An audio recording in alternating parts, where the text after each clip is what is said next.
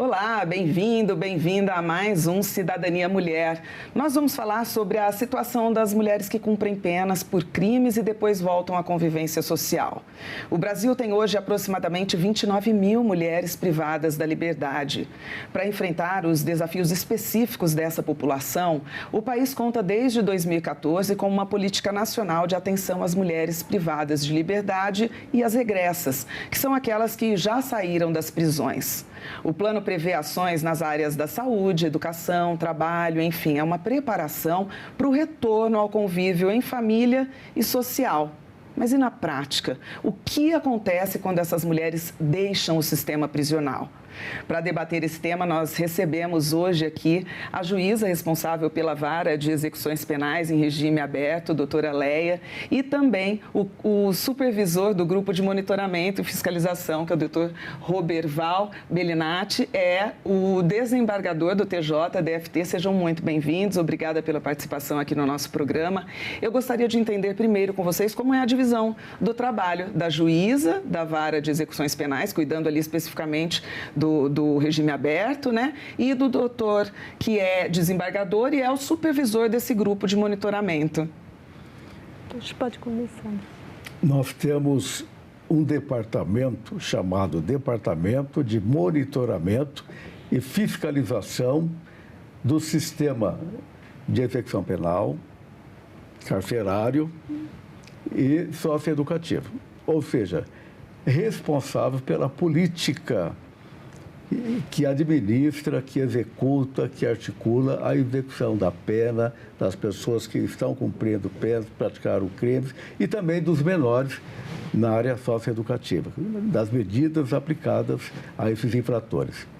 Esse departamento foi criado no âmbito do Conselho Nacional de Justiça.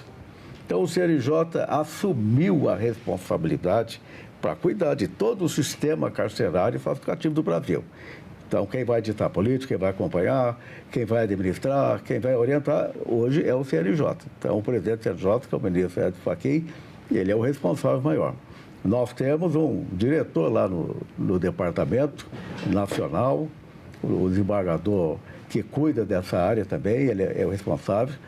E aqui no Distrito Federal, nós temos o grupo de monitoramento do sistema carcerário e também socioeducativo. Ou seja, nós temos uma espécie de um escritório responsável pela execução dessa política ditada pelo CNJ, por esse departamento, que é nacional e nós somos regionais. Então, aqui no Distrito Federal, nós temos uma história nesse grupo que tem essa responsabilidade. Ele foi criado por lei, esse grupo, em 2009. Esse departamento também foi em 2009. E, no início, quem cuidava do grupo aqui no DF era o juiz da execução penal, da Vara de Execução Penal. Mas, em 2015, o CNJ mudou. Ele disse, olha, quem vai cuidar desse grupo, vai coordenar esse grupo, vai ser um desembargador, vai ser um supervisor. O juiz da Vara de Execução vai ser o coordenador, com a participação de todos os juízes envolvidos com a execução da pena e de medidas socioeducativas.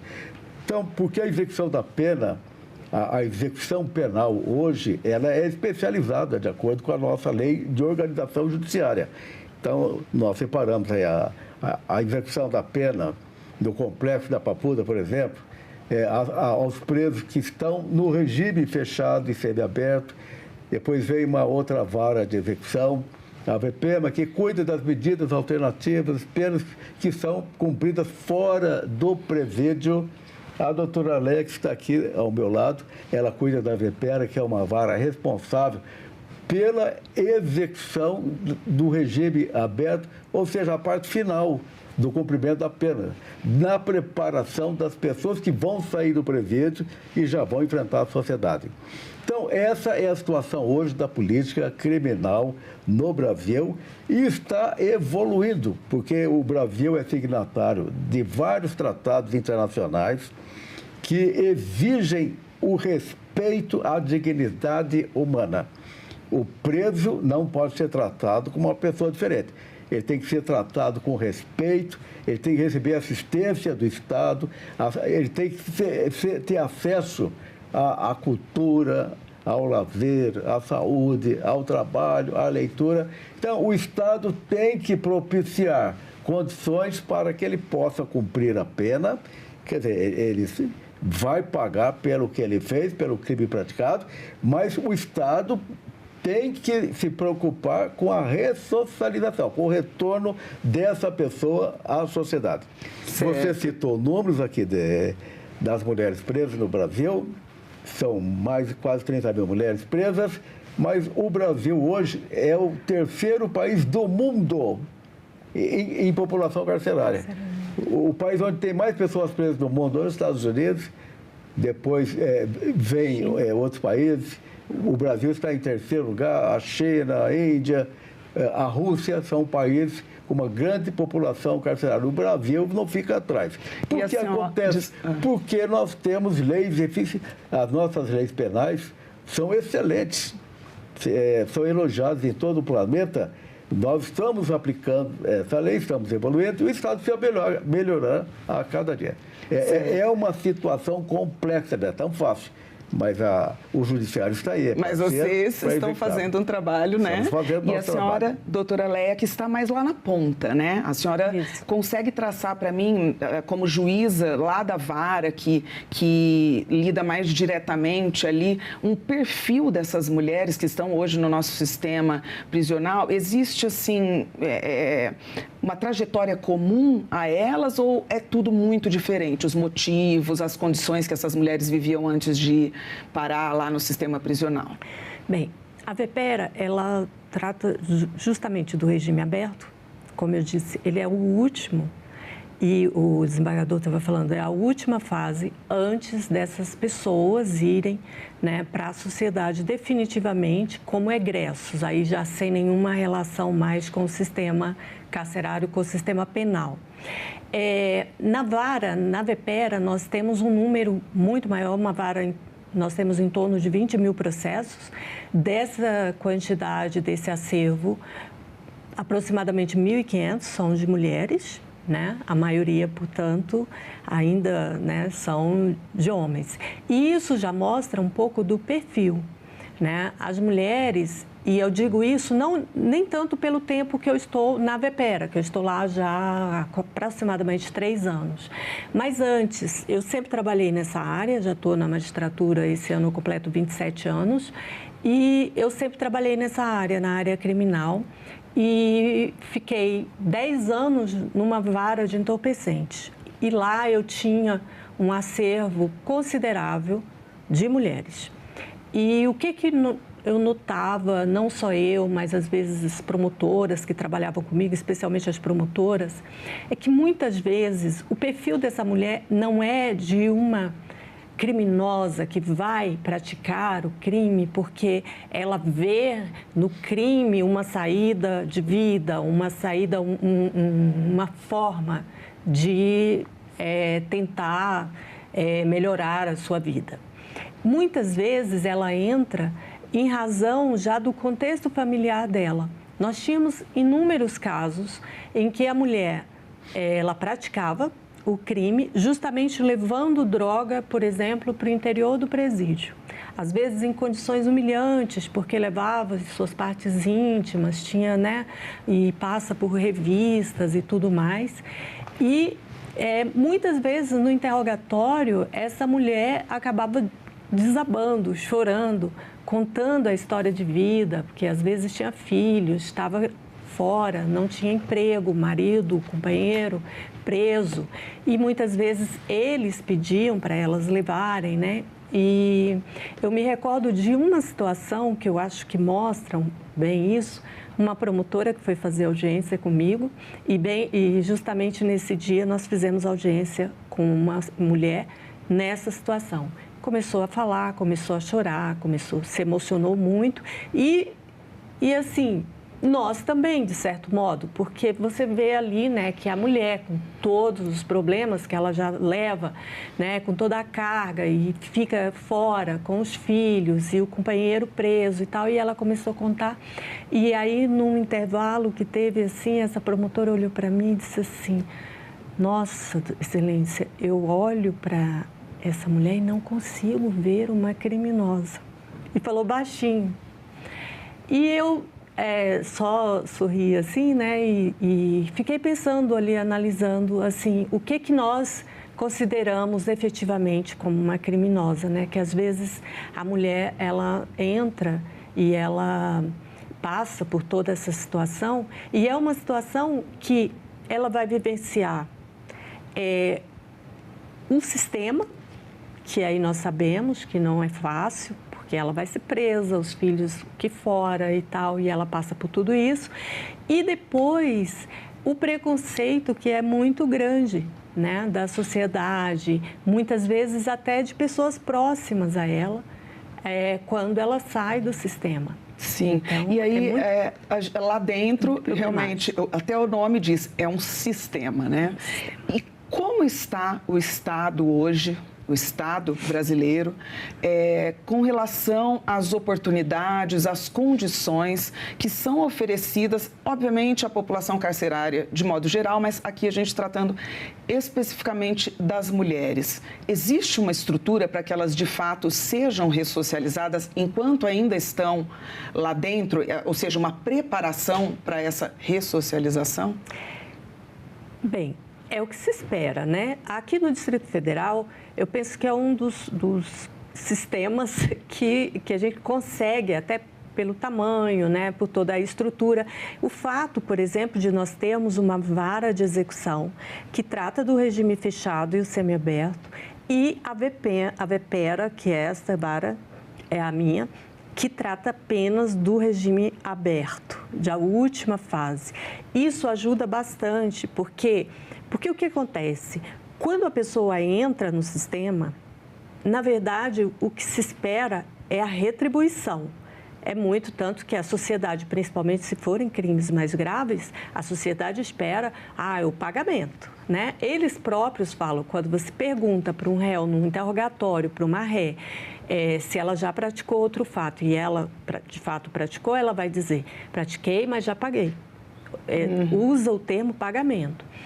Mas o ideal e o que se espera e o que é proposto pela lei brasileira é que, ao entrar no sistema, também comece a verificar as possibilidades e aplicação dessas medidas, dessas políticas, para que ocorra uma outra função da pena, porque uma função é a retribuição, mas uma outra função, que talvez seja mais importante, é a reinserção social. Isso. E como é hoje? Tá lá, a pessoa entrou no sistema prisional. Primeiro, a gente sabe que há uma progressão, né? Muitas vezes entra no regime fechado, aí pode progredir ou não, enfim, sistema semi-aberto, aberto e tudo mais. Mas, assim, o que é oferecido lá dentro do presídio que pode ser considerado, além do cumprimento da pena, da privação de liberdade, pode ser considerado como uma formação mesmo, uma educação, talvez, uma profissionalização, algo que vá colaborar para essa reinserção à sociedade. O que nós temos na prática? Ainda, né? Quando elas O ser humano está sujeito à lei. Todos são iguais perante a lei. É o que diz a nossa Constituição. A mulher comete crime? Claro, o homem comete crime, evidentemente. Então, o tratamento destinado à mulher como presidiária ou como condenada numa execução da pena deveria ser o mesmo para os homens. Só que nós não podemos igualar homem e mulher. Homem é diferente de mulher. A mulher, ela está mais envolvida com a maternidade, com a família, tem mais sensibilidade do que o homem. Normalmente, a mulher pratica infrações sem violência ou grave ameaça, são delitos menores previstos na nossa legislação. O Estado Estado tem que pensar na mulher de modo diferente do que ele pensa em relação aos homens que estão cumprindo penas nos presídios.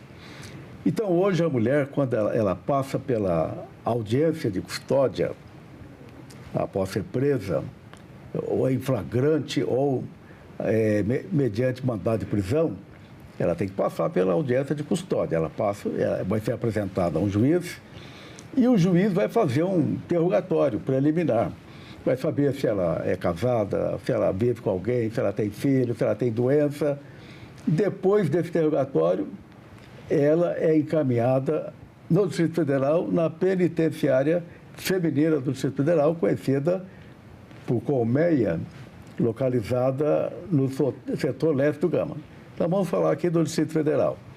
Então, ela é encaminhada lá na penitenciária, ela vai passar por uma triagem, de acordo com o crime praticado ou condenação, ela vai cumprir a sua pena num setor, num bloco, ela vai ser distribuída, conforme a sua situação particular. E o juiz da execução, que cuida da penitenciária, que é responsável, a penitenciária é administrada pela Secretaria de Estado da Administração Penitenciária, do DF. E os responsáveis pela execução dessa pena vão examinar essa situação da mulher e se ela tiver filho, tudo isso vai ser considerado, se ela estiver grávida ou se ela tiver alguma doença. E a execução da pena vai ser feita conforme essas características. Então, eu vou dar um exemplo aqui, como que nós cumprimos a pena. A mulher, se ela tiver filho, se ela estiver grávida, ou tiver filho até 12 anos incompleto, 11 anos e pouco, ela pode ser beneficiada pela prisão domiciliar. A justiça falou, olha, é mais importante cuidar da família do que ela ficar presa lá na penitenciária. Então, ela vai cumprir a prisão domiciliar na sua residência, não vai poder sair, a não ser mediante autorização da justiça.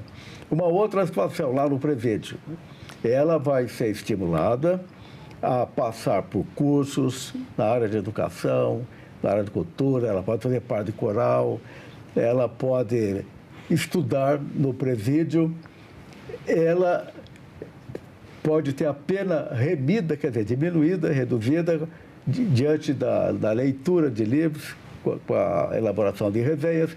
Então, o Estado vai estimular essa pessoa que está cumprindo pena a trabalhar no presídio, ela mesma se preparar para amanhã voltar ao convívio social.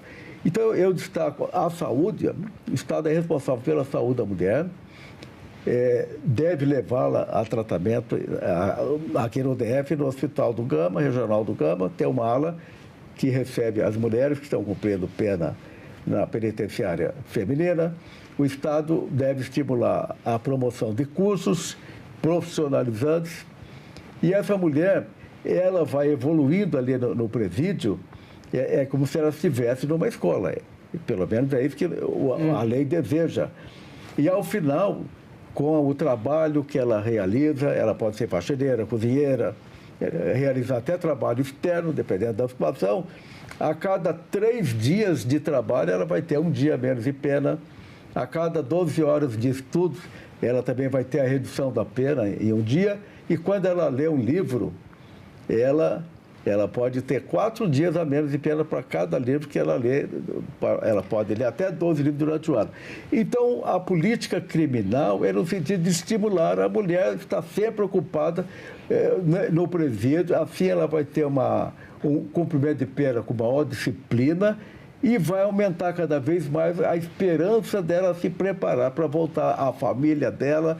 Ela vai poder amamentar o filho, vai poder cuidar do filho, até no presídio, se ela não puder sair, ou cumprir a sua pena em casa, em regime domiciliar. E vocês conseguem perceber existe uma diferença no padrão, no comportamento e na evolução das mulheres que de fato participam dessas atividades que são oferecidas pelo sistema? chegando ao final da pena, essas mulheres que foram participando, evoluindo, lendo até todos esses livros que são estimuladas a lerem, de fato, dá para perceber a mudança no comportamento de quando elas chegaram para quando elas estão ali indo para o final da pena? Posso responder, doutora Helena? Existe uma evolução acentuada. Uma mulher que entra no presídio, como acentua a doutora Helena, ela entra acabada. Porque não é uma mulher normal, normalmente, que vai para o presídio. É claro que existem exceções. Normalmente é uma mulher de baixa escolaridade, que vive num ambiente onde a violência doméstica predomina, é uma mulher maltratada, sofrida, existem conflitos familiares, às vezes vive com um homem também criminoso. Então, é uma mulher problemática, uma mulher sofrida. E quando ela se envolve com o crime, aqui no DF, por exemplo, a maioria tem envolvimento com tráfico de drogas e com furtos, com estelionatos, com pequenas infrações, é o maior envolvimento dessas mulheres. Então, essa mulher, quando chega ao presídio, ela chega arrebentada, acabada. Ela chega assim, acabou o mundo. E ela vai enfrentar a família, ou vai perder o apoio da família, vai ser estigmatizada, vai passar por preconceito, discriminação. Então, é uma situação muito difícil para a mulher e para o presídio, claro, para qualquer ser humano. Então, ali no presídio, essa mulher vai ter que reconquistar a autoestima.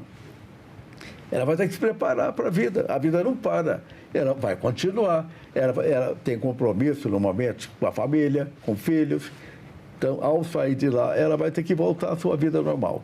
E o Estado tem que se preocupar com essa mulher, principalmente com a saúde e com o emprego que ela vai necessitar depois. Sim. Doutora, e aí chegando naquele momento em que as mulheres vão para o regime aberto mesmo, como funciona isso? Qual é o papel do Estado? O que se espera dessas mulheres, da família e da sociedade? Lá na Vepera, desde que eu fui para lá com a minha equipe, eu observei que eu teria que formar uma rede de apoio que só a vara não conseguiria.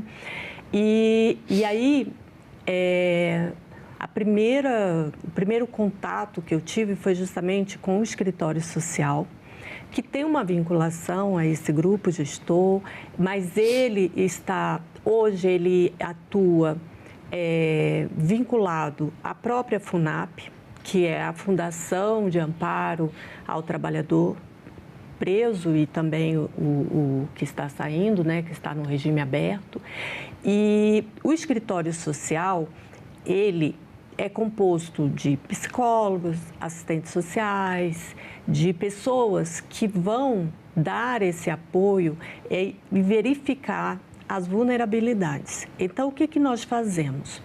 Eu passei a fazer, quando a pessoa sai do regime semiaberto para o aberto, ela tem de passar por uma audiência chamada audiência admonitória. Na verdade, seria assim uma admoestação, conversar com o juiz explicar quais as condições que ela ainda deve cumprir durante o regime aberto, que é permanecer em casa, mas tem horário para chegar em casa, tem horário de 2 em 2 meses ela tem de se apresentar à vara, ela não pode mudar de endereço, tem de informar se mudar de endereço, ou seja, são aquelas condições que ela ainda fica vinculada mesmo estando em domicílio. O que nós fazemos? Eu ampliei e, na verdade, o que seria essa audiência admonitória hoje, na verdade, nós fazemos uma palestra. No caso das mulheres, eu não vou ao presídio porque elas sempre comparecem. Elas são intimadas quando elas vão para o regime aberto para comparecer à vara, lá o local, nós temos um auditório e eu faço a audiência com elas lá na vara. Essa audiência, na verdade, é um momento em que elas têm contato, elas e eles, né? Porque aqui, na verdade, eu estou focando nas mulheres, mas claro que é para todos. Eles são cadastrados para a apresentação bimestral poder ser feita por meio de um aparelho celular, não precisa comparecer à vara. Na sequência, elas conversam com as pessoas do escritório social e o escritório social verifica quais são as situações de vulnerabilidade, porque nós estamos falando aqui de pessoas que vão sair e ter sua família, mas a verdade é que o sistema, às vezes, nos apresenta pessoas que já não têm mais vínculo nenhum aqui fora, não tem mais endereço, não tem para onde ir. E, além disso, a gente precisa, além da família, de uma sociedade que receba essas pessoas, né? A gente está caminhando para o fim, eu queria entender um pouquinho disso, dessa preparação que nós, como sociedade, precisamos ter. Então, o que nós fazemos? Por meio do escritório social, essas pessoas que estão mais vulneráveis, elas são encaminhadas e já há quase 2 anos nós temos conseguido vagas de emprego por meio da FUNAP para todas as pessoas, não só para as mulheres, mas também para os homens, justamente para que eles possam seguir e começar essa reinserção. Agora, eu aproveitaria para fazer assim até um convite à sociedade. Eu sei que é muito difícil, porque quando se pensa no sistema, sempre se pensa a partir dos crimes mais graves, sempre se pensa a partir das situações mais complexas. Mas, na verdade, a maioria dessas pessoas, muitas vezes, não consegue se reinserir por falta de oportunidade. E isso vem também da sociedade, porque se nós criamos esse apartheid e não queremos conhecer esse outro, esse estranho, que é a pessoa que sai do sistema, como é que nós vamos poder ajudar ou, pelo menos, ter uma receptividade? E como é que nós vamos cobrar depois que essas pessoas sejam realmente inseridas e participem? Obrigada, doutor Roberval, por comparecer. Obrigada, doutora Léia. Foi um prazer recebê-los aqui no Cidadania Mulher. Obrigado. Mais uma vez, então, obrigada pela sua companhia. Essa entrevista e todos os nossos outros programas estão disponíveis no nosso site, senado.leg.br/TV ou no nosso canal no YouTube. Até a próxima.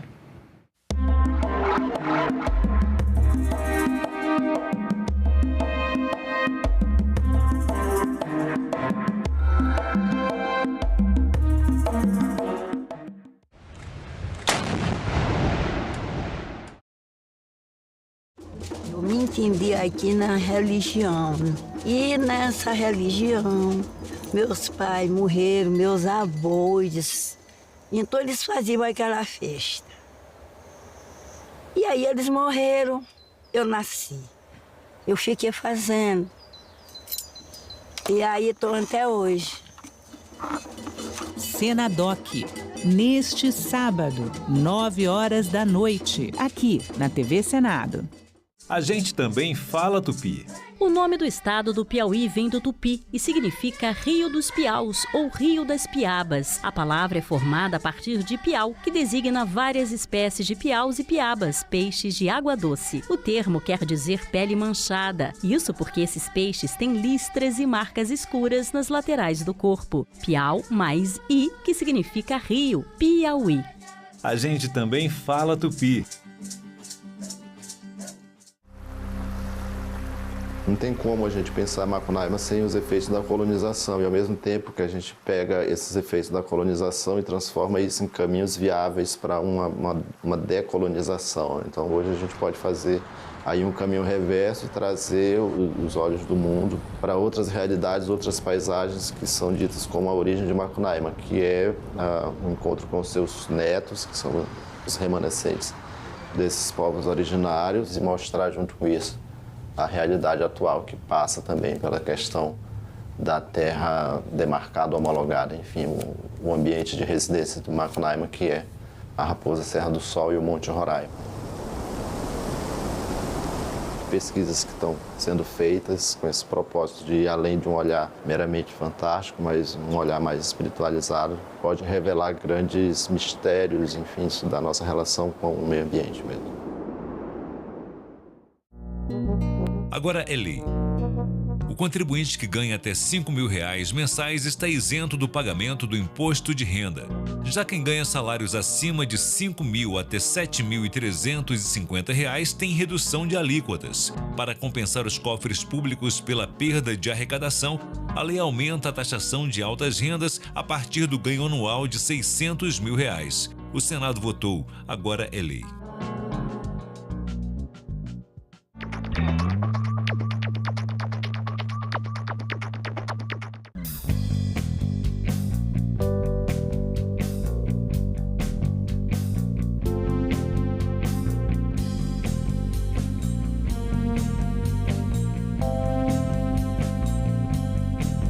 Calendário Eleitoral 2026.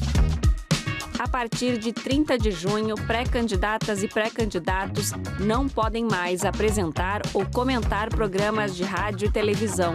As emissoras ficam proibidas de transmitir programas que tenham a participação deles, já que a exposição frequente nos meios de comunicação pode influenciar o eleitorado.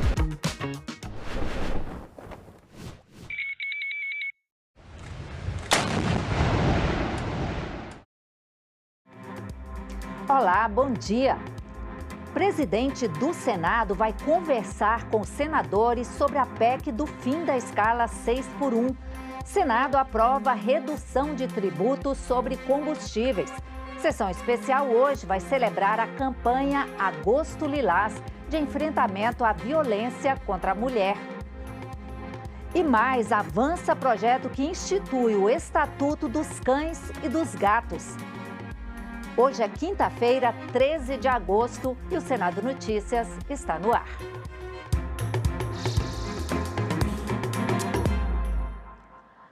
Após ter tido duas conversas nos últimos dias com o presidente Lula, o presidente do Senado, Davi Alcolumbre, afirmou nesta quarta-feira que vai conversar com os senadores sobre a PEC do fim da escala 6x1.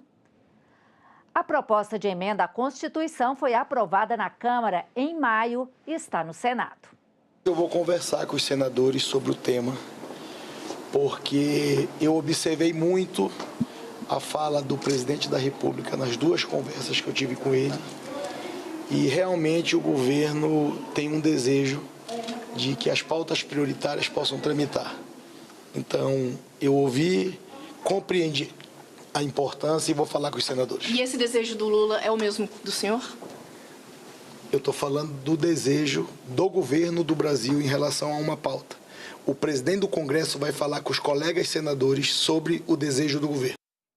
O Senado aprovou compensações para renúncias fiscais, incentivos para a Copa do Mundo Feminina de 2027 e para a exploração de minerais críticos.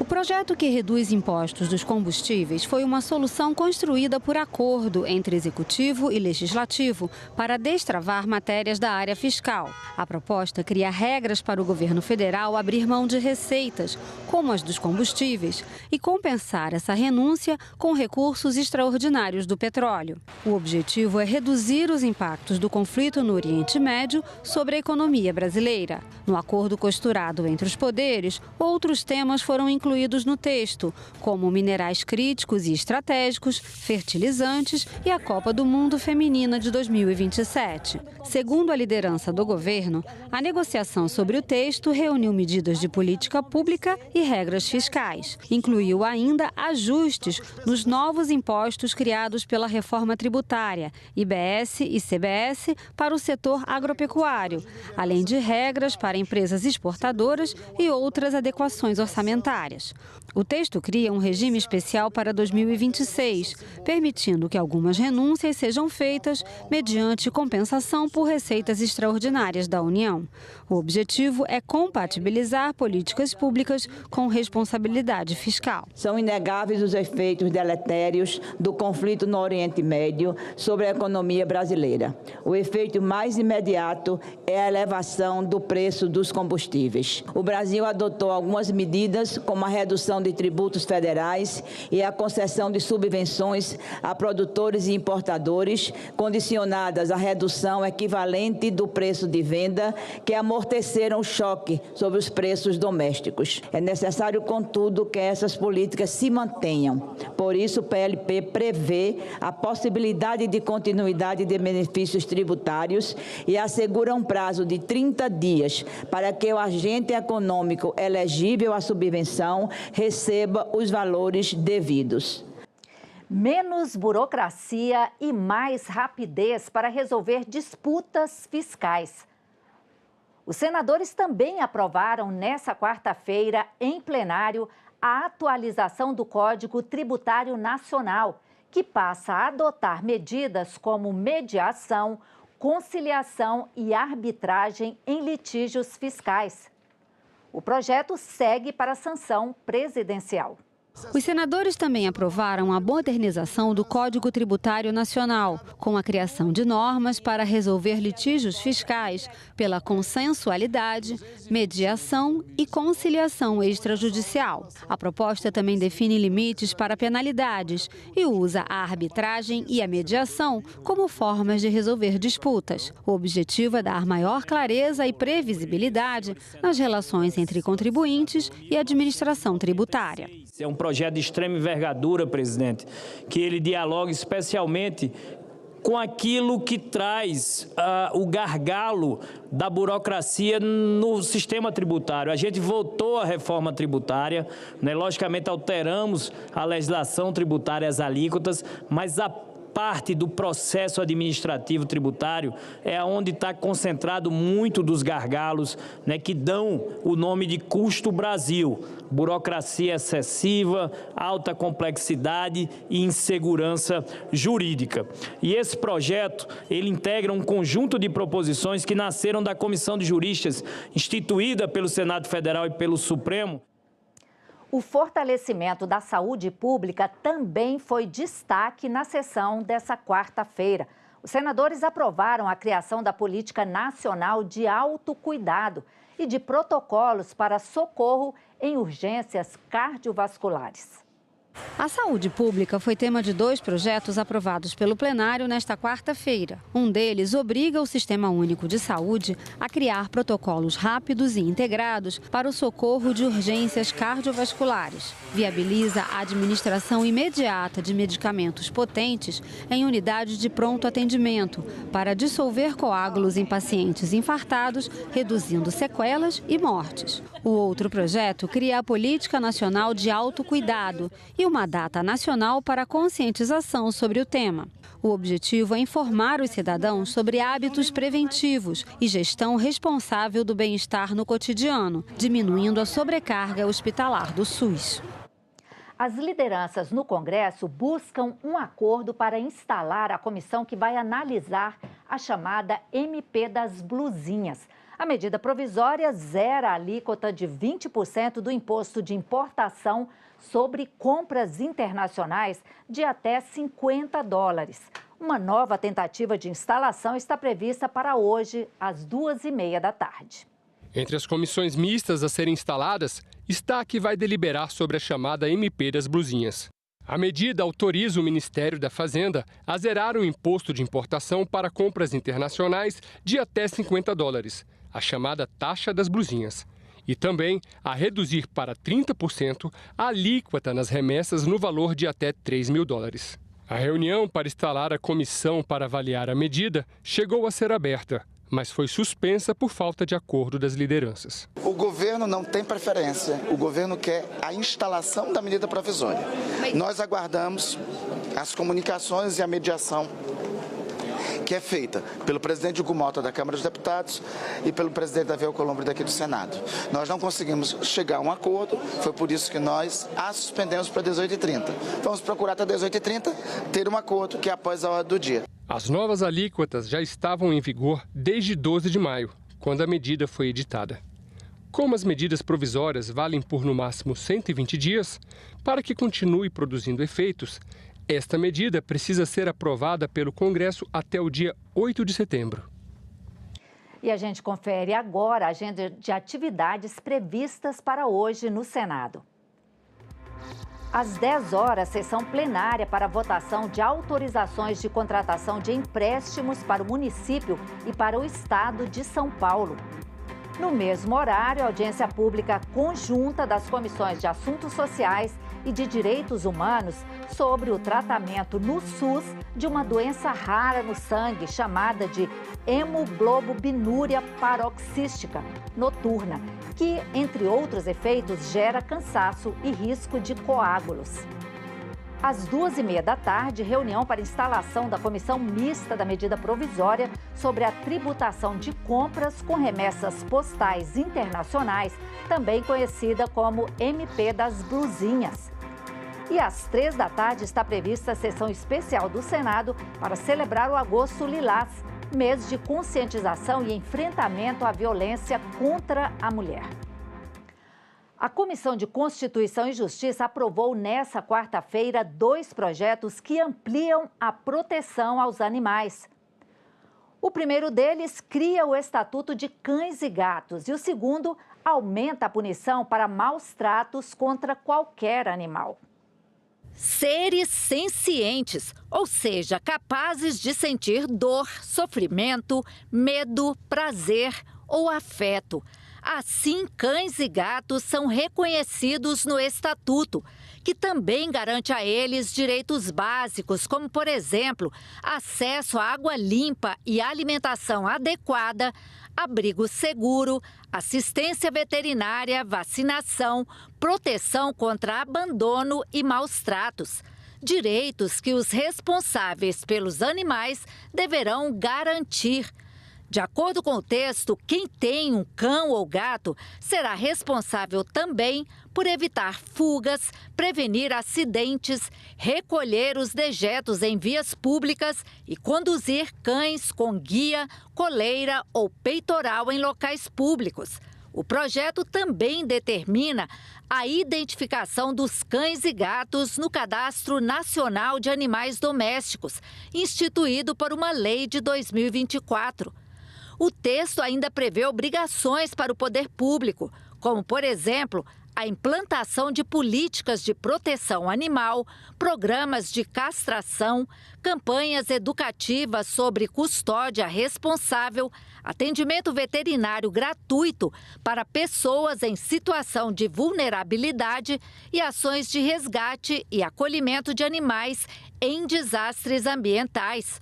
O projeto também cria sanções administrativas e tipos penais específicos para maus-tratos.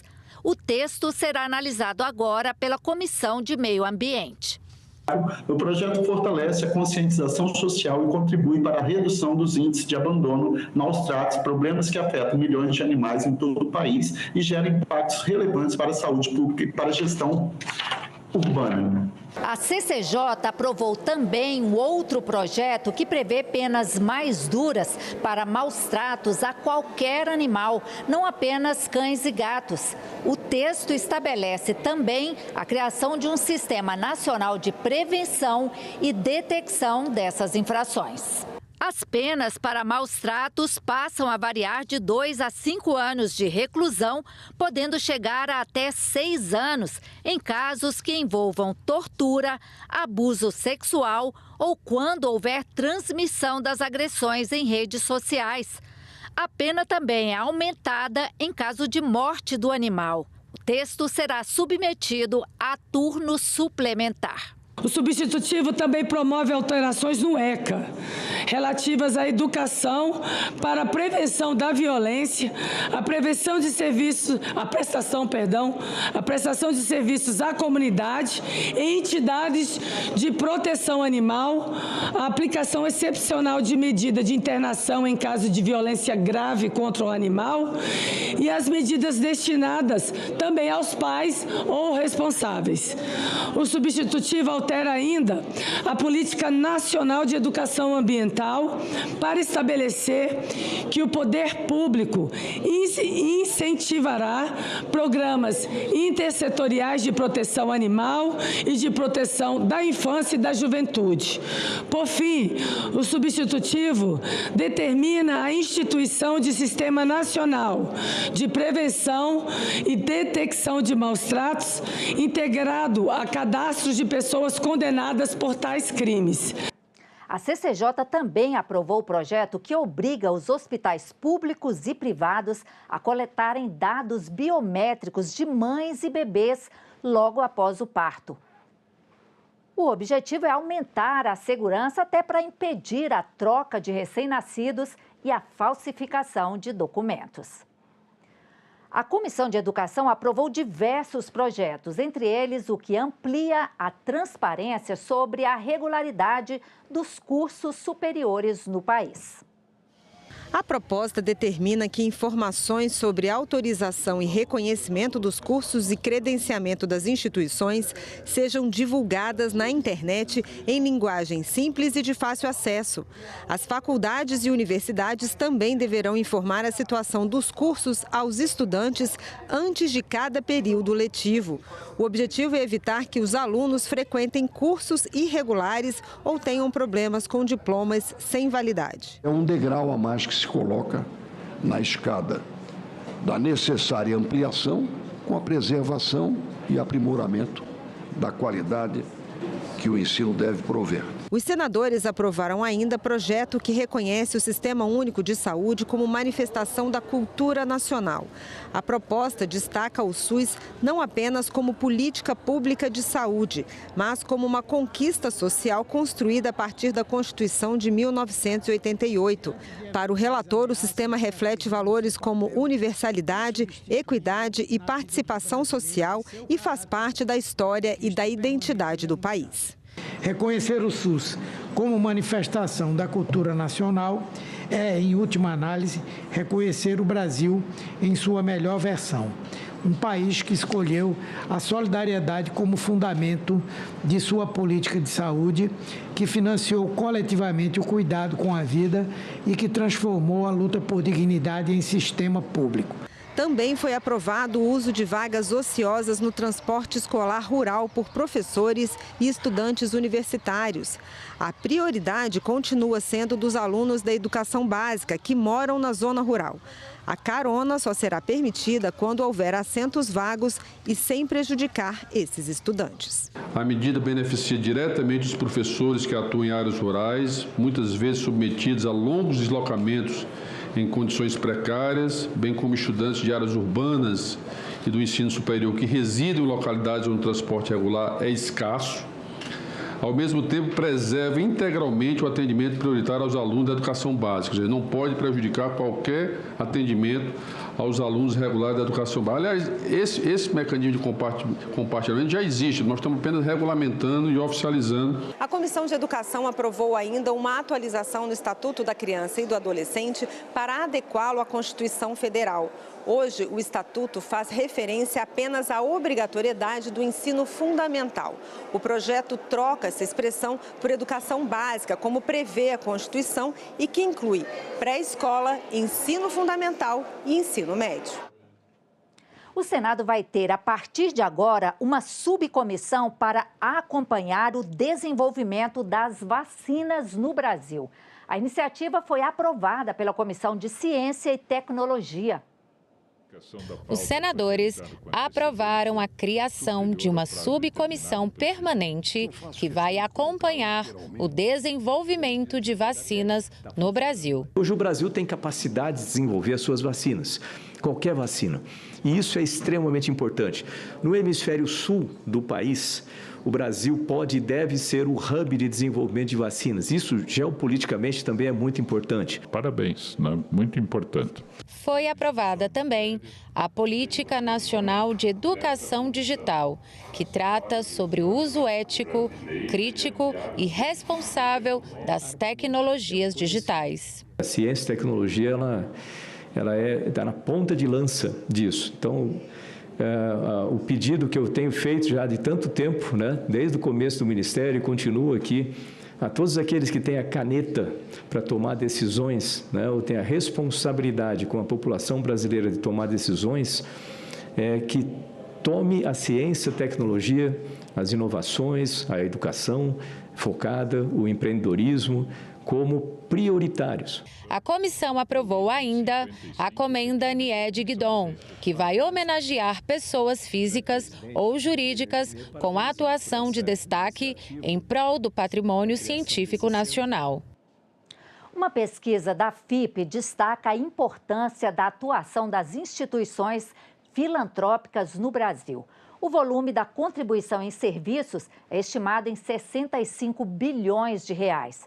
O tema foi debatido nesta quarta-feira em audiência pública na Comissão de Assuntos Sociais. No Brasil, as instituições filantrópicas complementam a atuação do Estado e contribuem para a redução das desigualdades sociais.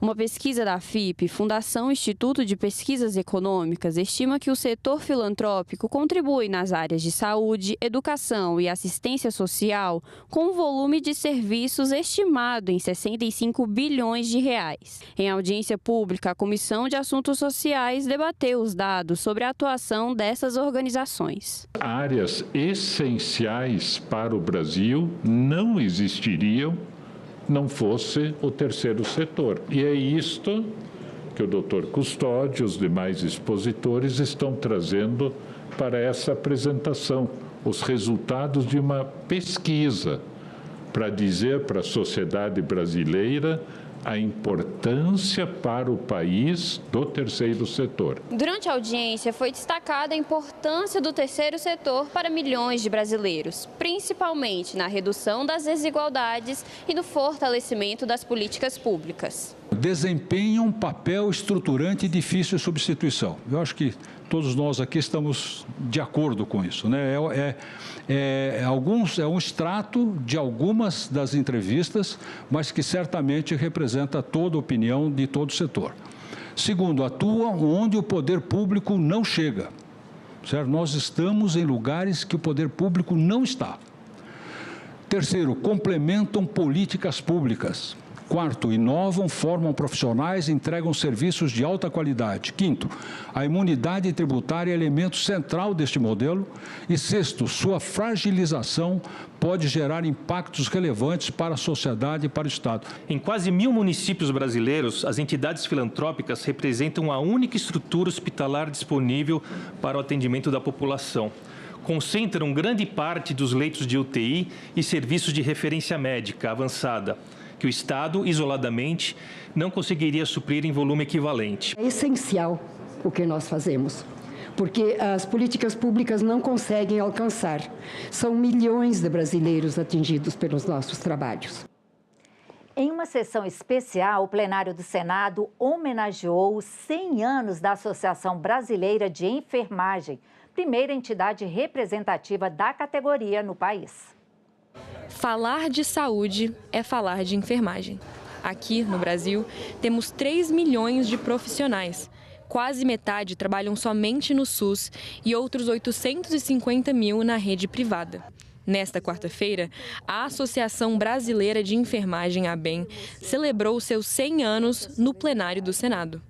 Fundada no dia 12 de agosto de 1926, a ABEM é a primeira entidade brasileira da categoria. Onde há cuidado em saúde, há enfermagem.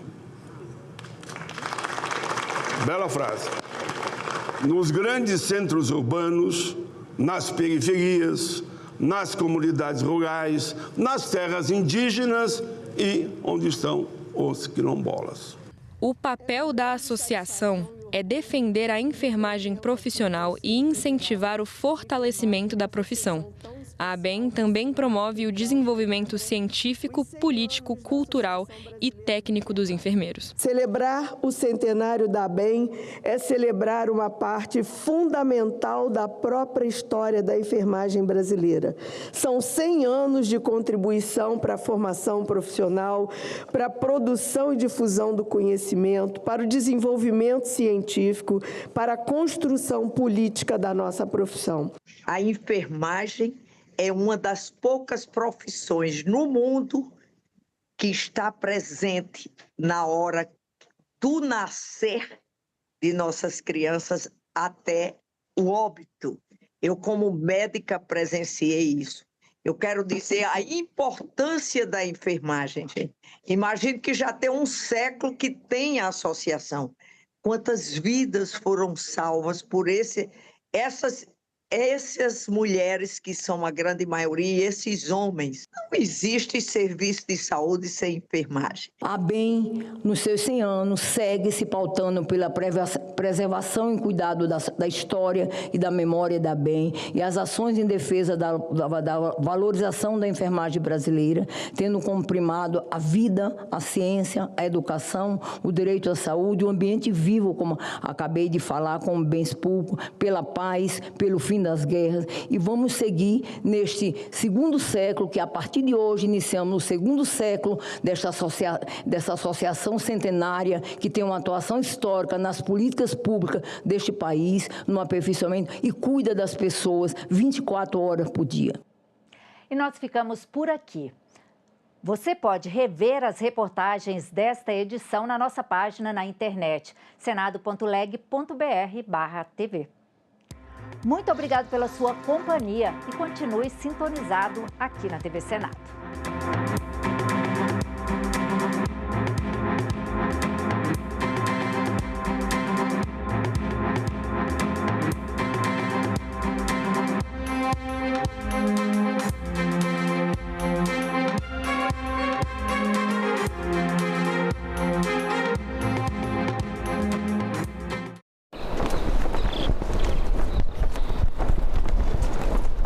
Os hemocentros públicos, eles são responsáveis pela coleta, processamento, distribuição e atendimento 100% da rede pública de saúde do país. O sangue possui diversos componentes e a gente tem as hemácias, as plaquetas, os leucócitos, que são as células de defesa. Eu acho de boa, mas eu entendo que tem gente que tem medo de agulha, né? Para essas pessoas é compreensível não quererem doar. Em discussão, hoje, 20h, aqui na TV Senado. A gente também fala tupi. O nome do estado do Maranhão vem do tupi e é formado por dois termos, mar mais inhã. Mar é uma variação de embará, bará, que vem de Pará e significa mar ou Rio Grande. A outra parte da palavra é inhã, que quer dizer correnteza. Então Maranhão virou Maranhão, que tem na origem o significado de mar grande ou mar que corre. A gente também fala tupi.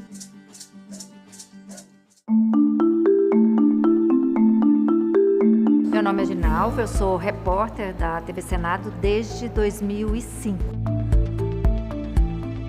No dia a dia normal, eu acompanho a atividade legislativa. Vejo lá minha pauta, o que eu vou fazer no dia. A gente acompanha os debates, uma comissão, acompanhar um plenário. Qual é o papel do repórter depois de acompanhar tudo isso? É tentar traduzir da forma mais simples e mais imparcial para que quem nos assiste em casa possa entender o que está acontecendo. Por aqui passa a história política do Brasil. E assim, momentos bons e momentos ruins, mas momentos que fazem parte da história. Não tem como a gente mudar isso. E é um privilégio. Eu me sinto privilegiada de poder estar acompanhando isso tudo aqui de perto. Paraná debate Código Estadual de Direitos dos Animais. Amazonas se prepara para a seca. Entenda como são feitas as pesquisas eleitorais. Eleitores com deficiência ou mobilidade reduzida vão ter transporte gratuito nessas eleições. Tudo isso no Parlamento Brasil. Parlamento Brasil, toda sexta, 20h, aqui na TV Senado. Calendário Eleitoral 2026. A partir de 15 de maio, pré-candidatas e pré-candidatos já podem fazer campanha de arrecadação prévia de recursos por financiamento coletivo. Mas atenção, nessa fase não é permitido pedir voto. Também devem ser respeitadas as regras da propaganda eleitoral na internet. Tem muitas mulheres que acham que a violência é só um soco, um puxão de cabelo, não. Ela se mostra de várias formas.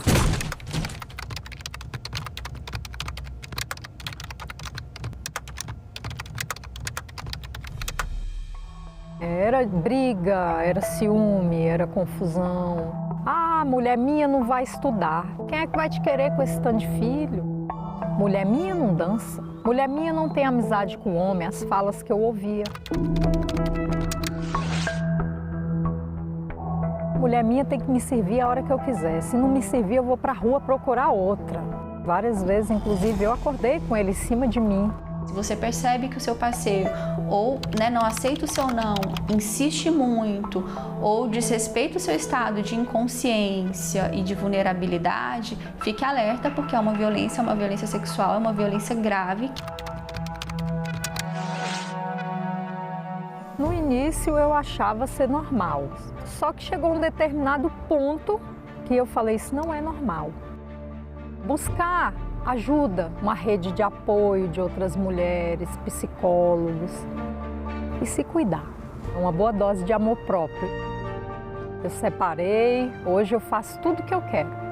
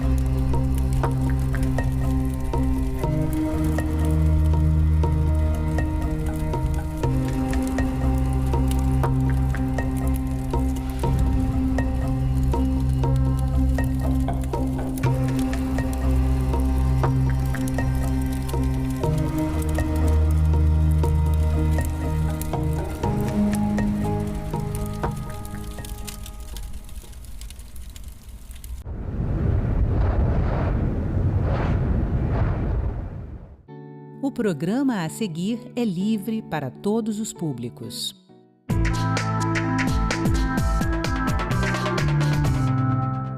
Bairro Rosário é reconhecido como o primeiro quilombo urbano do Piauí, passo importante para a garantia de direitos.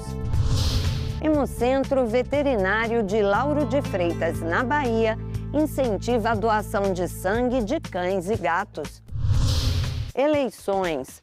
Servidor não pode fazer campanha para político nas redes sociais durante o expediente. Veja outras condutas vedadas a agentes públicos. Agora, no seu horário de folga, né, se ele está de férias, está de licença, ou ele está lá, né, no final de semana, no feriado, de noite, aí, como qualquer eleitor, ele tem a sua liberdade, pode exercer a sua livre manifestação do pensamento. A segurança dos passeios de balão é debatida na Câmara dos Deputados. Coletivo Poéticas da Meia-Noite leva espetáculo de teatro para a rodoviária no Distrito Federal. O ônibus é o espelho da cidade.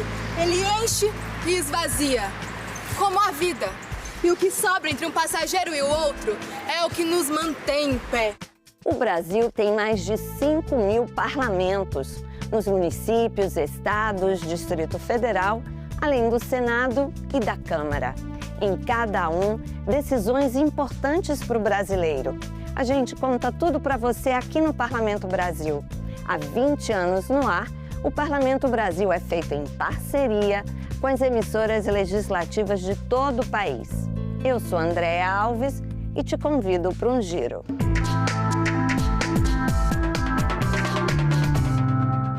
Qual o valor de um reconhecimento? O que significa ter a própria identidade confirmada? O bairro Rosário, na cidade histórica de Oeiras, no Piauí, foi reconhecido como o primeiro quilombo urbano do estado. Para os moradores do Rosário, esse é um passo fundamental para a garantia de direitos e preservação da cultura quilombola. O bairro mais tradicional de Oeiras foi reconhecido oficialmente como comunidade remanescente de quilombo. Com a certificação, o Rosário se torna o primeiro quilombo urbano do Piauí. A conquista é resultado de um trabalho que mobilizou moradores, pesquisadores e lideranças da comunidade. Muda muita coisa. Primeiro é que nós estaremos assistenciados por uma entidade que tem esse fim de cuidar das áreas que são remanescentes de quilombo. Tanto faz zona rural como também quilombo urbano. Então será uma forma de nós termos aí uma entidade que vai nos ajudar a resguardar a nossa história, a nossa cultura e a nossa ancestralidade. Fora isso, nós sabemos que existem as políticas públicas que assistenciam essas comunidades quando elas têm esse reconhecimento. Todo o processo foi baseado na memória, na ancestralidade e nas tradições que há séculos fazem parte da história do bairro. É aqui onde está localizada a cultura do povo negro de Oeiras, é no bairro do Rosário. Por quê? Quem veio para cá, quem trouxe os negros para cá? Quem chegou aqui com a negrada foi o primeiro governador do estado do Piauí. Oeiras foi a primeira capital do Piauí e aqui chegou o primeiro governador. Quando ele chegou aqui, os jesuítas tinham sido expulsos porque os jesuítas moravam aqui no Rosário. E quando o Marquês de Pombal expulsou os jesuítas, todo o patrimônio que eles tinham estava aqui no Rosário. E aí quando o primeiro governador do Piauí chegou aqui em Oeiras, onde vai botar o primeiro governador, onde o governador vai morar, aí trouxeram ele para residir na casa dos jesuítas, que já era uma casa montada com tudo que podia receber o governador. Então, o primeiro governador do Piauí morou aqui no Rosário. O reconhecimento foi publicado no Diário Oficial da União, por meio de portaria da Fundação Cultural Palmares. Além de oficializar a identidade quilombola da comunidade, a certificação inclui o Rosário no Cadastro Geral de Comunidades Remanescentes de Quilombo do Brasil.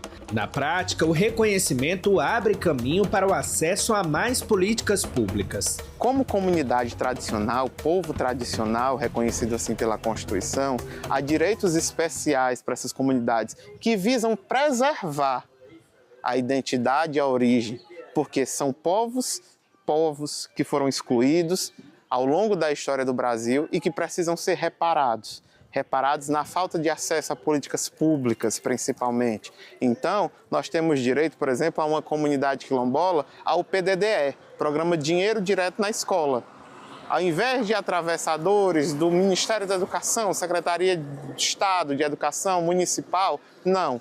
A transferência é direta para o Conselho Escolar, como também a garantia de uma equipe exclusiva de saúde, um programa Minha Casa Minha Vida exclusivo para a comunidade quilombola, que é o Minha Casa Minha Vida entidades. Também temos a agricultura periurbana, financiamento com crédito reduzido ou com juro reduzido para as famílias que moram nos quilombos urbanos, mas que desenvolvem a agricultura familiar nos limites da cidade. Para quem nasceu e cresceu no Rosário, o título vai muito além de um documento. Porque o Rosário é muito cultural, o Rosário tem tudo. Tem grupo de percussão, tem capoeira, tem um grupo dos Conga há mais de 200 anos. E eu acho que já estava na hora de um bairro desse daqui se tornar quilombola. Isso faz com que a cultura se torne viva. A lembrança da história, que a história é muito importante quando ela é bem contada, né? E as pessoas têm que interessar também na história. Porque quando você conhece a história, você dá mais valor a você mesmo. Dá valor à sua terra, dá valor ao seu estado, dá valor ao seu país, sabendo da história de onde nasceu.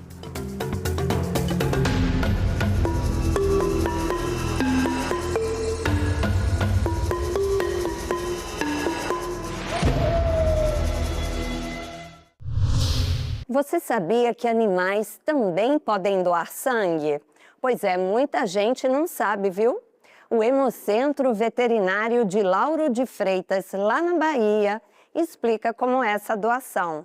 E veja ainda quais as condutas são proibidas para o servidor público durante esse período de eleições. Notícias das casas de leis do país. Quem olha esse gatinho nem imagina. mas ele está prestes a doar sangue. Assim como acontece com os humanos, cães e gatos também podem ser doadores e ajudar a salvar vidas.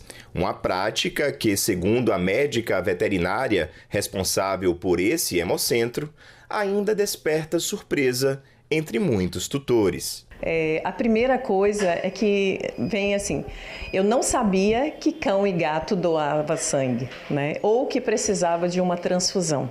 Então essa é a primeira coisa que eu ouço. A falta de informação ainda é um dos maiores desafios. Mas para que esse gesto de solidariedade aconteça com segurança, existem critérios que protegem tanto o animal doador quanto o paciente que vai receber a transfusão. O cão, para doar sangue, ele precisa ter entre 1 a 8 anos, no mínimo 25 quilos, precisa ser um animal sadio, né, clinicamente saudável, porque ele vai passar por uma avaliação clínica.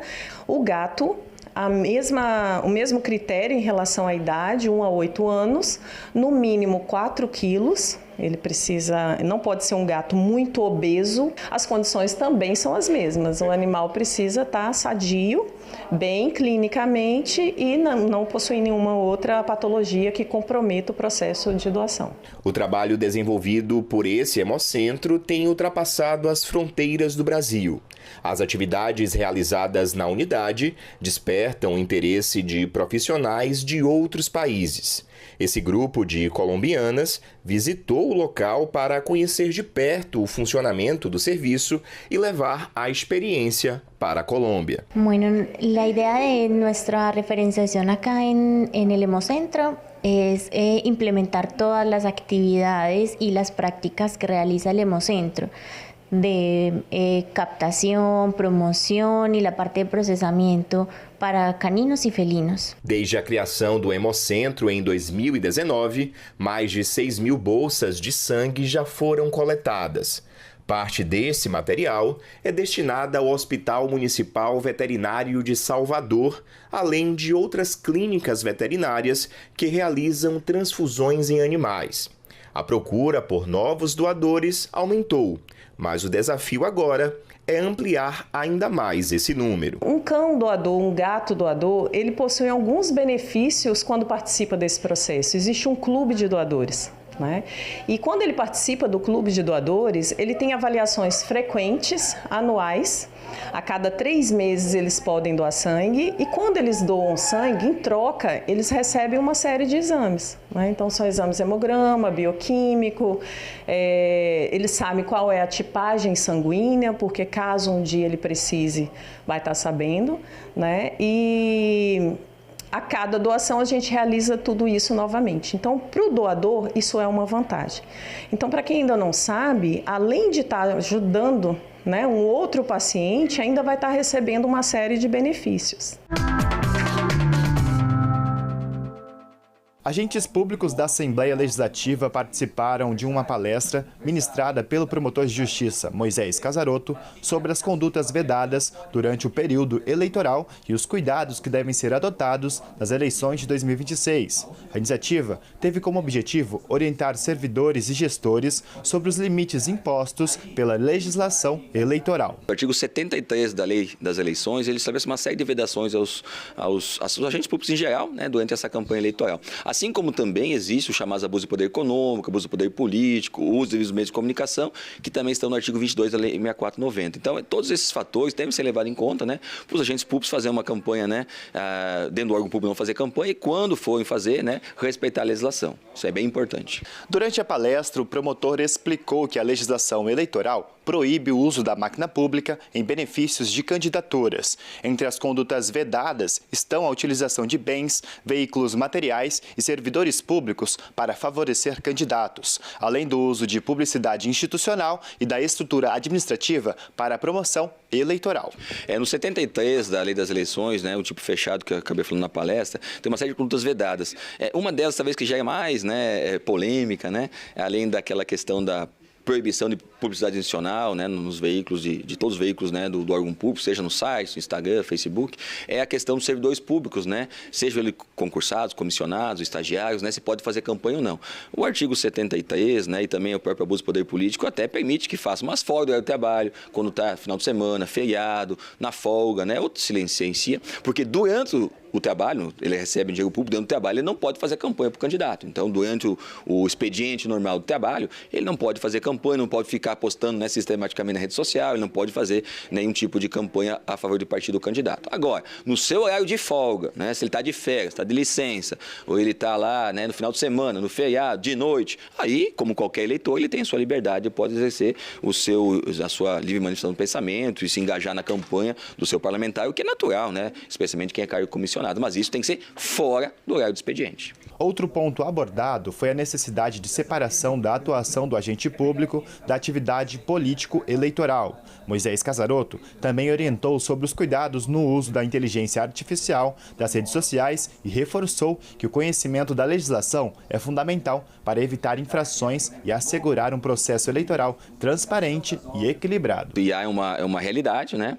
E a legislação eleitoral, conhecendo disso, está legislado, né? O TSE, desde a eleição de 2024, já tinha, agora de novo, 2006 atualizada, na resolução 23.610, especificamente no artigo 9, 9A e seguintes, ele disciplina sobre inteligência artificial. IA, o uso de IA na campanha é permitido, pode usar IA, desde que rotulada. O que significa isso? Rotulada tem que ser informado ao eleitor claramente que foi feito por IA. Todo mecanismo de rede social, inclusive, permite que você, por um clique, lá diga que ela foi produzida por IA. Então, se usou IA, tem que ser claramente dito que foi feito por IA. Essa é a primeira regra. Segunda regra é o seguinte, se for positiva, né, e o pré-candidato pode impulsionar a propaganda também, né? Se for feita por IA. Só se for favorável. Conteúdos favoráveis a ele pode impulsionar. Críticas aos adversários, propaganda negativa não pode ser impulsionada. Tá? Não pode ser impulsionado, é vedado, tanto na campanha como na pré-campanha. Então, ele até pode publicar uma crítica, né, de opinião aí em relação a adversários, mas isso tem que chegar organicamente aos demais, né, sem impulsionamento. E o que é completamente vedado na IA? É completamente vedado deepfake. Deepfake é usar a imagem ou a voz de uma pessoa mudando o que ela falou. Deepfake nem por bem nem por mal. Não pode usar deepfake nem em hipótese. E também não pode usar chatbots, respostas, né, de aplicativos de mensagem, né, reproduzindo a voz do candidato de pessoa, né, de pessoa. Tem que ser um avatar mesmo de resposta, né, eventualmente se usar, né, respostas automáticas, não pode ser simular a voz do candidato de pessoa física.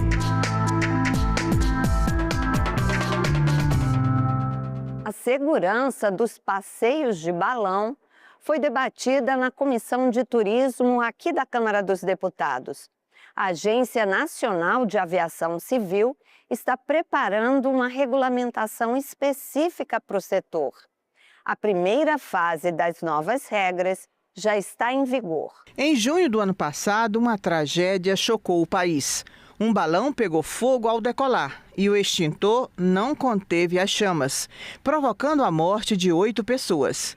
O fato aconteceu em Praia Grande, Santa Catarina, um dos polos do balonismo do Brasil, que já registrou 100 voos diários durante a temporada. A Agência Nacional de Aviação Civil aprovou uma resolução criando regras para a exploração comercial de balões tripulados, que serão implementadas em 3 fases até 2028, visando garantir mais segurança aos participantes dessa atividade. As novas regras exigem que as empresas sejam cadastradas na ANAC, a realização da análise de risco, além da necessidade de se ter equipamentos obrigatórios, como extintores, altímetros e sistema de desinflagem rápida. Os pilotos também devem possuir uma licença para pilotar o balão.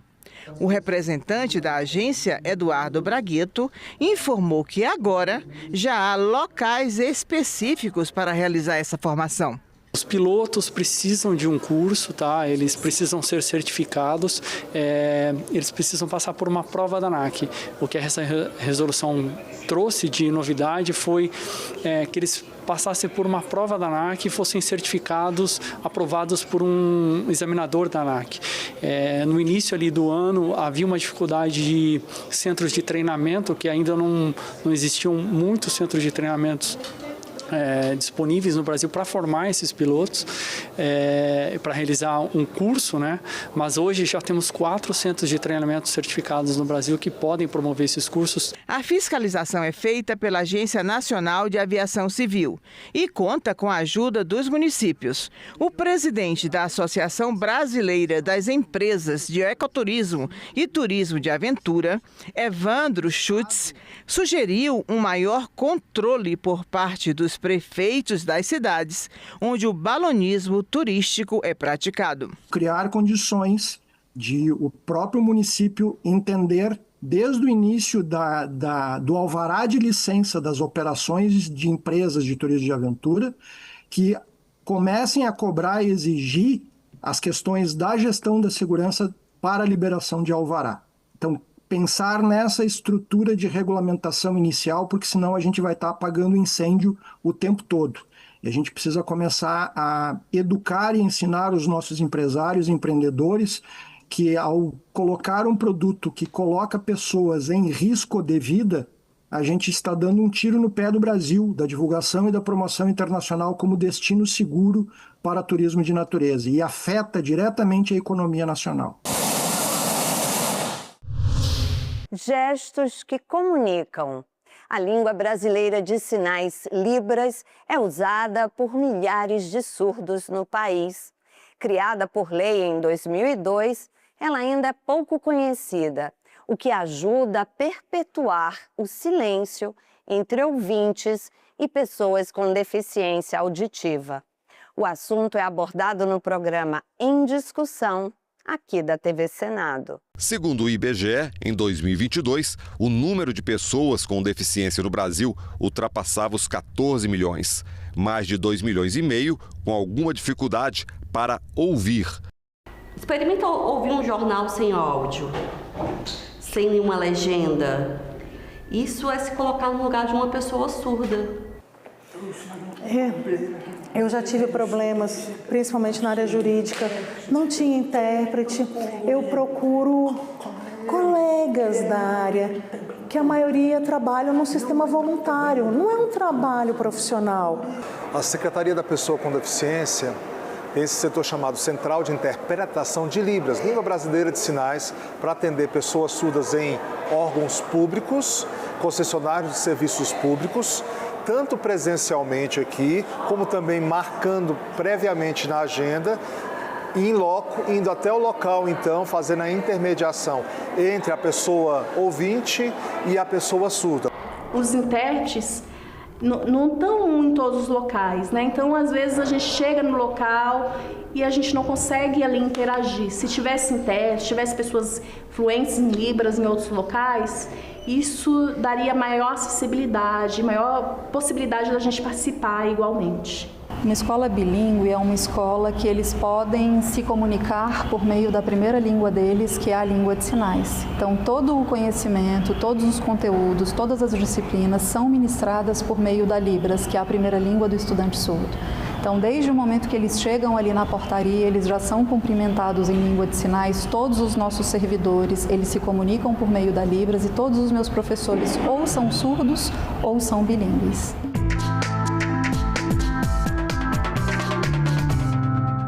Imagina que você está esperando o ônibus na rodoviária e, de repente, começa a rolar uma peça. Pois isso está acontecendo aqui em Brasília. O coletivo Poéticas da Meia-Noite explora esses novos palcos com um espetáculo Qualquer Um.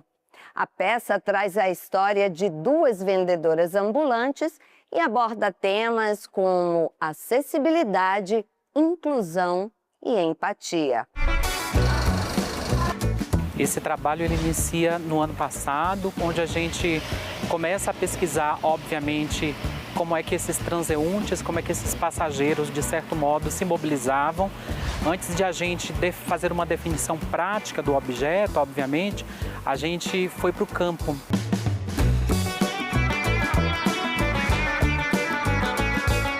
Tem uma questão que é muito nítida dentro da nossa profissão, que é a ideia da acessibilidade, que tem estado em voga e que acho que é muito importante, inclusive, enquanto reparação, também para a ideia de pensar como é que esses corpos invisibilizados todos os dias pegam transporte público e como esses transportes públicos também são mobilizados e ajudam esses passageiros a chegar nos seus pontos. Essas personagens, né, tanto Lúcia, que é a personagem que eu faço, quanto Maria, que é a personagem que Fernanda Duarte faz, elas adentram esse espaço, esse ônibus, e ali a gente evidencia, a gente mostra, a gente vive questões como, por exemplo, desentendimentos que acontecem ali. Às vezes é um compartilhar de um sentimento que ele é junto, é um compartilhar de um cansaço, de um medo, de um desgaste do sistema que a gente vive e o desgaste da rotina. São compartilhamentos que infelizmente são verdades, que são as violências que a gente vive no transporte público, vive no trabalho. Então essas vendedoras, elas passam por muitos processos que são muito difíceis na vida delas. A gente segue, mas o mundo continua girando e segue fingindo que nada aconteceu aqui dentro desse ônibus. Mas aconteceu. Todo dia acontece. O ônibus é o espelho da cidade. Ele enche e esvazia, como a vida. E o que sobra entre um passageiro e o outro é o que nos mantém em pé. O nosso desejo é apresentar nas rodoviárias daqui do Distrito Federal que essas pessoas que não têm esse direito garantido ou esse espaço de poder ir até o teatro, a gente leve esse teatro com qualidade, com responsabilidade. Então, a gente tenta também manter a mesma essência que a gente tem dentro do teatro também nas rodoviárias, né? E a gente conta também essas múltiplas histórias que acontecem dentro desses ônibus. E a gente percebe esse lugar de as pessoas acabarem se identificando com muitas dessas histórias, né? Então, desde o momento dessas colisões que acontecem dentro dos ônibus, né? Esses quase acidentes que acontecem, como também esse lugar da gente encontrar outras pessoas e partilhar as nossas histórias, de repente com pessoas que a gente nem conhece, a gente encontra as pessoas emocionadas, entendendo, e elas parando para pensar e refletir sobre as experiências que elas tiveram dentro dos transportes públicos, né?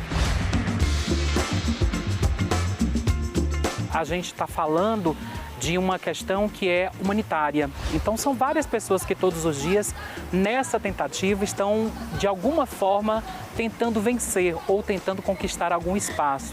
Quando a gente pensa especificamente no fora do transporte, a gente também precisa pensar dentro dele. Dentro dele, muitas histórias elas são construídas. Para a gente foi muito interessante, né? Sair dos muros, inclusive, desse espaço tradicional, do teatro convencional.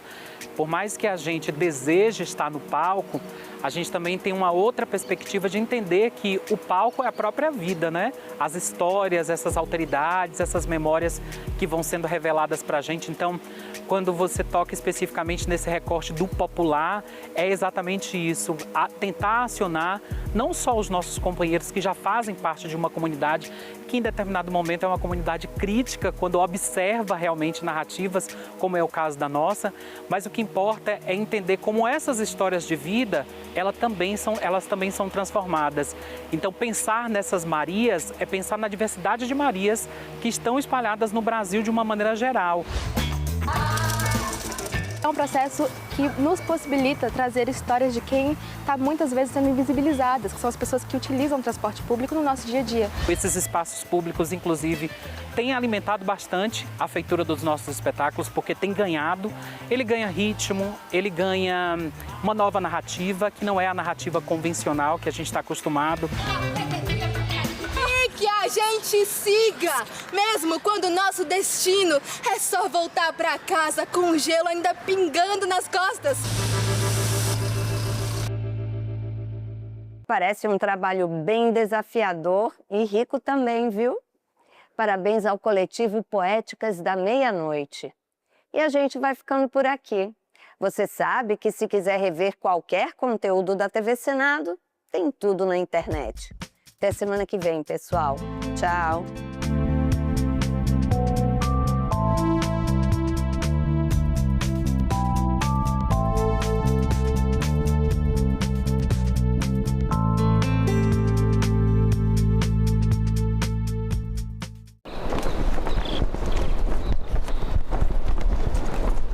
Os hemocentros públicos, eles são responsáveis pela coleta, processamento, distribuição e atendimento 100% da rede pública de saúde do país. O sangue possui diversos componentes e a gente tem as hemácias, as plaquetas, os leucócitos, que são as células de defesa. Eu acho de boa, mas eu entendo que tem gente que tem medo de agulha, né? Para essas pessoas é compreensível não quererem doar. Em discussão, hoje, 20h, aqui na TV Senado. Calendário Eleitoral 2026. De 20 de julho a 20 de agosto, os grupos específicos de eleitoras e eleitores que podem solicitar à Justiça Eleitoral autorização para votar em outra sessão ou local de votação são pessoas com deficiência ou mobilidade reduzida, indígenas, quilombolas, integrantes de comunidades tradicionais e residentes de assentamentos rurais, militares e agentes de segurança pública que estarão em serviço no dia da eleição, além de magistradas, magistrados, servidoras e servidores da Justiça Eleitoral e integrantes do Ministério Público Eleitoral em atividade na data da votação, presas e presos provisórios, adolescentes em unidade de internação, além de pessoas em situação de rua.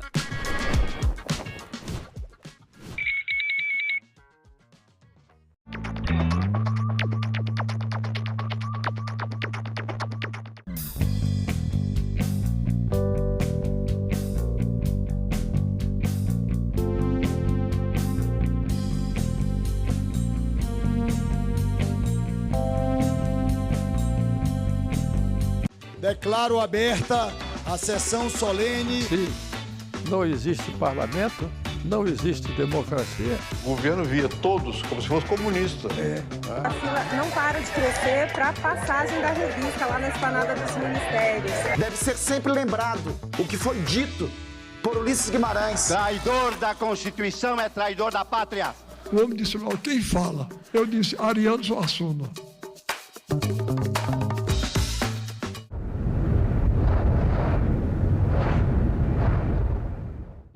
O programa a seguir é livre para todos os públicos.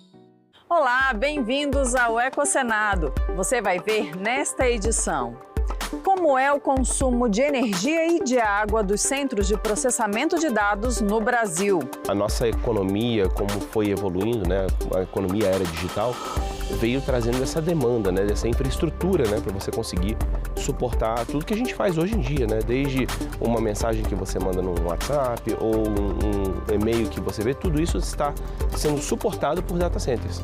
Um dos projetos da Liga do Bem, que une amor ao próximo e sustentabilidade. A gente acredita muito que a solidariedade, ela pode trabalhar com a reciclagem e ela dá dignidade para as pessoas. O lêmure de cauda anelada, espécie de primata que está ameaçado de desaparecer. E os bastidores de uma reportagem que exibimos em 2013 sobre aproveitamento de podas de jardim para a produção de adubo orgânico.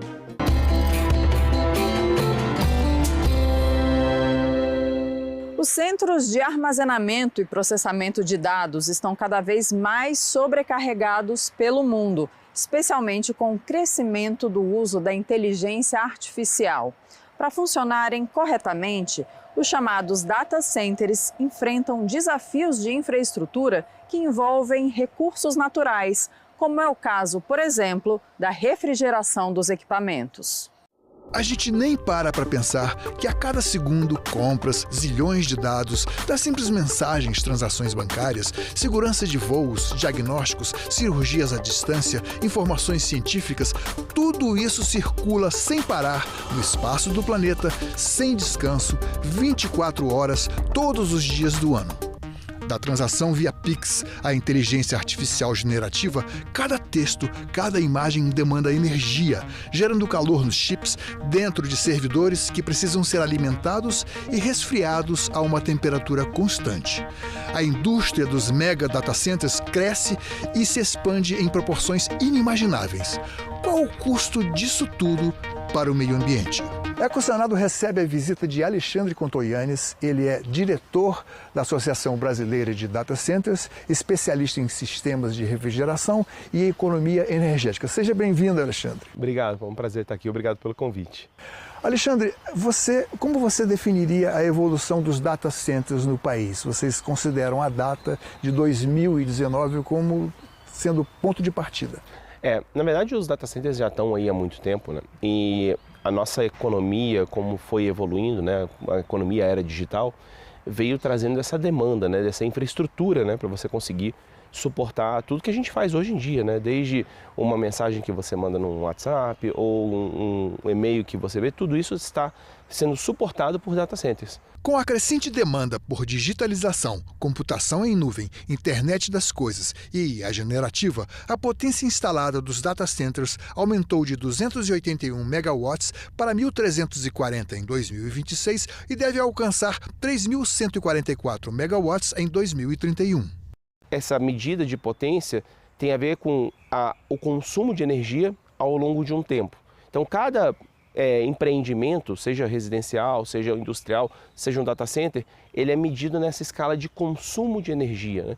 Isso é feito, né? A gente precisa disso para quê? Para a gente fazer o planejamento energético. Então, se eu tenho uma demanda de tantos megawatts lá, eu tenho que ter uma geração de tantos megawatts, é um equilíbrio.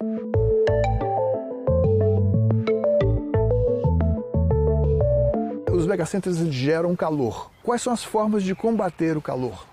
O equipamento de TI, assim como o seu computador, o seu smartphone, ele não se mexe sozinho. Então, se ele está consumindo energia, ele está gerando calor. Tudo que ele consome de energia, ele é convertido em calor.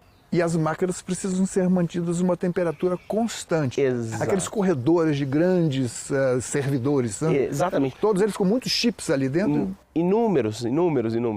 Eles, na verdade, eles precisam de um range de temperatura.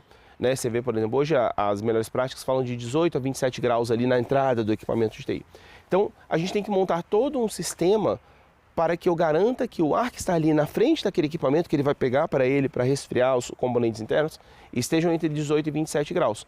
Por quê? Aí ele vai passar pelo equipamento, vai resfriar esse equipamento, atrás do equipamento vai sair mais quente, e aí eu preciso resfriar esse ar de novo para que ele volte para o equipamento e faça esse ciclo fechado de ar. Hoje, os data centers de circuito aberto, onde a água é devolvida ao meio ambiente, representam 20% do total.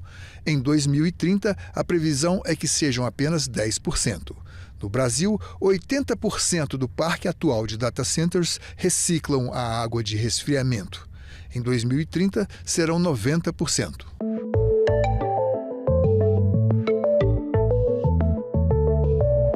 Vocês têm uma meta estabelecida de, em 2030, 90% dos data centers brasileiros serem todos aqueles que consumem água de forma reciclável, circuito fechado. É isso? O que explica isso aí? Por que esse objetivo? Porque, no final das contas, quando você faz esse balanço de gasto de energia, gasto de água, não vale a pena no país. Não vale a pena do ponto de vista financeiro, inclusive. Então, você tem que pensar que o data center é um empreendimento. Então, ele deve tomar as decisões pautadas também no menor custo de operação. Existe concorrência, etc.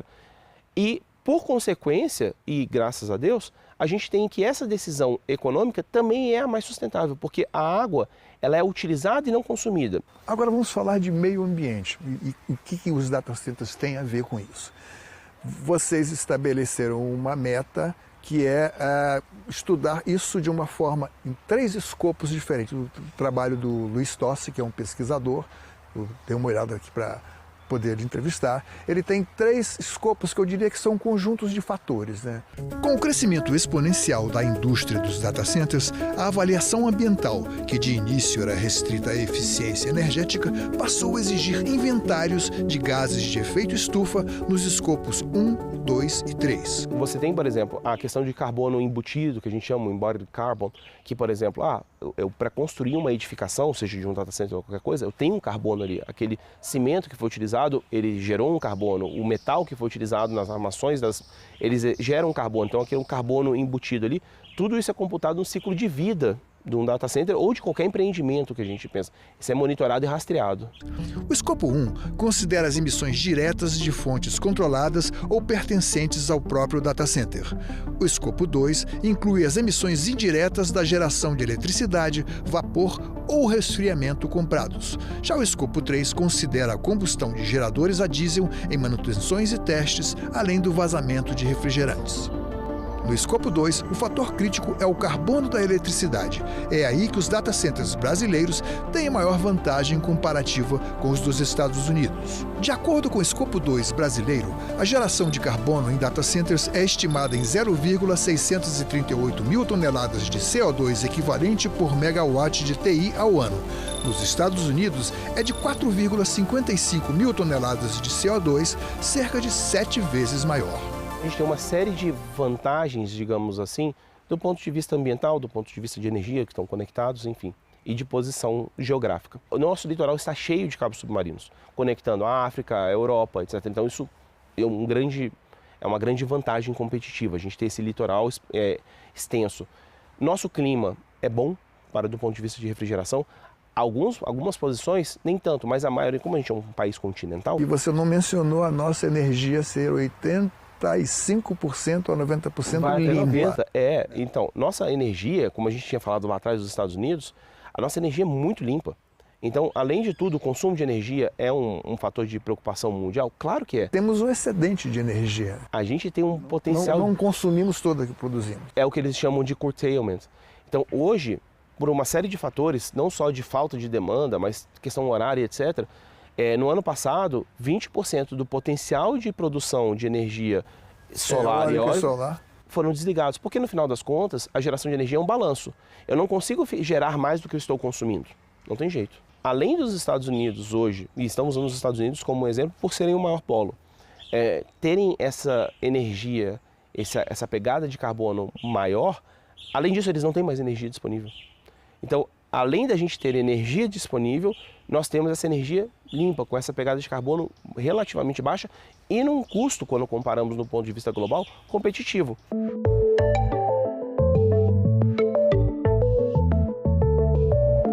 Segundo os dados da BDC, Fadurp, Brascom, em 2024, o consumo de energia elétrica dos data centers representava 1,7% do total do país. E para 2029, a projeção é que chegue a 3,6%. Já o consumo de água, que em 2022 era de 0,003%, é projetado para 0,008% do total em 2029. Essa projeção é fidedigna? Ela não pode acontecer um aumento exponencial também desse consumo, porque a maioria dos nossos data centers ainda não são ligados à inteligência artificial generativa. Esse é um estudo relativamente fidedigno e você vê que é um comportamento do ponto de vista mundial. Óbvio que quando você fala de 3% de geração de energia, não só do país, mas por exemplo, você projeta isso para o mundo, é muita energia. Mas isso se converte em melhorias de qualidade de vida, isso melhora uma velocidade de conexão, onde você se conecta com parentes, os seus negócios. Então, todo esse consumo exacerbado, por assim dizer, ele se converte em bem-estar social. A ideia é essa.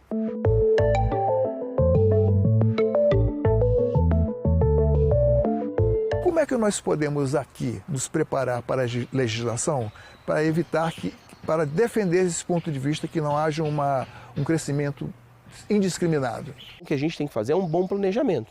Existem lugares onde eu posso colocar um data center, inclusive como solução, por exemplo, do curtailment que você colocou. E o que você sugeriria em termos de resguardar a soberania nacional, porque a gente não fica apenas hospedando os data centers sem que haja transferência de tecnologia? Quando a gente fala de data center, a gente tem o data center, como a gente vê, né, aquele computador, né, aquele chip, etc.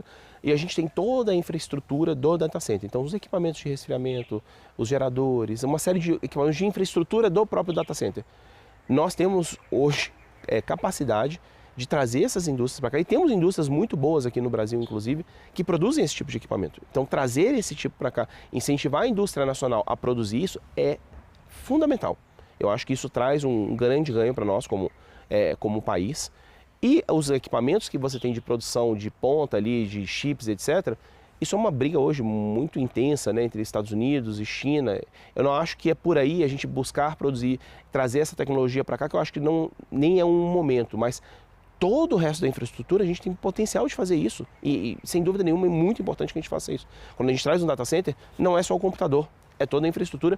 E o país tem indústrias muito boas, inclusive de padrão benchmark mundial, que podem fazer essa infraestrutura e a gente ajudar a gerar economia aqui, sem dúvida nenhuma. Nós precisamos de energia constante, sem parar, 24 horas por dia, 7 dias por semana, 365 dias por ano, né? Mas a nossa matriz limpa, ela é muito instável. É a energia solar, que só gera quando tem o sol, vem aí as baterias, ainda não chegaram, e a energia eólica, que também depende dos ventos, né? Como é que vocês encaram esse desafio? O que pode ser feito para que haja uma utilização plena sem que gere insegurança para os próprios data centers?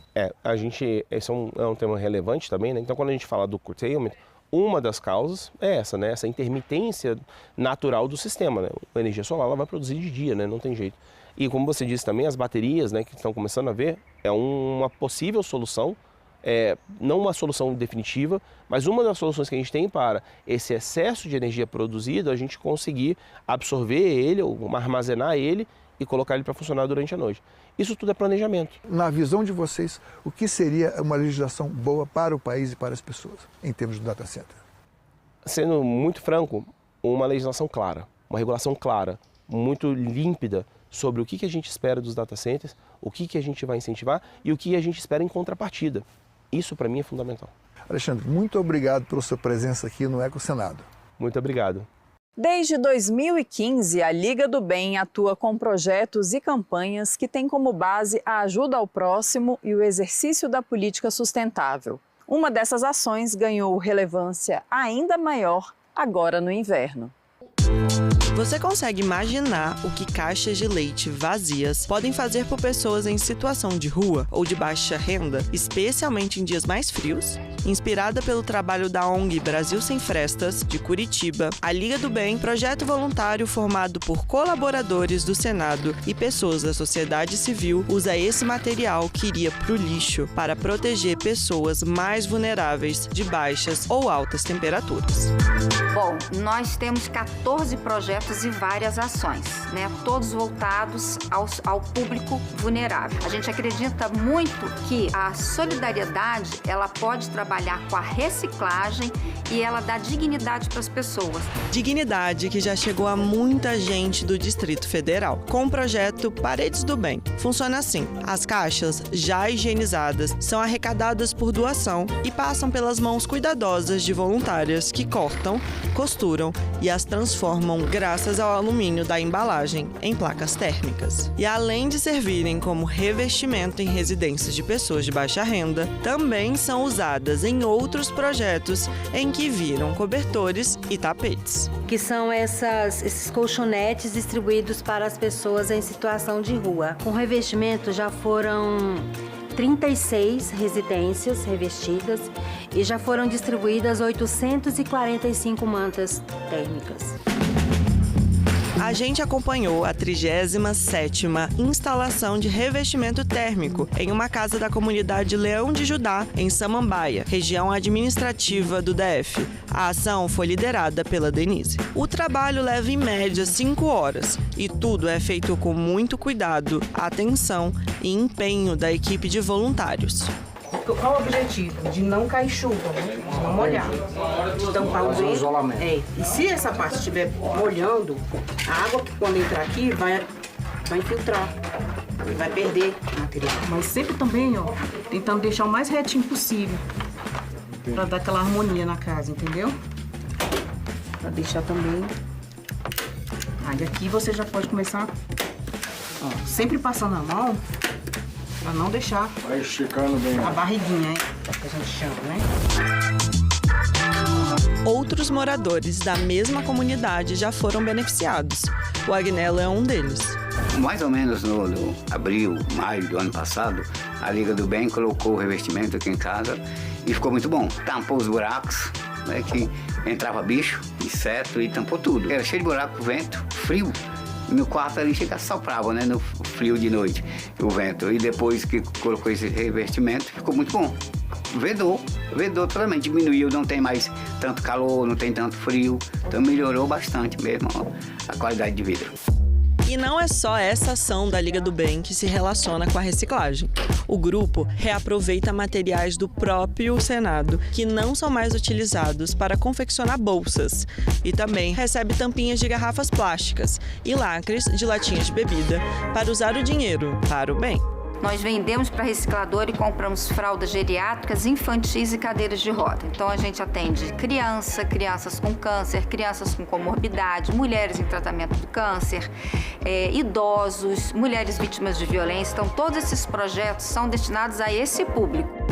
Esses 2 projetos já tiraram do meio ambiente 51 toneladas de tampinhas e 2 toneladas de lacres.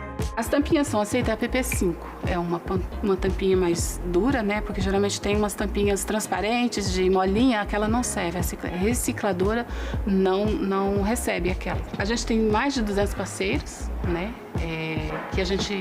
Eu, no caso, né, vou lá, recolho as tampinhas. A gente tem esses galões que o próprio Senado, né, nos fornece, que são vencidos, não servem mais para água. Mais uma vez, a sustentabilidade do Senado, né, com o nosso projeto. E aí a gente leva para os parceiros, eles enchem, né, e eu vou lá e recolho.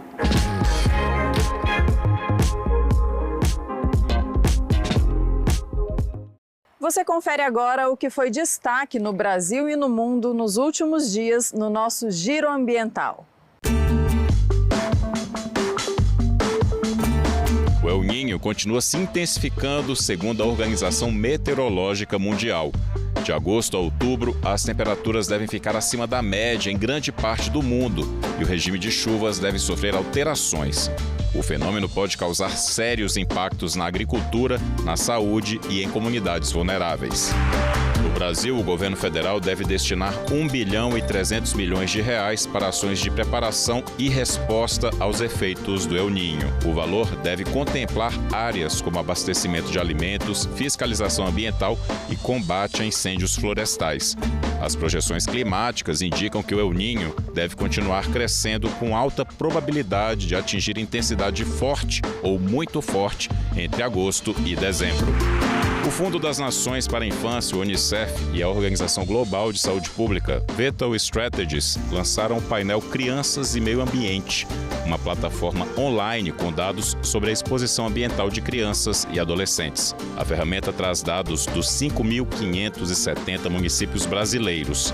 São indicadores nas áreas de eventos climáticos, qualidade do ar, infraestrutura ambiental e urbana e ambiente escolar. 333 cidades apresentaram situação de vulnerabilidade severa e multidimensional. Os dados completos podem ser conferidos em www.criançasemeioambiente.org.br. Ele ficou popular nos anos 2000 por causa do personagem Rei Julian da franquia Madagascar. Infelizmente, o lêmure de cauda anelada é uma espécie em perigo e desde a época do filme, a estimativa é de que houve um declínio de 95% da sua população no mundo. O lêmure de cauda anelada é o mais estudado de todos os lêmures. Acostumados a viver em grandes bandos com mais ou menos 30 membros, criam hábitos coletivos, como manter o rabo erguido para grandes deslocamentos e produzir mais de 20 vocalizações diferentes. A hierarquia é uma característica forte da espécie, com fêmeas dominadoras e uma alfa sob comando do bando. Esse animal é endêmico do sul e sudeste da ilha de Madagascar. Passa mais da metade do tempo no chão das florestas, sendo considerado a espécie mais terrestre entre eles. O habitat dos lêmures de cauda anelada vem sendo transformado em terras agrícolas e explorado para a produção de carvão, além de exageradamente pastoreado por gado, o que deixa o solo exposto e vulnerável. Outro fator de ameaça é a domesticação. O comércio ilegal compromete a preservação da espécie e o amadurecimento cerebral dos filhotes, por causa do afastamento materno, já que o contato é importante para o desenvolvimento de comportamentos normais. Os lêmures de cauda anelada machos são conhecidos ainda pelos cheiros fortes que exalam para marcar territórios, competir com outros machos e atrair fêmeas.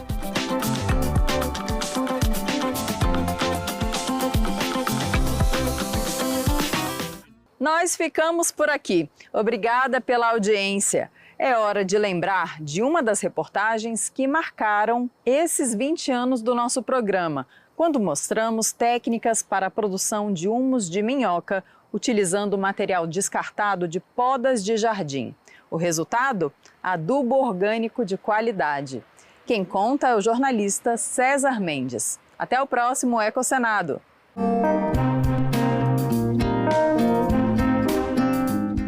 Nos arredores de Brasília, próximo à cidade satélite do Paranoá, encontramos o produtor rural Dario Dasher. Em um sítio com cerca de 20 mil metros quadrados de área, ele desenvolve há 6 anos técnicas para a produção de humus de minhoca, utilizando o material descartado de podas de jardim. Essa matéria sobre reaproveitamento de podas de jardim, que foi a que nos deu o Prêmio Sebrae de Jornalismo, inclusive pelo nosso repórter cinematográfico, Carlos Alberto Pereira, que faleceu depois de Covid, né? O Carlos Alberto ganhou esse prêmio Sebrae de Jornalismo de reportagem cinematográfica.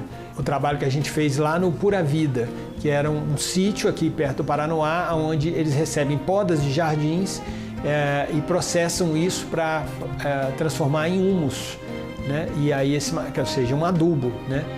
Um processo muito interessante no contexto, inclusive, da Política Nacional de Resíduos Sólidos, que foi aprovada no Congresso, ainda está em eterna implementação, né? Mas porque isso impede que você leve para o aterro sanitário a poda de jardim, que aquilo ali não tem lógica nenhuma ir para um aterro sanitário, porque aquilo ali é um material que pode virar adubo. Então, para que você vai levar aquilo para um aterro sanitário, que é para um material que não serve para nada, né? O correto é você separar o reciclável, né? Que seja plástico, papelão, alumínio, né? Vidro, né? Aí o que não presta para nada vai para o aterro sanitário, né? Só que o que acontece frequentemente nas grandes cidades brasileiras, as podas de jardim vão também, porque as pessoas ensacam aquilo ali, o caminhão de lixo passa e leva. Então, esse projeto do Dario, ele era uma alternativa a isso daí.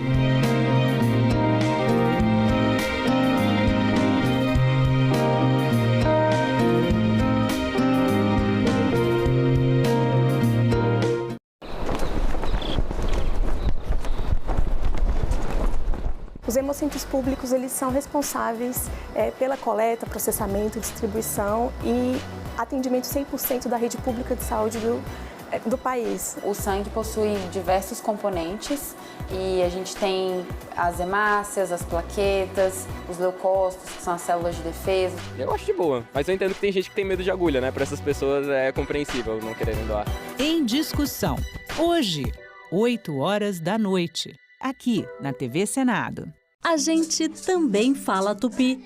Tocantins é uma palavra tupi que identifica uma etnia indígena e significa bico de tucano. Vem de tucã, como o pássaro é chamado em tupi, mais ti, que pode significar bico ou nariz. Já o nome tucano é formado por tu ou ti, que quer dizer bico, mais canga, termo para osso. Seria então a ave do bico feito de osso. A gente também fala tupi. Sou Antônia Márcia Vale, eu sou editora e apresentadora do programa Agenda Econômica. Eu trabalho no núcleo de programas que produz o que a gente chama de programas de grade. A elaboração de um programa nunca é uma coisa tão simples. Por trás das câmeras tem uma equipe enorme. A gente tem o iluminador, a gente tem os câmeras, a gente tem o contra-regra, tem um diretor de gravação. TV não é uma brincadeira individual, é uma brincadeira coletiva. O que eu vislumbro para a TV Senado é que a gente consiga fazer produtos que sejam cada vez mais informativos, que mostrem efetivamente o trabalho dos senadores e o que esse trabalho tem de impacto na vida do cidadão diretamente. Eu pude participar de momentos históricos do país e isso para mim é muito rico, é impagável. Paraná debate Código Estadual de Direitos dos Animais. Amazonas se prepara para a seca. Entenda como são feitas as pesquisas eleitorais.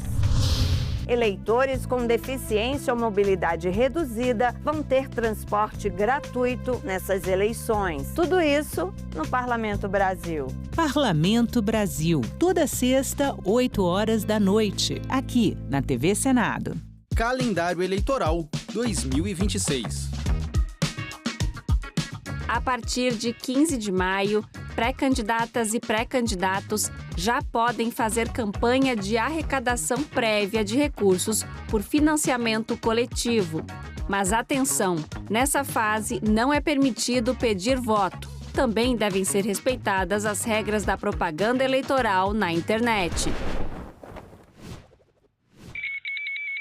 Dentro da minha família, eu sempre ouvia, é assim mesmo, homem é assim, ele é muito estourado, você precisa ter paciência.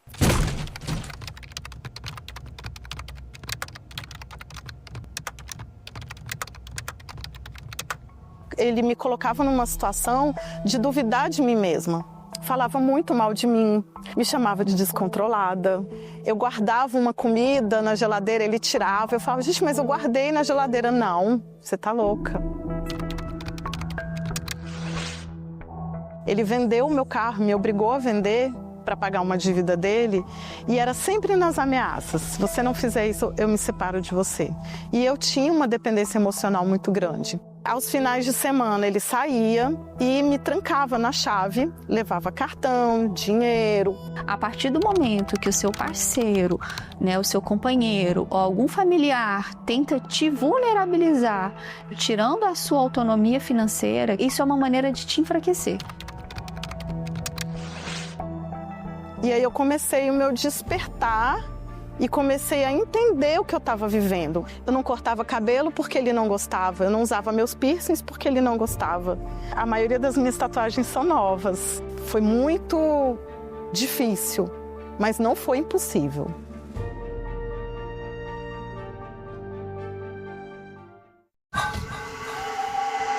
Em tempos antigos, na África Negra, vivia um adivinho chamado Ifá. Todos o procuravam. Ifá jogava seus búzios mágicos e desvendava o destino das pessoas. O que viria pela frente? Os desafios a enfrentar. Sankofa, a África que te habita. Neste sábado, 7 horas da manhã, aqui na TV Senado.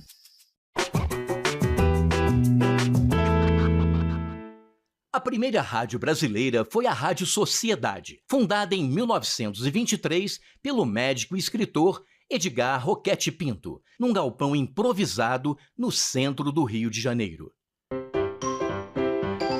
Os primeiros programas eram feitos pelo próprio Roquete Pinto e seus amigos da Academia Brasileira de Ciências, que tocavam músicas, recitavam poesias e comentavam as notícias do dia.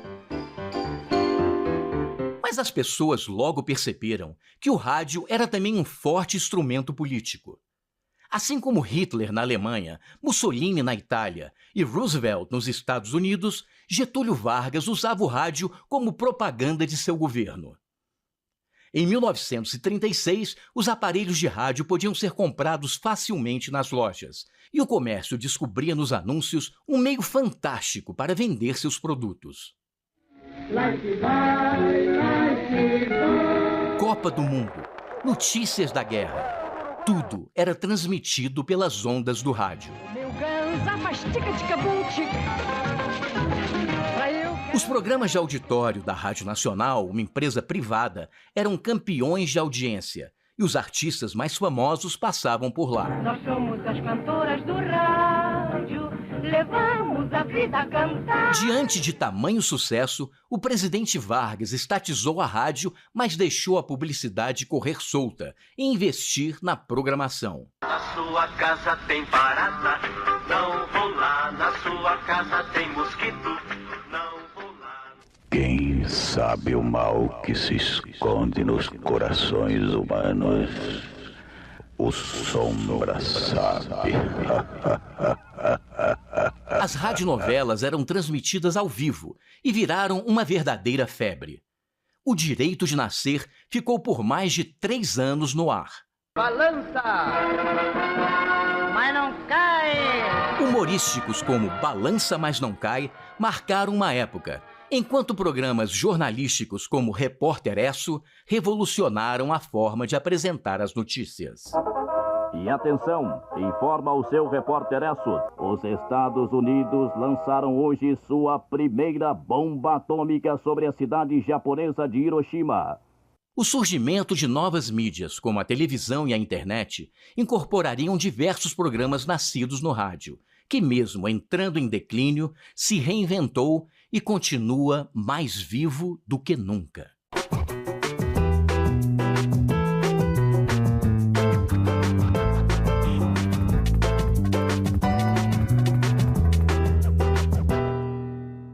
Como é o consumo de energia e de água dos centros de processamento de dados no Brasil e uma comparação com os Estados Unidos. Projetos da Liga do Bem que unem amor ao próximo e sustentabilidade. E o lêmure de cauda anelada, espécie de primata que está ameaçada de desaparecer. Ecocenado. Neste sábado, 9 horas da manhã, aqui na TV Senado. Agora é lei. A reforma tributária promete simplificar o pagamento de impostos no Brasil. A nova lei detalha reduções e isenções de tributos, além de regras para a devolução de impostos para famílias de baixa renda. O mecanismo de devolução deverá valer para contas de energia, água, saneamento, gás e telefonia, e as mudanças serão implementadas de forma gradativa. O Senado votou, agora é lei. Essa aparente paradoxo entre riqueza e pobreza, riqueza de natureza superlativa em recursos naturais e uma pobreza acachapante, né? Que a gente tem 45% da população da Amazônia Legal abaixo da linha da pobreza. Eu acho que a causa disso, no fundo, é o desmatamento. São florestas. Neste sábado, 2 horas da tarde, aqui na TV Senado.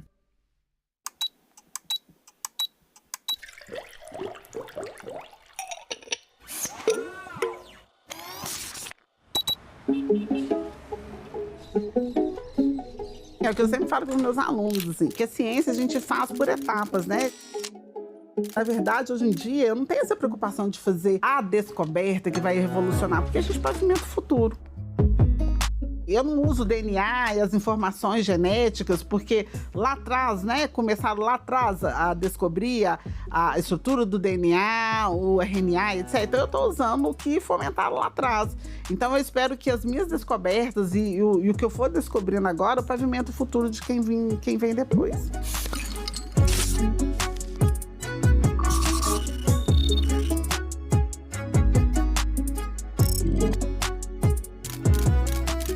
Para quem não conhece o câncer de ovário, é uma doença extremamente silenciosa, insidiosa.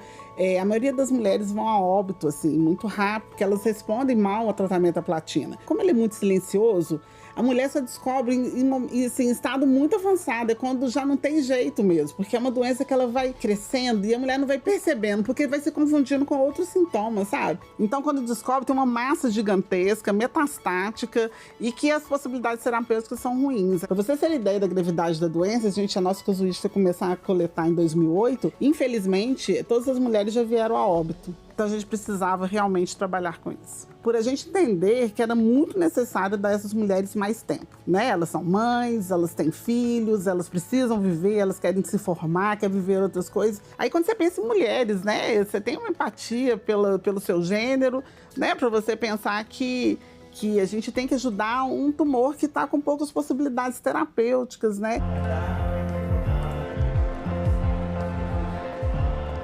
Posso começar, assim, da Luciana criança? Porque eu sei que eu sou cientista desde que eu era pequena. Eu queria microscópio, eu queria kit de química, e meus pais ficavam doidos, assim. Por que essa menina quer coisas tão diversas, né? Então eu fui gostando desse universo, lendo muito. E quando eu estava na escola, eu tive um professor que ele começou a estudar a célula e contar pra gente. Ele chegou com tanto apetite matemático, e cada aula ele fazia membranoplasmático, citoplasma, organelas, núcleo. Eu fui ficando tomada por aquela unidade. Eu fui ficando tomada. Eu falei, gente, é tudo que eu quero. eu quero entender o que é isso. E eu, a partir desse momento, eu quis perseguir o estudo das células. Então, quando eu cheguei na faculdade, né, por exemplo, como minha família me achava muito inteligente, porque eu era muito estudiosa e tal, eles falavam, vai ser a primeira menina negra que vai ser médica. Eu falei, mas eu não quero medicina, porque eu não queria ser assistencial. Eu queria desvendar o que estava no meu entorno, na célula. Aí, quando eu resolvi fazer biologia, foi que eu me encontrei. Eu sou bióloga por vocação, não foi por falta de opção. Eu sou bióloga mesmo, na acepção da palavra. O câncer entrou no radar porque, assim, para quem gosta muito da célula, você entender que uma unidade tão perfeita, como é que ela se torna imperfeita? Por que ela começa a desorganizar e causar um dano às pessoas e morte, né? O tumor é uma célula que está situado, imagina um ambiente tecidual, né, no corpo da pessoa, uma célula ela começa a sofrer danos. E esses danos acabam se acumulando e ela consegue dividir uma célula com dano também. Esse dano não é reparado.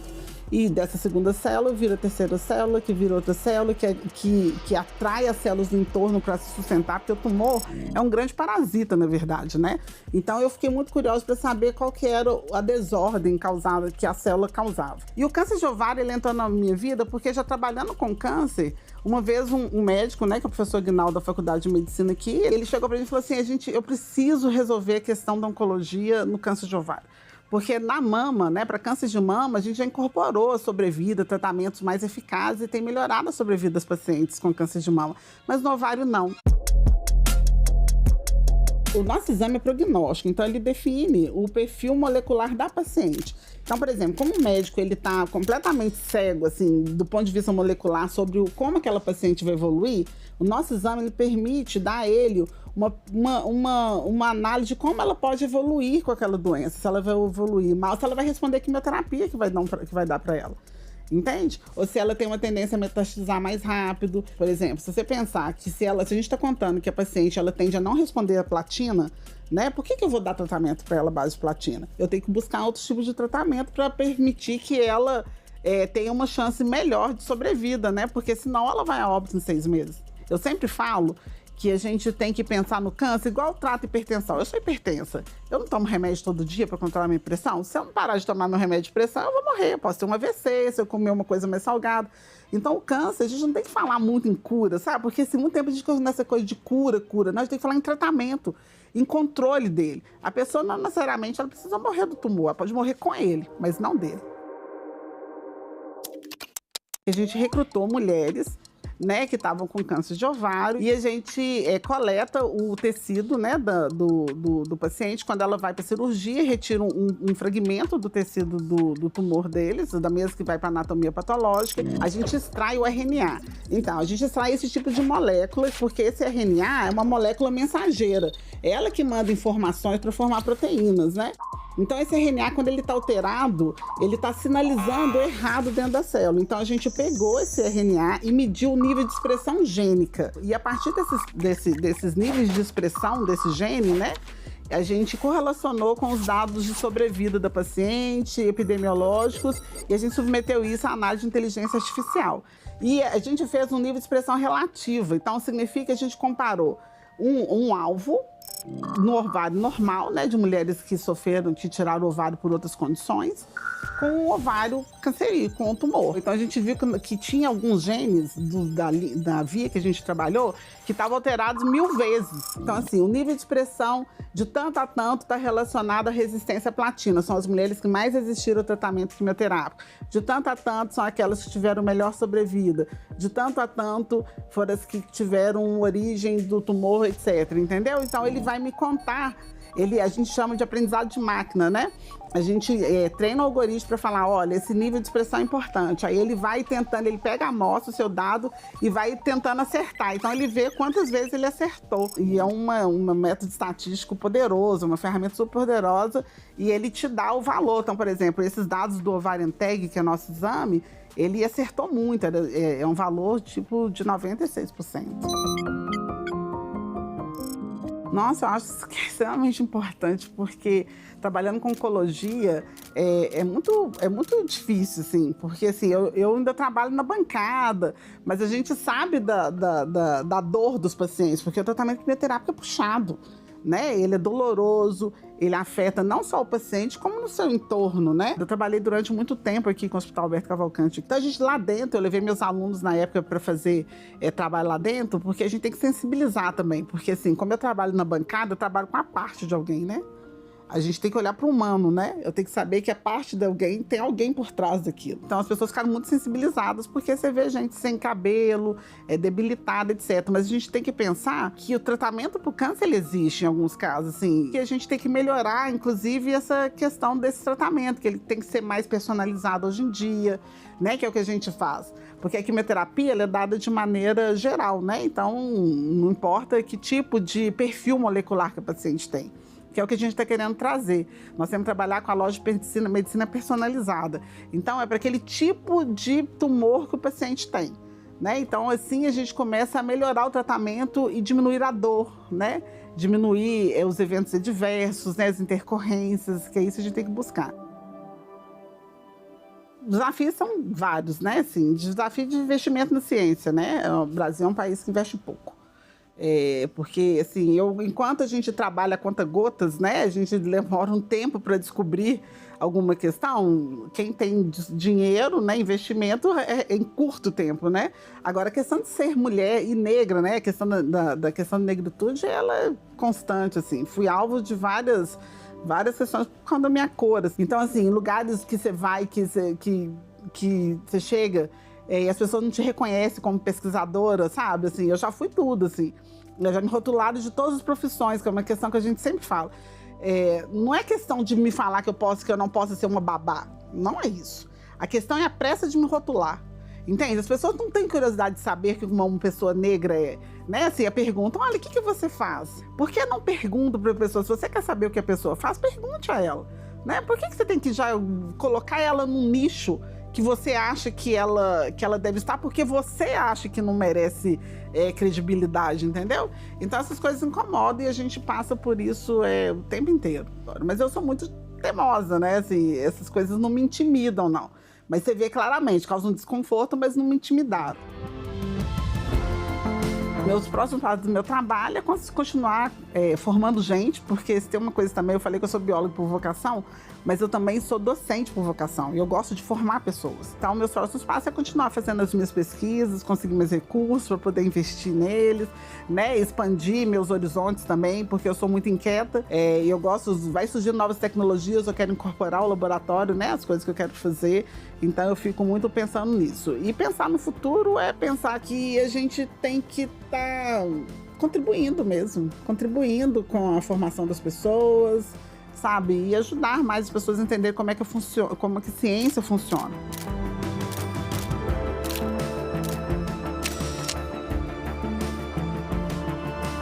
Assim, eu sempre me pergunto, o que é o tempo para mim? O tempo é aquilo que te permite estar no mundo. Comecei a entender que o tempo era a minha jornada aqui, o que eu quero fazer com essa jornada. Esse é meu tempo. Então, quando eu falei do tempo das mulheres, é para dar a ela chance de ter a jornada delas, seja no que for, né? No desenvolvimento do que ela quiser, nas ações que as pessoas querem fazer. Então, o tempo, ela funciona assim.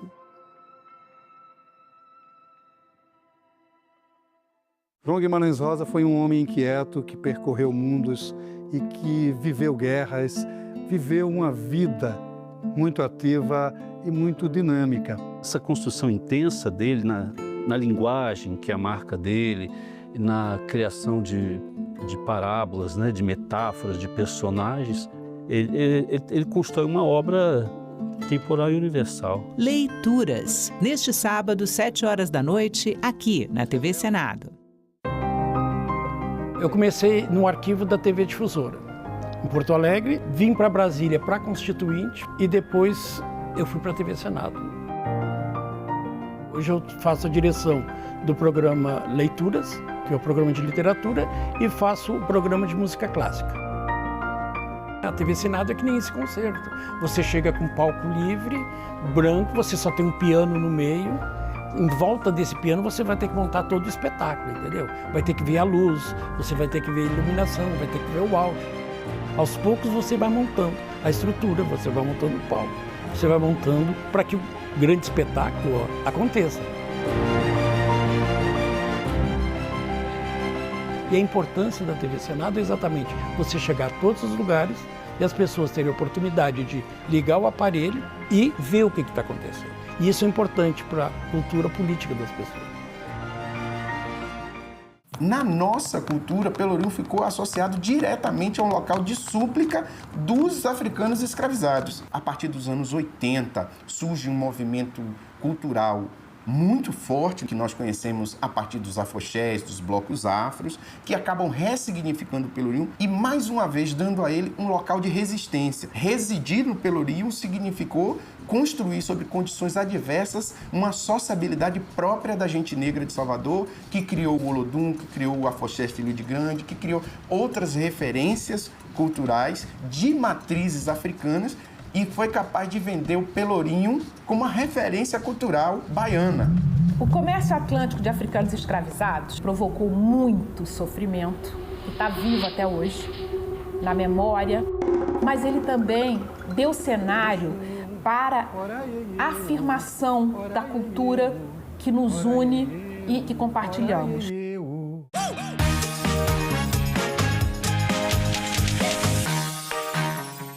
Idosas e idosos são obrigados a votar? O voto é obrigatório dos 18 aos 69 anos. A partir dos 70 anos, ele passa a ser facultativo. Mas atenção, quem estiver com o título cancelado não pode votar. Quem tem prioridade na fila para votar?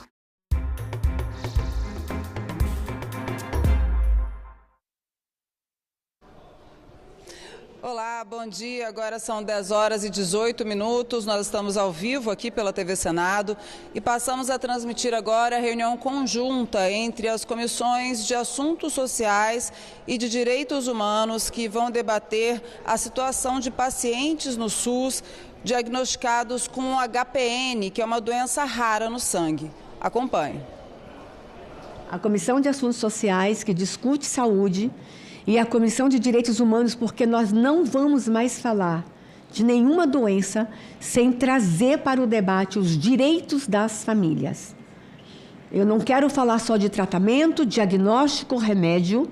Nós estamos inovando aqui no Senado. Nós vamos abordar também os direitos. O direito da mãe, o direito do pai, o direito do irmãozinho, o direito ao trabalho, o direito ao acesso ao mercado de trabalho, o direito à escola. Então, nós estamos fazendo sempre isso. Todas as vezes que nós formos debater um tratamento, uma doença, uma síndrome, nós vamos trazer a Comissão de Direitos Humanos para o debate também. A presente reunião divide-se em duas partes. A primeira parte atende aos requerimentos 55 de 2026 da CAS e 117 da Direitos Humanos, de minha autoria, para a realização de audiência pública destinada a debater a jornada do paciente com hemoglobinúria paraquicística. Falei certo? Noturna. Eu vou aprender tudinho. No Sistema Único de Saúde, a segunda parte atende aos requerimentos 58 de 2026, 95 de 26, de minha autoria para a realização de audiência pública destinada a debater os desafios relacionados ao diagnóstico, tratamento e políticas públicas para a insuficiência adrenal no Brasil, incluindo hiperplasia adrenal congênita e o câncer adrenocortical. Por que as duas na mesma audiência? Porque nós temos pressa. E por que nós vamos debater agora? O orçamento da União começa a ser elaborado em outubro. E se a gente tiver algum encaminhamento aqui que vai ter que tocar no orçamento da União, eu não poderia deixar para depois. Então, nós estamos com uma fila enorme de doenças e síndromes para discutir. Então, eu fiz a divisão do tempo para nós falarmos das duas doenças. E eu espero que vocês entendam. E aqui eu sei que um não quer aparecer mais que o outro. Todo mundo quer tratamento e direito, não importa a condição do paciente. Informo que as audiências têm a cobertura da TV Senado, da Agência Senado, do Jornal Senado, da Rádio Senado e contarão com serviços de interatividade com o cidadão, ouvidoria através do telefone 0800 061 2211 e e-cidadania por meio do portal www.senado.leg.br e-cidadania, que transmitirá ao vivo a presente reunião e possibilitará recebimento de perguntas e comentários aos respectivos expositores via internet.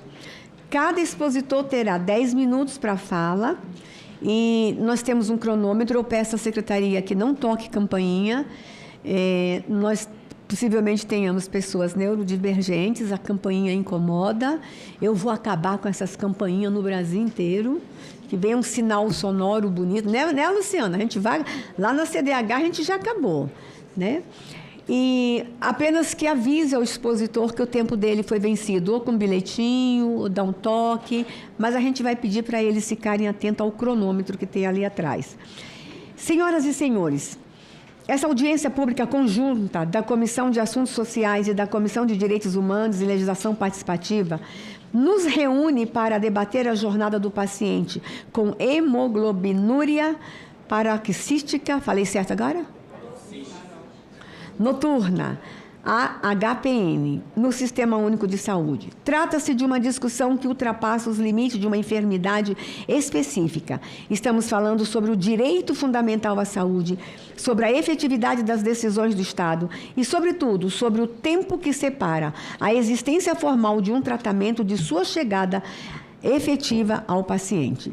A HPN é uma doença rara, adquirida e potencialmente grave, caracterizada pela destruição anormal das hemácias e associada a manifestações como anemia, fadiga intensa, insuficiência renal e eventos trombóticos. Dados apresentados pela Conitec em 2026 registram que entre 2008 e 2018, em 10 anos, foram identificados 675 pacientes com HPN no sistema de informação do SUS, dos quais 52,4 eram mulheres, com prevalência estimada de aproximadamente um caso para cada 237 mil brasileiros. A própria Conitec reconhece que a informação epidemiológica ainda é limitada, inclusive em razão da raridade das dificuldades de diagnóstico da doença. É exatamente isso que nós vamos falar. E na região ribeirinha do Brasil? E na região rural? Quanta subnotificação? Quantas pessoas sendo tratadas porque o médico acha que é uma outra doença? Nós vamos falar também sobre a subnotificação. A HPN deve ser compreendida também no contexto mais amplo das doenças raras. O Ministério da Saúde informa que essas condições em conjunto podem atingir entre 3,5% e 5,9% da população mundial e que frequentemente são crônicas, complexa e exige acompanhamento especializado e contínuo. No Brasil, estimativa divulgada pela Sociedade Brasileira de Endocrinologia e Metabologia em 2025 aponta que cerca de 13 milhões de pessoas convivem com alguma doença rara. Portanto, embora cada enfermidade alcance individualmente um número reduzido de pessoas, o desafio coletivo está longe de ser pequeno. No caso da HPN, o debate ganha especial relevância diante dos avanços terapêuticos ocorridos nos últimos anos. O SUS já disponibiliza o ecolizumab, falei certo? Para pacientes que atendam aos critérios estabelecidos no protocolo clínico de diretrizes terapêuticas. Em março de 24, o Ministério da Saúde decidiu incorporar também o ravulizumab para o tratamento da HPN, estabelecendo expressamente o prazo máximo de 180 dias para efetivar sua oferta ao Sistema Único de Saúde. Entretanto, a página oficial de PCDTS da Conitec, atualizada em julho de 26, continua indicando como protocolo vigente para a HPN aquele aprovado pela Portaria Conjunta de 2019. É justamente nesse intervalo entre incorporação, atualização dos instrumentos assistenciais e acesso concreto que se encontra uma das questões centrais dessa audiência. Não se trata apenas de um problema administrativo para quem convive com uma doença grave e progressiva. Tempo é parte do tratamento. A demora pode significar manutenção de sintomas incapacitantes, agravamento clínico, hospitalizações e maior impacto sobre a vida profissional, familiar e social. Pode significar também maior utilização de outros serviços do SUS e, em determinadas situações, a busca do Poder Judiciário como alternativa para a obtenção de uma terapia já reconhecida pelo próprio Estado. Essa preocupação ganhou confirmação institucional recente. Em março de 26, no julgamento do processo 039-346 de 23/4, o Tribunal de Contas da União avaliou os processos de incorporação de tecnologias ao SUS e de elaboração dos protocolos clínicos e diretrizes terapêuticas. O tribunal determinou ao Ministério da Saúde que se defina responsabilidades pelo acompanhamento e controle do prazo previsto do artigo 25 do Decreto 7646 de 2011 e adote medidas para assegurar que as tecnologias incorporadas sejam disponibilizadas no menor tempo possível.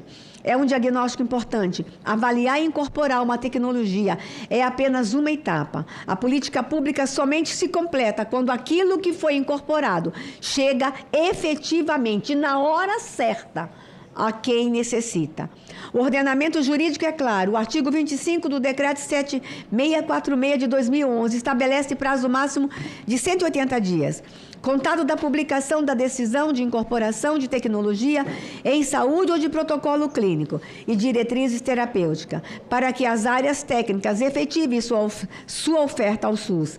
A Lei 8080 de 90, por sua vez, consagra a assistência terapêutica integral e determina que a avaliação das tecnologias considere evidências científicas de eficácia, efetividade e segurança, além da avaliação econômica comparativa de benefícios e custos.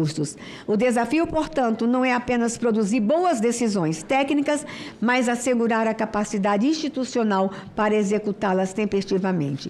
O Brasil possui instrumentos importantes: um sistema universal de saúde, uma política nacional voltada a doenças raras, mecanismo de avaliação de tecnologias e participação social institucionalizada.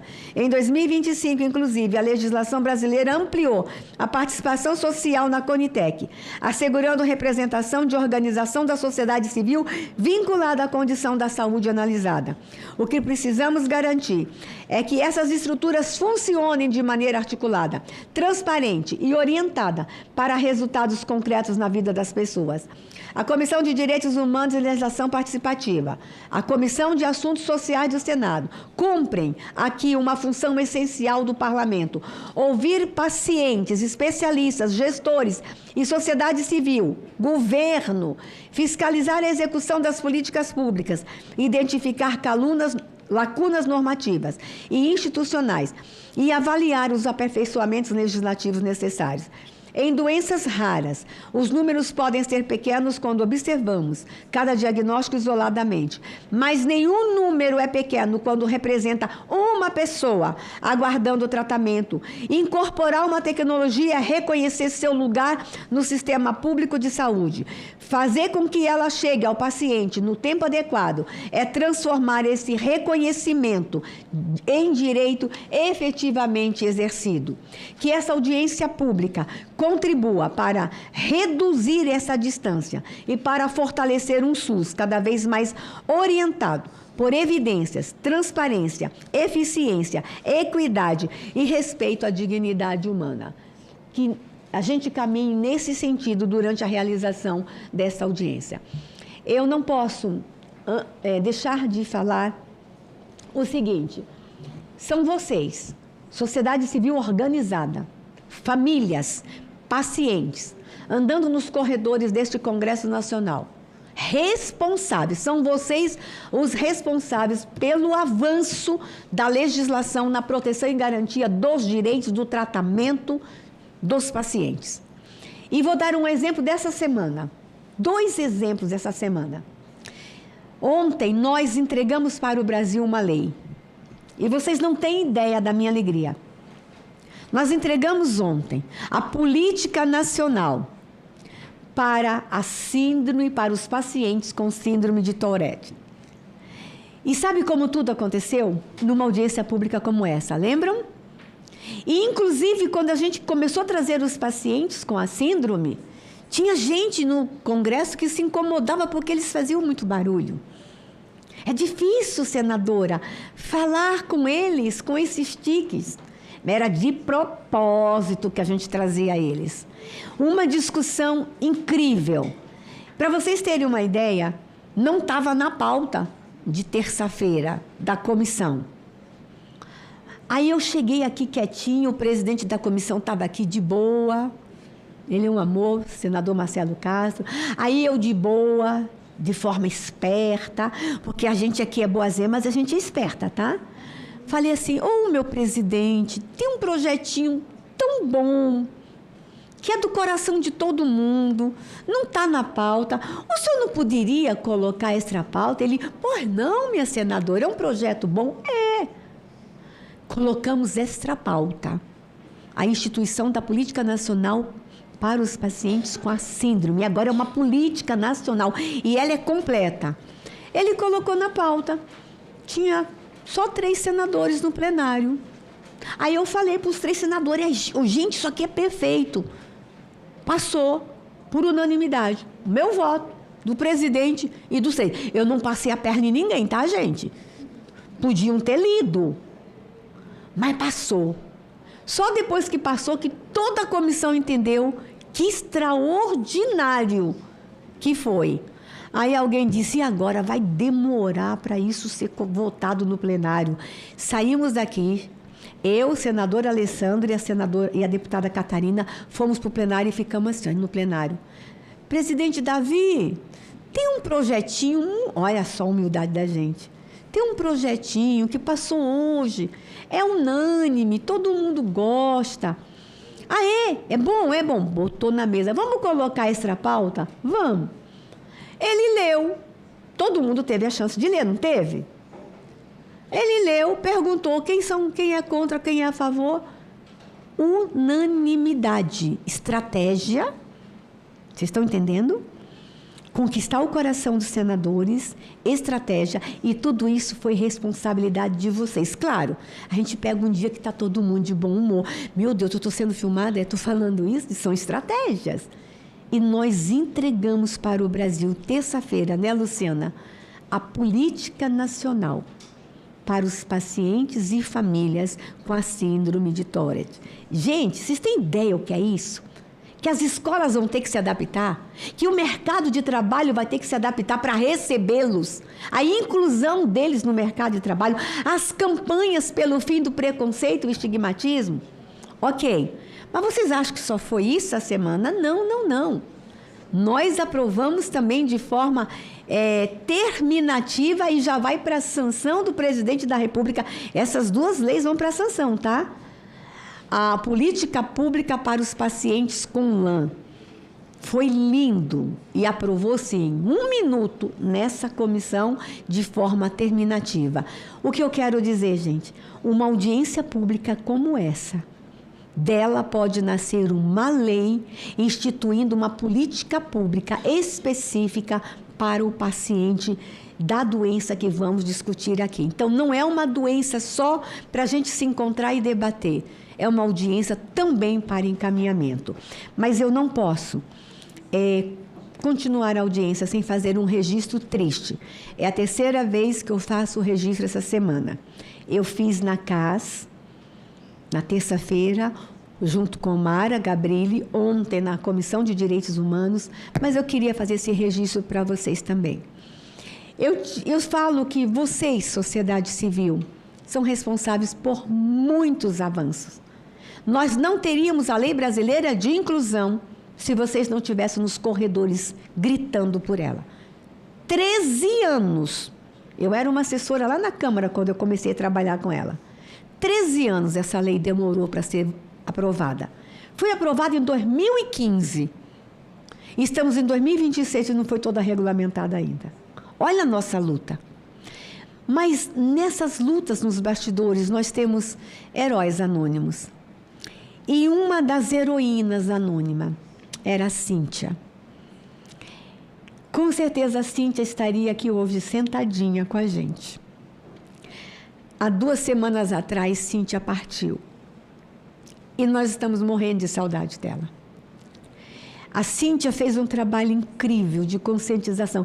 Ela ia, com todas as suas limitações, de gabinete em gabinete, conversar com senadores e deputados. Ela esquecia a dor e a limitação, mas lutava por todas as doenças raras, por todas as pessoas com deficiência. E, lamentavelmente, Cíntia estava aguardando um remédio. A liminar saiu. E o remédio chegou na casa dela uma semana depois que ela tinha partido. Ainda é essa a realidade que nós temos no Brasil. E, inclusive, depois disso, na terça-feira, o grupo de ativistas veio conversar com os senadores para falar o seguinte: numa situação dessa, que o remédio chega na casa e a pessoa partiu, e a família lutou tanto por esse remédio caríssimo, o que fazer com este remédio? Nós tivemos informações que, em alguns momentos, esse remédio, quando devolve para o laboratório, é ensinado.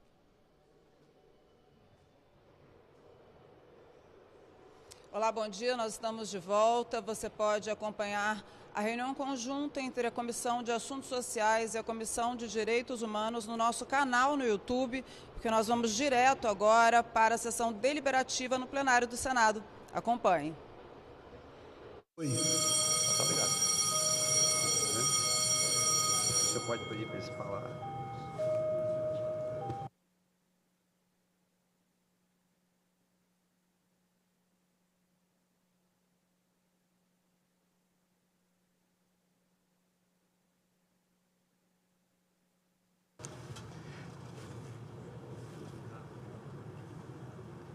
A número regimental declarou aberta a sessão.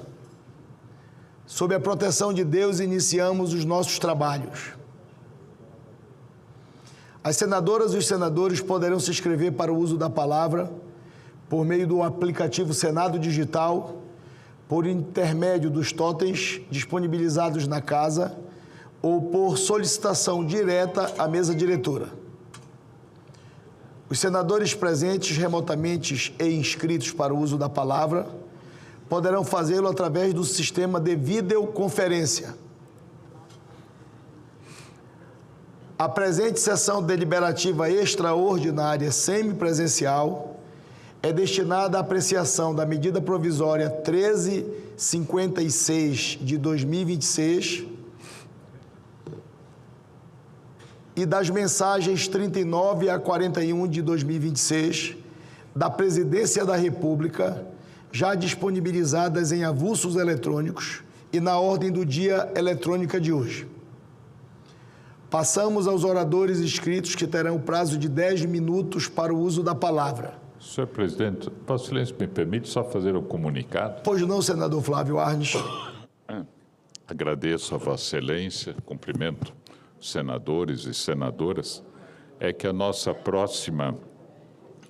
próximo esforço concentrado vai ser no final desse mês, e antes disso nós teremos no Brasil a Semana Nacional da Pessoa com Deficiência Intelectual e Múltipla. Até estou aqui vendo o senador Marcos Pontes também, que é membro da nossa comissão e muito ligado à área. Semana Nacional da Pessoa com Deficiência Intelectual e Múltipla, o que já acontece há 62 anos no Brasil. 62 anos. Antigamente era denominada Semana Nacional do Excepcional. Só que a terminologia vai mudando e se deu uma ênfase para o intelectual e o múltiplo. E esse é um desafio que o Brasil tem, né, de atender na educação, na saúde, na assistência, no trabalho, no apoio à família, a pessoa com deficiência intelectual. Nós temos pessoas com deficiência intelectual que vão para as Olimpíadas, né, Paralimpíadas, e ao mesmo tempo temos pessoas com deficiência intelectual que precisam de apoio para atividades de vida diária, para comer, tomar banho e tudo. E é um desafio para a escola, qualquer escola que melhor atenda às necessidades dessa pessoa, quais os trabalhos de saúde, de assistência, de trabalho para essas pessoas com deficiência intelectual, e sempre a pessoa com deficiência intelectual com mais necessidades é a pessoa mais marginalizada. Eu já fiz reunião com mais de 100 famílias aqui de Brasília, em que as famílias apontaram, só que no caso deles era pessoas com autismo, dizendo, olha, são adultos com dificuldades, porque o autismo, a gente vê tantos exemplos bonitos, como na deficiência intelectual também, de inclusão, mas no caso desses mais vulneráveis, né, quer dizer, destruindo a casa, não fazendo as necessidades, a mãe não podendo sair. E ontem ainda eu tive a informação de que, nesses casos, 78% dos pais abandonam a casa, deixam o filho com a mãe que se vira, né? E isso tem que ser discutido, visto, olhado, o que é melhor. Nós temos a Convenção Internacional dos Direitos da Pessoa com Deficiência, que é muito boa, né? E lá diz, vamos sempre olhar o que mais beneficia a pessoa com deficiência, seja autista, múltiplo, intelectual. As soluções têm que ser muitas, porque há uma variedade imensa de casos. Então, a Federação Nacional das APAES, que comanda esse debate pelo Brasil, inclusive coloca, né, de que isso tem que acontecer. Deficiência múltipla é uma pessoa que tem deficiência intelectual, tem cegueira junto, tem surdez junto, deficiência física junto. E tem um pensamento muito bonito, senhor presidente, para essa semana, que é o pensamento das APAES, mas não é só das APAES, Pestalozes, entidades co-irmãs, mas o pensamento é este: deficiência não define. Não é que a gente tem que olhar para a deficiência. Cada pessoa tem a sua necessidade, o seu potencial, né, coisa boa. Todos nós temos coisas boas, dificuldades, necessidades. Deficiência não define. Oportunidade transforma. Oportunidade transforma, de acordo com aquilo que a família e a pessoa com deficiência, junto com o apoio dos profissionais, considere mais adequado nessa extensão do Brasil. Então, oportunidade transforma. Inclua nossa voz. Inclua nossa voz. Vamos sempre perguntar para a família, para a pessoa com deficiência, o que eles acham, né? E, assim, havendo um bom diálogo, sempre chega uma boa conclusão. Então, senhor presidente, eu só pedi essa oportunidade de fazer esse comunicado, porque 21 já é semana que vem, até 28, e todos os senadores e senadoras, né, vão acontecer milhares de iniciativas pelo Brasil nessa semana. É competição, é curso, é debate, é discussão, é lei, passeata e tal, né? Cada um se organiza naquilo que é importante na sua comunidade. Então, o chamamento, né, e particularmente para o nosso presidente, né, o senador Davi Alcolumbre, que tem dado todo o apoio possível, quer dizer, para o Brasil, necessário, a abertura. Quero parabenizar Vossa Excelência, que Vossa Excelência é solidário com tudo isso, solidário. Solidariedade é uma palavra forte, estamos juntos, em outras palavras. Obrigado, senhor presidente. Muito obrigado, senador Flávio, pelas palavras de Vossa Excelência. Me permitam, antes de nós iniciarmos a deliberação previamente estabelecida. Bom dia, senador Laércio. Tudo bem? Antes eu queria fazer um registro da presença na galeria dos alunos do ensino fundamental do Colégio Avelino Jovem de Abreu de Valparaíso do Goiás. Sejam muito bem-vindos à galeria do Senado Federal e bem-vindas.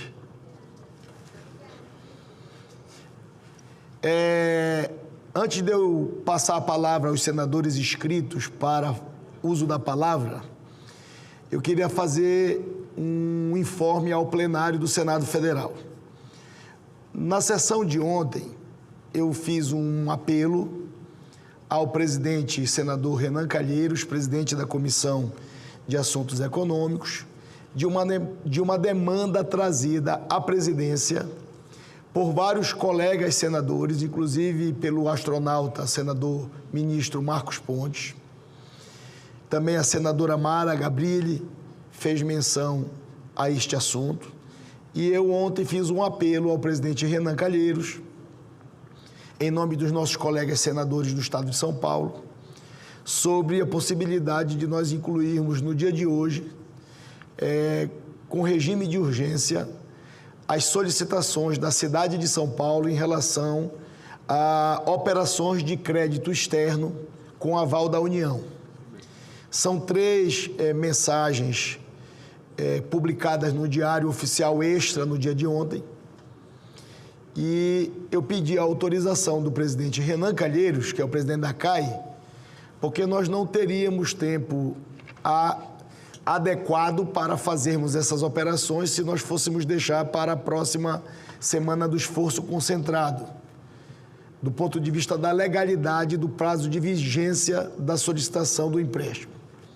O presidente Renan Calheiros aqueceu de pronto e nos autorizou que nós pudéssemos fazer a inclusão como item extra-pauta com requerimento de urgência nesta sessão extraordinária, que também foi convocada extraordinariamente por conta deste assunto.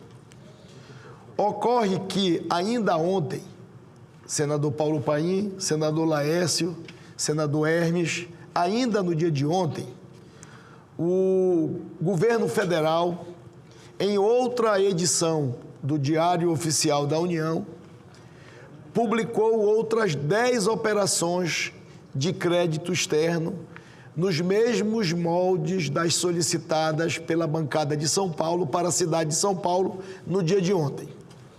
Elas não estavam incluídas na pauta porque nós não sabíamos da publicação das outras operações. E logo hoje, cedo pela manhã, eu fui instado por vários colegas senadores dos estados e dos municípios que representam aqui no Senado, sobre a possibilidade também de nós procedermos da mesma maneira que fizemos com os empréstimos da cidade de São Paulo. E eu queria comunicar a Vossas Excelências que nós não podemos tratar a cidade de São Paulo de uma maneira e os outros municípios e os outros estados de outra maneira. O que é que eu fiz ainda há pouco? Liguei novamente, por uma questão de respeito do ponto de vista da instituição Senado Federal e do seu funcionamento, para o nosso senador presidente Renan Calheiros, que é o presidente da CAI, e para que não parecesse que eu estava colocando uma sessão extraordinária e fiz um pedido para as 3 mensagens de São Paulo, e chegando aqui, eu passaria por cima da autoridade da Comissão de Assuntos Econômicos em relação às outras mensagens.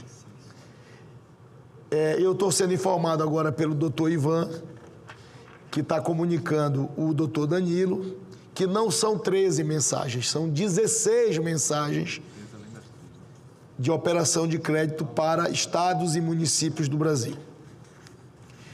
E aí eu liguei para o senador, presidente Renan Calheiros, para pedir a autorização para ele, para da mesma maneira fazermos o que fizemos para a cidade de São Paulo. Que eu pudesse recolher as assinaturas do requerimento de urgência das outras 13 mensagens, para que nós pudéssemos incluir como item extra-pauta todas as mensagens que foram publicadas no dia de ontem, para a gente tratar todos os entes subnacionais da mesma maneira, para não ter diferenciação. E o presidente Renan Calheiros, eu quero agradecer publicamente o senador Renan Calheiros, presidente da CAI, que imediatamente aqueceu novamente com a minha sugestão. Inclusive, fez uma ponderação e um agradecimento, que da parte dele também era prioridade votar uma dessas mensagens, porque ele tomou conhecimento que no Diário Oficial, que foi publicado no dia de ontem, haveria uma mensagem de financiamento externo para a cidade de Maceió, no estado de Sua Excelência, o senador Renan Calheiros.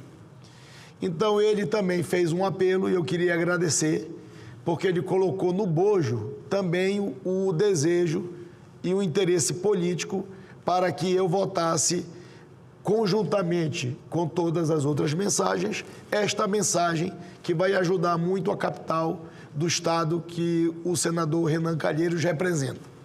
Então, eu queria agradecer a compreensão do presidente Renan, agradecer porque, de fato, nós precisaríamos convocar uma sessão da CAI, enfim, e essas cidades, esses estados não têm mais prazo. E eu recebi ainda há pouco também a solicitação da senadora doutora Eudócia, que já está recolhendo, e eu queria cumprimentar a senadora Eudócia também, porque já está envolvida recolhendo a assinatura dos senadores, com o apoio dos gabinetes, inclusive o da liderança, para formalizar o mínimo necessário do ponto de vista regimental, para a gente inserir como item extra-pauta essas 16 mensagens de crédito externo dos municípios e dos estados brasileiros. Então, cumprimentar a senadora doutora Eudócia, que está recolhendo as assinaturas e que também nos pediu para que nós pudéssemos fazer a votação desta mensagem da cidade de Maceió. Meus agradecimentos e muito obrigado aos senadores que compreendem a importância de fazermos isso. Nós temos senadores inscritos para fazer pronunciamento e nós temos senadores que estão acompanhando a sessão para fazer a leitura dos relatórios, como a senadora Mara, como a senadora Daniela, que estão acompanhando, que são relatoras das mensagens. Queria pedir permissão ao senador Paulo Paim e ao senador Sargento Reginauro, que está nos acompanhando, para nós iniciarmos a votação das mensagens e ainda há tempo, na sessão de hoje, eu concederei a palavra a vossas excelências para que nós possamos acelerar a deliberação dessas 16 mensagens de crédito extraordinário que foram decisivas para a convocação desta sessão extraordinária. Queria agradecer a compreensão de vossas excelências. Encerrado o período de expediente, declaro aberta a ordem do dia. Item 1 da pauta, mensagem número 39 de 2026, que submete à apreciação do Senado Federal a autorização para a contratação de operação de crédito externo no valor de 248 milhões e 300 mil dólares dos Estados Unidos da América de principal entre o município de São Paulo, Estado de São Paulo, e o Banco Interamericano de Desenvolvimento BID, cujos recursos destinam-se para o financiamento do Programa de Redução da Emissão de Gases Poluentes por meio da eletrificação da frota de ônibus da cidade de São Paulo. Foi apresentado o requerimento 591 de 2026 dos líderes, que solicita a urgência para apreciação da matéria. Em votação, requerimento. As senadoras e os senadores que aprovam permaneçam como se encontram. Está aprovado o requerimento. A matéria depende de parecer. Faço a designação da senadora Mara Gabrilli para proferir o seu parecer em plenário. Com a palavra, Vossa Excelência.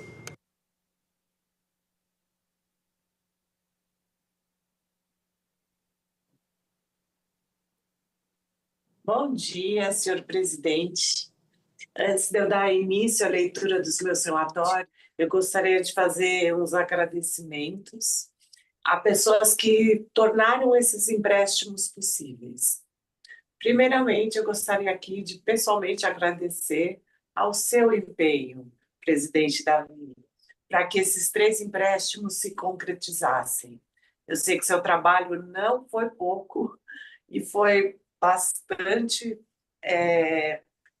muita dedicação da sua parte para que tudo isso acontecesse. Quero agradecer também a nossa senadora líder, Tereza Leitão, que lutou até o fim para que o governo enviasse as mensagens e que este Senado... Dá um gole d'água. E, no fim, um governo para que as mensagens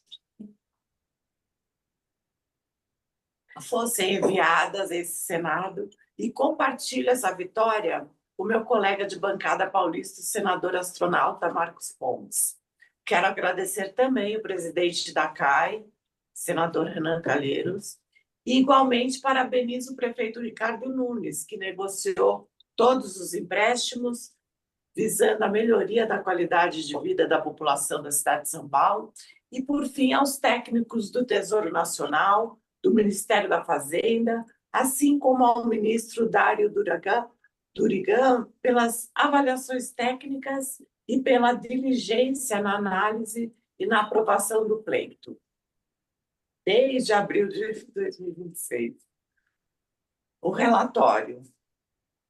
Em exame, a mensagem do Senado Federal número 39 de 2026, da Presidência da República, número 687 de 12 de agosto de 2026, na origem, que submete à apreciação do Senado Federal, nos termos do artigo 52, inciso 5º, 7º e 8º da Constituição Federal, solicitação de autorização para a contratação de operação de crédito externo no valor de $248.300.000 dos Estados Unidos da América, de principal entre o município de São Paulo, Estado de São Paulo e o Banco Interamericano de Desenvolvimento, BID.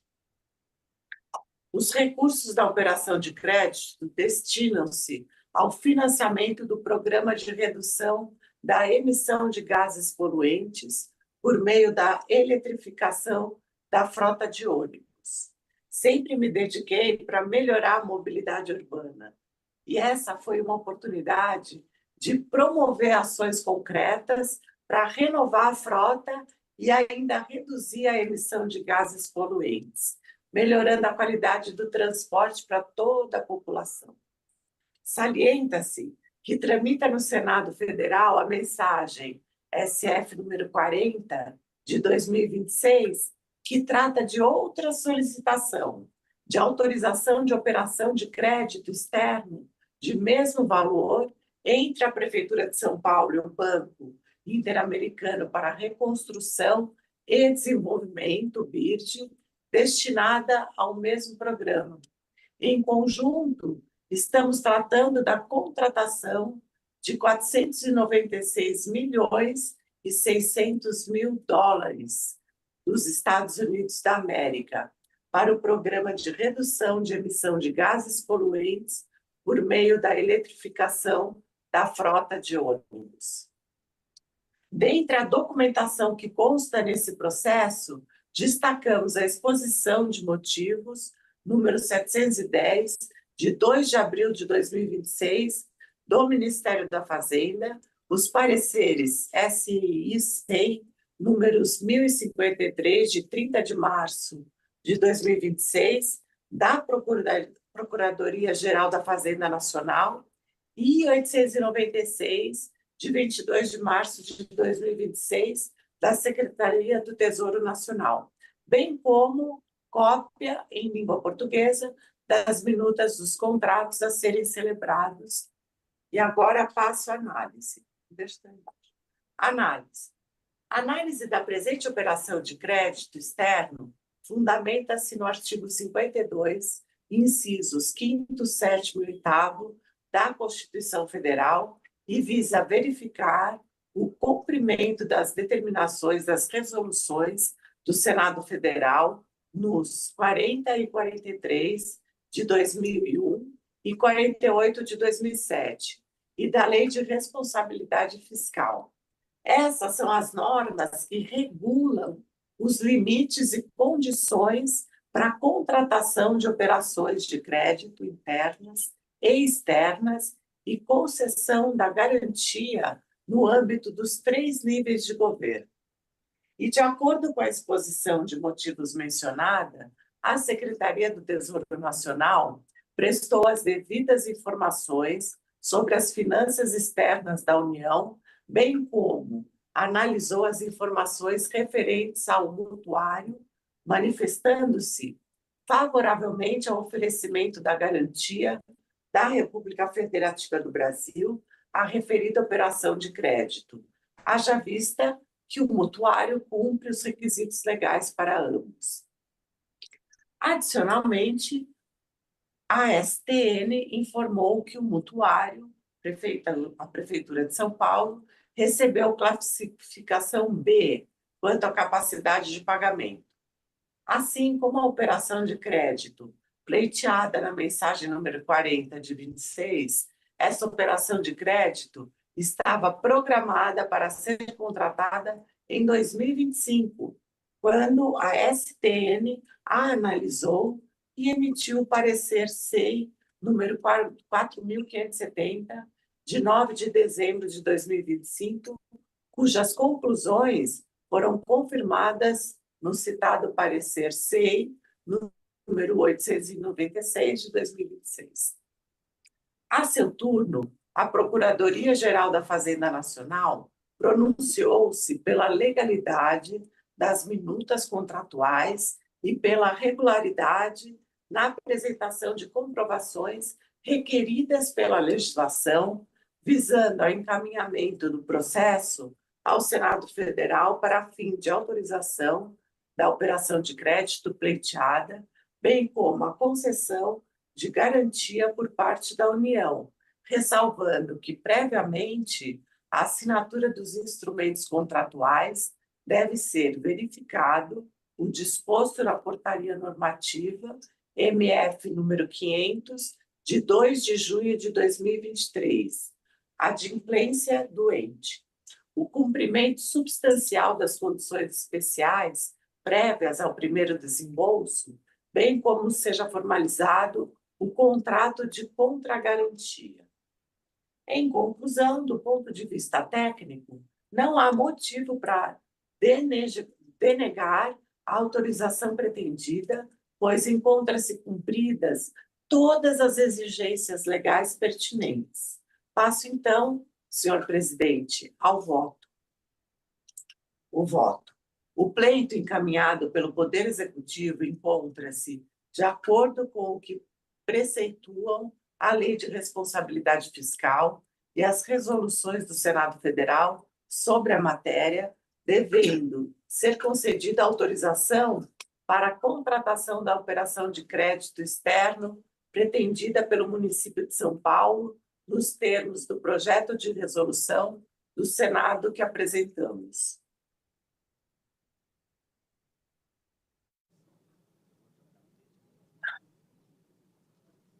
O parecer é favorável à mensagem, nos termos do projeto de resolução apresentado pela relatora, senadora Mara Gabrilli. Completada a instrução, passamos à discussão da matéria. Não temos senadores inscritos para discutir, está encerrada a discussão. Passamos à apreciação.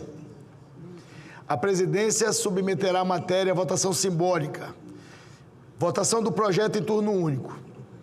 As senadoras e os senadores que o aprovam permaneçam como se encontram. Está aprovado o projeto de resolução número 33 de 2026. O parecer da comissão diretora oferecendo a redação final será publicado na forma regimental. Discussão da redação final, encerrada a discussão e votação. As senadoras e os senadores que aprovam permanecem como se encontram. Aprovada a redação final, a matéria vai imediatamente à promulgação. Eu vou fazer uma inversão de pauta para trazer o item 3 para ser o segundo, porque a relatora é a senadora Mara.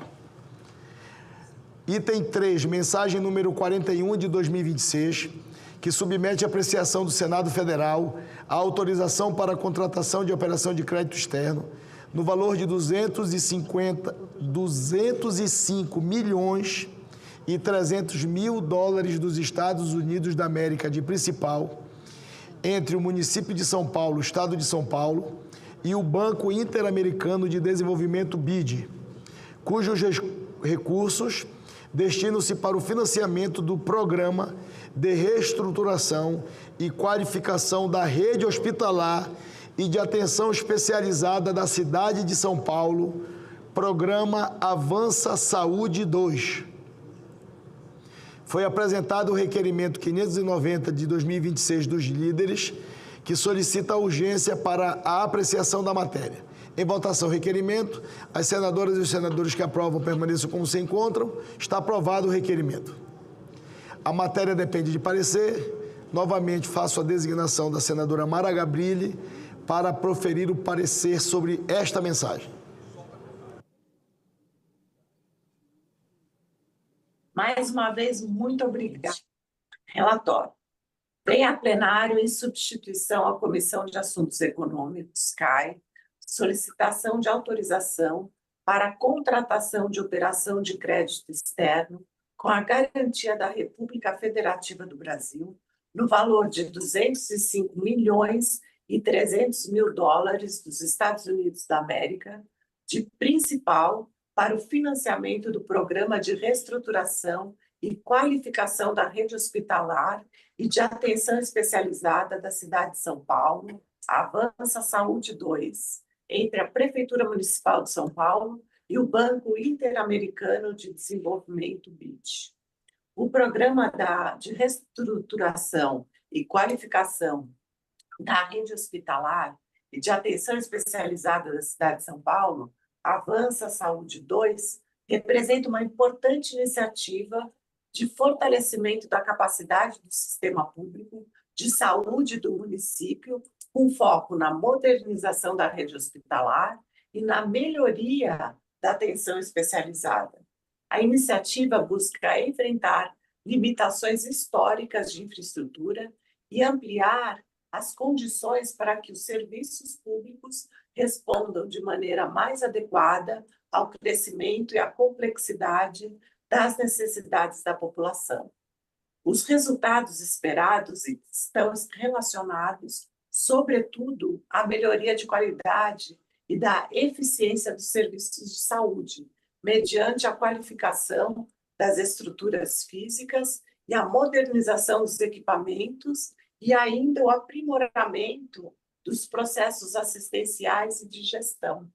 A reestruturação da rede permite criar condições mais adequadas para o funcionamento das unidades e para a prestação de um atendimento mais seguro, resolutivo e humanizado. Outro resultado relevante é o fortalecimento da capacidade de atendimento da rede municipal, com potencial para reduzir gargalos, melhorar os fluxos de pacientes e ampliar a oferta de serviços especializados.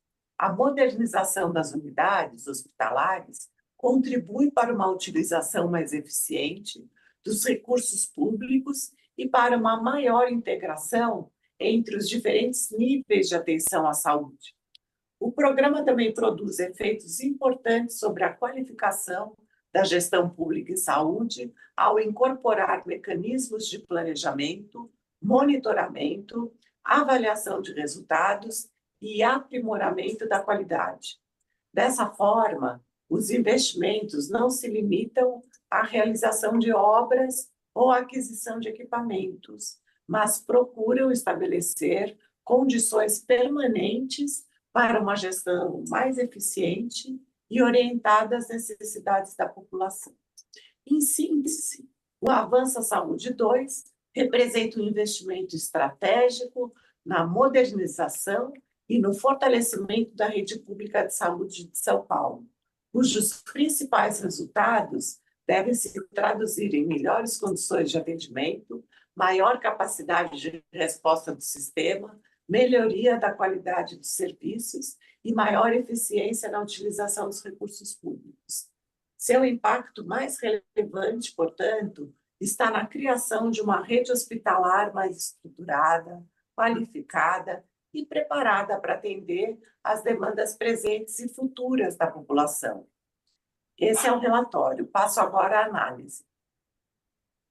A Constituição Federal de 1988 estabeleceu meios de controle pelo Senado Federal das operações financeiras externas de interesse da União, dos estados, do Distrito Federal e dos municípios, consoante o artigo 52, incisos 5º, 7º e 8º, tendo a Câmara Alta disciplinado a matéria mediante a resolução número 48 de 21 de dezembro de 2007 e alterações à resolução número 43 de 2001 e alterações todas do Senado Federal.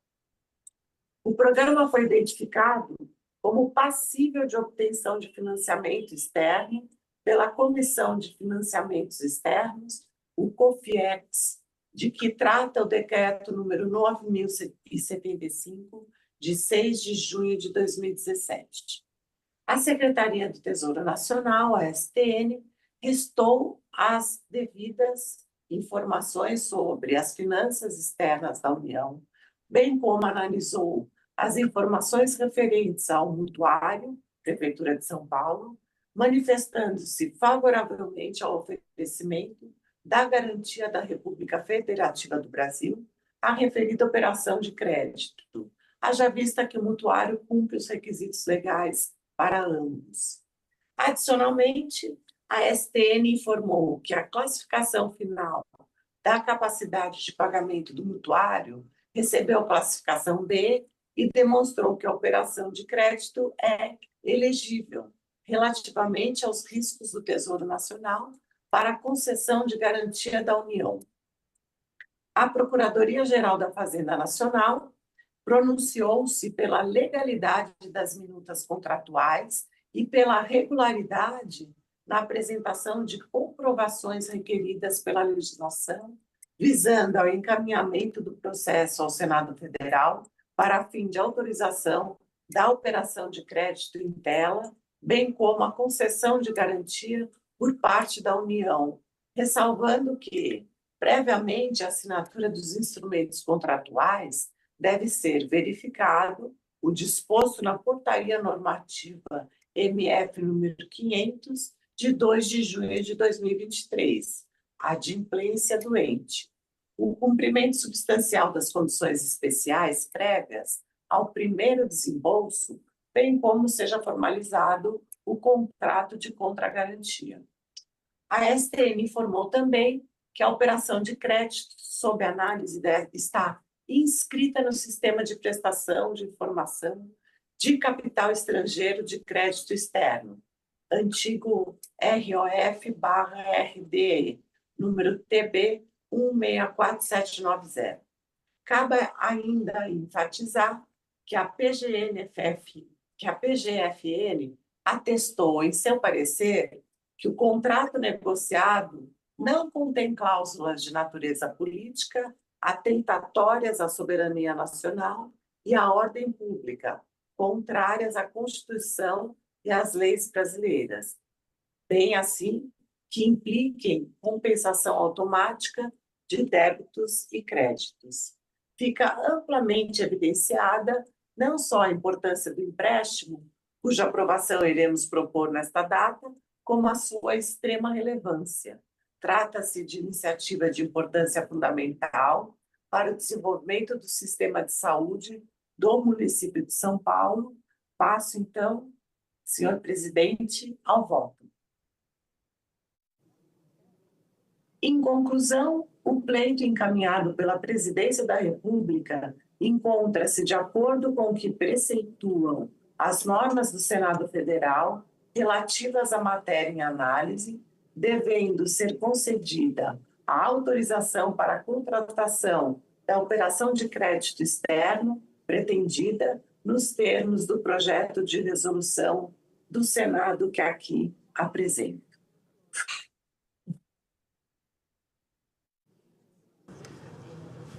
Concluiu, minha senadora querida? Concluí, meu presidente amado. Um beijo. O parecer é favorável... Beijo, muito obrigado. O parecer é favorável à mensagem nos termos do projeto de resolução que apresenta. Completada a instrução, passamos à discussão da matéria. Não temos senadores inscritos para discutir, está encerrada a discussão. Passamos à apreciação. A presidência submeterá a matéria à votação simbólica. Votação do projeto em turno único. As senadoras e os senadores que aprovam permaneçam como se encontram. Está aprovado o projeto de resolução número 35 de 2026. O parecer da comissão diretora, oferecendo a redação final, será publicado na forma regimental. Em discussão, a redação final, encerrada a discussão em votação. As senadoras e os senadores que aprovam permaneçam como se encontram. Aprovada a redação final, a matéria vai imediatamente à promulgação. Senhor presidente.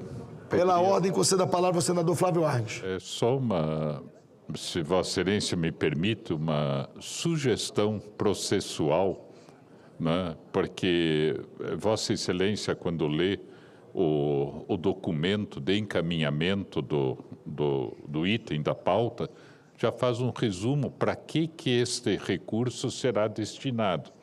E há um cuidado muito grande do Executivo, obviamente, a Procuradoria da Fazenda, o Tesouro Nacional, e os relatórios são todos eles muito parecidos, vamos dizer, com exceção do objeto que Vossa Excelência lê. E os relatórios estão disponibilizados já para todas as pessoas. Então eu perguntaria, claro que seria no arbítrio também do relator, que ele pudesse destacar algum aspecto e ia para o voto diretamente. Né? Na verdade, senador Flávio, é mais ou menos isso que a gente faz. Mas, concretamente, neste caso, não está disponível, porque nós incluímos agorinha, ainda há pouco, como extra pauta, e agora que estão fazendo os relatórios. Tá. Não, mas só... Vossa Excelência está certo quando nós formos fazer as votações das mensagens que já estão com o relatório apresentado, aí eu vou pedir a compreensão dos relatores para serem mais breves possíveis, porque aí vai estar todo mundo ciente do que é o empréstimo. E nada contra, porque o público, em geral, a sociedade tem que saber, porque isso passou por um processo, assim, extenuante no Executivo, nos órgãos de fiscalização e tudo, está chegando aqui, né, para que a gente diga assim, não, tá, eu acho que está... Agora, se o relator achar que não está de acordo, o voto, obviamente, não será o caso, obviamente, mas seria diferente. Mas tudo bem, senhor presidente, é só no sentido de colaboração. Muito obrigado, senador Flávio Arnes. Vossa Excelência estaria ajudando muito a presidência, até para dar celeridade na sessão. Eu estou fazendo uma inversão de um item da pauta com a aquiescência do senador astronauta e pedi a compreensão da senadora Daniela Ribeiro, que a senadora Tereza tem outro compromisso, a nossa líder, e ela pediu para fazer a inversão de pauta de um empréstimo da cidade de Petrolina, no estado de Pernambuco. E a relatora foi designada uma pernambucana, e ela gostaria de fazer o relatório na tribuna.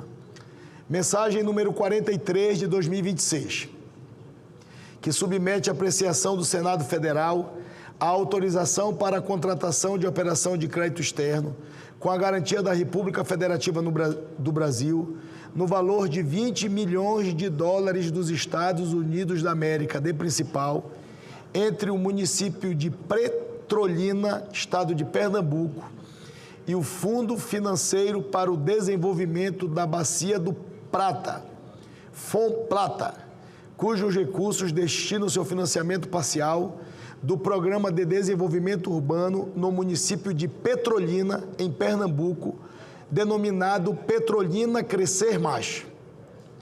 Foi apresentado o requerimento 596 de 2026 dos líderes, solicitando a urgência para apreciação da matéria. Em votação, requerimento. As senadoras e os senadores que aprovam permaneçam como se encontram. Está aprovado o requerimento. A matéria depende de parecer. Faço a designação da senadora Tereza Leitão para proferir o seu parecer em plenário. Com a palavra, a relatora.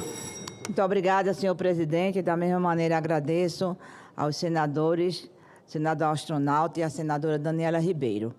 Vou também seguir um pouco a sugestão que foi dada pelo nosso senador Flávio Arnes.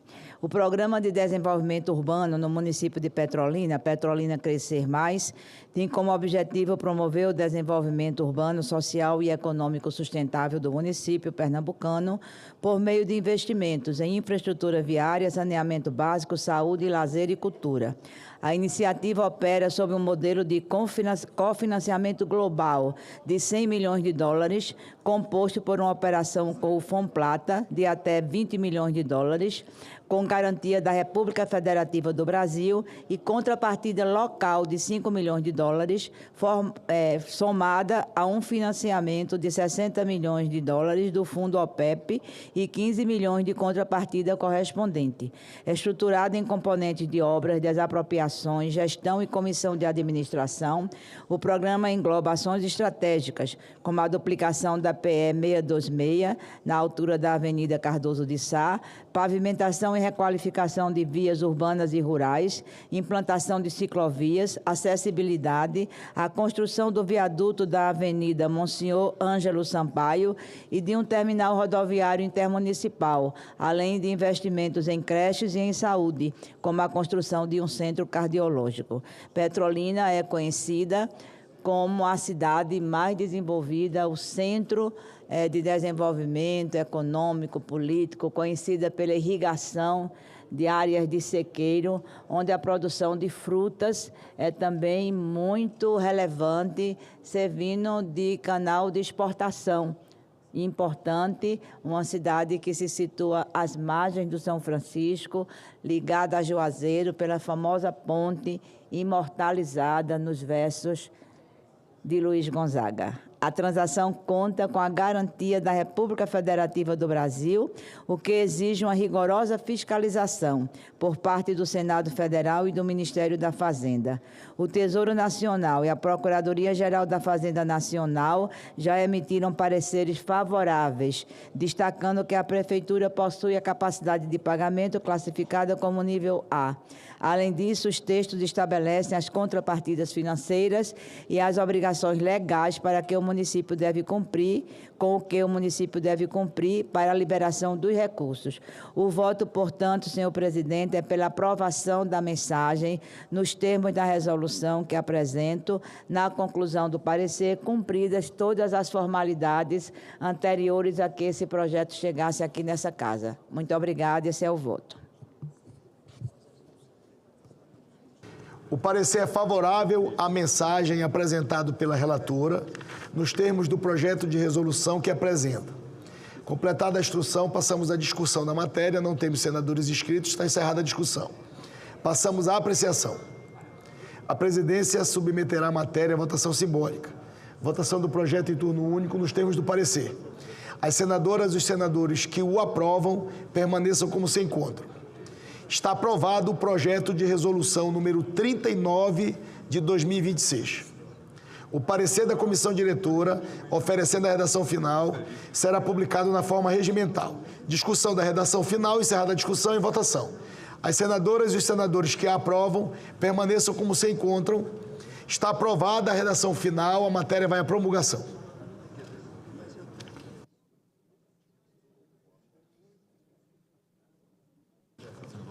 Item 2, mensagem número 40 de 2026, que submete à apreciação do Senado Federal a autorização para a contratação de operação de crédito externo com a garantia da República Federativa do Brasil no valor de 248 milhões e 300 mil dólares dos Estados Unidos da América de principal entre o município de São Paulo, Estado de São Paulo, e o Banco Internacional para a Reconstrução e o Desenvolvimento, BIRD, cujos recursos destinam-se para o financiamento do Programa de Redução da Emissão de Gases Poluentes por meio da eletrificação da frota de ônibus da cidade de São Paulo.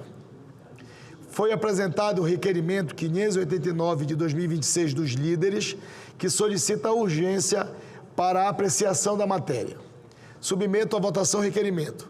As senadoras e os senadores que aprovam permaneçam como se encontram.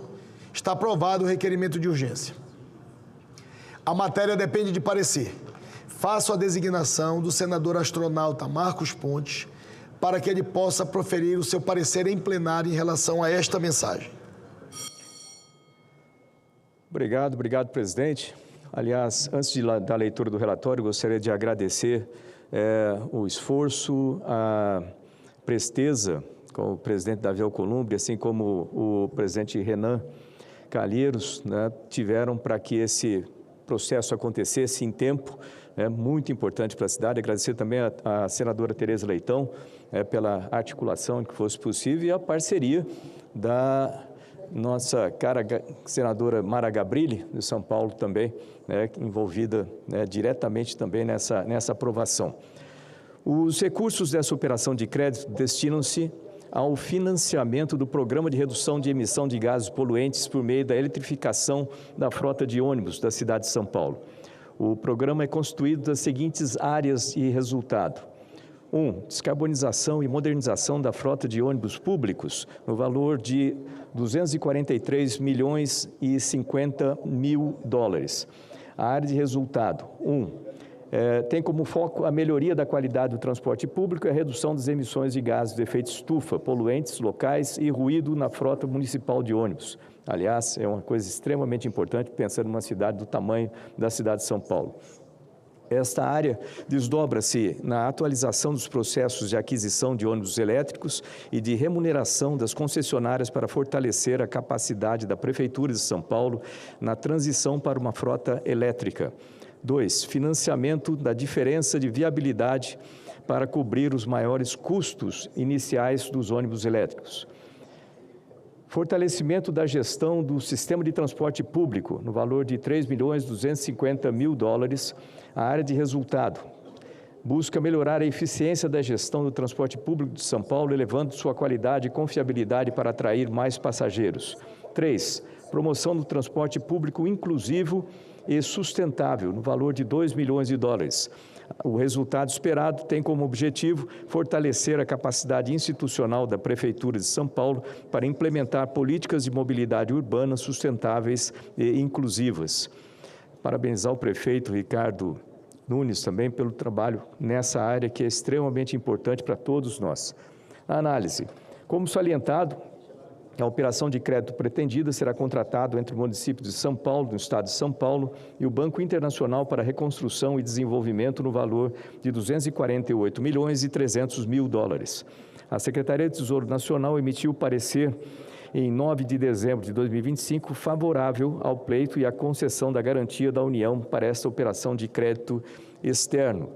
No parecer, são fornecidas informações acerca da situação do município de São Paulo no que diz respeito ao cumprimento das condições e exigências de natureza financeira e processual estipuladas pelas resoluções 40 e 43 de 2001 do Senado Federal, bem como as relativas às disposições constantes da resolução número 48 de 2007 do Senado Federal, que estabelece limites e condições para que a União possa conceder garantias em operações de crédito. Relativamente aos aspectos de natureza financeira, nos termos das condições e exigências definidas nas resoluções supracitadas, aplicáveis ao financiamento pretendido, cabem os seguintes esclarecimentos. A. O referido programa foi autorizado pela Comissão de Financiamentos Externos, conforme Resolução 29 de 2023, alterada pela Resolução 24 de 2025. A contratação da operação de crédito foi deferida pelo supracitado parecer, que considerou terem sido atendidos os requisitos mínimos previstos pela Resolução 43 de 2001 do Senado Federal, em especial quanto aos limites de endividamento do município de São Paulo. C. Relativamente à exigência constitucional de que programas ou projetos constem no plano plurianual, é informado que a operação em questão preenche esse requisito. Delta. A Lei Orçamentária para o Exercício Financeiro de 2025 contempla dotações para a execução do programa. Constam desse orçamento dotações relativas à receita da operação de crédito externo e à despesa com que os encargos da dívida. ECO. A Secretaria de Tesouro Nacional também verificou que há previsão de oferecimento de contrapartidas por parte do município de São Paulo. Para tanto, o Poder Executivo está autorizado a vincular as receitas previstas no artigo 167, parágrafo 4º da Constituição Federal e outras garantias em direito admitidas. Fox. É possível atender a esse pleito de garantia, pois são consideradas suficientes e adequadas as contrapartidas a serem prestadas pelo município de São Paulo à União, caso venha a honrar o compromisso na condição e garantia da operação. Golf. A margem de concessão da pleiteada garantia da União dentro do limite estabelecido pelo artigo 9º da Resolução 48 de 2007, já que o saldo total das garantias concedidas pela União encontra-se em 22,08% da receita corrente líquida, portanto, abaixo do limite de 60% da referida receita. Hotel. O município de São Paulo encontra-se inadimplente com a União relativamente aos financiamentos e refinanciamentos por ela concedidos ou garantias por ela honradas. Índia, foi realizada a análise da capacidade de pagamento da pleiteante, a garantia, de acordo com a metodologia estabelecida na portaria normativa de 2023. Na análise realizada, a classificação final da capacidade de pagamento do ente é bravo, letra B, né, bravo, de maneira que se considera atendido o requisito. Tendo visto disposto no artigo 11 parágrafo 4º da portaria normativa número 1583 de 2023, ficam dispensadas da análise de custo efetivo máximo aceitável as operações garantidas pela União cujos credores estejam organismos multilaterais ou agências governamentais estrangeiras, o que se aplica ao presente caso. Como a operação de crédito não foi contratada no exercício de 2025, o processo retornou para manifestação complementar da Secretaria de Tesouro Nacional, que se pronunciou por meio do parecer número 841 de 2026, de 22 de março de 2026, onde corroborou o entendimento anterior de que o ente federativo cumpre os requisitos dispostos na portaria normativa número 500 de 2023. A Procuradoria-Geral da Fazenda Nacional emitiu o parecer número 1035 de 2026, em 27 de março de 2026, no exame das cláusulas da minuta contratual, concluiu que elas são admissíveis e estão de acordo com a legislação brasileira aplicável à espécie. Em especial, foi observado o disposto no artigo 8º da Resolução 48 de 2007, que veda disposição contratual de natureza política atentatória à soberania nacional e à ordem pública, ou contraria a Constituição e as leis brasileiras, bem como implica em compensação automática de débitos e créditos. O voto. Em conclusão, o pleito encaminhado pelo município de São Paulo encontra-se de acordo com o que preceituam as resoluções 40 e 43 de 2001 e 48 de 2007, todas do Senado Federal, devendo ser concedida a autorização para a contratação da operação de crédito externo pretendida nos termos do projeto de resolução do Senado, conforme se apresenta e disponibilizado no processo. Obrigado, presidente.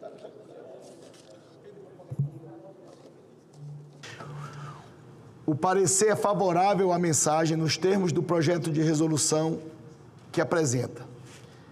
Completada a instrução, passamos à discussão da matéria. Não temos quem queira discutir, está encerrada a discussão.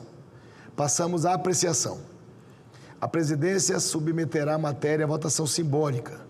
Votação do projeto em turno único. As senadoras e os senadores que aprovam permaneçam como se encontram. Está aprovado o projeto de resolução número 34 de 2026. O parecer da comissão diretora oferecendo a redação final será publicado na forma regimental. Em discussão, redação final, encerrada a discussão e votação. As senadoras e os senadores que aprovam permaneçam como se encontram. Aprovada a redação final, a matéria vai à promulgação. Senadora Daniela,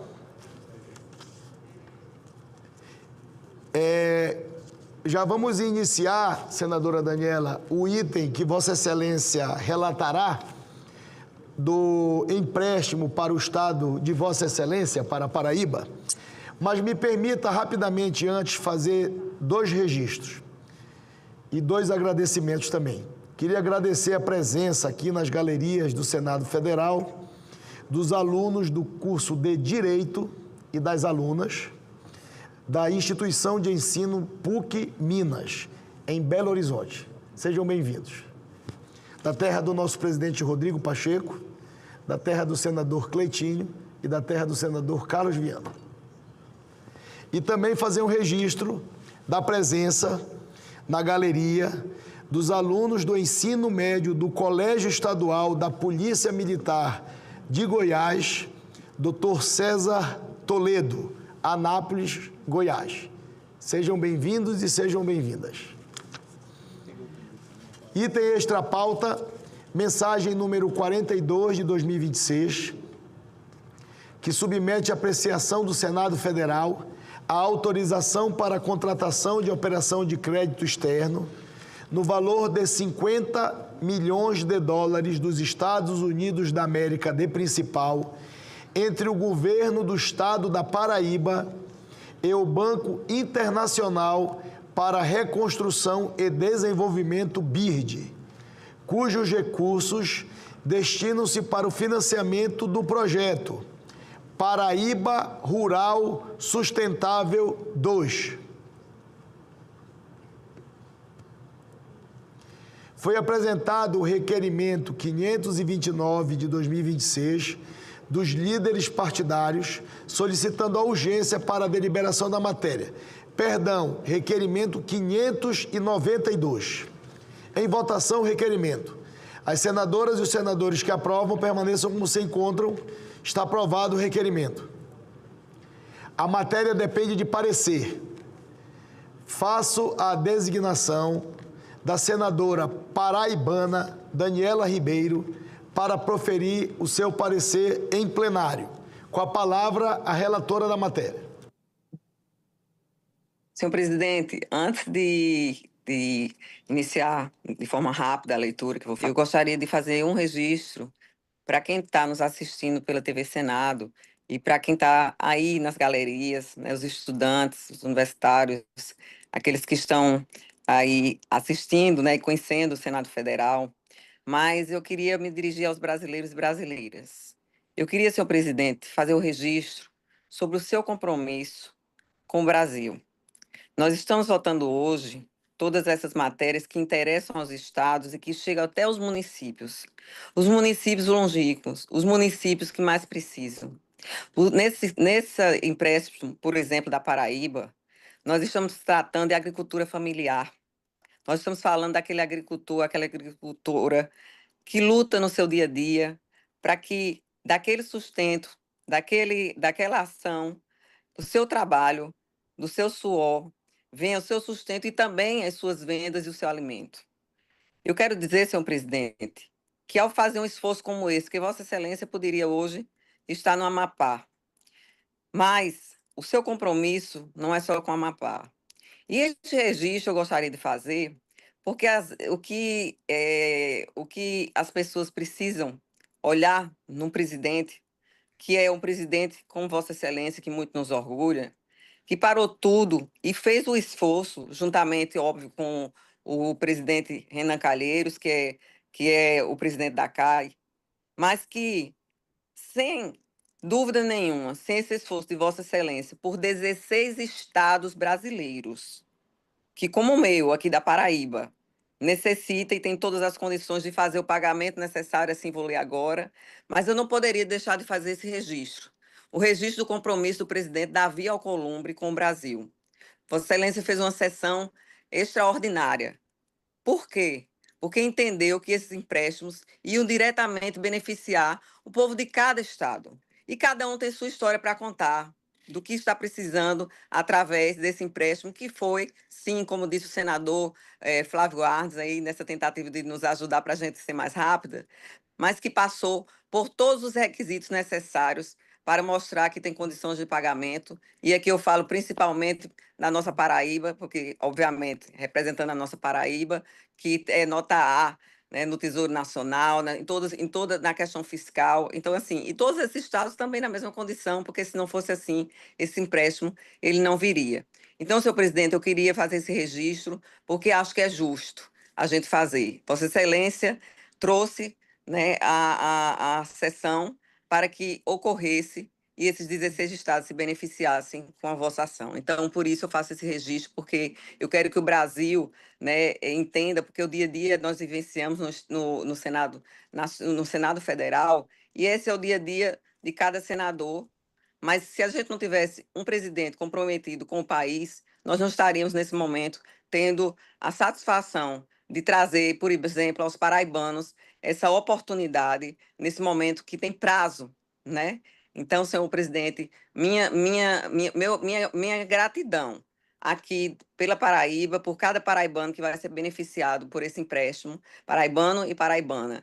E em nome deles e da Paraíba, eu agradeço por todos os estados que Vossa Excelência chegou aí nessa cadeira, fez o esforço todo e só quem sabe é quem vive, é quem vivencia para estar por trás, para fazer com que as coisas cheguem e sejam colocadas em pauta.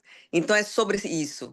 As pessoas gostam muito, muito de criticar políticos, mas é importante, tão importante, se pudessem passar um dia com um presidente como Vossa Excelência e ver os esforços que faz. Então, por isso eu termino, e isso eu digo porque falo também como senadora, que sou muitas vezes injustiçada por não saberem o quanto é a gente andar e voltar para o Estado e continuar trabalhando. Então, é fácil falar, criticar, mas também, se pudéssemos o Brasil ter esse olhar de crítica, mas também de elogios, na hora que se deve elogios, eu acho que nós teríamos um país bem melhor, bem mais unido e bem mais instruído, eu diria, principalmente. Então, senhor presidente, eu começo aqui com o resumo do parecer, ver o exame do plenário, em substituição à Comissão de Assuntos Econômicos, a mensagem número 42, 2026, pela qual o presidente da República submete a esta Casa, nos termos do artigo 52, incisos 5, 7 e 8 da Constituição Federal, pedido de autorização para a contratação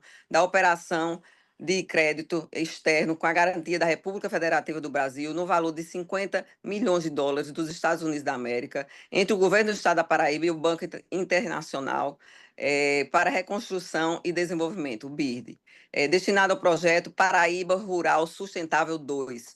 O custo total é de 62,5 milhões em contrapartida estadual e de 12,5 milhões 20% dos investimentos desembolsos entre 2026 e 2031. Prazo total de 186 meses e encerramento previsto para julho de 2032. O projeto sucede e amplia o Paraíba Rural Sustentável 1 e tem por objetivo melhorar o acesso a mercados e o número e aumentar a resiliência climática dos agricultores familiares paraibanos e paraibanas. O diagnóstico que instrui a mensagem aponta gargalos precisos e o índice de atendimento rural de água na Paraíba é de 24,2% em comparação a 92% nas áreas urbanas do estado.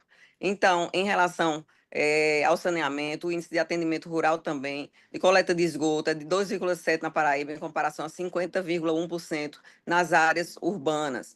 Ou seja, comunidades isoladas no período chuvoso pela instabilidade das estradas, piscinais e assistência técnica limitada a 16,8% dos estabelecimentos familiares, segundo o Censo Agropecuário de 2017. O projeto organiza-se em 4 componentes. O primeiro, de fortalecimento da produção sustentável, que responde por 38,8 milhões e reúne sistemas produtivos resilientes, tecnologias hídricas, biodivergentes e sistemas fotovoltaicos, apoio a cooperativas e a empreendimentos associativos de comercialização direta e proteção e restauração de áreas degradadas com viveiros e bancos de sementes. O segundo, de redução da vulnerabilidade agroclimática, destina 14,4 milhões à recuperação de trechos críticos de estradas rurais não pavimentadas, e o terceiro aplica 3,6 milhões em assessoria técnica, regularização do cadastro ambiental rural, inclusão digital e formação de operadores locais para a manutenção das estradas. O quarto, de gestão e avaliação, soma 5,4 milhões. Os investimentos produtivos e ambientais chegarão aos beneficiados por meio de subvenções compartilhadas, vinculadas a planos de negócio dos próprios organizadores e produtores, cooperativas, associações comunitárias, com exigência de cofinanciamento e critérios de elegibilidade fixada em manual operacional. A cobertura expande-se dos 180 municípios na primeira fase para agora os municípios do estado, excetuada a capital, para todos os municípios, excetuada a capital. As metas informadas pelo órgão técnico estadual prevê o atendimento de 34,800 mil famílias, entre as quais 9 mil mulheres, 3 mil jovens e 600 famílias de povos e comunidades tradicionais, das quais 17.400 com melhorias de acessibilidade rural. Quanto aos requisitos formais, a Secretaria do Tesouro Nacional atestou o enquadramento do Estado nos limites da resolução do Senado Federal, número 43, de 2001, a classificação A de capacidade de pagamento e a suficiência das contragarantias, bem como o enquadramento das garantias da União no limite da resolução número 48 de 2007. A Procuradoria-Geral da Fazenda Nacional pronunciou-se pela legalidade das minutas, ressalvando providências prévias à assinatura dos contratos incorporados no projeto de resolução. Ante o exposto, o voto é pela aprovação do pleito, nos termos do projeto de resolução constante deste parecer. Muito obrigada, senhor presidente. Obrigado, senadora Daniela Ribeiro, pelas palavras, e eu divido elas todas com os nossos colegas senadores e senadoras, inclusive com Vossa Excelência. Muito obrigado. O parecer é favorável à mensagem nos termos do projeto de resolução que apresenta. Completada a instrução, passamos à discussão da matéria. Não havendo quem queira discutir, está encerrada a discussão, passamos à apreciação da matéria. A presidência submeterá a matéria à votação simbólica. Votação do projeto em turno único.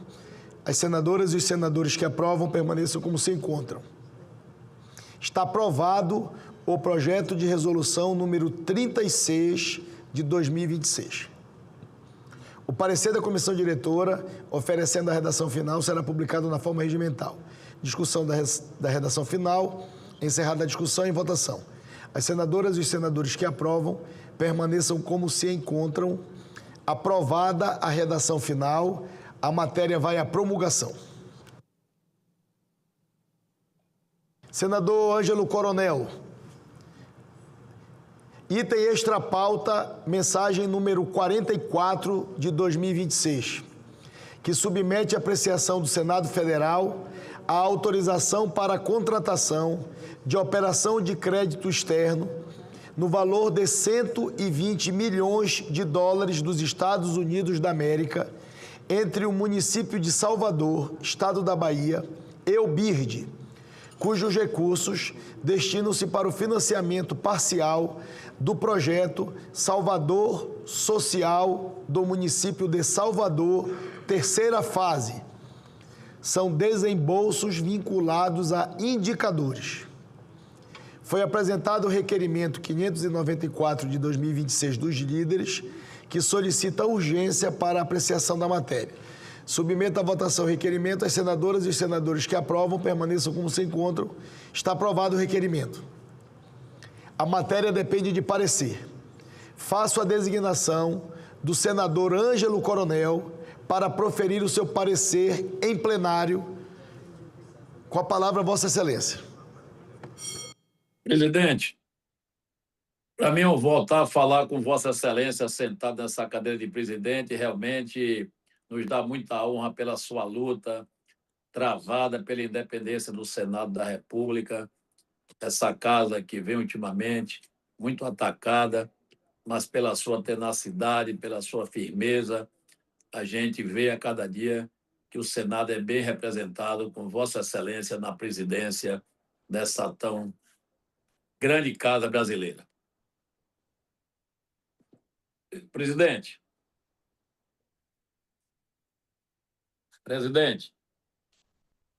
Vossa Excelência está com a palavra, senador Coronel.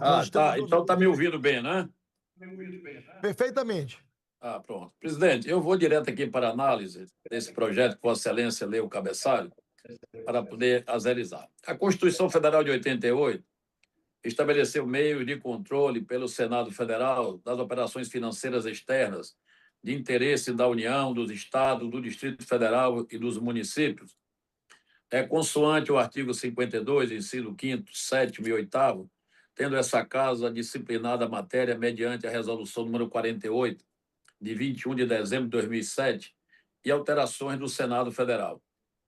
O programa foi identificado como passível de obtenção de financiamento externo pela Comissão de Financiamento Externo, COFIEX, de que trata o Decreto 9.075, de 6 de junho de 2017. A Secretaria do Tesouro Nacional, o STN, prestou as devidas informações sobre as finanças externas da União, bem como analisou as informações referentes ao mutuário, manifestando desfavoravelmente a contratação de operação de crédito e ao oferecimento da garantia da República Federativa do Brasil à referida operação, haja visto que o mutuário cumpre os requisitos legais para ambos. Adicionalmente, senhor presidente, informou que o mutuário recebeu classificação a mais quanto à capacidade de pagamento. A PGFN pronunciou-se pela legalidade das minutas contratuais e pela regularidade na apresentação de comprovações requerida pela legislação, visando ao encaminhamento do processo ao Senado Federal para fim de autorização da operação de crédito em tela, bem como a concessão de garantia por parte da União, ressalvando que, previamente à assinatura dos instrumentos contratuais, deve ser verificado o disposto na portaria normativa do MF 500, de 2 de junho de 2023, que é sobre a adimplência do ente, bem como o cumprimento substancial das condições especiais prévias ao primeiro desembolso. A STN informou também que a operação de crédito sob análise está inscrita no Sistema de Prestação de Informação de Capital Estrangeiro de Crédito Externo, o antigo ROF-RDE, número TB 17604. Cabe enfatizar que a PGFN atestou em seu parecer que o contrato negociado não contém cláusulas de natureza política atentatórias à soberania nacional e à ordem pública, contrárias à Constituição e às leis brasileiras, bem assim que implique compensação automática de débitos e créditos. Vamos ao voto, senhor presidente Davi Alcolumbre. Em conclusão, o pleito encaminhado pela Presidência da República encontra-se de acordo com o que preceituam as normas do Senado Federal relativas à matéria em análise, devendo ser concedida a autorização para a contratação da operação de crédito externa pretendida nos termos do parágrafo abaixo. Então, senhor presidente, a operação autoriza a contratação de operação de crédito externo no valor de 120 milhões de dólares dos Estados da América entre o município de Salvador, Estado da Bahia, e o BIRD, cujos recursos destinam-se para o financiamento parcial do projeto Salvador Social do município de Salvador na sua terceira fase, desembolsos vinculados a indicadores. Então, senhor presidente, esse aí é o nosso relatório a respeito desse primeiro empréstimo que Salvador está pleiteando junto ao BIRD com o aval da União. Obrigado, senador Ângelo Coronel, e meus cumprimentos a Vossa Excelência também, e muita felicidade de lhe reencontrar virtualmente. O parecer é favorável à mensagem nos termos do projeto de resolução que apresenta. Completada a instrução, passamos à discussão da matéria. Não temos senadores inscritos para discutir, está encerrada a discussão. Passamos à apreciação. A presidência submeterá a matéria à votação simbólica. Votação do projeto em turno único. As senadoras e os senadores que aprovam permaneçam como se encontram. Está aprovado o projeto de resolução número 37 de 2026. O parecer da comissão diretora, oferecendo a redação final, será publicado na forma regimental. Discussão da redação final, encerrada a discussão e votação. As senadoras e os senadores que aprovam permaneçam como se encontram. Aprovada a redação final, a matéria vai à promulgação. Senador Coronel. Pela ordem, senhor presidente. Pela ordem, senador Hermes. Senhor presidente Davi, eu queria registrar hoje aqui a presença do meu amigo Vilmar Carelli, prefeito de Videira, da minha Santa Catarina. Muito obrigado. Seja muito bem-vindo, querido prefeito, ao plenário do Senado Federal, na companhia do nosso querido senador Hermes. Senador Coronel, Vossa Excelência é relator de uma segunda mensagem para a cidade de Salvador. Apenas o líder Efraim pediu para fazer um pronunciamento importante. Eu vou conceder a palavra ao senador Efraim para um rápido pronunciamento. Em seguida, vou chamar Vossa Excelência para relatar a segunda mensagem. Peço só a compreensão de Vossa Excelência rapidamente. Concedo a palavra ao senador Efraim Filho. Meu caro amigo Ângelo Coronel, será rápido, tempinho para você tomar uma água, tomar um fôlego para poder relatar a sua segunda mensagem. Senhor presidente Davi Alcolumbre, pedi venha a Vossa Excelência e ao senador Ângelo Coronel para que aqui do alto da tribuna do Senado a gente possa fazer a devida homenagem de solidariedade ao nosso soldado Ícaro Flávio, paraibano, que faleceu essa madrugada no confronto com o crime organizado na cidade de Santa Rita, a 9ª cidade mais violenta do Brasil. E toda vez que a gente perde um homem de farda, é o Estado que está sendo agredido. Então, minha solidariedade a Ícaro Flávio, a sua família, a solidariedade a seus familiares, a seus amigos, que Deus conforte o seu coração. Nós temos que trazer a homenagem após a tragédia, porque, infelizmente, na vida, o governo ainda não tem dado a dignidade, o valor, a vida desses homens e mulheres que saem de suas casas, que arriscam as suas vidas, que tentam defender as nossas famílias e muitas vezes não tem esse reconhecimento, essa valorização devida. Então, essa homenagem aqui da tribuna do Senado tem essa missão, fazer esse reconhecimento, porque foi uma morte em combate, é um risco a que os policiais estão submetidos, mas sempre fica aquela dor, aquela pergunta, como ficará a família dele? Como ficará o sustento dessa família? Por isso que eu defendo, inclusive, que todo policial morto em combate, ele tenha a integralidade dos seus vencimentos para a pensão aos seus familiares. É importante que isso possa acontecer. A gente tem que valorizar. O que nós temos visto hoje é, muitas vezes, um Estado que continua pensando como repartição pública e um crime que está organizado, que está agindo como empresa. Então, um crime organizado e um Estado desorganizado faz com que a escalada da violência amedronte as nossas famílias. Então, a minha solidariedade ao soldado Ícaro Flávio, a minha homenagem e o meu conforto aos familiares e amigos, em nome de companheiros de Polícia Militar, como o Cabo Gilberto Silva, como o delegado Valber Virgulino, como o Sargento Neto, como a Cabo Raquel, pessoas que estão conosco nessa caminhada, em nome deles, fazer a saudação a toda a briosa Polícia Militar da Paraíba e levar a eles o meu abraço de solidariedade. É preciso ter coragem e é preciso ter experiência para enfrentar o crime organizado e a escalada da violência que hoje amedronta a família brasileira, em especial a família paraibana. A ele, a minha solidariedade. Muito obrigado pelo espaço e pela tolerância, senhor presidente. Cumprimento Vossa Excelência pela mensagem à família de um policial vítima no estado da Paraíba. Item extra pauta número 4, mensagem número 45 de 2026, que submete à apreciação do Senado Federal a autorização para a contratação de operação de crédito externo no valor de 70 milhões de dólares americanos entre o município de Salvador, estado da Bahia, e o Banco Interamericano de Desenvolvimento BID, cujos recursos destinam-se para o financiamento do programa SCA Salvador Capital Afro. Foi apresentado o requerimento 593 de 2026 dos líderes, que solicita urgência para apreciação da matéria. Em votação, requerimento. As senadoras e os senadores que aprovam permaneçam como se encontram. Está aprovado o requerimento. A matéria depende de parecer.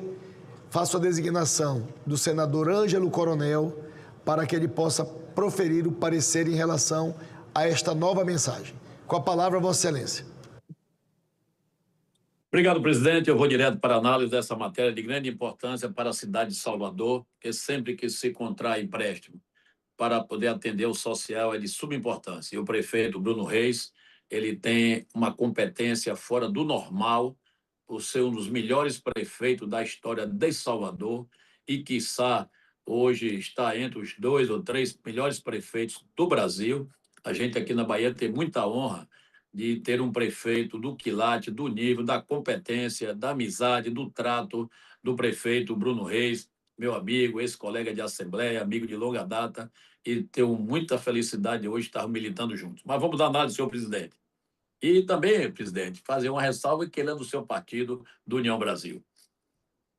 Análise, presidente. Análise do presente operação de crédito externo fundamenta-se no artigo 52, inciso 5º, 7 e 8º da Constituição Federal e visa verificar o cumprimento das determinações da resolução do Senado Federal, número 40 e 43 de 2001 e 48 de 2007, a Lei de Responsabilidade Fiscal, LRF.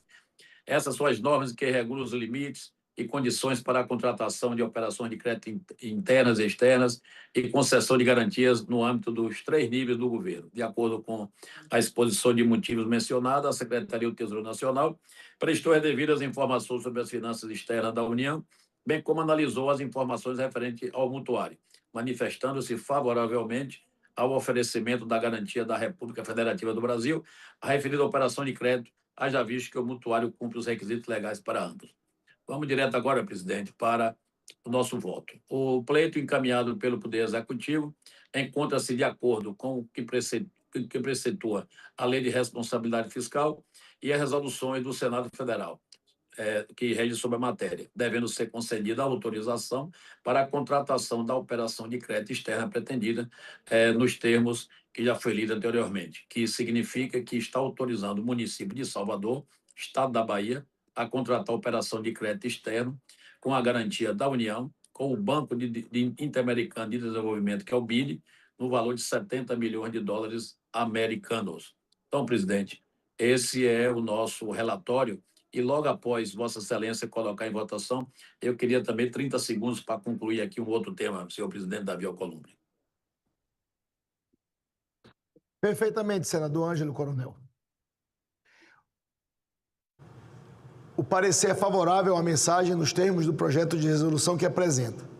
Completada a instrução, passamos à discussão. Não temos senadores inscritos para discutir, está encerrada a discussão, passamos à apreciação da matéria. A presidência submeterá a matéria à votação simbólica. Votação do projeto em turno único. As senadoras e os senadores que aprovam permaneçam como se encontram. Está aprovado o projeto de resolução número 38 de 2026. O parecer da comissão diretora oferecendo a redação final será publicado na forma regimental. Em discussão, a redação final, encerrada a discussão e votação. As senadoras e os senadores que aprovam permaneçam como se encontram. Está aprovada a redação final, a matéria vai à promulgação. Concedo a palavra ao senador Ângelo Coronel. Presidente, eu gostaria do empenho de Vossa Excelência, sei que Vossa Excelência tem se empenhado bastante, mas nós temos um projeto aí, que é o 2583 de 2025, que reajusta o Bolsa Família pela inflação. Esse projeto já tem mais de um ano dormindo na casa, precisamos dar celeridade. E também, presidente, pedir a Vossa Excelência mais uma vez o empenho para que a gente possa colocar em votação a PEC 5, de minha autoria, no qual fixa em 8% o desconto da Previdência de todas as prefeituras do Brasil, principalmente aquelas que têm até 142 mil habitantes. Os prefeitos estão numa situação agonizante, onde, quando nós aprovamos uma emenda no projeto da desoneração da folha, que era de 20% de desconto para as prefeituras, conseguimos reduzir para 8%, só que o governo, na sua sanha arrecadatória, já passou de 8 para 12, de 12 para 16, e já está previsto no próximo ano, em janeiro, passar para 20, voltar ao que era antigamente. É importante, presidente, que a gente consiga tirar esse projeto, essa PEC, da gaveta do presidente da CCJ, que é até o baiano Otto Alencar, e vá a plenário da CCJ e depois ao plenário do Senado, para que vá para a Câmara, e a gente aprovar essa PEC. Com certeza é o projeto municipalista mais aguardado pelos prefeitos do Brasil. que é fixar em 8% o desconto da Previdência. É questão de justiça, presidente, sei que posso contar com Vossa Excelência e sei que Vossa Excelência vai tentar convencer o presidente da CCJ a colocar essa PEC em votação, presidente Davi Alcolumbre.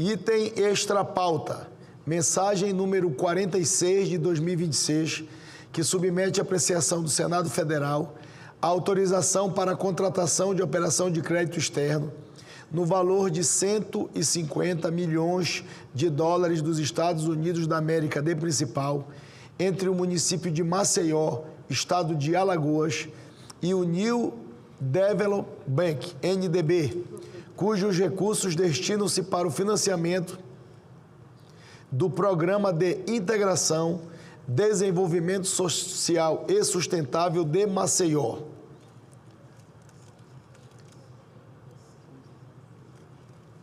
MCZ3I. Foi apresentado o requerimento 595 de 2026 dos líderes, que solicita urgência para a matéria. Em votação, requerimento. As senadoras e os senadores que aprovam permaneçam como se encontram. Está aprovado o requerimento. A matéria depende de parecer. Faço a designação da senadora doutora Eudócia para proferir o parecer em plenário. Com a palavra, a relatora.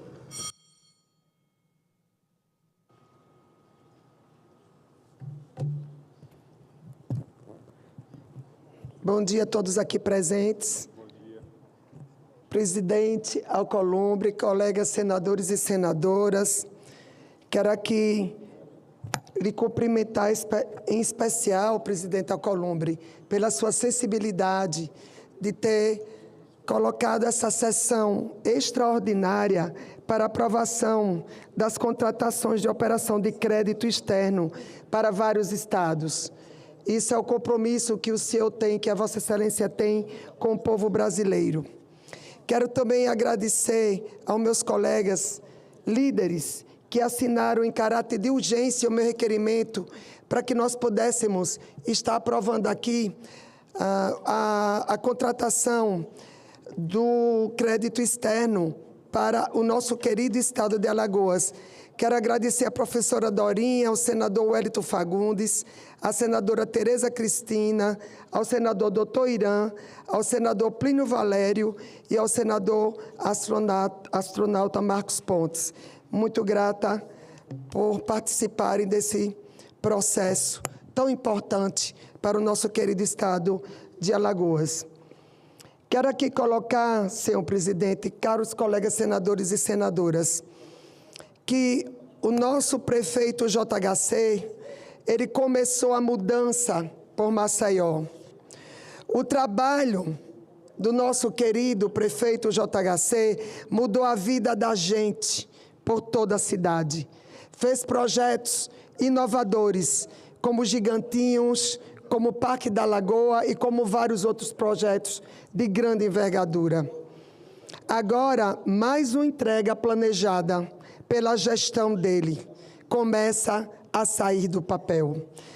O BRT, que é um sonho antigo, o BRT, que é um sistema de ônibus de trânsito rápido, que vai mudar a mobilidade urbana do nosso querido estado de Alagoas e especialmente nossa querida capital Maceió, a capital de todos os alagoanos.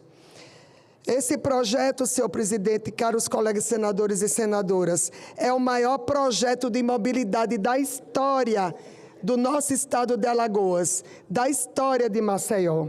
Vai beneficiar mais de 600 mil pessoas.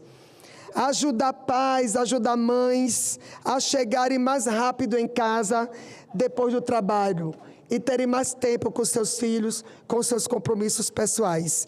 É mais um projeto feito pelo nosso querido JHC, o nosso prefeito JHC, pensando no cuidado com as pessoas, como ele sempre pensou, desde o primeiro dia de mandato, e que agora vai ser desenvolvido pelo nosso querido prefeito Rodrigo Cunha, esse grande gestor que está continuando o trabalho iniciado pelo prefeito JHC e que trabalha com muito afinco, com muito esmero, cuidando do povo maceiense.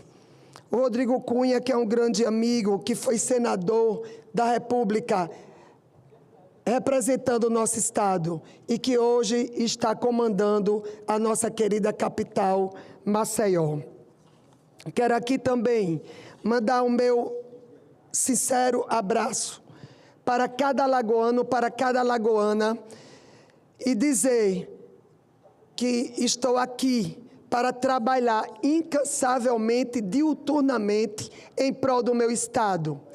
E nas últimas 24 horas me dediquei totalmente a esse crédito, a essa inovação que Maceió terá, a esse contrato de crédito externo para que o nosso querido BRT, o nosso BRT tão sonhado, fosse realidade, se transformasse em realidade.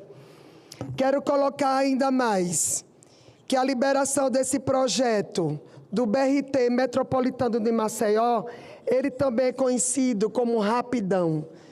Serão ônibus novos com ar-condicionado, que fará toda a diferença na vida dos alagoanos e, em especial, na vida dos nossos maceienses.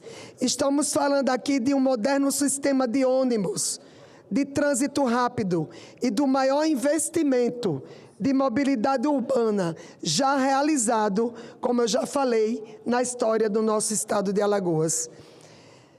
Serão 450 veículos novos, com ar-condicionado, com mais segurança, além de semáforos inteligentes e paradas com acessibilidade completa.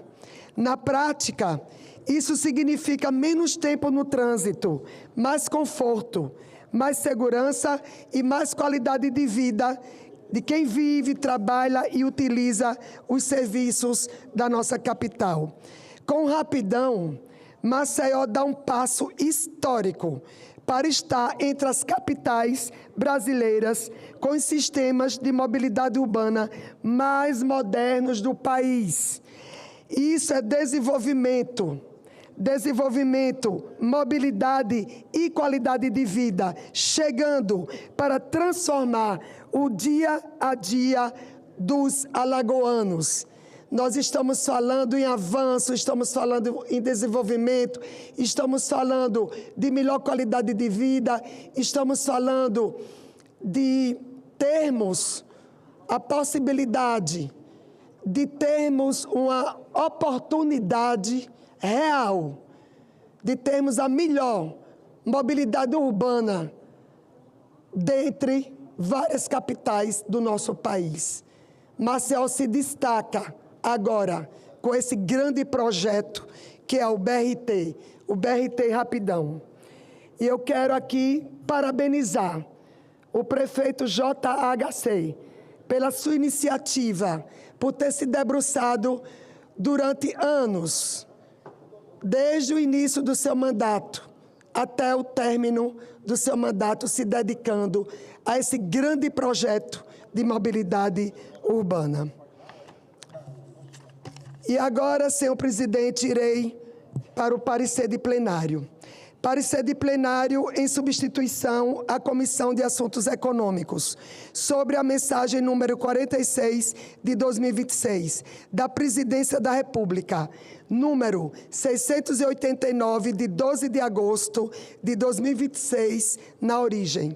que submete à apreciação do Senado Federal, nos termos do artigo 52, incisos 5º, 7 e 8 da Constituição Federal, a autorização para contratação de operação de crédito externo no valor de 150 milhões de dólares dos Estados Unidos da América, de principal entre o município de Maceió, Estado de Alagoas e o New Development Bank, o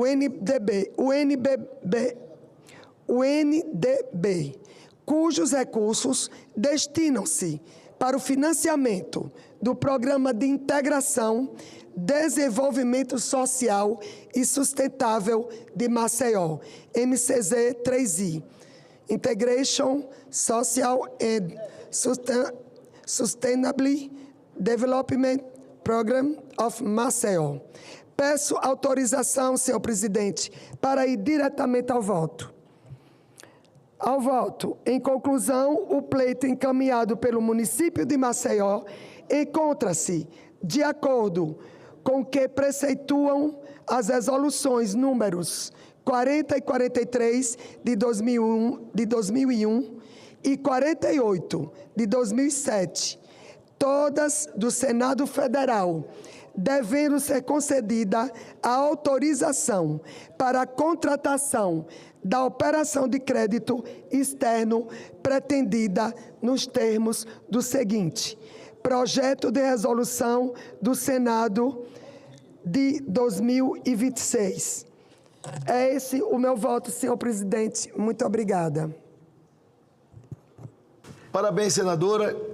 Me permita fazer novamente os cumprimentos da Vossa Excelência, que imediatamente, quando soube da publicação do Diário Oficial, entrou em contato comigo para que nós pudéssemos fazer a votação ainda hoje deste financiamento importante para a capital do estado de Alagoas, para a cidade de Maceió. E aceitou ser a relatora da matéria. O parecer é favorável à mensagem nos termos do projeto de resolução que apresenta. Completada a instrução, passamos à discussão. Não havendo quem queira discutir, está encerrada a discussão, passamos à apreciação da matéria. A presidência submeterá a matéria à votação simbólica. Votação do projeto em turno único.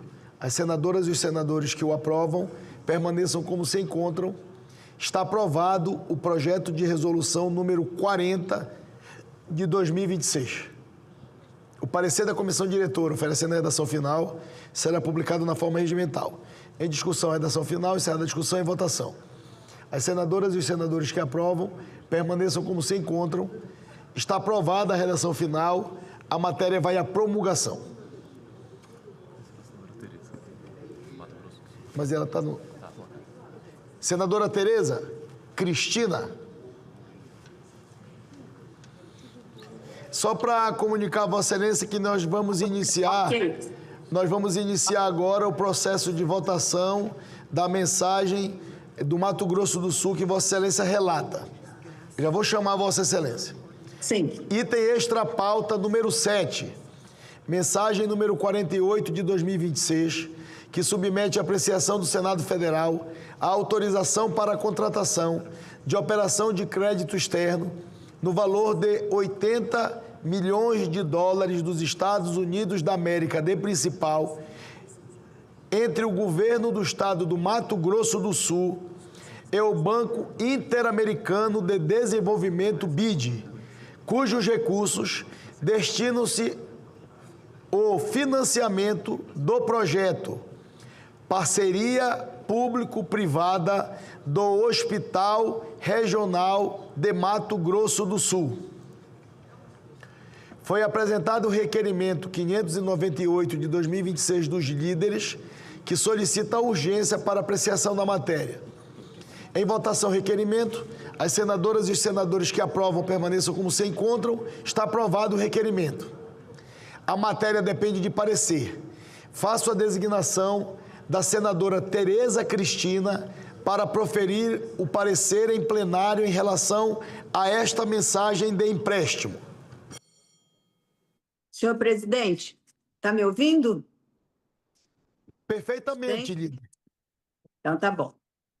Primeiro, agradecer enfim, a oportunidade que o senhor dá a Mato Grosso do Sul de, também assim que foi publicado no Diário Oficial, a gente ter a oportunidade de colocar colocar em votação esse importante projeto que é o Hospital Regional de Campo Grande, um financiamento, um empréstimo, para que ele possa realmente acontecer. Isso é um sonho do sul-mato-grossense. Então, agradecer também a todos os líderes que prontamente assinaram o requerimento de urgência. Presidente, esse projeto de operação de crédito contingente para a parceria público-privado do Hospital Regional de Mato Grosso do Sul é um projeto de PPP do Hospital Regional do Mato Grosso do Sul, que prevê a ampliação e a modernização do complexo hospitalar, mediante a realização de novos investimentos, a construção de novas estruturas, a modernização das instalações já existentes e a incorporação de equipamentos e soluções tecnológicas capazes de elevar a qualidade e a eficiência dos serviços prestados. Com o projeto, a capacidade instalada do Hospital Regional será ampliada em 60% de leitos. Dos atuais 362, vamos para 577 leitos, preservando integralmente o caráter público da assistência à saúde. Serão investidos nos 5 primeiros anos, pela iniciativa privada, já que é uma PPP, R$1 bilhão e mais 245 milhões anuais ao longo de 30 anos. O projeto representa ainda uma das mais relevantes iniciativas de infraestrutura social atualmente desenvolvidas no país, inovando no modelo de garantias públicas, tendo recebido diversos prêmios nacionais e internacionais.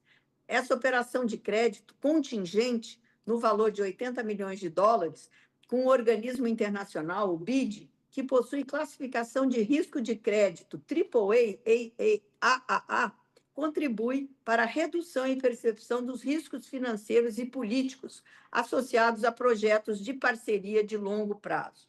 Com isso, melhorou a competitividade no leilão da PPP, tendo sido o mais disputado leilão da história de PPPs hospitalares brasileiras, demonstrando a capacidade do projeto de atrair agentes privados altamente qualificados. O leilão na B3 resultou em um deságio de 22% no valor à contraprestação pública a ser paga ao parceiro privado. É economia para os cofres públicos e garantia na eficiência e na melhoria na prestação de serviço aos usuários do hospital. A garantia de PPP do HRMS é um instrumento que assegura os pagamentos das contraprestações devidas pelo poder concedente ao parceiro privado, em caso de inadimplência e de indenização em caso de encerramento antecipado do contrato de parceria. Caso acionada, a garantia torna-se a operação de crédito entre o governo do Estado e o BID, enquanto não acionada implica custo anual de disponibilização muito inferior ao custo de manutenção de garantia no mecanismo tradicional de PPP adotado no nosso país. É economia financeira a serviço do social.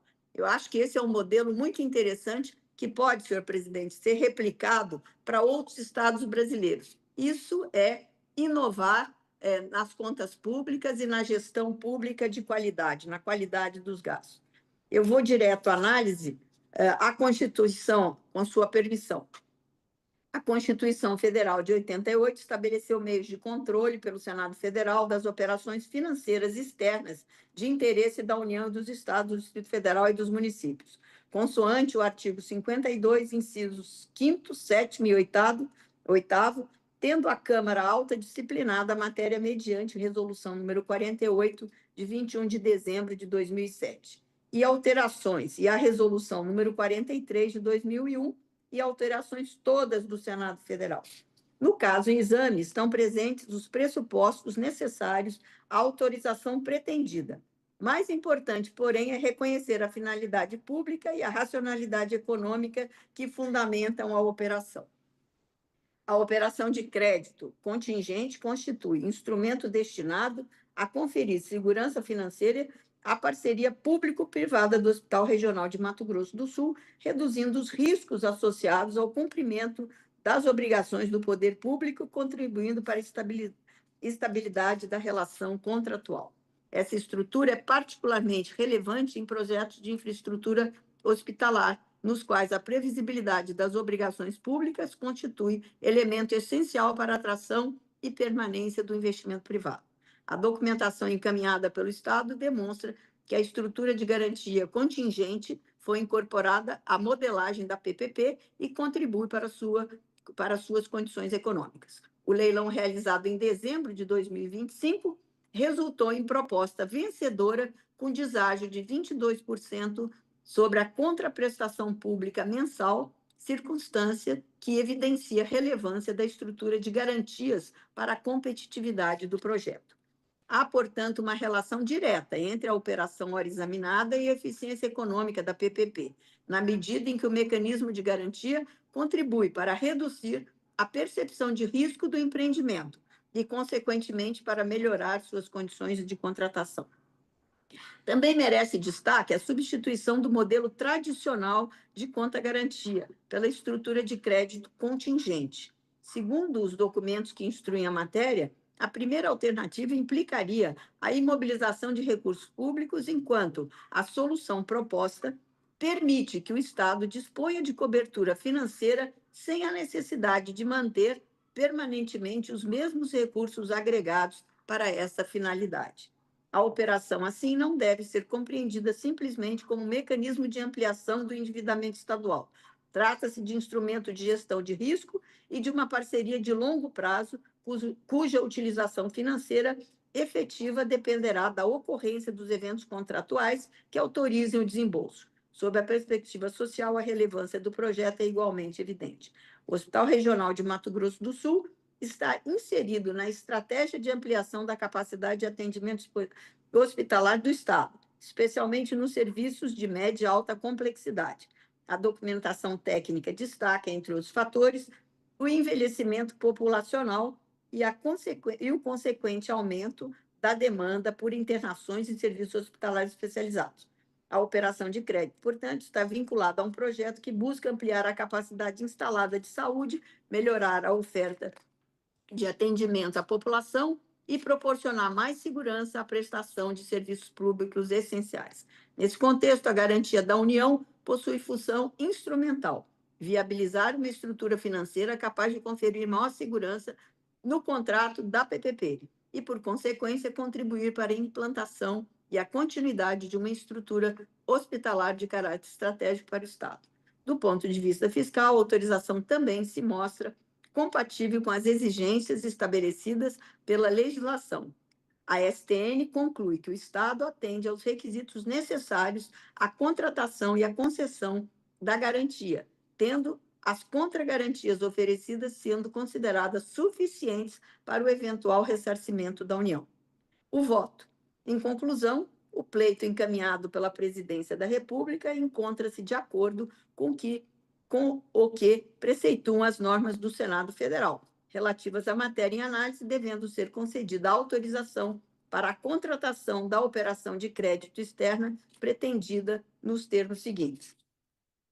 O Senado Federal decreta, artigo 1, é autorizada a contratação pelo Estado do Mato Grosso do Sul da operação de crédito externo com garantia da República Federativa do Brasil, junto ao BID, Banco Interamericano de Desenvolvimento, no valor de 80 milhões de dólares americanos. Os recursos da operação serão destinados, parágrafo único, os recursos da operação serão destinados à cobertura contingente de obrigações contratuais do Estado do Mato Grosso do Sul no âmbito da parceria público-privada do Hospital Regional de Mato Grosso do Sul. Artigo 2º. A operação de crédito referida no artigo 1º apresentará as seguintes condições financeiras. 1. Devedor, Estado do Mato Grosso do Sul. Garantidor, República Federativa do Brasil. Credor, Banco Interamericano de Desenvolvimento, BID. Valor, até 80 milhões de dólares americanos. Prazo total e amortização, até 300 meses. Juros, taxa SOFR, acrescida da margem de custo de captação, funding margin, e do spread operacional do BID. 7º, encargos de comissão de compromisso e ressarcimento de despesas de inspeção e supervisão do BID. Artigo 3º, a autorização concedida por essa resolução fica condicionada a que o Estado do Mato Grosso do Sul celebre contrato de contragarantias com a União mediante a vinculação de receitas próprias e das cotas partes constitucionais previstas no artigo 157 e no artigo 159, 1, a linha A, nos termos do parágrafo 4º do artigo 167 da Constituição Federal, bem como a verificação pelo Ministério da Fazenda da adimplência fiscal e do cumprimento dos limites das condições da Lei Complementar 101, de 4 de maio de 2000. Artigo 4º e último, o prazo máximo para a celebração do contrato de operação de crédito é de 540 dias, contados a partir da publicação dessa resolução. Artigo 5º, essa resolução entra em vigor na data da sua publicação. Esse é o voto, senhor presidente.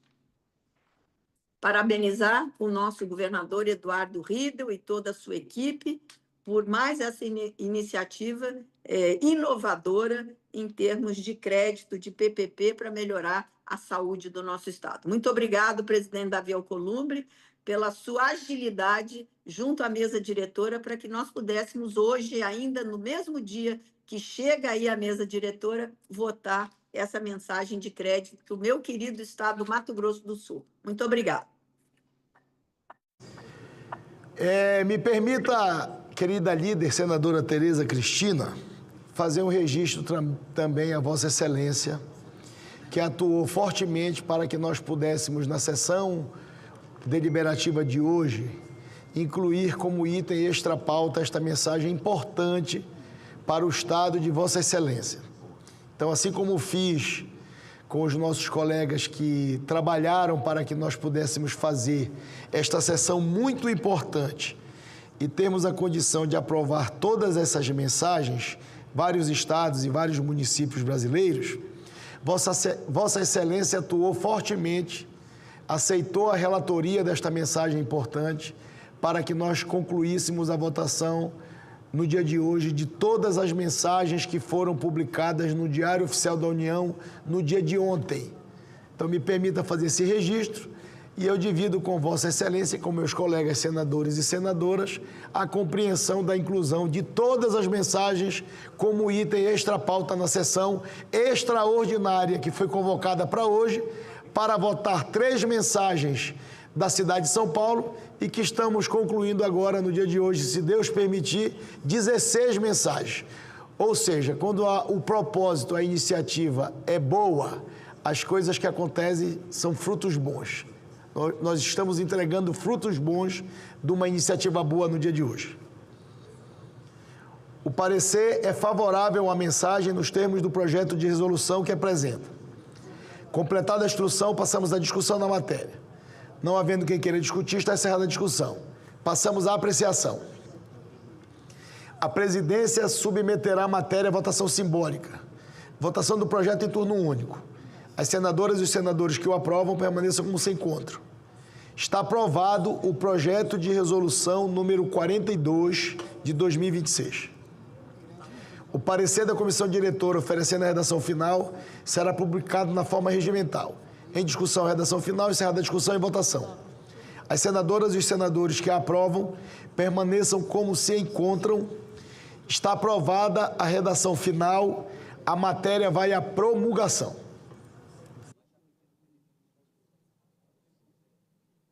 Item extra-pauta número 10.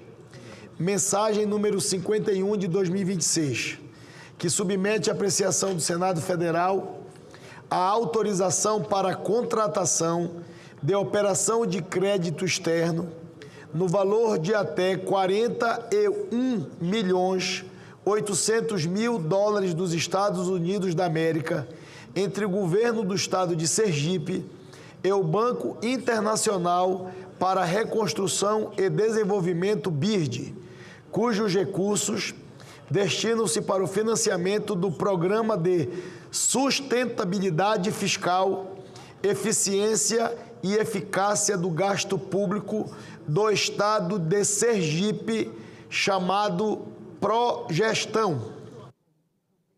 Foi apresentado o requerimento 601 de 2026 dos líderes, que solicita urgência para a deliberação da matéria. Em votação, requerimento. As senadoras e os senadores que aprovam permaneçam como se encontram. Está aprovado o requerimento.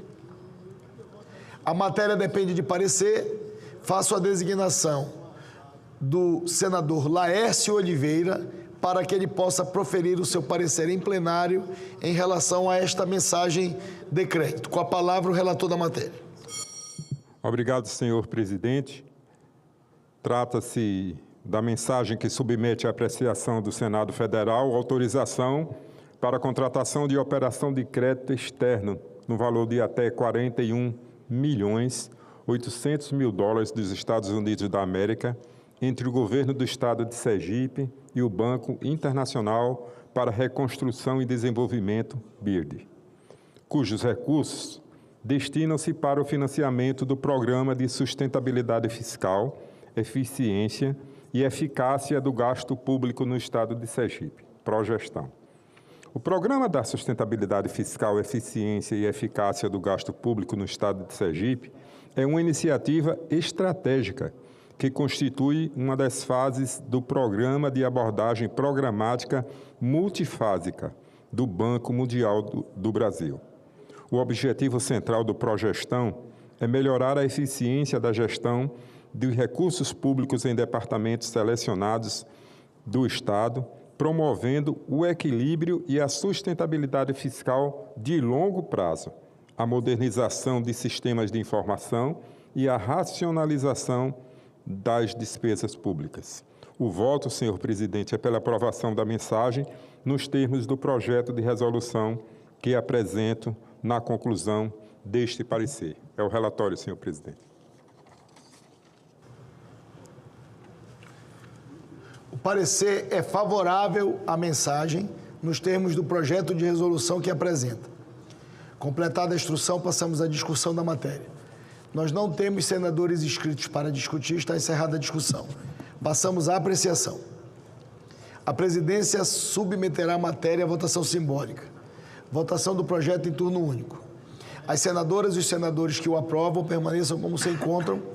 Está aprovado o projeto de resolução número 45 de 2026. O parecer da comissão diretora oferecendo a redação final será publicado na forma regimental. Em discussão, a redação final, encerrada a discussão em votação. As senadoras e os senadores que aprovam permaneçam como se encontram. Está aprovada a redação final, a matéria vai à promulgação.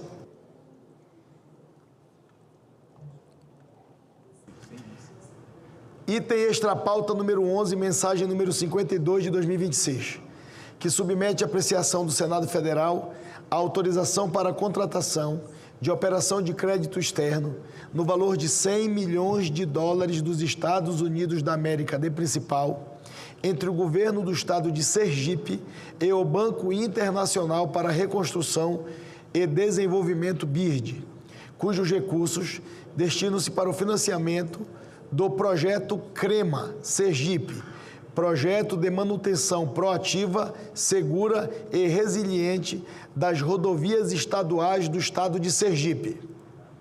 Foi apresentado o requerimento número 602 de 2026 dos líderes, que solicita urgência para a deliberação da matéria. Em votação, o requerimento, as senadoras e senadores que aprovam permaneçam como se encontram. Está aprovado o requerimento de urgência. A matéria depende de parecer. Faço a designação do senador Laércio Oliveira para proferir parecer em plenário sobre a mensagem apresentada. Muito obrigado mais uma vez, senhor presidente. Em nome do Estado de Sergipe, eu quero render as minhas homenagens à Vossa Excelência pela disposição de conduzir na manhã de hoje até esse momento mensagens de recursos destinados aos estados e aos municípios nas mais diversas regiões do nosso país. Essa mensagem, a mensagem 52, trata de um texto que submete à apreciação do Senado Federal autorização para a contratação de operação de crédito externo no valor de 100 milhões de dólares dos Estados Unidos da América, de principal, entre o governo do estado de Sergipe e o Banco Internacional para Reconstrução e Desenvolvimento, BIRD, cujos recursos destinam-se para o financiamento do projeto CREMA, CREMA Sergipe, projeto de manutenção proativa, segura e resiliente das rodovias estaduais do nosso estado. O projeto CREMA Sergipe, também denominado Pista Nova, Vida Nova, corresponde à 5ª fase do Programa de Abordagem Multifásica Programática voltada à gestão de ativos rodoviários no Brasil, tem como propósito melhorar o acesso ao transporte sustentável, seguro e resiliente no estado de Sergipe. O projeto é coordenado pela Secretaria da Fazenda e executado pelo Departamento Estadual de Infraestrutura Rodoviária de Sergipe, estruturando-se em 4 eixos: a reabilitação e manutenção proativa de rodovias estaduais selecionadas por meio de acordos CREMA de longo prazo, o fortalecimento institucional para a sustentabilidade da gestão, segurança viária, resiliência climática e descarbonização, a execução de obras de mobilidade de pedestres e travessias urbanas seguras nas cidades históricas de Laranjeiras e São Cristóvão, além de infraestrutura resiliente contra riscos climáticos em estradas vicinais rurais e a gestão administrativa do projeto. O meu voto, presidente, é pela aprovação da mensagem nos termos do projeto de resolução que apresento na conclusão do parecer. É o relatório, senhor presidente. Obrigado, senador Laércio Oliveira. Cumprimento Vossa Excelência também, que Vossa Excelência está nos acompanhando, e Vossa Excelência também foi um entusiasta que nós pudéssemos botar em votação o empréstimo para o Estado de Vossa Excelência, que é muito importante para o desenvolvimento econômico e para o bem-estar do povo de Sergipe. Parabéns por Vossa Excelência atuar nesse sentido no Senado Federal. O parecer é favorável à mensagem nos termos do projeto de resolução que apresenta. Completada a instrução, passamos à discussão da matéria. Não temos senadores para discutir a matéria, está encerrada a discussão, passamos à apreciação. A presidência submeterá a matéria à votação simbólica. Votação do projeto em turno único nos termos... Votação do projeto em turno único. As senadoras e os senadores que o aprovam permaneçam como se encontram. Está aprovado o projeto de resolução número 46 de 2026. O parecer da comissão diretora, oferecendo a redação final, será publicado na forma regimental. Em discussão, a redação final, encerrada a discussão, em votação. As senadoras e os senadores que a aprovam permaneçam como se encontram. Está aprovada a redação final, a matéria vai à promulgação.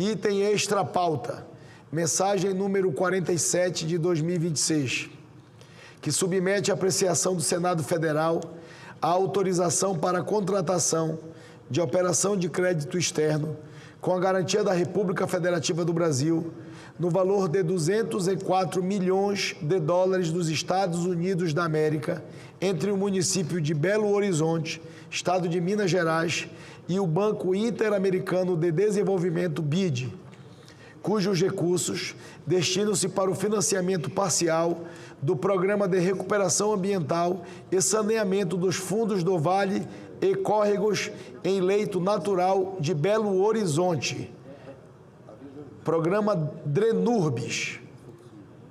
Foi apresentado o requerimento 597 de 2026 dos líderes, que solicita a urgência para a deliberação da matéria. Em votação, requerimento. As senadoras e os senadores que aprovam permaneçam como se encontram. Está aprovado o requerimento. A matéria depende de parecer. Faço a designação da senadora doutora Eudócia para proferir parecer em plenário. Com a palavra, a relatora. Senhor presidente, senhores senadores e senadoras, trata-se de mensagem que submete à apreciação do Senado Federal autorização para a contratação de operação de crédito externo com a garantia da República Federativa do Brasil no valor de 204 milhões de dólares dos Estados Unidos da América entre o município de Belo Horizonte, estado de Minas Gerais, e o Banco Interamericano de Desenvolvimento, o BID, cujos recursos destinam-se para o financiamento parcial do Programa de Recuperação Ambiental e Saneamento dos fundos de vale e córregos em leito natural de Belo Horizonte. O DRENURBS é um programa de Belo Horizonte voltado à melhoria da qualidade de vida urbana por meio da universalização do saneamento, recuperação de recursos hídricos e mitigação de inundações. Suas ações envolvem a recuperação ambiental de fundos de vale, implantação de redes de esgoto, reassentamento de famílias em área de risco e criação de parques lineares. Senhor presidente, o voto é pela aprovação da mensagem nos termos do projeto de resolução que apresento na conclusão do parecer. Senhor presidente. Obrigado, senadora. Esse é o voto. Muito obrigado. O parecer é favorável à mensagem nos termos do projeto de resolução que apresenta. Completada a instrução, passamos à discussão. Não temos senadores inscritos para discutir, está encerrada a discussão. Passamos à apreciação da matéria. A presidência submeterá a matéria à votação simbólica. Votação do projeto em turno único. As senadoras e os senadores que o aprovam permaneçam como se encontram. Está aprovado o projeto de resolução número 41 de 2026. O parecer da comissão diretora, oferecendo a redação final, será publicado na forma regimental. Em discussão, redação final, encerrada a discussão e votação. As senadoras e os senadores que a aprovam permaneçam como se encontram. Aprovada a redação final, a matéria vai à promulgação. Item extra pauta. Mensagem número 49 de 2026, que submete à apreciação do Senado Federal a autorização para a contratação de operação de crédito externo no valor de 15 milhões de dólares dos Estados Unidos da América de principal entre o governo do Estado do Pará e o Banco Interamericano de Desenvolvimento BID para assegurar o pagamento de contraprestações contingentes assumidas pelo Estado do Pará no âmbito do projeto de concessão para a restauração ecológica da unidade de recuperação Triunfo do Xingu, em Altamira, no Estado do Pará. Foi apresentado o requerimento 599 de 2026 dos líderes, solicitando a urgência para a apreciação da matéria. Em votação, requerimento. As senadoras e os senadores que o aprovam permaneçam como se encontram. Está aprovado o requerimento. A matéria depende de parecer. Faço a designação da senadora doutora Eudócia para proferir parecer em plenário.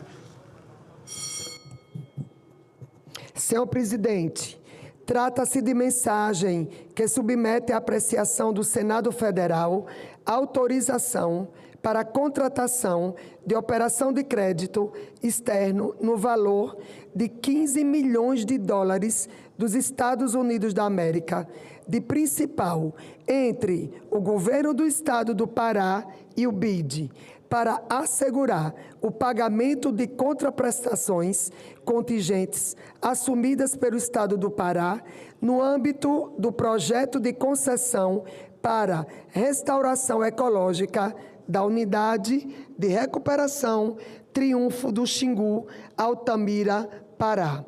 O projeto consiste em uma concessão florestal de 40 anos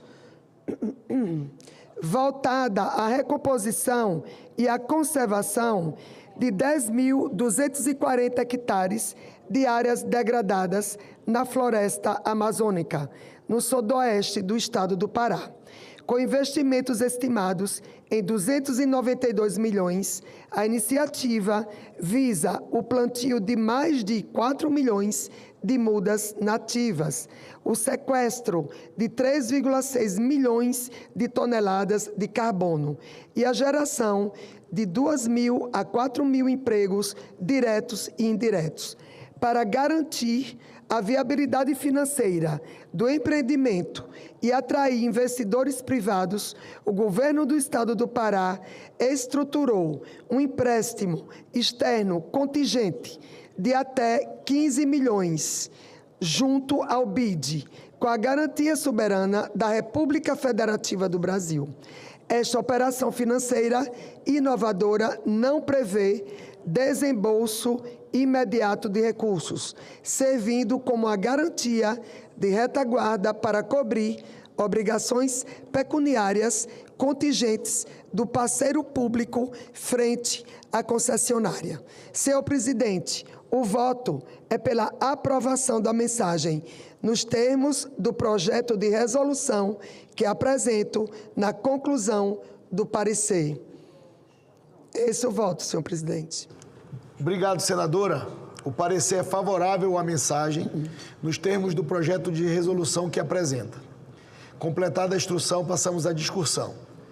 Não temos senadores inscritos para discutir, está encerrada a discussão. Passamos à apreciação. A presidência submeterá a matéria à votação simbólica. Votação do projeto em turno único nos termos... Votação do projeto em turno único. As senadoras e os senadores que o aprovam permaneçam como se encontram. Aprovado o projeto de resolução número 43 de 2026.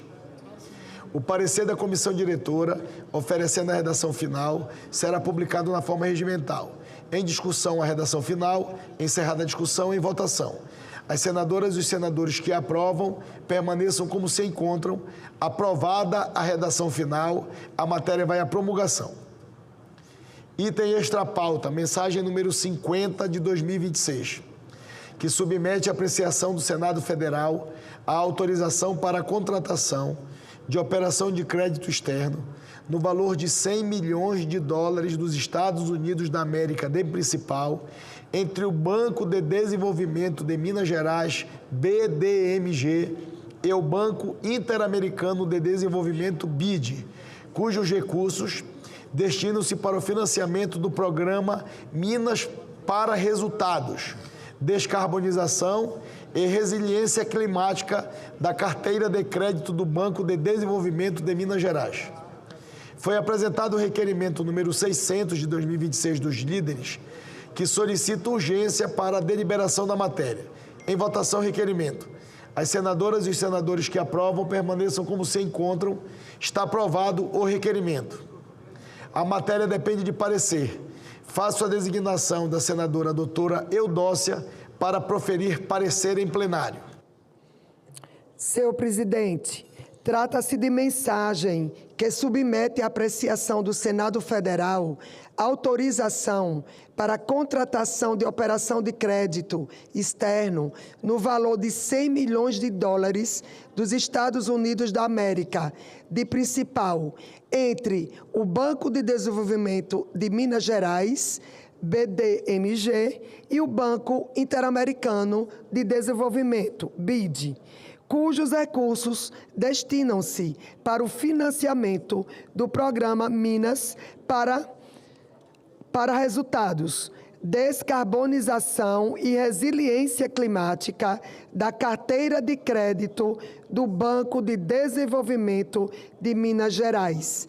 A meta do programa é impulsionar a mitigação e adaptação climática em Minas Gerais, promovendo o acesso do BDMG ao mercado de dívida verde.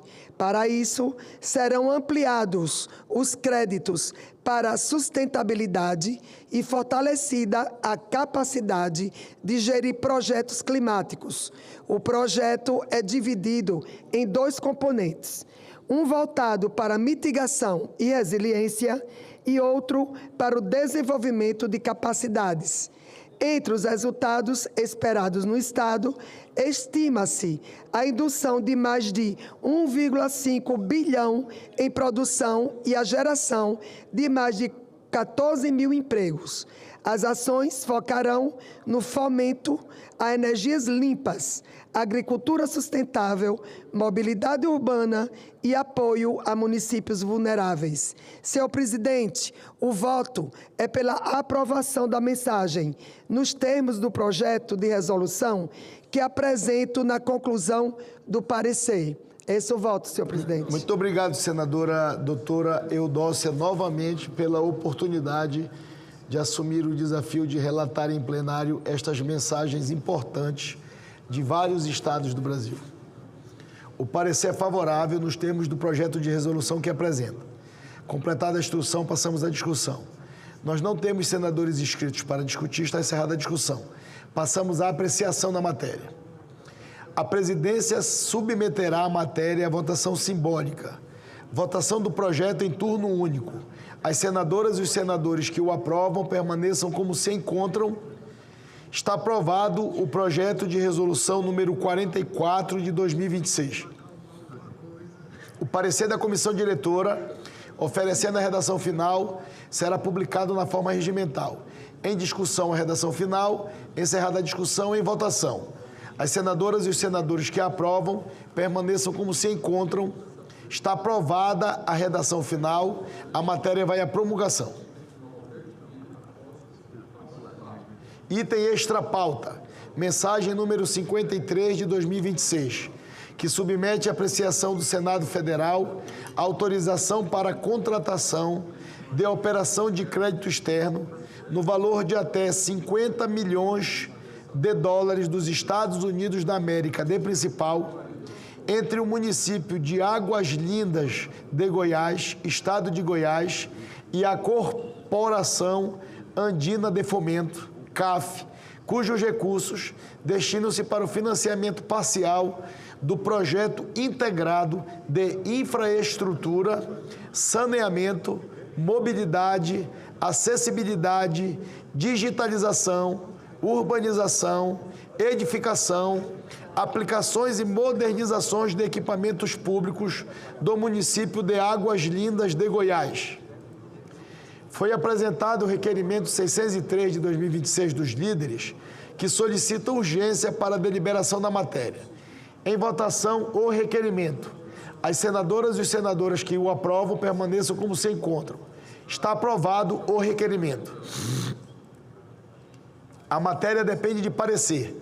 Faço a designação da senadora doutora Eudócia para proferir parecer em plenário em relação a esta mensagem. Senhor presidente, trata-se de mensagem que submete à apreciação do Senado Federal a autorização para a contratação de operação de crédito externo no valor de até 50 milhões de dólares dos Estados Unidos da América, de principal, entre o município de Águas Lindas de Goiás, Estado de Goiás, e a Corporação Andina de Fomento, CAF, cujos recursos destinam-se para o financiamento parcial do projeto integrado de infraestrutura, saneamento, mobilidade, acessibilidade, digitalização, urbanização, edificação, ampliações e modernizações de equipamentos públicos do município de Águas Lindas de Goiás. As ações englobam a implantação de 15 quilômetros de redes de drenagem para combater alagamentos e a requalificação de 60 quilômetros de vias, 100 quilômetros de calçadas e 30 quilômetros de ciclovias. O projeto também prevê a recuperação de 5 praças e parques, melhorias em 50 equipamentos públicos, como escolas e unidades de saúde, e o fortalecimento da gestão ambiental e operacional do município. Senhor presidente, o voto é pela aprovação da mensagem, nos termos do projeto de resolução que apresento na conclusão do parecer. Esse é o voto, senhor presidente. Obrigado, senadora doutora Eudócia. O parecer é favorável à mensagem nos termos do projeto de resolução que apresenta. Completada a instrução, passamos à discussão. Nós não temos senadores inscritos para discutir a matéria, está encerrada a discussão. Passamos à apreciação. A presidência submeterá a matéria à votação simbólica. Votação do projeto em turno único. As senadoras e os senadores que aprovam permaneçam como se encontram. Está aprovado o projeto de resolução número 47 de 2026. O parecer da comissão diretora, oferecendo a redação final, será publicado na forma regimental. Discussão da redação final, encerrada a discussão em votação. As senadoras e os senadores que a aprovam permaneçam como se encontram. Está aprovada a redação final, a matéria vai à promulgação. Item extra pauta, mensagem número 54 de 2026, que submete à apreciação do Senado Federal autorização para a contratação de operação de crédito externo no valor de 60 milhões de dólares dos Estados Unidos da América, de principal, entre o município de Maracanaú, no estado do Ceará, e a Corporação Andina de Fomento, CAF, cujos recursos destinam-se para o financiamento do programa Maracanaú Sustentável, MDS. Foi apresentado o requerimento 604 de 2026 dos líderes, que solicita urgência para a deliberação da matéria. Em votação, o requerimento. As senadoras e os senadores que o aprovam permaneçam como se encontram. Está aprovado o requerimento. A matéria depende de parecer de plenário. Faço a designação do senador Camilo Santana para que ele possa, como relator da matéria, proferir o parecer de plenário em relação a esta mensagem de contratação de crédito. Senhor presidente, meus colegas senadores, senadoras, trata-se de mensagem que submete à apreciação do Senado Federal autorização para a contratação de operação de crédito externo no valor de 60 milhões de dólares dos Estados Unidos da América, de principal, entre o município de Maracanaú, no estado do Ceará, e a Cooperação Andina de Fomento, CAF, cujos recursos destinam-se para o financiamento do programa Maracanaú Sustentável. O programa Maracanaú Sustentável visa melhorar a qualidade de vida em Maracanaú, no meu estado do Ceará, integrando infraestrutura urbana, conservação ambiental e justiça social. Com orçamento total de 75 milhões, conta com 60 milhões de dólares de financiamento da CAF, sob a garantia da República Federativa do Brasil, e a contrapartida municipal de 15 milhões de reais. Aqui eu quero mandar um abraço ao prefeito Roberto Pessoa e toda a sua equipe. A coordenação executiva cabe à Secretaria de Infraestrutura do município. O plano, senhor presidente, engloba intervenções de saneamento, drenagem, recuperação de parques e lagoas, fortalecimento de políticas ambientais e de prevenção à violência de gênero, além da geração de renda. Também inclui pavimentação de vias, ciclovias, paradas de ônibus e melhoria da infraestrutura escolar e de saúde pública. Por fim, o programa também conta com ações de transformação digital e apoio à gestão municipal. Senhor presidente, por se tratar do principal programa estratégico do município para os próximos 5 anos, o voto é pela aprovação da mensagem, nos termos do projeto de resolução que apresento na conclusão desse parecer. Muito obrigado, senhor presidente. Me permita também, senador Camilo Santana, cumprimentar a Vossa Excelência, que participa da sessão. Vossa Excelência também foi um entusiasta para que nós pudéssemos trazer diretamente ao plenário a votação desta mensagem publicada no Diário Oficial da União do dia de ontem. E hoje, também a pedido de Vossa Excelência, nós fizemos a inclusão não só desta proposta que diz respeito ao município de Maracanaú, no estado de Vossa Excelência, como apoiou todas as outras que nós pudéssemos fazer a inclusão para aprovarmos como uma missão constitucional do Senado Federal referendar as mensagens de créditos externos juntos a organismos internacionais. Cumprimento Vossa Excelência e lhe cumprimento por ter sido também o relator desta mensagem para o Estado de Vossa Excelência. O parecer é favorável nos termos do projeto de resolução que apresenta. Completada a instrução, passamos à discussão da matéria. Não havendo quem queira discutir, está encerrada a discussão, passamos à apreciação. A presidência submeterá a matéria à votação simbólica. Votação do projeto em turno único. As senadoras e os senadores que o aprovam permaneçam como se encontram. Está aprovado o projeto de resolução número 48 de 2026. O parecer da comissão diretora, oferecendo a redação final, será publicado na forma regimental. Em discussão, a redação final, encerrada a discussão e votação. As senadoras e os senadores que a aprovam permaneçam como se encontram.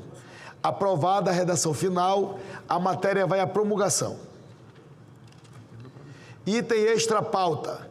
Medida provisória número 1356 de 2026, que abre crédito extraordinário em favor do Ministério da Integração e do Desenvolvimento Regional no valor de 305 milhões para o fim que especifica. Parecer número 11 de 2026 da Comissão Mista de Planos, Orçamentos Públicos, Fiscalização. A relatora foi a senadora Tereza Cristina e o relator revisor foi o deputado Mauro Benevides Filho, favorável à medida provisória na forma apresentada pelo Poder Executivo. Durante o prazo inicial, não foram apresentadas emendas.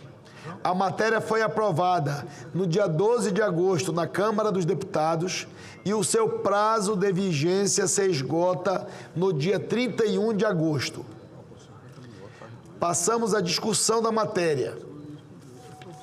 Nós não temos senadores inscritos para discutir. Está encerrada a discussão. Passamos à apreciação da matéria.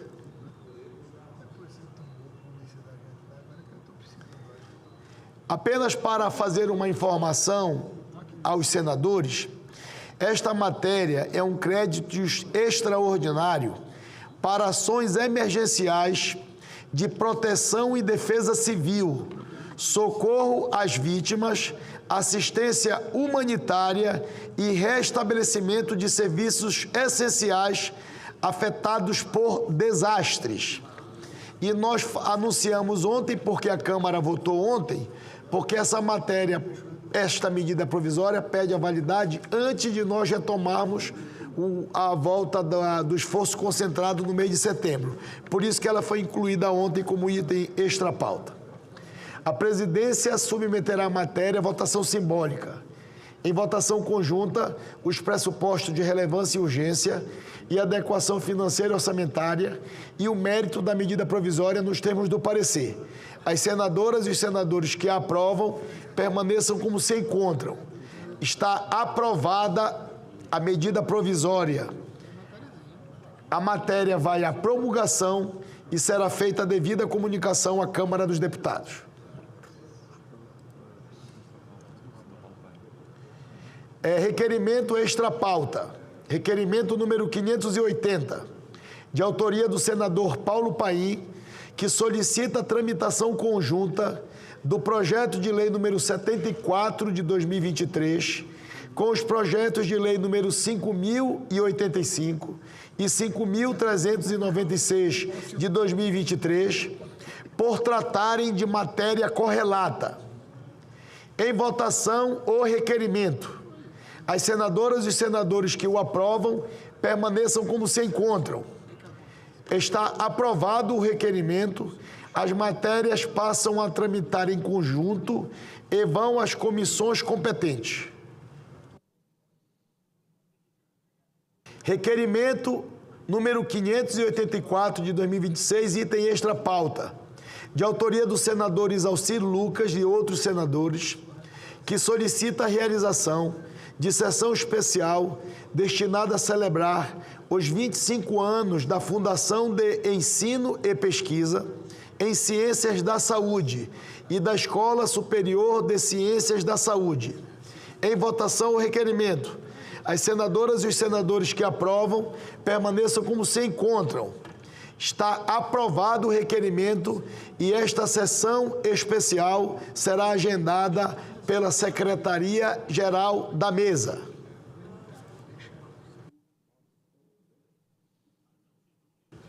Item extra pauta. Requerimento número 87 de 2026, de autoria do senador Isalci Lucas e outros senadores, que solicita a realização de sessão especial destinada a celebrar os 40 anos do Sindicato das Indústrias da Informação do Distrito Federal. Em votação, o requerimento. As senadoras e os senadores que o aprovam permaneçam como se encontram. Está aprovado o requerimento e esta sessão será agendada pela Secretaria-Geral da Mesa.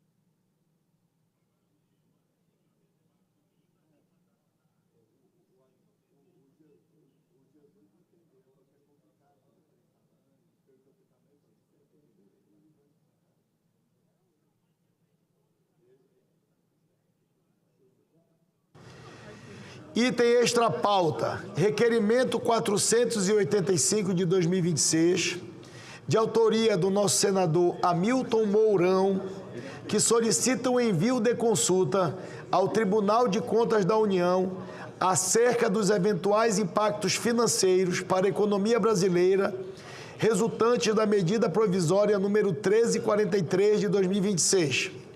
Em votação, o requerimento. As senadoras e os senadores que aprovam permaneçam como se encontram. Está aprovado o requerimento e será cumprida a deliberação de plenário.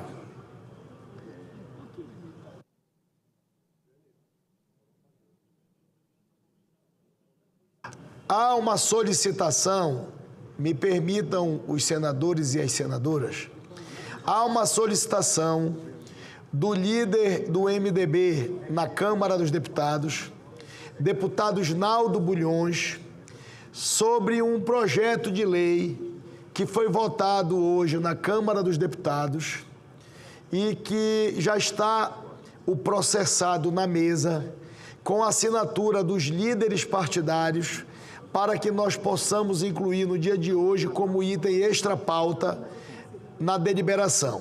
Eu gostaria de consultar os senadores. O líder Isnaldo está aqui presente, conversando com o senador Camilo, líder do PT, e o líder Rogério Marinho, que está presente. As informações que nos trouxe o líder Isnaldo é de um projeto de lei que equilibra uma questão importante relacionada a resseguros no Brasil com empresas estrangeiras. Eu não tenho conhecimento do projeto, eu não sei o teor do projeto, eu não sei os impactos do projeto, mas na condição de presidente do Senado eu estou ouvindo um líder partidário que teve a matéria aprovada na Câmara dos Deputados e que traz um requerimento à mesa de solicitação de inclusão de item extra pauta. Eu não sei se o líder Isnaldo, se a assessoria estudou o projeto. Tem que estudar o projeto. Não teve acordo na Câmara. Senhor presidente, eu vou conversar aqui com o Reinaldo 2 minutos e posso me pronunciar em seguida? Pois não. Mas só para informar, líder Isnaldo, eu estou consultando o líder do Partido dos Trabalhadores, senador Camilo, e ele está pedindo um pouco mais de calma para que a gente possa deliberar, porque eles não conseguiram estudar. Eu não sei se Vossa Excelência conseguiu elucidar as dúvidas das lideranças do governo, ou do PT, ou do PL agora, mas o que os assessores das lideranças estão pedindo apenas para que a gente possa aguardar, talvez para o próximo esforço concentrado, para que todo mundo tenha conhecimento. Mas se Vossa Excelência conseguir explicar o que a gente pode aguardar aqui algum tempo. Vamos deixar para o próximo, até chegou. Senhor presidente, só para corroborar a preocupação de Vossa Excelência, eu não tenho dúvida que Isnaldo, como é um deputado experiente e está trazendo aqui à casa um projeto de lei que certamente deve ser um bom projeto, imagino que sim, não me debrucei sobre ele.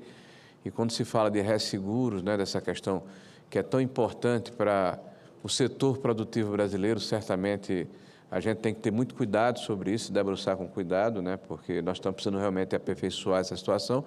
Mas eu acho de bom tom, até porque nós vamos ter, Isnaldo, algumas sessões ainda antes do final do mês de setembro. Vossa Excelência, inclusive, já marcou, na primeiro de setembro... Já é 31/4. Pronto, então nós nos comprometemos até lá, temos um posicionamento aqui, né? E a nossa assessoria se debruçar também, Isnaldo, sem nenhum conceito prévio, sem nenhum juízo de valor, nos debruçarmos sobre o assunto e darmos a celeridade que precisa ser dada ao assunto. Concedo a palavra ao líder Camilo Santana. Meu caro presidente, primeiro eu queria cumprimentar o deputado Isnaldo, grande deputado, parlamentar, companheiro. E o pedido do governo, senhor presidente, é só como a matéria chegou hoje à casa, é só dar mais tempo para que o governo possa analisar. O mérito é muito importante, eu acho que é justo, mas é um pedido do governo só para que possa... Esse é o nosso pedido. Eu queria pedir a compreensão do deputado Isnaldo, do líder Isnaldo Bulhões. De fato, líder, o desejo nosso da mesa era poder também, da forma que a Câmara dos Deputados votou pela manhã, nós incluímos aqui como item extra-pauta. E quero dizer a Vossa Excelência que, inclusive, nós temos as assinaturas suficientes para uma possível inclusão como item extra-pauta numa votação de um requerimento. Mas como nós estamos com poucos senadores presentes e os líderes não têm conhecimento também do que é, eu acho correto, e eu peço a compreensão de Vossa Excelência, correto que a gente possa ter esses dias para estudar, porque o que eu entendi quando Vossa Excelência me explicou é a oportunidade que nós estamos dando para as empresas brasileiras competirem com empresas estrangeiras, que as empresas estrangeiras têm mais incentivos do que as brasileiras. Isso não é correto com as empresas brasileiras. Eu entendi só isso. Eu não sei o que está escrito, eu não sei o que está no relatório apresentado. Eu só sei que não dá para uma empresa estrangeira ser prioridade num país, enquanto as empresas brasileiras são mais, digamos assim, não tão beneficiadas quanto as estrangeiras. Precisa equiparar. E eu estou entendendo que o relatório é para equiparar, para ter condições iguais de disputa no nosso país, não é isso?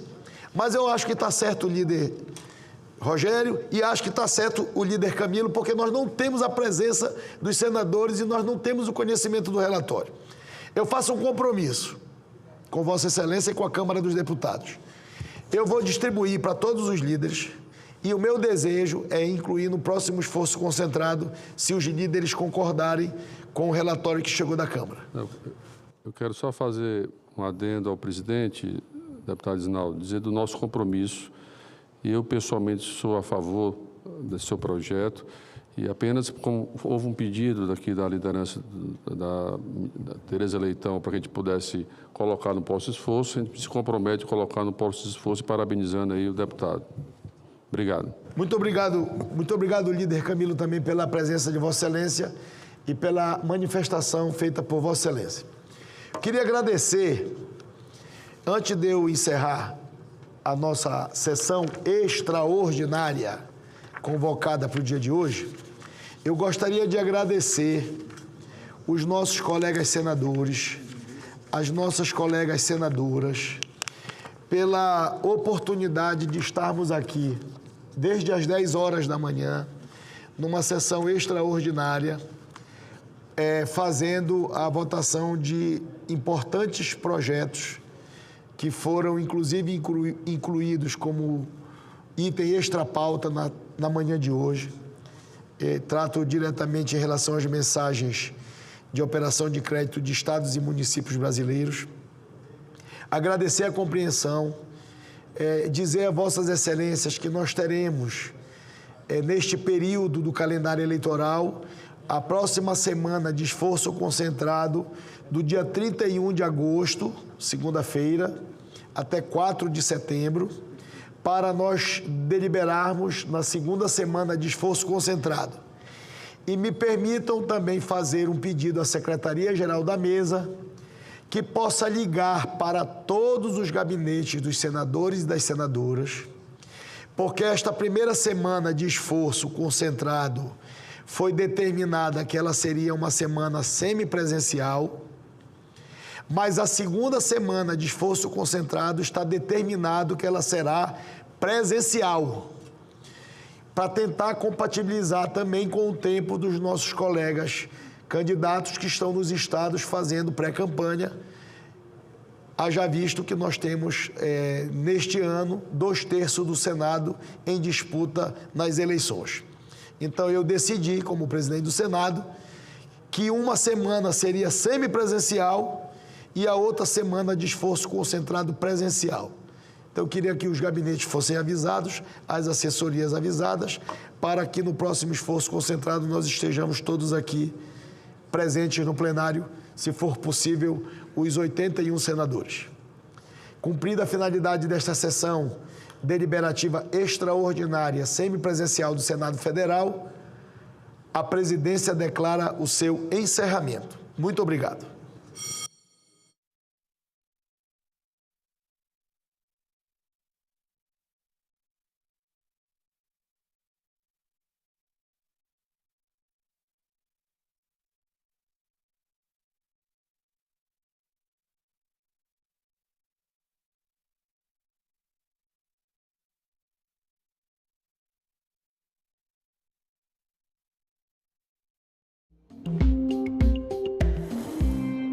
Mas no início do próximo ano, o novo presidente institua uma subcomissão CAS Raras, onde a gente tem ali dentro dessa subcomissão grupos de trabalhos, exatamente o que a gente fez aqui hoje, com respostas e com encaminhamentos. Talvez esse seja, quem sabe eu não serei presidente dessa comissão no próximo ano. Por favor. Né? Então, a gente trabalhar, e eu quero te dar um outro recado, antes de passar a palavra pessoal da insuficiência adrenal. Eu estou preocupada com a representatividade nossa no Congresso Nacional. Olha, posso falar, né, Luciana? Nós temos uma bancada aqui de 6 que é dedicada ao tema doenças raras. Sou eu, Mara Gabrilli, Flávio Arnes, Paulo Paim, Romário e senador Eudócia. Preste atenção, Paulo Paim não vem mais senador. Flávio Arnes anunciou que não vem mais senador. Mara Gabrilli não vem mais senadora, vai ser deputada estadual. Senadora Eudócia não vem mais senadora. Dos 6 ficou eu e Romário. E aí, quais são os senadores que virão no próximo mandato? Então, eu quero que vocês entendam. Não é que os outros não se importam. Sim, na hora de assinar, assinam com a gente. Mas sabe aquele grupo que pega, que vai, que grita, que berra? É um grupo de 6. E desses 6, eu vou ter uma baixa de 4. Vai ficar eu e o Romário. Romário é muito bom. Muito bom, mas esse grupo tem que ser ampliado. Então, a nossa representatividade na Câmara Federal e no Senado, ela precisa ser considerada e que isso seja critério para quando vocês forem à urna também votar. Quem? Os candidatos de vocês estão fazendo compromisso com a pauta? Eu precisava dar esse recado. Vamos para o final, ouvindo agora os nossos convidados da insuficiência adrenal por 2 minutos para agradecimentos e considerações finais. Maria Cândida Barisson Vilares Fragoso. Adriana. A Maria Cândida. Sou eu. Ela está online. Desculpa, Maria Cândida, desculpa. Desculpa. Eu realmente fiquei muito satisfeita. Gostaria de te parabenizar. Você faz jus ao cargo que ocupa. Uma grande mulher. E eu espero estar podendo ajudar nessa empreitada. Eu sou corajosa, eu não desisto nunca, né? Então, eu estou aqui, se quiserem ter o meu e-mail para me mandar perguntas, sugestões, o que eu puder fazer, mas eu fiquei muito contente com essa reunião, muito satisfeita. Obrigada, viu? Obrigada, doutora. Foi uma alegria deixar toda a sua agenda para participar da audiência e ficar até o final. Vamos ouvir a Adriana Santiago por 2 minutos, agradecimentos, considerações finais. Bom, gostaria de agradecer a oportunidade, esse momento histórico para a aba, né? E eu vou fazer igual uma colega ali. Eu gostaria de passar pelo menos 1 minuto para uma pessoa que está me olhando aqui de frente, sabe? Está aqui com os olhinhos E, viu, eu nem falei o nome, mas ela já sabe. Mas, assim, agradecer. E, assim, uma das coisas que eu penso, senadora, né, eu sou muito resolutiva, né, a gente criar a política nacional da insuficiência adrenal. Sim. Né, um dos encaminhamentos. E, se tiver que salvar 2 medicamentos, que seja a hidrocortisona e o mitotano. É esse os encaminhamentos. Muito obrigada. Fala seu nome e de onde você é. Eu sou Thalita Mioto, sou daqui de Brasília. Fiquei muito emocionada da gente poder estar aqui hoje falando dessa doença. Eu passei muitos anos sozinha. Tem 25 anos que eu fui diagnosticada com insuficiência adrenal primária. E foram 2 anos na minha adolescência, sem saber o rumo, com meus pais enlouquecidos, tentando achar diagnóstico para o que eu tinha. E eu fico muito feliz que a gente consiga trazer essa informação e multiplicar essa informação para o Brasil todo e pedir por essa medicação que a gente não tem. Eu ouvi o Jorge e pensei, a gente não falou que a gente também fica fadigado. A falta do corticoide deixa a gente fadigado. E na minha adolescência acharam que eu estava anoréxica, que eu usava drogas.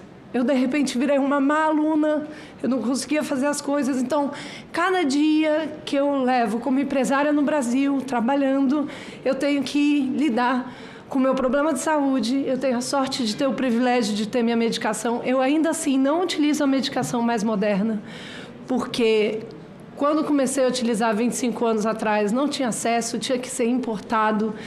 E eu não tinha para quem perguntar. Eu tive que estudar no exterior, perguntar no exterior. Oi, Associação da Inglaterra, como eu faço? Oi, Associação dos Estados Unidos, como eu faço? E era uma coisa muito solitária. Eu estou muito feliz de estar aqui, de ser voluntária da ABA hoje e de saber que a gente vai poder dar encaminhamento para muitas coisas que vão melhorar a vida de muitas pessoas, inclusive a minha, que estou aqui, 5 anos só que eu tenho um cartãozinho e um kit, e que esse kit já me salvou a vida, antes de eu seguir para o hospital. Então, sou muito grata desse momento aqui e espero que a gente continue trabalhando para melhorar a vida das pessoas. Obrigada. Obrigada. A última, doutora Sheryl Baerno, tomara que eu tenha acertado. 2 minutos para agradecimentos, considerações finais. Ok, é Sheryl. Eu gostaria também de agradecer, senadora, agradecer principalmente pelos encaminhamentos que a gente sabe que Vossa Excelência dará aí aos nossos pleitos. Já enviei lá para o seu e-mail indicado, por escrito, para facilitar, e a gente está à inteira disposição para ajudar. Quero dizer que eu acho que é um momento divino, é um momento de milagre, porque, assim, ter sobrevivido a um câncer raro no Brasil realmente deve ter algum motivo além, né? Meu filho fala que eu fui uma azarada, mas, na verdade, eu acho que eu fui uma sortuda, porque eu descobri a tempo e eu consegui curar e viver para poder aí ajudar, através da Associação Brasileira Addisoniana, outros pacientes, inclusive as crianças, né, que se salvam se tiverem esse tratamento. Então, muito obrigada mesmo a todas e a todos que participaram conosco desse dia maravilhoso e histórico. A gente espera ter um mês aí para os cânceres raros também, espera que a gente entre no mapa do Brasil, que são brasileiros e brasileiras, eleitoras e eleitoras, e a gente está aqui para ajudar, para crescer junto com esse país maravilhoso. Viva o SUS! Obrigada, senadora. Obrigada pela oportunidade. Como o Ministério da Saúde já não está mais conectado, nós não vamos passar a palavra para ele, mas eu quero agradecer. Eu acho que nós cumprimos o objetivo dessa audiência. Nós temos alguns encaminhamentos, a Secretaria ficou anotando, mas as instituições, os expositores vão precisar cobrar os encaminhamentos deles. Vanessa ali, aquela Vanessa, levanta a mão aí, Vanessa. A Vanessa é responsável pelos encaminhamentos. Eu quero agradecer o presidente da Comissão de Assuntos Sociais, o senador Marcelo Castro, que tão sensível decidiu fazer a audiência junto com a nossa Comissão de Direitos Humanos. Tem como mostrar o painel que está eu queria que vocês vissem o nosso painel, só de uma comissão, quantos senadores marcaram presença, mas hoje, veja só, gente, o que está em amarelo são senadores presentes, só que hoje eles estão de forma semipresencial. Então, eles não estiveram aqui, mas todos marcaram presença na nossa reunião, os seus gabinetes estão acompanhando também. Então, eu estou muito feliz com o número enorme de parlamentares que participaram e que com certeza vão interagir com a comissão para a gente continuar os encaminhamentos. Eu quero pedir só perdão o seguinte, a minha agenda de 12h30 está me aguardando. Eu vou precisar encerrar e sair correndo, eu não vou poder abraçar ninguém. Todos se sintam abraçados. Foi uma honra estar com vocês. E a gente dá o primeiro passo, doutores, numa grande discussão. Eu acho que o maior objetivo dessa audiência foi tirar as doenças da invisibilidade. Eu acho que esse objetivo a gente alcançou. Pela interação que estamos tendo com a internet, esse objetivo a gente alcançou. Desta forma, agradecendo a secretaria das duas comissões, nada mais havendo tratar, declaro encerrada a presente reunião. Muito obrigada.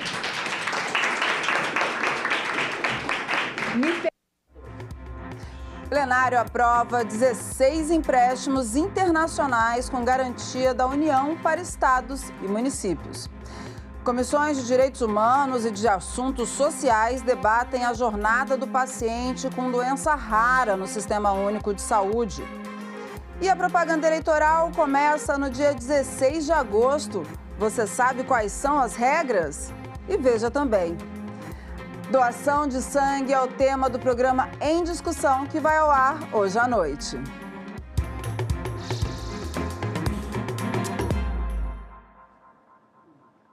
Olá, boa tarde. Agora são 13h30 e o Senado Notícias começa agora.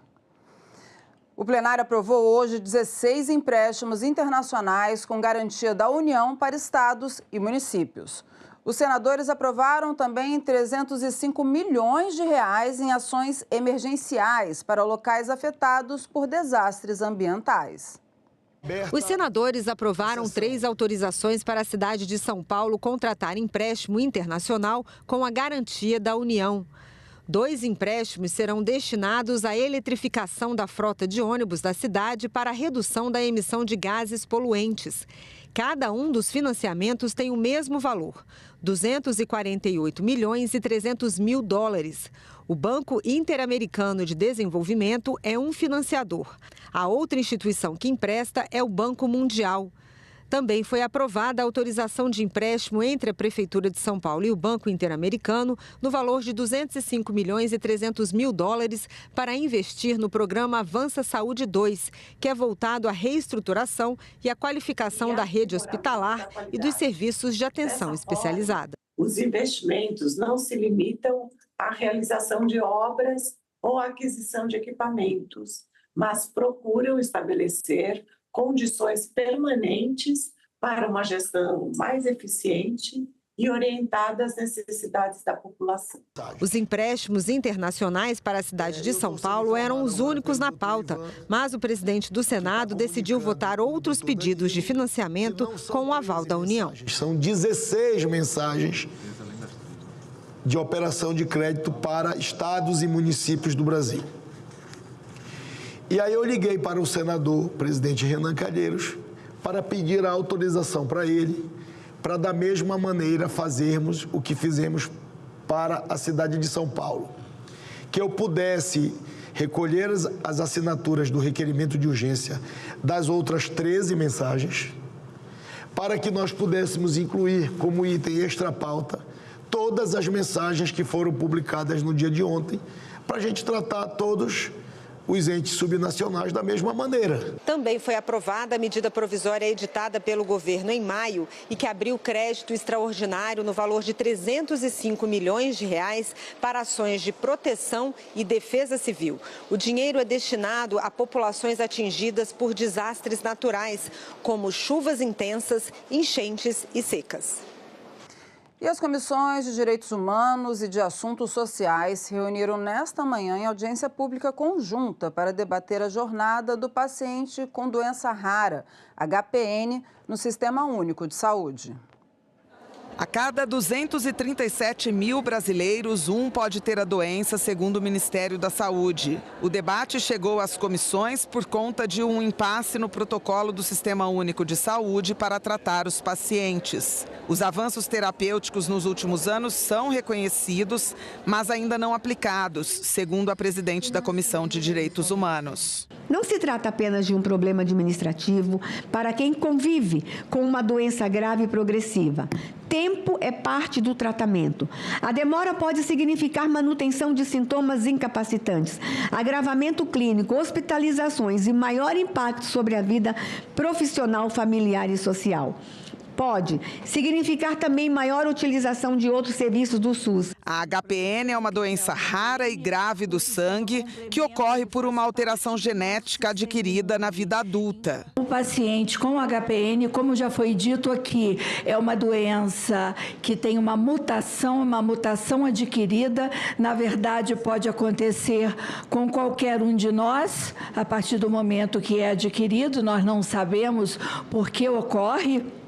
Então, ocorre uma mutação e esse sistema complemento, que faz parte do sistema imunológico, passa a agredir as nossas hemácias, como mostra aqui no slide. Essas hemácias rompidas dentro do vaso sanguíneo causam o que nós chamamos de hemólise intravascular. Hemólise quer dizer destruição do glóbulo vermelho intravascular dentro do vaso sanguíneo. A representante da Associação de Pessoas com Doenças Raras destacou a necessidade de o SUS oferecer os medicamentos que já foram incorporados ao protocolo de atendimento. Essa nova avaliação das 3 tecnologias e mais a reavaliação do ravulizumab, que é um medicamento que já foi incorporado.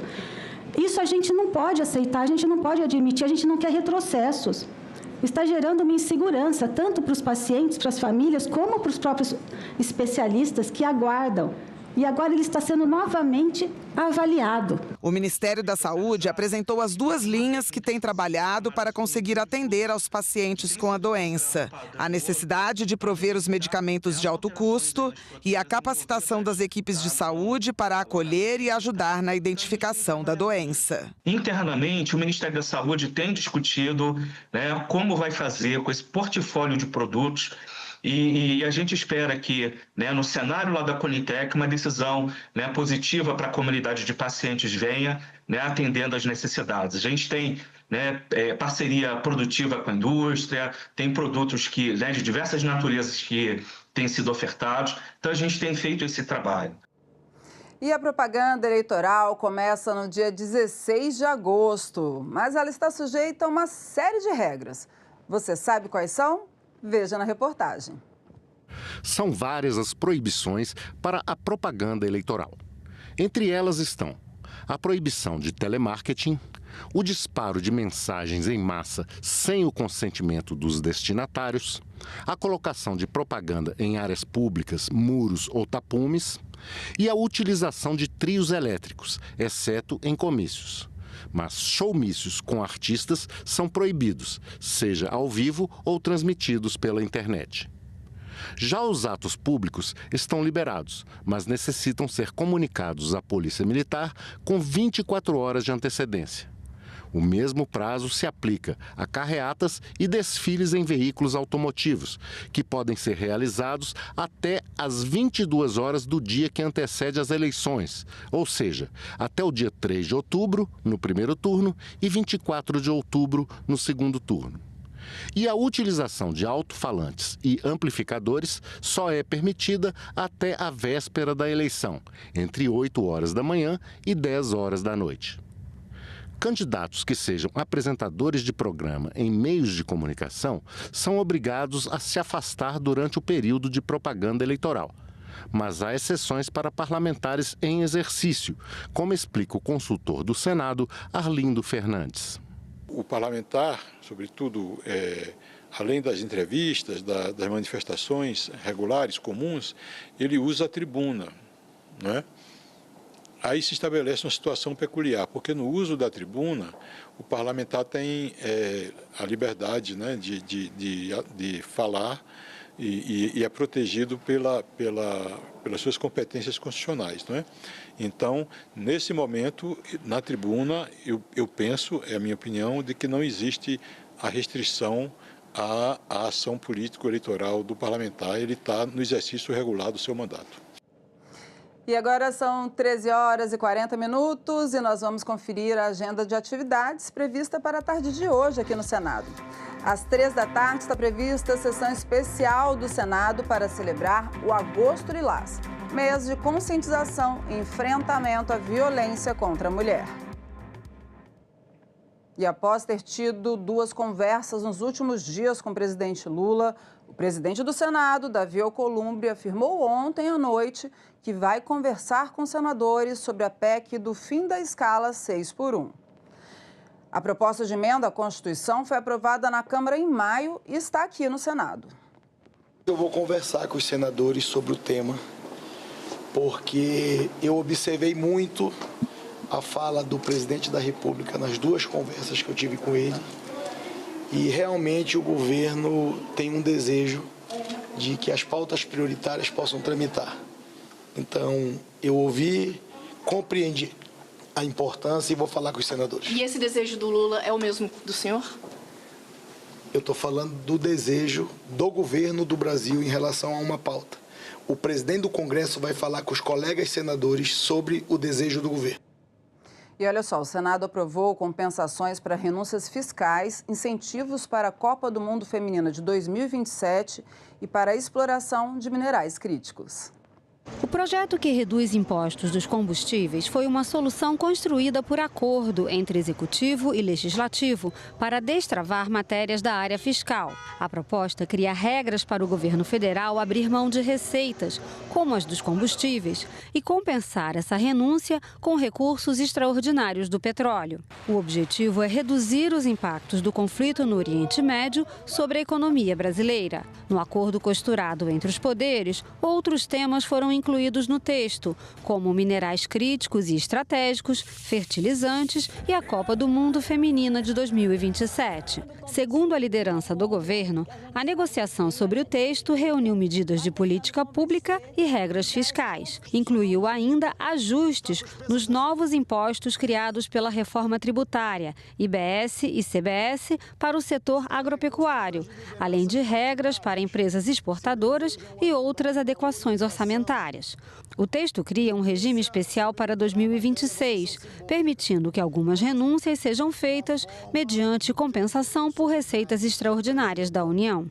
O objetivo é compatibilizar políticas públicas com responsabilidade fiscal. São inegáveis os efeitos deletérios do conflito no Oriente Médio sobre a economia brasileira. O efeito mais imediato é a elevação do preço dos combustíveis. O Brasil adotou algumas medidas, como a redução de tributos federais e a concessão de subvenções a produtores e importadores, condicionadas à redução equivalente do preço de venda, que amorteceram o choque sobre os preços domésticos. É necessário, contudo, que essas políticas se mantenham. Por isso, o PLP prevê a possibilidade de continuidade de benefícios tributários e assegura um prazo de 30 dias para que o agente econômico elegível à subvenção receba os valores devidos. Menos burocracia e mais rapidez para resolver disputas fiscais. Os senadores também aprovaram nessa quarta em plenário a atualização do Código Tributário Nacional, que passa a adotar medidas como mediação, conciliação e arbitragem em litígios fiscais. O projeto segue para a sanção presidencial. Os senadores também aprovaram a modernização do Código Tributário Nacional, com a criação de normas para resolver litígios fiscais pela consensualidade, mediação e conciliação extrajudicial. A proposta também define limites para penalidades e usa a arbitragem e a mediação como formas de resolver disputas. O objetivo é dar maior clareza e previsibilidade nas relações entre contribuintes e administração tributária. É um projeto de extrema envergadura, presidente, que ele dialoga especialmente com aquilo que traz o gargalo da burocracia no sistema tributário. A gente votou a reforma tributária, né? Logicamente alteramos a legislação tributária, as alíquotas, mas a parte do processo administrativo tributário é onde está concentrado muito dos gargalos, né, que dão o nome de custo Brasil. Burocracia excessiva, alta complexidade e insegurança jurídica. E esse projeto, ele integra um conjunto de proposições que nasceram da Comissão de Juristas, instituída pelo Senado Federal e pelo Supremo. E o fortalecimento da saúde pública também foi destaque na sessão dessa quarta. Os senadores aprovaram a criação da Política Nacional de Autocuidado e de protocolos para socorro em urgências cardiovasculares.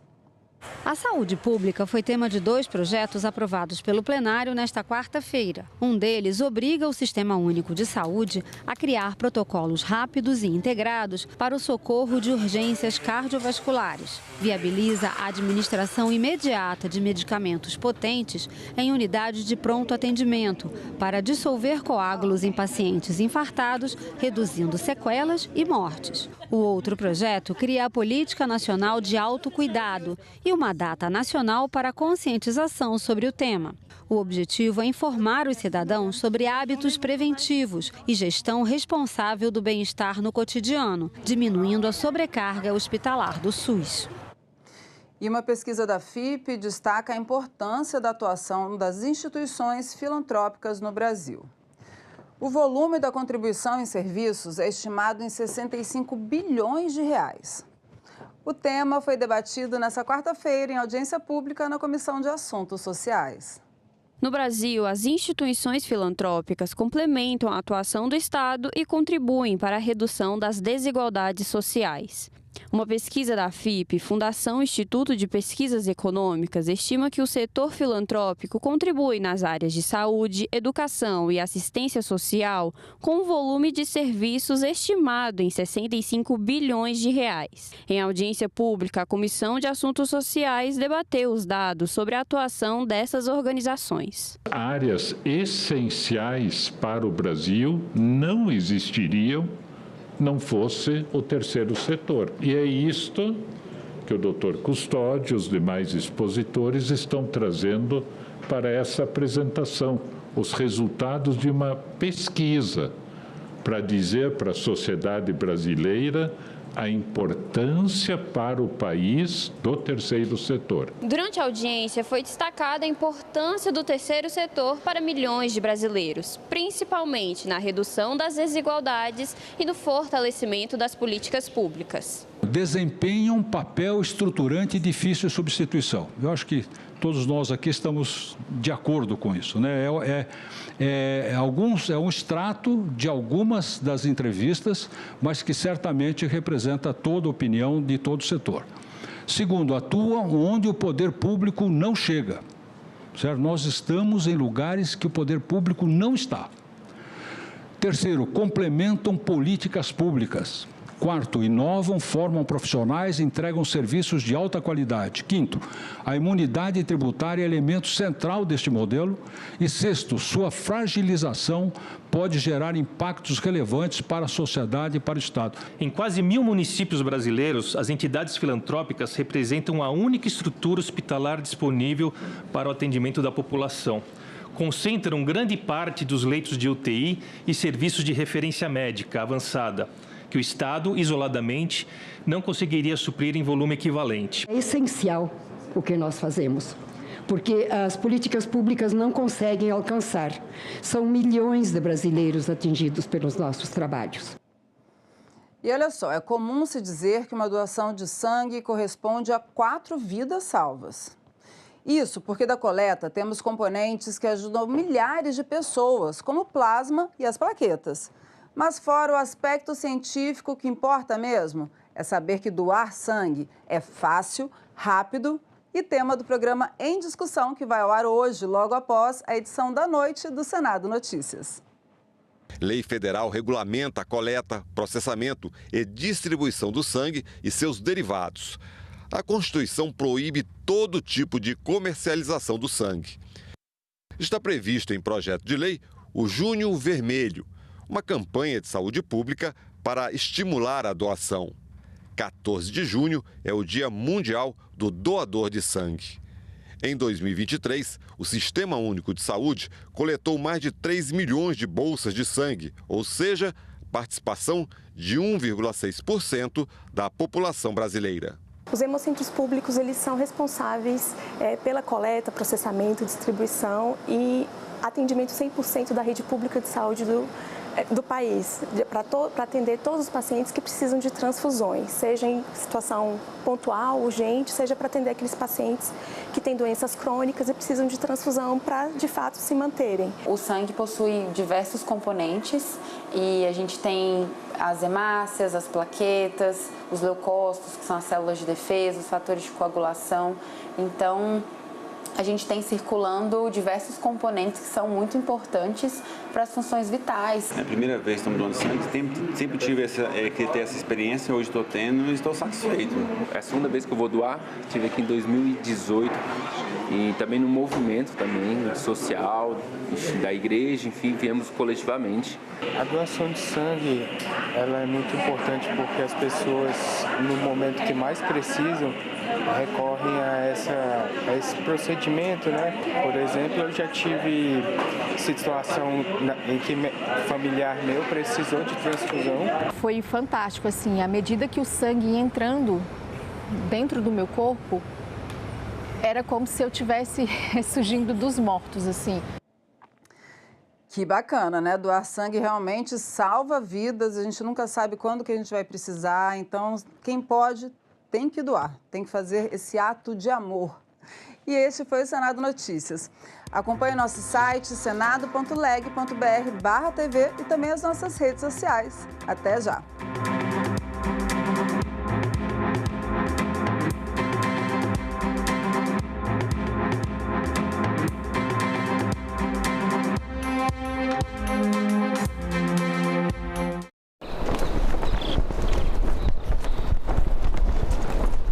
João Guimarães Rosa foi um homem inquieto que percorreu mundos e que viveu guerras, viveu uma vida muito ativa e muito dinâmica. Essa construção intensa dele na linguagem, que é a marca dele, na criação de parábolas, né, de metáforas, de personagens, ele constrói uma obra temporal e universal. Leituras, neste sábado, 19h, aqui na TV Senado.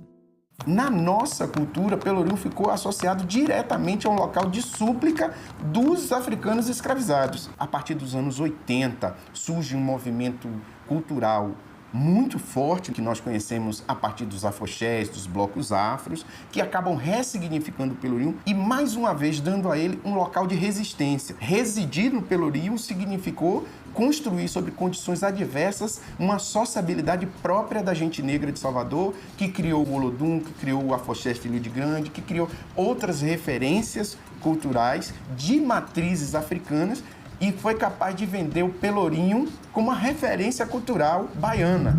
O comércio atlântico de africanos escravizados provocou muito sofrimento, que está vivo até hoje, na memória, mas ele também deu cenário para a afirmação da cultura que nos une e que compartilhamos. Eu comecei no arquivo da TV Difusora, em Porto Alegre, vim para Brasília para Constituinte e depois eu fui para a TV Senado. Hoje eu faço a direção do programa Leituras, que é o programa de literatura, e faço o programa de música clássica. A TV Senado é que nem esse concerto. Você chega com um palco livre, branco, você só tem um piano no meio. Em volta desse piano você vai ter que montar todo o espetáculo, entendeu? Vai ter que ver a luz, você vai ter que ver a iluminação, vai ter que ver o áudio. Aos poucos você vai montando a estrutura, você vai montando o palco. Você vai montando para que o grande espetáculo aconteça. E a importância da TV Senado é exatamente você chegar a todos os lugares e as pessoas terem a oportunidade de ligar o aparelho e ver o que está acontecendo. E isso é importante para a cultura política das pessoas. Os hemocentros públicos, eles são responsáveis pela coleta, processamento, distribuição e atendimento 100% da rede pública de saúde do país. O sangue possui diversos componentes e a gente tem as hemácias, as plaquetas, os leucócitos, que são as células de defesa. Eu acho de boa, mas eu entendo que tem gente que tem medo de agulha, né? Para essas pessoas é compreensível não quererem doar.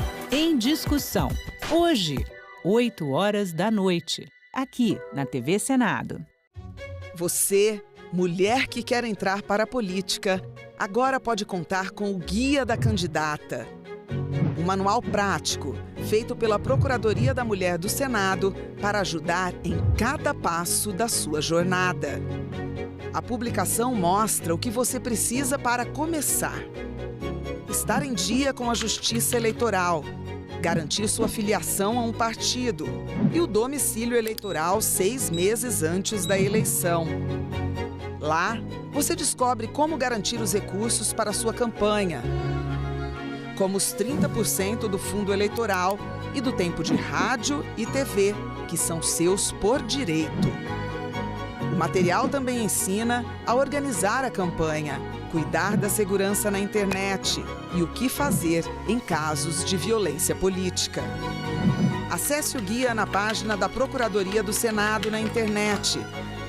Basta clicar em Publicações no alto da página e selecionar o Guia da Candidata. É informação rápida e segura para você ocupar o seu lugar na política, porque não existe democracia sem a sua participação.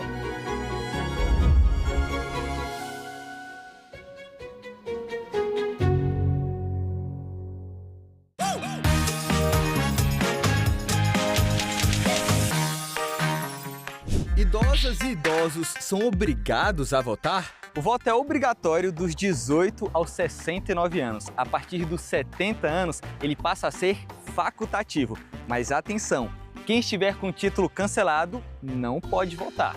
Quem tem prioridade na fila para votar? Pessoas com 60 anos ou mais têm prioridade para votar. Agora, eleitoras e eleitores com mais de 80 anos têm preferência absoluta sobre os demais, independente do horário de chegada. Pessoas com deficiência ou mobilidade reduzida podem ser acompanhadas por alguém.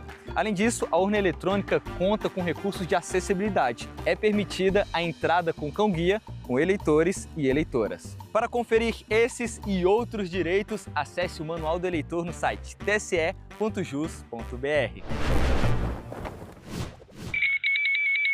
Quando eu visitei as sereias, vi no fundo das águas. O que me levou a gostar de música era pegar um catálogo, ver, olha, fulano fez, tocou a ficha quem técnica, tocou, né? quem produziu, que até a mulher do cafezinho tinha lá.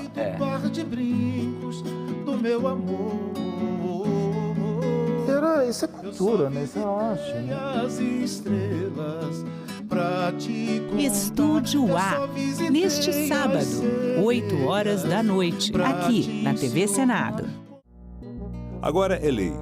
É obrigatório o exame clínico destinado a identificar a fibrodisplasia ossificante progressiva nos recém-nascidos na triagem neonatal das redes pública e privada de saúde com cobertura do Sistema Único de Saúde, o SUS.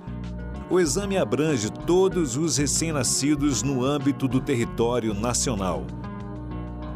O Senado votou, agora é lei.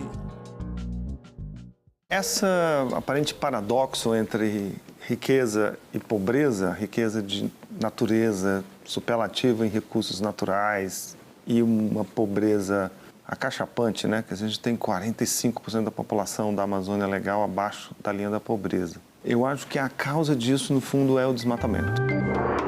São Florestas.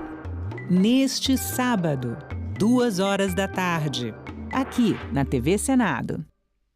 Calendário Eleitoral 2026.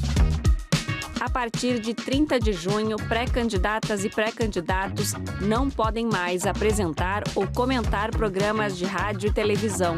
As emissoras ficam proibidas de transmitir programas que tenham a participação deles, já que a exposição frequente nos meios de comunicação pode influenciar o eleitorado. Paraná debate Código Estadual de Direitos dos Animais. Amazonas se prepara para a seca. Entenda como são feitas as pesquisas eleitorais. Eleitores com deficiência ou mobilidade reduzida vão ter transporte gratuito nessas eleições. Tudo isso no Parlamento Brasil. Parlamento Brasil, toda sexta, 8 horas da noite, aqui na TV Senado.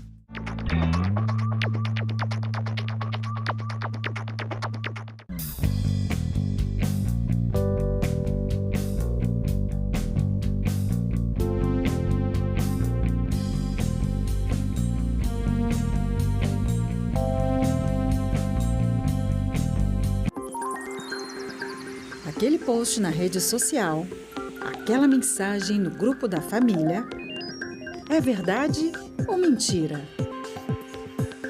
Se você receber uma informação duvidosa sobre o Senado, mande para o Senado Verifica, um serviço de checagem que analisa notícias e responde se a informação é falsa, verdadeira ou imprecisa. Ficou na dúvida? Senado Verifica.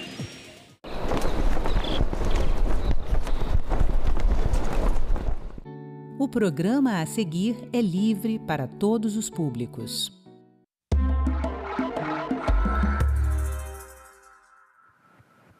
Olá, sejam todos muito bem-vindos a mais um Cidadania. Durante muito tempo, quando se falava em violência no Brasil, as imagens que vinham à nossa cabeça eram de assaltos, homicídios, tráfico de drogas. Agora, uma nova pesquisa do Datafolha mostrou que isso mudou. Pela primeira vez, os brasileiros apontam a violência contra a mulher como a forma de criminalidade mais grave do país. Ao mesmo tempo, ainda não reconhecem muitas situações de violência quando elas acontecem dentro de casa, no dia a dia dos relacionamentos. O que explica essa mudança? E por que ainda é tão difícil identificar a violência antes que ela se torne física? Nós vamos conversar sobre isso agora com a Margareth Goldenberg, que é diretora executiva do movimento Mulher 360, que foi a entidade que encomendou a pesquisa. Margareth, obrigada pela sua participação aqui com a gente, seja muito bem-vinda. Eu quero começar com um dado exatamente esse que eu disse, que chama muito a atenção, né? Hoje, os assaltos, os homicídios não são o maior temor da população brasileira mais. O que explica essa mudança na visão da sociedade? Olá, muito obrigada pela oportunidade de estar aqui trazendo esses dados, Ticiane. E esse ponto que você traz talvez seja o dado mais simbólico da pesquisa, né? Durante décadas, quando falávamos em violência no Brasil, as pessoas pensavam em assaltos, em tráfico, em criminalidade. E pela primeira vez, violência contra a mulher aparece no topo dessa lista. Isso mostra que a sociedade ela deixou de enxergar esse problema como uma questão privada ou uma questão familiar e passou a reconhecer como um grave problema de segurança pública, de direitos humanos, de desenvolvimento social. Agora, esse reconhecimento precisa se transformar em ação, né? É fundamental fortalecer políticas públicas de prevenção, ampliar a rede de proteção, qualificar também o atendimento às vítimas, investir em educação para que a violência possa ser interrompida antes de chegar nas agressões físicas, né?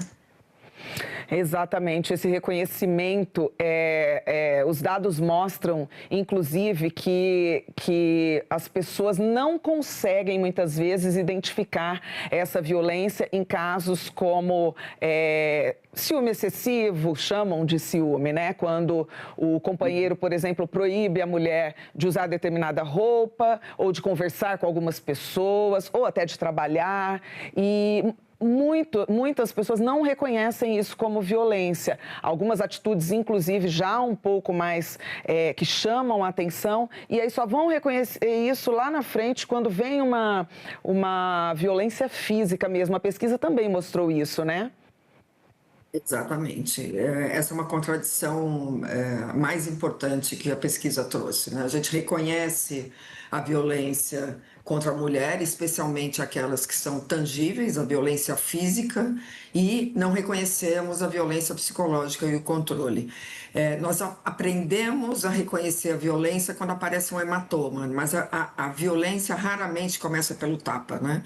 Ela normalmente começa pelo controle, controlar amizades, roupa, dinheiro, celular, liberdade. Quando homens e mulheres não reconhecem essas primeiras manifestações como violência, acabam normalizando relações abusivas. E isso faz com que muitas vítimas só procurem ajuda quando a violência já chegou às agressões físicas, ou seja, a gente chega tarde.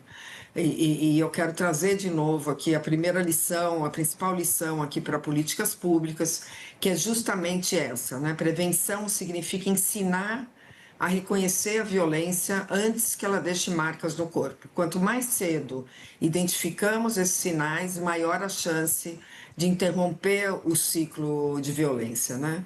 E o cuidado, muitas vezes, ele deixa de ser afeto e passa a ser violência, né? O cuidado, ele protege, mas o controle, ele limita. Uma relação saudável, ela respeita a autonomia, liberdade, escolhas.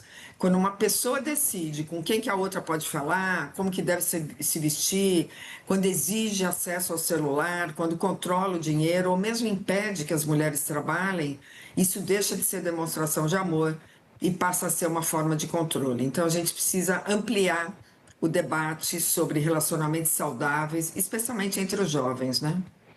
Sim, isso tudo é bem relevante, bem importante a gente debater e tentar conscientizar, fazer com que essas mulheres comecem a reconhecer, e até os próprios homens, né, quando dizem ali, não, é ciúme, é excesso de cuidado, isso é amor, é demonstração de amor. Não, isso aí já é um indício de controle excessivo, né? Um dado que chamou bastante atenção na pesquisa, que eu quero tratar agora com a doutora, é 71% dos entrevistados disseram que o lugar mais perigoso para a mulher hoje é dentro de casa. Eu fiquei muito impressionada com isso, porque assim, quando a gente passa um dia tenso no trabalho, quando a gente tem alguma chateação, passa por algum medo, o que a gente quer? Voltar para a nossa casa, que é o nosso porto seguro, que é o lugar que nos acolhe. E aí, de repente, isso para muitas mulheres é o lugar onde elas têm mais medo de voltar.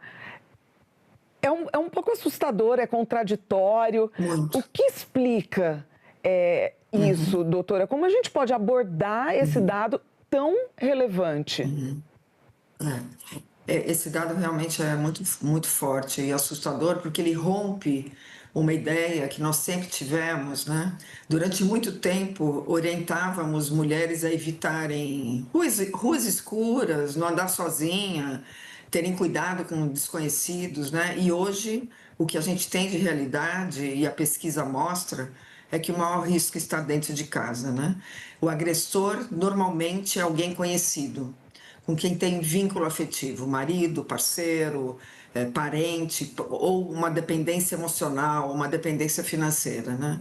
Por isso que o enfrentamento da violência, ela precisa fortalecer toda a rede de proteção, né? Nos territórios, saúde, assistência social, escolas, judiciário, atendimento integrado às vítimas e, principalmente, trabalhar com os homens, né? Não dá para a gente trabalhar o tema da redução da violência contra a mulher, se a gente não inclui essa transformação cultural junto com os homens, para eles se entenderem como também parte do problema e parte da solução, né? Isso começa lá na escola, né? E a pesquisa também mostra, 9 em cada 10 respondentes defendem a educação nas escolas. Então, tem um consenso aí sobre a importância da prevenção. A violência ela não começa na delegacia, né? Ela começa lá na forma como a gente aprende, como nos relacionamos, as diferenças, a autonomia. Então, nós precisamos trabalhar com jovens, né? Com os homens, ensinando igualdade, respeito, prevenção da violência, e educar também protege, né? E os homens não têm, muitas vezes, e a pesquisa também mostra isso, clareza da sua forma de contribuição, do que é violência, do que não é violência. E é fundamental que a gente envolva cada homem e cada mulher, a sociedade como um todo, nesse debate para reduzir esses dados tão dramáticos. É verdade. Só para complementar, então, essa resposta, quando a senhora diz que os homens muitas vezes acabam não reconhecendo isso, a pesquisa mostra em dados, né? Eu tenho aqui os números para a gente deixar bem claro para os nossos telespectadores. A diferença é gritante entre as mulheres que dizem que a violência violência contra as mulheres é a principal, a criminalidade que mais chama atenção hoje no Brasil. 73% das mulheres reconhecem isso, né? Enquanto que entre os homens esse número cai para 49%. Então, de fato, precisa mesmo do envolvimento dos homens para a gente conseguir evoluir, né, tanto na diminuição de casos, quanto nessas medidas preventivas e de conscientização, né? Bom, a gente pode dizer que aqui, 89% dos brasileiros acreditam que a violência contra as mulheres aumentou no último ano. Isso, essa percepção, ela reflete um aumento real no número de casos, ou a senhora acha que é porque o assunto está mais difundido e as pessoas estão falando mais sobre o tema? Provavelmente são as duas coisas, tá? Houve maior visibilidade graças à imprensa, às redes sociais, às campanhas e à coragem, né, de muitas mulheres em denunciar, mas também convivemos diariamente com casos extremamente graves e muito divulgados que reforçam também essa percepção coletiva, né? Então, independente do que explica esse resultado, o mais importante é que quase 9 em 10 brasileiros sentem que o problema está piorando. Então, isso mostra que a sociedade espera respostas cada vez mais efetivas, né, do poder público, de todos os atores, né, da própria sociedade. Isso inclui o vizinho, a amiga, o parceiro, da escola e também das empresas, que é um nicho onde o Movimento Mulher 360 trabalha fortemente. Nós acreditamos também no poder das empresas, o poder transformador das empresas também dessa realidade, né? Uma união, né? Não é um desafio tão grande que precisa de uma união de vários atores, eu diria de todos os atores da sociedade, em todos os níveis, para poder combater. A gente fala aí sobre o envolvimento da sociedade, sobre também esse envolvimento dos homens e tem um dado impressionante que eu quero abordar agora com a senhora, é que 64% dos brasileiros conhecem uma mulher que sofreu algum tipo de violência ou conhecem um homem que agrediu alguma mulher. A gente pode dizer que todas as famílias brasileiras convivem com a violência contra a mulher hoje? Com certeza, independente de nível socioeconômico, de localidade no Brasil, porque a pesquisa é brasileira, né? Brasil, a região, o país todo, nós tivemos entrevistados de todas as regiões. Então, a violência ela está nas famílias, nos amigos, nos vizinhos, nos colegas de trabalho. Esse dado rompe definitivamente a ideia de que violência contra a mulher acontece só em determinadas famílias ou grupos sociais, né? A violência contra a mulher atravessa a sociedade brasileira como um todo. E mesmo assim, com esses dados impressionantes, tanto do número de violência que a gente acompanha diariamente, notícias tristes que acabam colocando as mulheres num estado de alerta constante, né?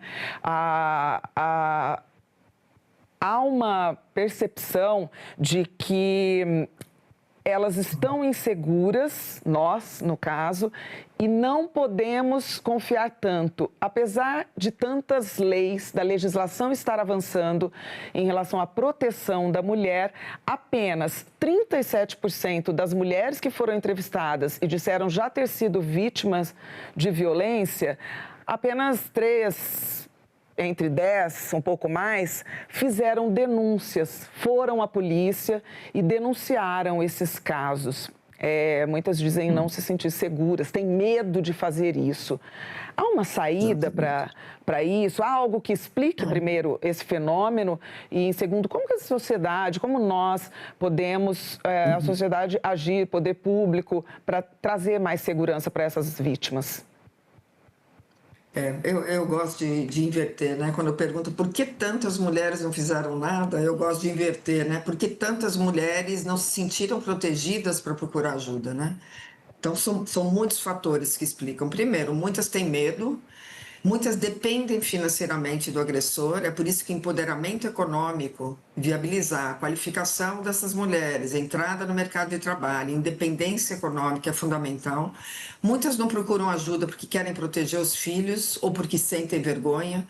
E muitas, eu diria que a maioria, não confiam nas instituições, né?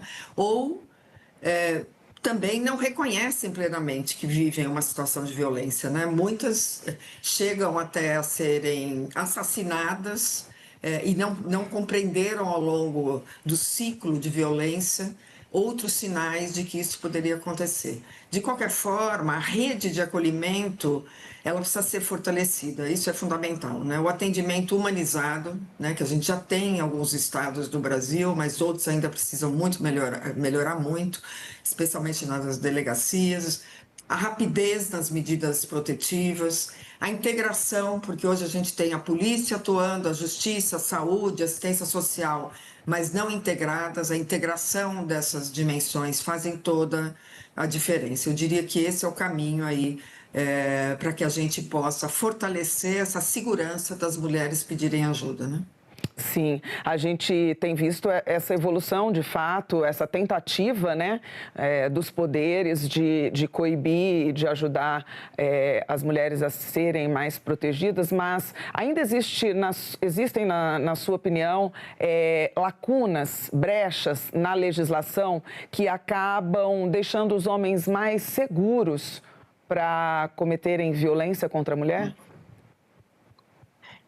Eu diria que a legislação brasileira em relação ao tema, ela está bem avançada, né? A lacuna, ela não se dá na legislação, como em muitos temas, né? Na verdade, a lacuna se dá quando a gente transpõe, né, essa legislação para a prática. Como que nós acolhemos, como que nós tomamos as providências, a agilidade, o olhar para essas mulheres que ainda é vista... Muitas vezes a vítima ainda é vista como culpada, e não só pela sociedade, mas também no atendimento. Então, muito mais o desdobramento dessa legislação na prática, em termos de agilidade, de integração dos poderes, das iniciativas e a forma como essas mulheres são acolhidas, do que brechas na legislação. Nós avançamos muito com a Lei Maria da Penha e outras.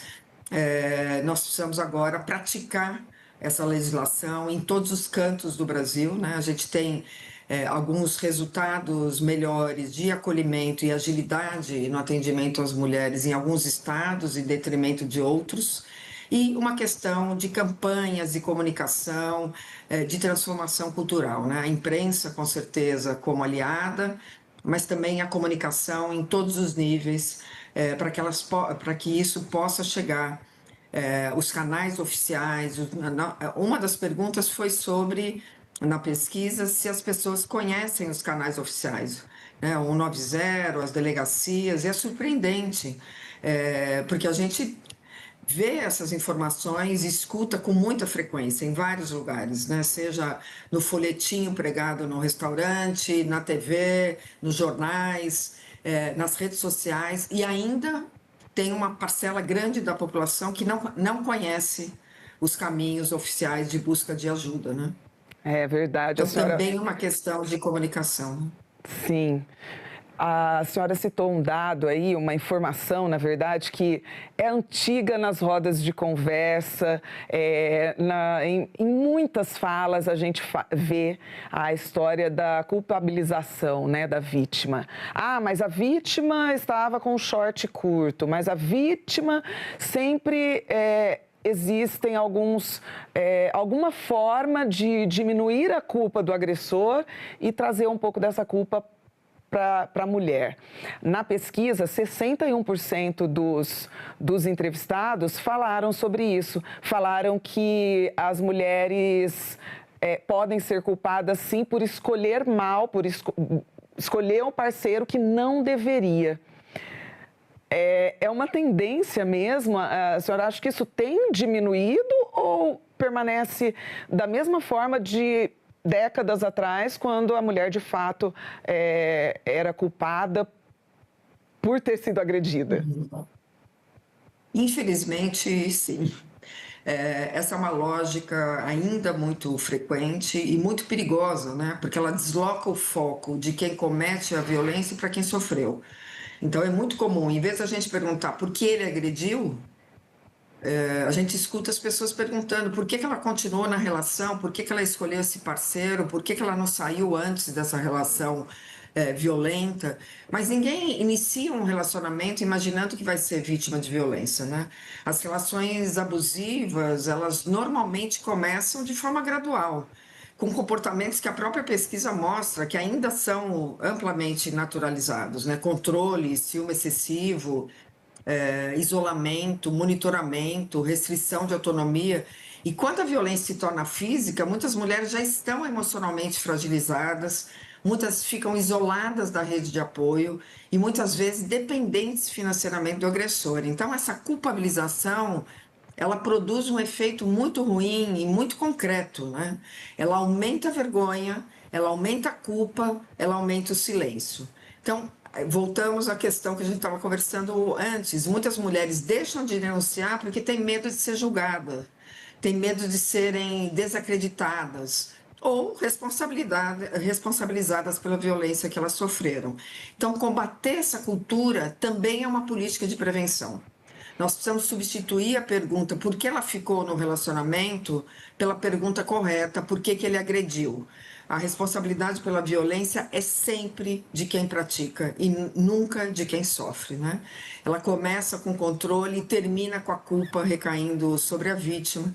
A gente precisa inverter essa lógica. Doutora, e até que ponto a dependência financeira das mulheres traz mais risco para essa violência ir escalando dentro de casa? Olha, esse ponto é fundamental. É por isso que a gente trabalha muito com as empresas, né? A dependência financeira, ela pode ser tão aprisionadora quanto a própria violência física, né? Em geral, e esse é um dado que a gente já tem até de outras pesquisas, as mulheres não permanecem na relação porque elas querem, mas porque não conseguem enxergar uma alternativa segura para reconstruir a própria vítima, né? Então, a autonomia econômica para mulheres em situação de violência são políticas também, não só sociais, mas são de proteção e de prevenção da violência. O que é que a gente observa? Quando a gente viabiliza a qualificação, a inserção dessas mulheres no mercado de trabalho, elas tendem, com muito mais frequência e rapidez e agilidade, de saírem das relações de violência, né? Então, esse é o trabalho que a gente faz fortemente com as empresas, inclusive com políticas e iniciativas de inclusão de mulheres no mercado de trabalho, especialmente com programas específicos para as mulheres que foram vítimas de violência, muitas vezes em parceria com organizações sociais que atendem essas mulheres, né? Acolhem quando elas saem de casa e acolhem também qualificando, dando atendimento psicológico, jurídico e conectando com empresas que a gente tem trabalhado para que elas possam ser incluídas no mercado e aí sim, empoderadas, com autonomia financeira, elas conseguem sair da relação agressiva, violenta e humilhante. Doutora, seguindo por esse caminho das alternativas, né, desse incentivo, dessa ajuda social para resgatar essas mulheres, a gente tem um dado otimista na pesquisa que quase 9 entre 10 brasileiros diz que as escolas, por exemplo, devem incentivar e ensinar, orientar as crianças sobre a igualdade, sobre o respeito, né, em relação às mulheres, sobre esse cuidado mesmo, acho que essa seria a palavra, né, contra a violência. A senhora vê isso como um caminho, né, porque se a gente começar desde cedo, colocando essa consciência na cabeça dos meninos, especialmente, das meninas para identificar quando estão sendo vítimas, né? E dos meninos para não crescerem agressivos. Esse pode ser o caminho, né?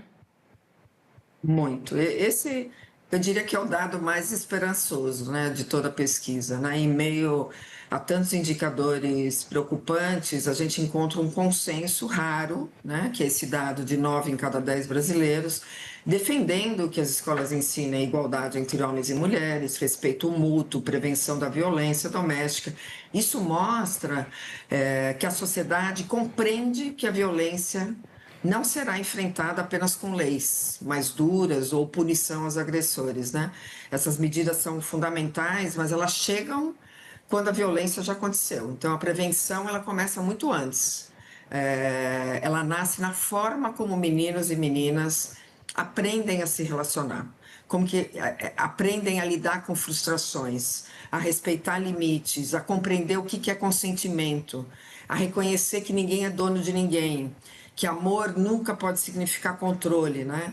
Os próprios resultados da pesquisa reforçam isso. A gente ainda tem, e muitos jovens, confundindo o ciúme com amor, controle com cuidado, vigilância com proteção. Isso muda com educação, com diálogo, com construção de novas referências desde a infância. Por isso, quando a sociedade apoia que esses temas estejam presentes nas escolas, ela está dizendo que educar também é proteger. Nós estamos falando de formar adultos capazes de construir relações muito mais respeitosas, igualitárias e livres de violência, né? E investir em educação para a igualdade não é uma pauta ideológica, como muitas vezes se confunde. É uma estratégia de prevenção da violência. Assim como ensinar, sei lá, educação no trânsito ajuda a reduzir acidentes, ensinar higiene ajuda a prevenir doença. Quanto mais cedo aprendemos a reconhecer o respeito, menores vão ser as chances da gente reproduzir relações abusivas no futuro, né? Nenhuma geração nasce sabendo respeitar, né? O respeito se aprende e a escola, junto com as famílias, com toda a sociedade, tem um papel fundamental nessa construção, né? Quando a gente ensina a igualdade e resolução de conflitos de forma pacífica, nós estamos não apenas formando melhores cidadãos, nós estamos prevenindo violência, protegendo meninas e ajudando meninos a construírem relações mais saudáveis ao longo da vida. Ok, eu agradeço muito a sua participação. O caminho é esse, né? Educação e amor. Parabéns pelo trabalho, boa sorte nessa caminhada em defesa das mulheres. Muito obrigada pela oportunidade e espaço. Eu agradeço também a você que nos acompanhou até aqui. Esse programa está disponível no senado.leg.br/TV e também no canal da TV Senado no YouTube. A gente se vê no próximo Cidadania.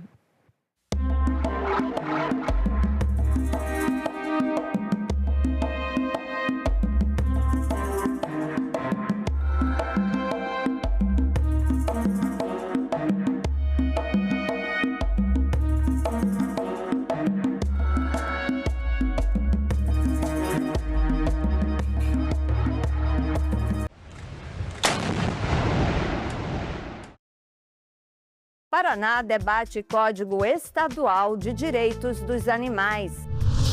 Amazonas se prepara para a seca. Entenda como são feitas as pesquisas eleitorais. Eleitores com deficiência ou mobilidade reduzida vão ter transporte gratuito nessas eleições. Tudo isso no Parlamento Brasil. Parlamento Brasil, toda sexta, 8 horas da noite, aqui na TV Senado. A TV Senado está com tudo pronto para mais uma temporada.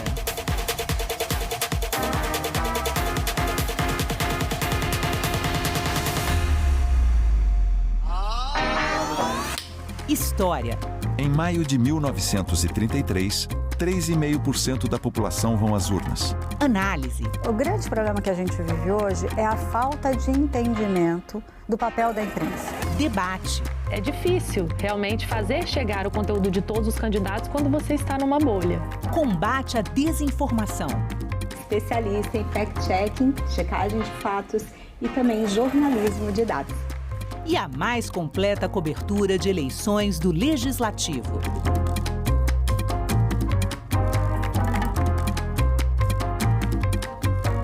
TV Senado, democracia todo dia.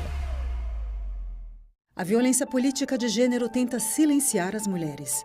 Mas você não precisa enfrentar isso sozinha. O Zap Delas é o canal da Procuradoria da Mulher do Senado para acolher e orientar candidatas e lideranças.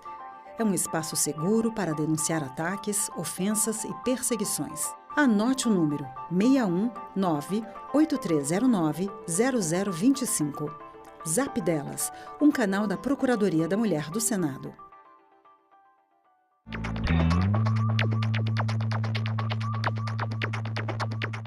Declaro aberta a sessão solene. Se não existe parlamento, não existe democracia. O governo via todos como se fosse comunista. A fila não para de crescer para a passagem da revista lá na esplanada dos ministérios. Deve ser sempre lembrado o que foi dito por Ulisses Guimarães. Traidor da Constituição é traidor da pátria. O homem disse logo, quem fala? Eu disse, Ariano Suassuna.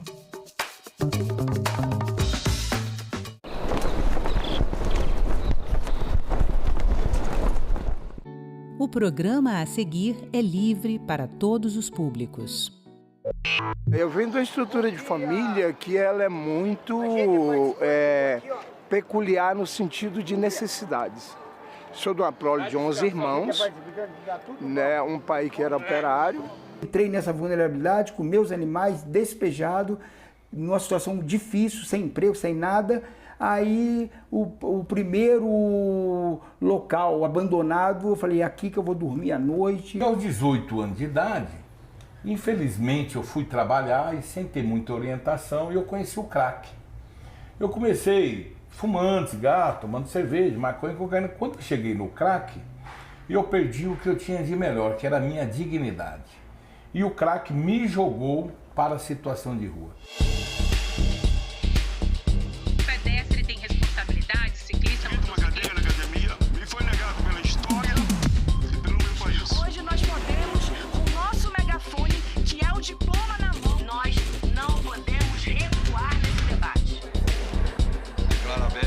Sétima reunião da Comissão Senado.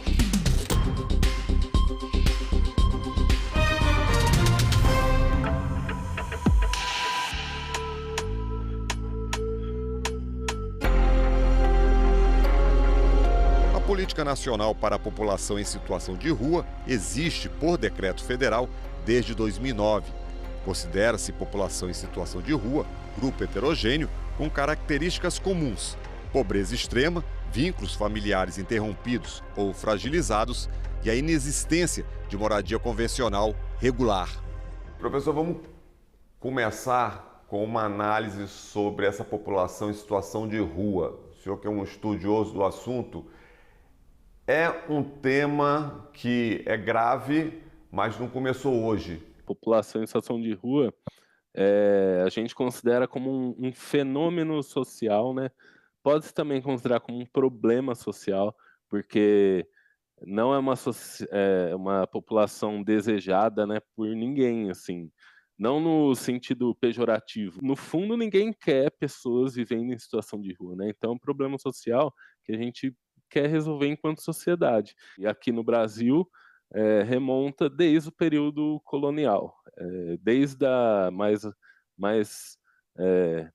especificamente desde a abolição da escravatura. A gente tem que ter empatia, né? Porque a gente não sabe por que eles estão assim, todo mundo tem uma história por trás. Cada um deles tem um motivo. Eu tô por causa de mulher, porque minha mulher me traiu, aí eu saí de casa. Outros falam que é por causa do pai e da mãe, outros falam que é porque matou, aí quando voltou não tinha mais apoio, aí viram na rua. Muitas pessoas tinham oportunidade, se perdeu normalmente nas drogas, ou então perdeu tudo através de uma coisa que nem tinham culpa. Também tem a questão do uso indevido de algumas substâncias, né? Que acaba levando a pessoa ao vício e trazendo para essa realidade. Tem muito universitário aqui, tem muitas pessoas formadas aqui. A gente olha assim, tá dormindo no chão, tá comendo lixo. Eu fiz o curso de História, me graduei, licenciatura plena em História, e fiz uma pós curta em História Oral.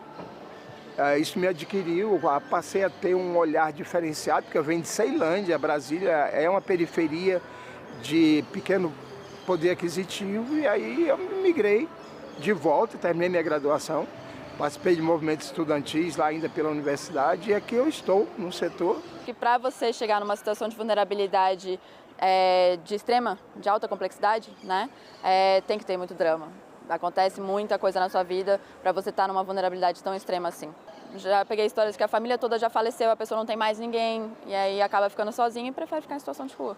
Olha, viver na rua é você pensar que um dia você acorda assim, sem referência de família, sem referência de localização, entendeu? Então você está perdido ali no meio da multidão, entendeu? Assim, desorientado, porque você não sabe quem é amigo, quem é inimigo, você não pode dormir, você não pode, às vezes, comer, entendeu? Que tem uma briga ali, ou né, as pessoas negam para você um copo d'água, você encontra com toda a desumanidade. Senso comum, a gente tende a atacar a ideia moral, né? Então, tipo, a pessoa está ali por escolha, a pessoa é suja, é drogada e etc. Mas quando a gente estuda a essência do problema, a gente vê que é uma população muito complexa, muito heterogênea, e elas vão para as ruas pelos mais diversos motivos. Muito se fala da droga, né? Mas muitos acabam se tornando dependentes na rua. Porque, se você for ver, muitos dizem que é impossível dormir na rua sem tomar um gole de cachaça. Ninguém está em situação de rua porque ela quer passar fome, frio. Fui pegar uma sopa no Hospital Agarran, que é aqui de Brasília, e aí ela falou, você não é da rua.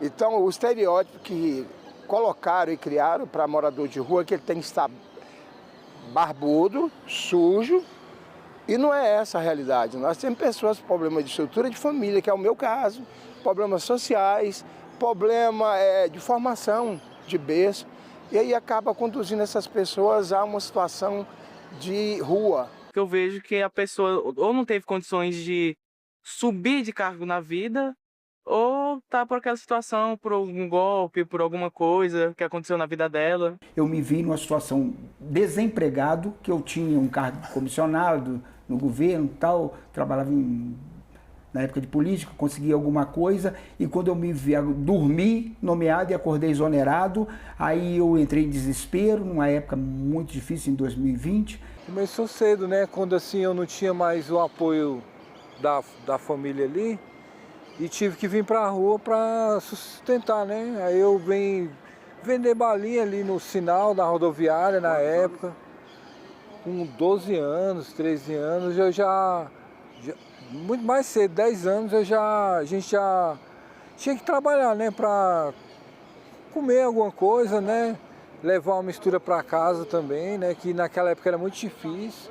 Eu vivi durante muitos anos em situação de rua, né, inclusive bebi álcool de posto de gasolina e fui usuário de crack e usuário de múltiplas drogas. Por consequência do uso das drogas, eu fiquei durante muitos anos em situação de rua, dormindo nas calçadas. O senhor colocou aí algumas das razões, são muitas, para essas pessoas estarem nas ruas, e eu queria trazer para o resgate, quer dizer, o trabalho do Estado, a política pública, é gigantesco esse trabalho que tem que ser feito. O papel do Estado é criar essas políticas como as casas de acolhimento, os centros de referência, os serviços especializados de abordagem social, as políticas de habitação, como moradia primeiro, o consultório na rua, que é uma política de saúde, da atenção básica. Então, a ideia de intersetorialidade que traz o decreto de 2009 é sobre isso, é como cada segmento da sociedade pode ajudar. Desde 2009, que é implementado, legalmente falando, os comitês intersetoriais. Os comitês intersetoriais trazem tantos os setores do Estado, né? Saúde, educação, segurança, trabalho e renda, assistência social, também trazem a sociedade civil. Então, fazer essa articulação com esses grupos na sua cidade. Bárbara, que instituto é esse? O que você anda fazendo durante esses 11 anos?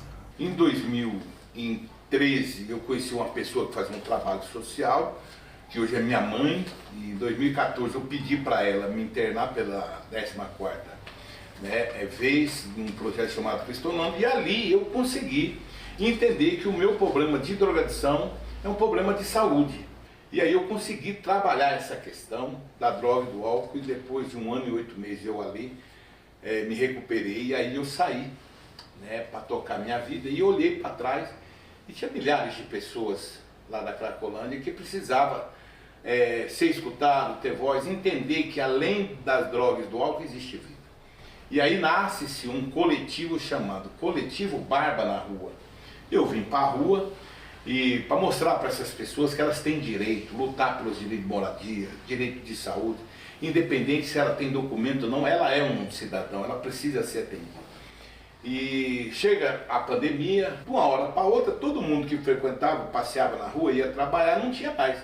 As únicas pessoas que estavam na rua era a população em situação de rua desassistida, porque o governo deu lockdown, fechou tudo e não teve uma política pública preparada. E aí eu entendi que essas pessoas em situação de rua não iriam morrer de Covid, mas poderiam morrer de fome. Aí eu volto a morar na rua para atender essas pessoas. Fiquei na Cracolândia ali, coordenava ali 400, 500 pessoas em situação de rua. Aí surge o Instituto Barba na Rua, porque aí os empresários começaram a ver a gente na rua, começamos a ter visibilidade, porque só tinha gente na rua, e eles queriam ajudar o Barba. Só que para ajudar o Barba tinha que ter um CNPJ. Então aí se cria o Instituto Barba na Rua. Quando é que você teve a ideia de fazer esse trabalho que é incomum? Quando eu cheguei aqui no setor comercial, em 2020, para fazer esse curso de produção cultural, eu fiquei muito impressionada com a quantidade de pessoas na rua, né? E é claro, você olha aquilo, você fica meio assustado e tal. Com a convivência, o curso demorou 6 meses, com esses meses de convivência, com essas pessoas aqui dentro do setor, você vai identificando não uma população de rua, mas você vai conhecendo o João, você vai conhecendo a Dona Jerusa, você vai conhecendo a Lana. São pessoas que estão realmente numa situação de vulnerabilidade e que precisam ser vistas, né? Quando você vê uma pessoa que ela está vindo para o seu lado, você muda de calçada, você desvia o olhar, você guarda a carteira. Então, a Exposição Face surgiu na pandemia, quando a crise sanitária estava no seu ápice, né? E todo mundo orientado a ficar em suas casas, a não sair de casa, e uma população enorme de rua aqui no setor comercial abandonada à sua própria sorte, né? Foi nessa mesma época que o Instituto no Setor, ele começou com um projeto, ele reabriu um banheiro que estava fechado, eu acredito que há mais de 20 anos aqui, para atender essa população. Eu acho que esse banheiro ele tem relação com essa temática por um ponto primordial, que é promover um direito fundamental, que é o direito ao saneamento, você ter a dignidade de poder usar um banheiro. É muito para quem não tem um lar. E a gente começa falando sobre isso, que é a quantidade de pessoas em situação de rua no Distrito Federal hoje. A gente está falando de quase 7 mil pessoas em situação de rua. Só que na região central de Brasília, a gente tem dados que apontam mais de 700 pessoas em situação de rua. Um banheiro, ele é uma tecnologia social de promoção de dignidade de um direito fundamental que muitas vezes é negligenciado. E no Distrito Federal é um dos poucos banheiros públicos que é um equipamento que não atende só a população em situação de rua, mas atende o trabalhador informal, atende o trabalhador que circula e que trabalha durante o dia e a noite no centro de Brasília, estudantes. E esse espaço, o banheiro, ele não promove só a dignidade das pessoas em situação de rua, mas ele melhora as condições ambientais desse lugar onde passa diariamente mais de 200 mil pessoas. Eu acredito que projetos como o banheiro comunitário do setor comercial sul deviam ser abrangentes para todas as RAs, porque é um direito básico, né? O direito à higiene. E deveria ser ampliado para mais dias também, porque você não precisa da higiene só de segunda a sexta, também precisa dela sábado e domingo. E se fosse ampliado para todas as RAs, as populações em situação de rua das outras RAs poderiam ter acesso também. Eu acho que o governo poderia fazer seria abrir mais CAPs, mais centro POPs, porque a gente só tem 2 hoje no DF para atender toda a população e é a 5ª maior do Brasil. Esse projeto aí, ele ajudou a humanizar a pessoa em situação de rua ali na pandemia. Que, né, as pessoas falavam muito em lavar as mãos, mas eles não tinham aqui um lugar para tomar um banho, para, né, fazer as necessidades, né, básicas ali. E aí esse banheiro foi um ponto que humanizou aqui o setor comercial de uma forma que as pessoas têm esse banheiro aqui como uma referência, entendeu? Assim, de cuidado, entendeu? E também de inclusão social, né? Que é a questão das pessoas em situação de rua. O que a gente tem falado e defendido aqui é essa política se torne uma política pública, pautada pelo Estado e não por uma organização da sociedade civil. Hoje a gente está construindo e está mantendo o banheiro aberto porque não existe uma política estatal. O Estado ainda não disponibiliza um programa onde banheiros públicos são disponibilizados para a população. A população em situação de rua, a gente fez um ciclo de amizade, de companheirismo aqui, que eles mesmos ajudam a cuidar do banheiro. Então a gente tem muito pouco problema com a manutenção, porque as pessoas se sentem parte, as pessoas sabem da importância de ter esse equipamento funcionando. O mesmo empresário que passa aqui, que entra um morador de rua e eles convivem já há 6 anos. Isso aí é uma tecnologia, né, a ser replicada, né? Muitas pessoas vivem numa bolha, numa realidade assim inventada de que está tudo bem. E quando você conhece pessoas que vivenciam uma extrema vulnerabilidade que é diferente do que você vive, estoura essa bolha. E é meio que uma sacudida mesmo, de entender o que está acontecendo no resto do mundo e no meu trabalho, o que precisa ser feito para que aquelas pessoas tenham uma garantia de direitos e tentem se emancipar daquela situação. Eu sou um reducionista de danos, né? Eu não sou um proibicionista, né? Que nem a gente fala, que acha que a pessoa em situação de rua ela tem que estar abstêmico da droga para poder ser incluída nas políticas, né? A redução de danos trata o quê? Essas ações que reduzem o dano de estar na rua. Então, um banheiro social, você oferece um banho para a pessoa, você reduz o dano de doenças, você traz higiene, um pouco de dignidade, entendeu? Isso é uma ação redutora de danos. Muitas outras ações de redução de dano, por exemplo, a construção de academias. Com academias, você pôr as pessoas para começar a fazer uma atividade física, você tem altas taxas de redução do uso de drogas. Depois que eu comecei a trabalhar aí, a gente conseguiu tirar, acho que foi 4 ou 5 pessoas em situação de rua através da geração de renda aqui, entendeu?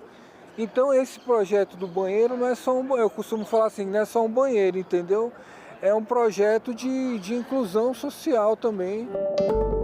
O projeto de lei do Senado garante atendimento prioritário às pessoas em situação de rua.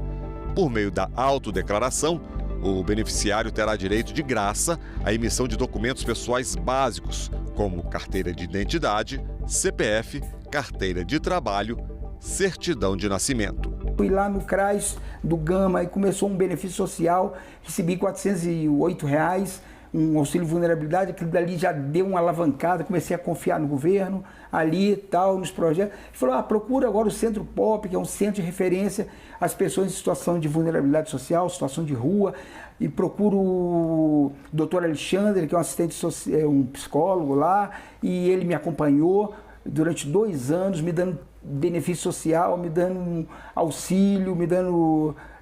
depois fui recebendo um cartão prato cheio, aí começou a dar uma melhorada na minha vida. Um albergue aí para pelo menos um lugar para dormir, para suas necessidades básicas, como tomar banho, uma escovação de dente, às vezes um corte de cabelo, eu acho que seria o mínimo. Então, eu acho que junta-se sociedade, governos, e tem um olhar diferente para quem é invisível dentro dessa sociedade tão ampla, grande, com muita cultura. Tem que envolver, tem que valorizar e olhar no olho, não olhar aqui e dar uma volta, vai me roubar, vai me assaltar, não me é interessante, não estou bem vestido. Estou na rua sem cultura, sem escola, sem alimentação, sem estética, sem limpeza, sem higiene. Então, acho que esses setores juntos poderiam fazer uma diferença muito grande para a comunidade de rua. Não estou falando só de Brasília, estou falando de Brasil, estou falando que é uma realidade de Brasil.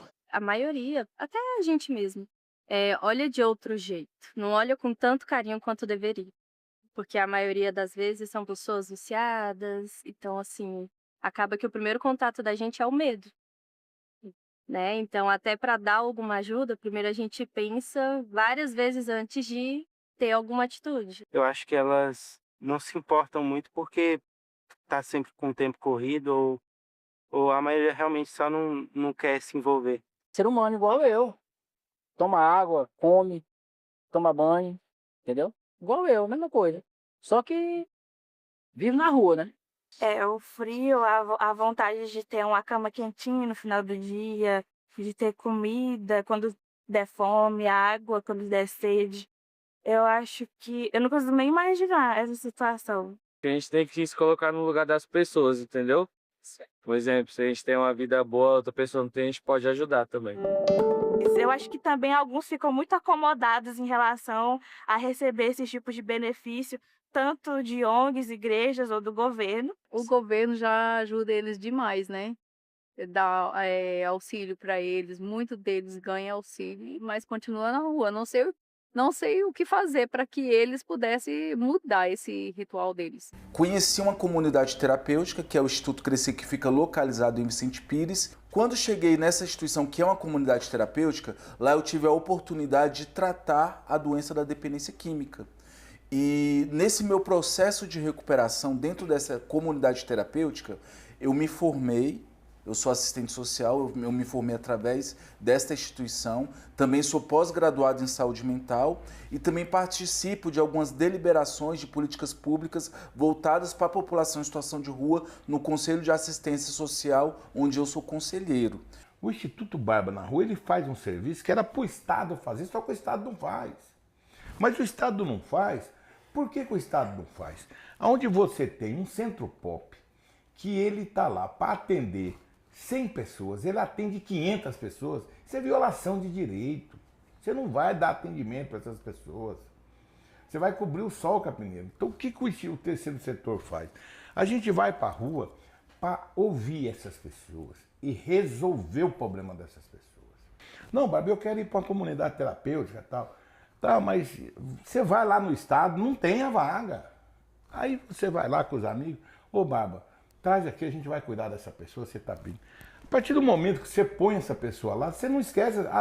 Cara, dá um acompanhamento para essa pessoa que está lá, porque essa pessoa já foi abandonada pela família, né? E a gente faz isso. A pessoa que chega dentro de uma instituição, por exemplo, uma comunidade terapêutica, que é onde eu trabalho no Instituto Crescer, além da doença da dependência química, a pessoa ela chega com várias fragilidades e precisando resolver várias questões da sua vida.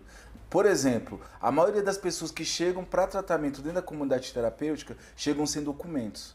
Precisam fazer documentos, precisam resolver várias questões, né, que ficaram mal resolvidas por causa dessa doença. Então, o acompanhamento ele tem que ser integral. As políticas nacionais, desde 2009, desde até antes, elas seguem uma ideia que a gente chama de etapista.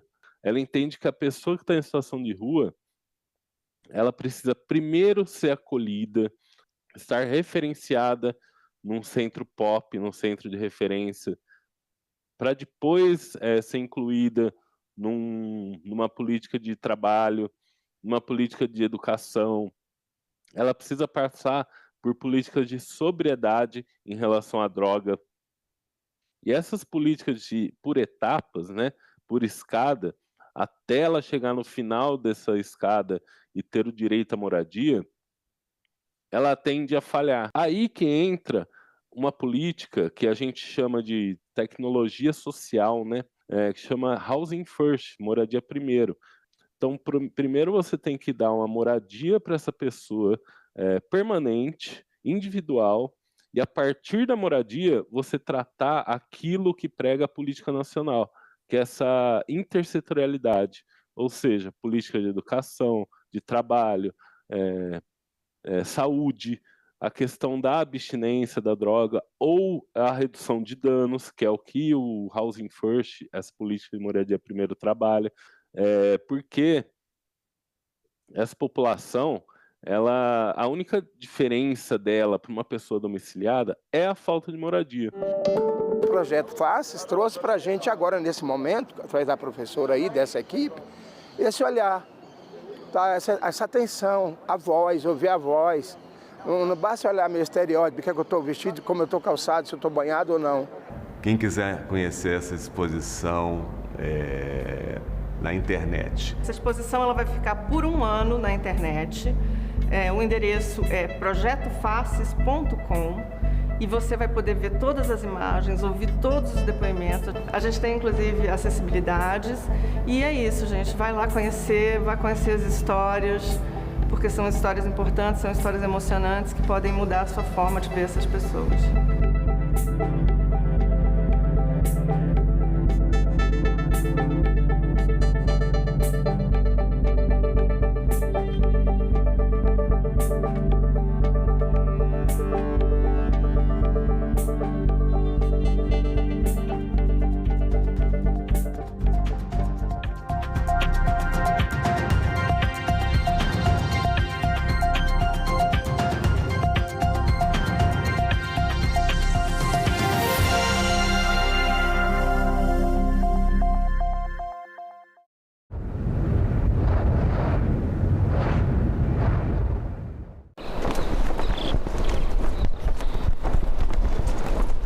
Os hemocentros públicos, eles são responsáveis pela coleta, processamento, distribuição e atendimento 100% da rede pública de saúde do país. O sangue possui diversos componentes e a gente tem as hemácias, as plaquetas, os leucócitos, que são as células de defesa. Eu acho de boa, mas eu entendo que tem gente que tem medo de agulha, né? Para essas pessoas é compreensível não quererem doar.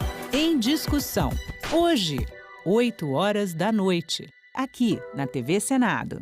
Neste mês, a TV Senado exibe documentários com mulheres que lutam contra diferentes tipos de violência, no Brasil e no mundo. Somos todas iguales, mujeres.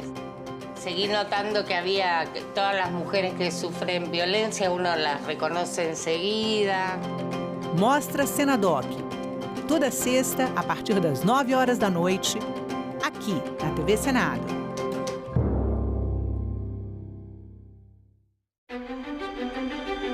A TV Senado foi a primeira emissora legislativa nacional.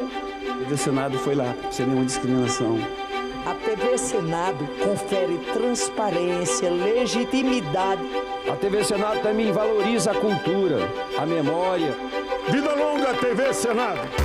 A TV Senado está fazendo 30 anos com os olhos no futuro, na TV 3.0. A partir de junho, o Brasil inaugura o novo padrão de televisão. A rede pública e a rede legislativa iniciam suas transmissões experimentais da TV 3.0 simultaneamente com toda a TV aberta brasileira. A TV Senado é, ao mesmo tempo, janela para a democracia e espelho para o país se ver e pensar. 30 anos da TV Senado. Democracia todo dia, em todas as telas, ao vivo e 3.0. Como é o consumo de energia e de água dos centros de processamento de dados no Brasil e uma comparação com os Estados Unidos. Projetos da Liga do Bem que unem amor ao próximo e sustentabilidade. E o lêmure de cauda anelada, espécie de primata que está ameaçada de desaparecer.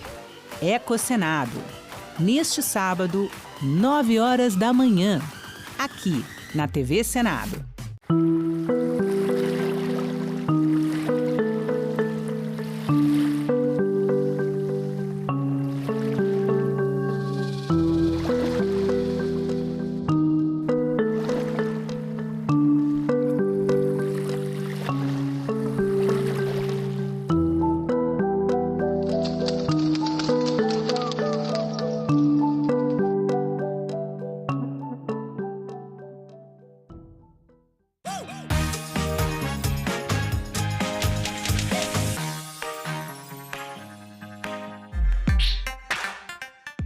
Posso fazer propaganda eleitoral?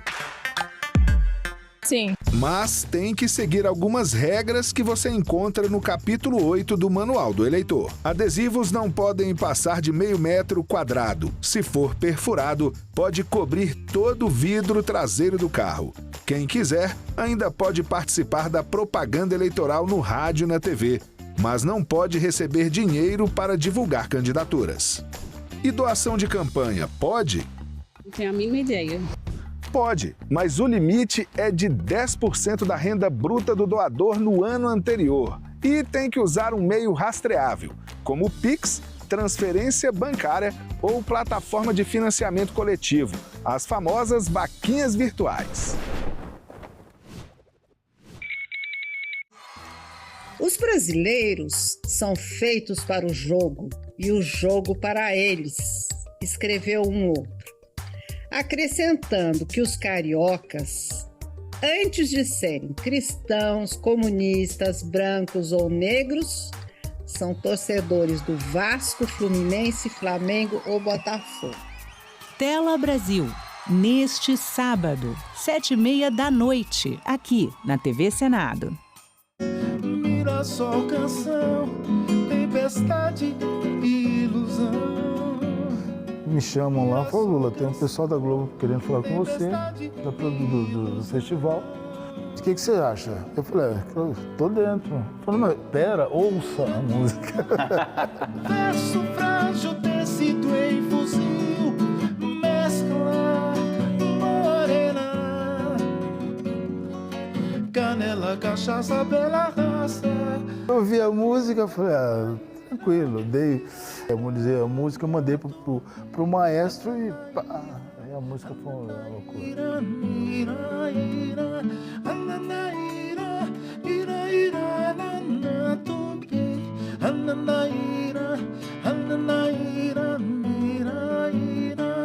Canela, cachaça, bela raça, Brasil.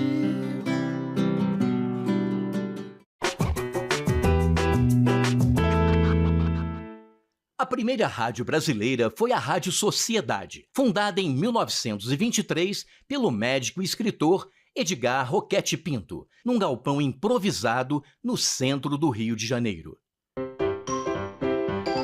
Os primeiros programas eram feitos pelo próprio Roquete Pinto e seus amigos da Academia Brasileira de Ciências, que tocavam músicas, recitavam poesias e comentavam as notícias do dia. Mas as pessoas logo perceberam que o rádio era também um forte instrumento político. Assim como Hitler na Alemanha, Mussolini na Itália e Roosevelt nos Estados Unidos, Getúlio Vargas usava o rádio como propaganda de seu governo.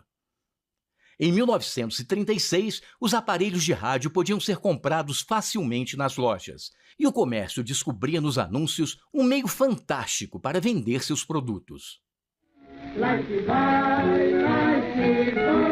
Copa do Mundo, notícias da guerra, tudo era transmitido pelas ondas do rádio.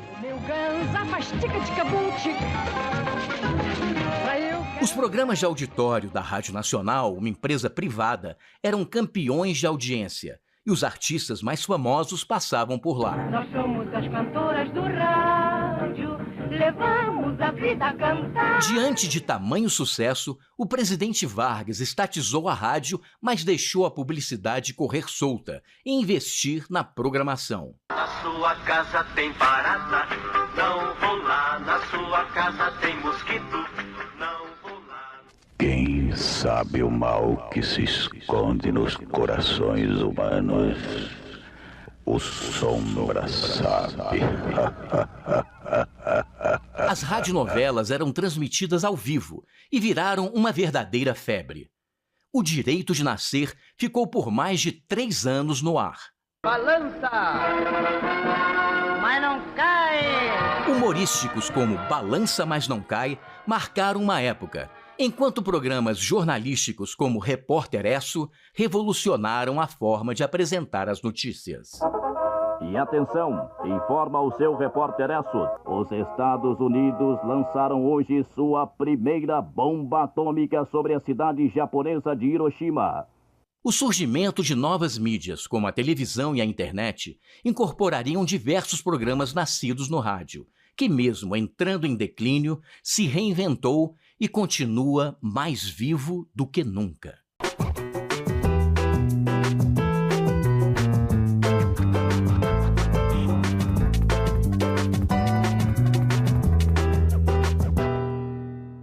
As casas aqui, elas têm umas características bastante comuns de conformação da planta baixa do partido. Mas o enxaimel é característico da Alemanha. Mais da Alemanha essa de tijolo à vista, da Alemanha do Norte, que é de onde vieram a maioria dos imigrantes aqui. Habitat. Neste sábado, 16h, aqui na TV Senado.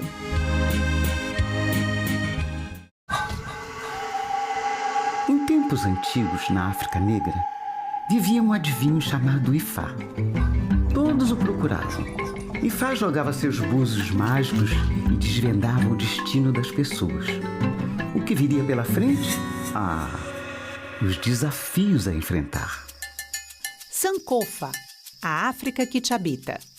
Neste sábado, 7h, aqui na TV Senado.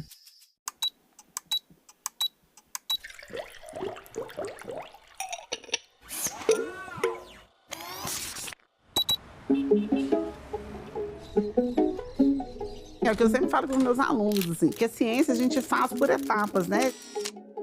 Na verdade, hoje em dia, eu não tenho essa preocupação de fazer a descoberta que vai revolucionar, porque a gente pavimenta o futuro. Eu não uso o DNA e as informações genéticas, porque lá atrás, né, começaram lá atrás a descobrir a estrutura do DNA, o RNA, etc. Então, eu estou usando o que fomentaram lá atrás. Então, eu espero que as minhas descobertas e o que eu for descobrindo agora pavimente o futuro de quem vem depois.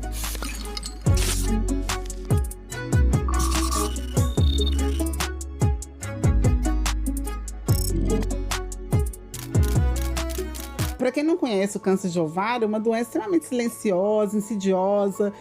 A maioria das mulheres vão a óbito, assim, muito rápido, porque elas respondem mal ao tratamento da platina. Como ele é muito silencioso, a mulher só descobre em estado muito avançado, é quando já não tem jeito mesmo, porque é uma doença que ela vai crescendo e a mulher não vai percebendo, porque vai se confundindo com outros sintomas, sabe? Então, quando descobre, tem uma massa gigantesca, metastática, e que as possibilidades terapêuticas são ruins. Para você ter ideia da gravidade da doença, a nossa casuística começar a coletar em 2008, infelizmente, todas as mulheres já vieram a óbito. Então a gente precisava realmente trabalhar com isso. Por a gente entender que era muito necessário dar a essas mulheres mais tempo, né? Elas são mães, elas têm filhos, elas precisam viver, elas querem se formar, querem viver outras coisas. Aí quando você pensa em mulheres, né? Você tem uma empatia pelo seu gênero, né? Para você pensar que a gente tem que ajudar um tumor que está com poucas possibilidades terapêuticas, né? Posso começar, assim, da Luciana criança? Porque eu sei que eu sou cientista desde que eu era pequena. Eu queria microscópio, eu queria kit de química, e meus pais ficavam doidos, assim. Por que essa menina quer coisas tão diversas, né? Então eu fui gostando desse universo, lendo muito. E quando eu estava na escola, eu tive um professor que ele começou a estudar a célula e contar pra gente. Ele chegou com tanto apetite matemático, e cada aula ele fazia membrana plasmática, citoplasma, organelos, núcleo. Eu fui ficando tomada por aquela unidade. Eu fui ficando tomada. Eu falei, gente, é tudo que eu quero. Eu quero entender o que é isso. E eu, a partir desse momento, eu quis perseguir o estudo das células. Então, quando eu cheguei na faculdade, né, por exemplo, como minha família me achava muito inteligente, porque eu era muito estudiosa e tal, eles falavam, vai ser a primeira menina negra que vai ser médica. Eu falei, mas eu não quero medicina, porque eu não queria ser assistencial. Eu queria desvendar o que estava no meu entorno, na célula. Aí, quando eu resolvi fazer biologia, foi que eu me encontrei. Eu sou bióloga por vocação, não foi por falta de opção. Eu sou bióloga mesmo, na acepção da palavra. O câncer entrou no radar porque, assim, para quem gosta muito da célula, você entender que uma unidade tão perfeita, como é que ela se torna imperfeita? Por que ela começa a desorganizar e causar um dano às pessoas e morte, né? O tumor é uma célula que está situado, imagina um ambiente tecidual, né, no corpo da pessoa, uma célula ela começa a sofrer danos. E esses danos acabam se acumulando e ela consegue dividir uma célula com dano também. Esse dano não é reparado. E dessa segunda célula vira a terceira célula, que vira outra célula, que atrai as células do entorno para se sustentar, porque o tumor é um grande parasita, na verdade, né? Então eu fiquei muito curiosa para saber qual que era a desordem causada, que a célula causava. E o câncer de ovário, ele entrou na minha vida porque já trabalhando com câncer, uma vez um médico, né, que é o professor Guinaldo da Faculdade de Medicina aqui, ele chegou para mim e falou assim, eu preciso resolver a questão da oncologia no câncer de ovário. Porque na mama, né, para câncer de mama, a gente já incorporou a sobrevida, tratamentos mais eficazes e tem melhorado a sobrevida das pacientes com câncer de mama. Mas no ovário, não. O nosso exame é prognóstico, então ele define o perfil molecular da paciente. Então, por exemplo, como o médico ele está completamente cego, assim, do ponto de vista molecular, sobre como aquela paciente vai evoluir, o nosso exame ele permite dar a ele uma análise de como ela pode evoluir com aquela doença, se ela vai evoluir mal, se ela vai responder a quimioterapia que vai dar para ela. Entende? Ou se ela tem uma tendência a metastasizar mais rápido. Por exemplo, se você pensar que se a gente está contando que a paciente ela tende a não responder a platina, né? Por que eu vou dar tratamento para ela base de platina? Eu tenho que buscar outros tipos de tratamento para permitir que ela tenha uma chance melhor de sobrevida, né? Porque senão ela vai a óbito em 6 meses. Eu sempre falo que a gente tem que pensar no câncer igual trato hipertensão. Eu sou hipertensa. Eu não tomo remédio todo dia para controlar minha pressão. Se eu não parar de tomar meu remédio de pressão, eu vou morrer. Eu posso ter um AVC, se eu comer uma coisa mais salgada. Então, o câncer, a gente não tem que falar muito em cura, sabe? Porque se muito tempo a gente começa essa coisa de cura, nós temos que falar em tratamento, em controle dele. A pessoa não necessariamente ela precisa morrer do tumor, ela pode morrer com ele, mas não dele. A gente recrutou mulheres, né, que estavam com câncer de ovário, e a gente coleta o tecido, né, do paciente. Quando ela vai para cirurgia, retira um fragmento do tecido do tumor deles, da mesa que vai para anatomia patológica. A gente extrai o RNA. Então, a gente extrai esse tipo de molécula, porque esse RNA é uma molécula mensageira. É ela que manda informações para formar proteínas, né? Então, esse RNA, quando ele está alterado, ele está sinalizando errado dentro da célula. Então, a gente pegou esse RNA e mediu o nível de expressão gênica. E a partir desses níveis de expressão desse gene, né, a gente correlacionou com os dados de sobrevida da paciente, epidemiológicos, e a gente submeteu isso à análise de inteligência artificial. E a gente fez um nível de expressão relativa. Então, significa que a gente comparou um alvo no ovário normal, né, de mulheres que tiraram o ovário por outras condições, com o ovário cancerígeno, com o tumor. Então a gente viu que tinha alguns genes da via que a gente trabalhou que estavam alterados 1000 vezes. Então assim, o nível de expressão de tanto a tanto está relacionado à resistência à platina. São as mulheres que mais resistiram ao tratamento quimioterápico. De tanto a tanto são aquelas que tiveram melhor sobrevida. De tanto a tanto foram as que tiveram origem do tumor, etc. Entendeu? Então ele vai me contar. A gente chama de aprendizado de máquina, né? A gente treina o algoritmo para falar, olha, esse nível de expressão é importante. Aí ele vai tentando, ele pega a amostra, o seu dado, e vai tentando acertar. Então ele vê quantas vezes ele acertou. E é um método estatístico poderoso, uma ferramenta super poderosa, e ele te dá o valor. Então, por exemplo, esses dados do Ovarian Tag, que é nosso exame, ele acertou muito, é um valor tipo de 96%. Nossa, eu acho isso que é extremamente importante, porque trabalhando com oncologia é muito difícil, assim, porque assim, eu ainda trabalho na bancada, mas a gente sabe da dor dos pacientes, porque o tratamento quimioterápico é puxado, né? Ele é doloroso, ele afeta não só o paciente, como no seu entorno, né? Eu trabalhei durante muito tempo aqui com o Hospital Alberto Cavalcante. Então, a gente lá dentro, eu levei meus alunos na época para fazer trabalho lá dentro, porque a gente tem que sensibilizar também. Porque, assim, como eu trabalho na bancada, eu trabalho com a parte de alguém, né? A gente tem que olhar para o humano, né? Eu tenho que saber que a parte de alguém tem alguém por trás daquilo. Então, as pessoas ficaram muito sensibilizadas, porque você vê gente sem cabelo, debilitada, etc. Mas a gente tem que pensar que o tratamento para o câncer, ele existe em alguns casos, assim. Que a gente tem que melhorar, inclusive, essa questão desse tratamento, que ele tem que ser mais personalizado hoje em dia, né? Que é o que a gente faz. Porque a quimioterapia, ela é dada de maneira geral, né? Então, não importa que tipo de perfil molecular que a paciente tem. Que é o que a gente está querendo trazer. Nós temos que trabalhar com a lógica de medicina personalizada. Então, é para aquele tipo de tumor que o paciente tem, né? Então, assim, a gente começa a melhorar o tratamento e diminuir a dor, né? Diminuir os eventos adversos, né? As intercorrências, que é isso que a gente tem que buscar. Desafios são vários, né? Assim, desafio de investimento na ciência, né? O Brasil é um país que investe pouco. Porque, assim, enquanto a gente trabalha a conta-gotas, né? A gente demora um tempo para descobrir alguma questão. Quem tem dinheiro, né? Investimento em curto tempo, né? Agora, a questão de ser mulher e negra, né? A questão da questão da negritude, ela é constante, assim. Fui alvo de várias questões por causa da minha cor. Assim. Então, assim, em lugares que você vai, que você chega e as pessoas não te reconhecem como pesquisadora, sabe? Assim, eu já fui tudo, assim. Eu já me rotularam de todas as profissões, que é uma questão que a gente sempre fala. Não é questão de me falar que eu não posso ser uma babá. Não é isso. A questão é a pressa de me rotular. Entende? As pessoas não têm curiosidade de saber que uma pessoa negra é, né? Assim, a perguntam, olha, o que você faz? Por que não pergunta para a pessoa? Se você quer saber o que a pessoa faz, pergunte a ela, né? Por que você tem que já colocar ela num nicho que você acha que ela deve estar, porque você acha que não merece credibilidade, entendeu? Então essas coisas incomodam e a gente passa por isso o tempo inteiro. Mas eu sou muito teimosa, né? Assim, essas coisas não me intimidam, não. Mas você vê claramente, causa um desconforto, mas não me intimidaram.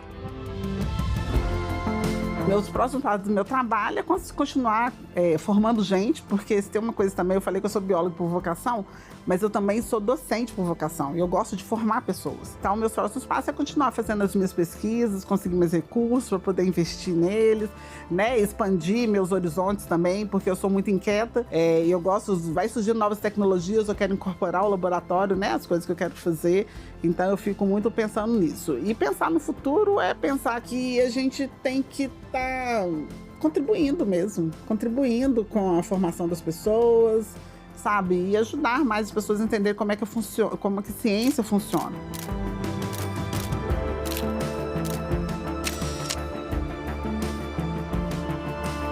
Assim, eu sempre me pergunto, o que é o tempo para mim? O tempo é aquilo que te permite estar no mundo. Comecei a entender que o tempo era a minha jornada aqui, o que eu quero fazer com essa jornada. Esse é meu tempo. Então, quando eu falei do tempo das mulheres, é para dar a ela chance de ter a jornada delas, seja no que for, né? No desenvolvimento do que ela quiser, nas ações que as pessoas querem fazer. Então, o tempo, ela funciona assim.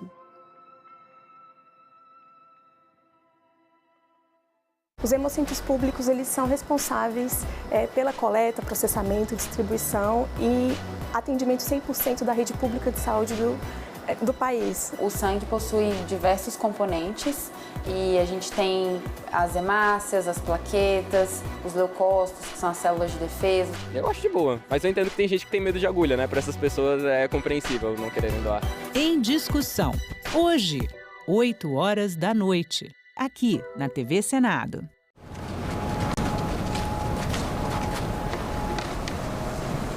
Taça maior, tchau.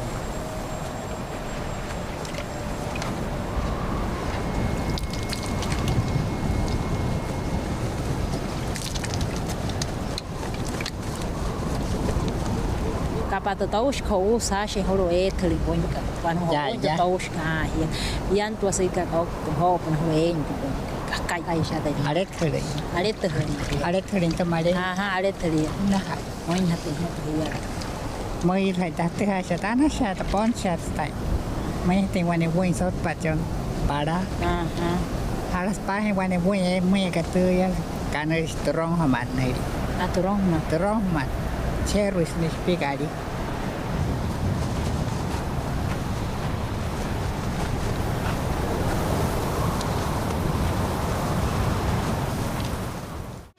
Você, mulher que quer entrar para a política, agora pode contar com o Guia da Candidata. Um manual prático, feito pela Procuradoria da Mulher do Senado para ajudar em cada passo da sua jornada. A publicação mostra o que você precisa para começar. Estar em dia com a Justiça Eleitoral, garantir sua filiação a um partido e o domicílio eleitoral 6 meses antes da eleição. Lá, você descobre como garantir os recursos para sua campanha, como os 30% do fundo eleitoral e do tempo de rádio e TV, que são seus por direito.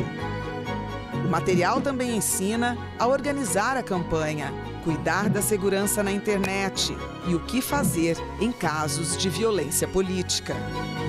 Acesse o guia na página da Procuradoria do Senado na internet. Basta clicar em Publicações no alto da página e selecionar o Guia da Candidata. É informação rápida e segura para você ocupar o seu lugar na política, porque não existe democracia sem a sua participação.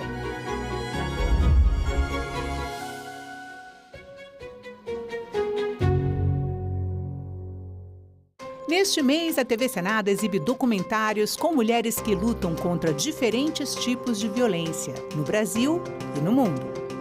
Somos todas iguales, mujeres. Seguí notando que había todas las mujeres que sufren violencia, uno las reconoce enseguida. Mostra Senadoc. Toda sexta, a partir das 9 horas da noite, aqui na TV Senado.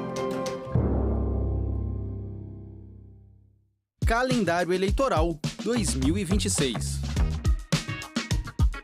A partir de 15 de maio, pré-candidatas e pré-candidatos já podem fazer campanha de arrecadação prévia de recursos por financiamento coletivo.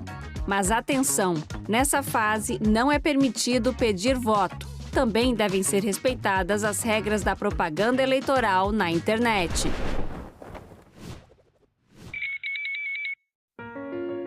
Eu sou Olívia Dias Moreira Duarte, sou jornalista e sou supervisora de qualidade de programação aqui no setor de Vivo e Íntegras da TV Senado. O que a gente faz, basicamente, é captar e transmitir tudo que é atividade legislativa aqui no Senado Federal. A pessoa que vai sentar à noite e assistir uma TV comercial, o jornal mais assistido do país, ela vai assistir uma coisa que foi captada aqui por esse setor da TV Senado. A transparência é o principal produto que o Vivo oferece, a transparência pública. Então a TV, eu acho que ela contribui com a democracia e com a cidadania mesmo. Você vê a diversidade desse país, a cultura desse país, em que você está valorizando a política, em que você está valorizando o diálogo, o debate. Então eu tenho orgulho de trabalhar nesse veículo e eu tenho orgulho de trabalhar com essa equipe. A violência tinha que ser trabalhada nas escolas, na igreja, na comunidade, para que as pessoas pudessem entender o que realmente é violência.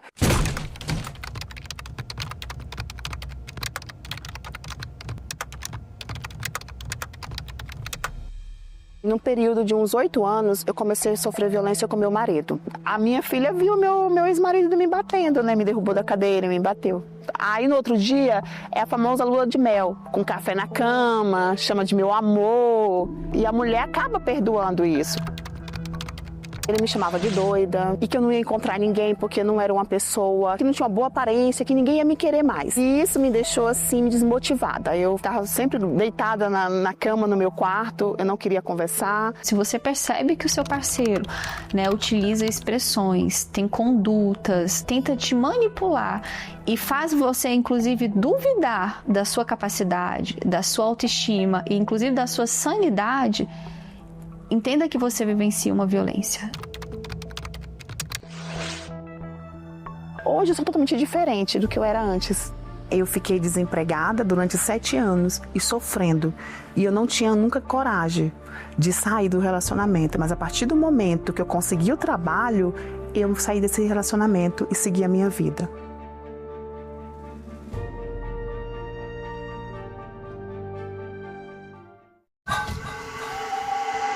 Em tempos antigos, na África Negra, vivia um adivinho chamado Ifá. Todos o procuravam. Ifá jogava seus búzios mágicos e desvendava o destino das pessoas. O que viria pela frente? Os desafios a enfrentar. Sankofa, a África que te habita. Neste sábado, 7 horas da manhã, aqui na TV Senado. Agora é lei. A reforma tributária prevê 2 impostos, a Contribuição sobre Bens e Serviços, CBS, que é federal, e o Imposto sobre Bens e Serviços, IBS.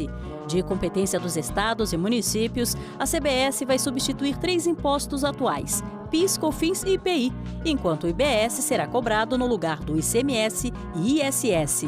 A nova lei detalha ainda as reduções e isenções dos impostos. O Senado votou, agora é lei.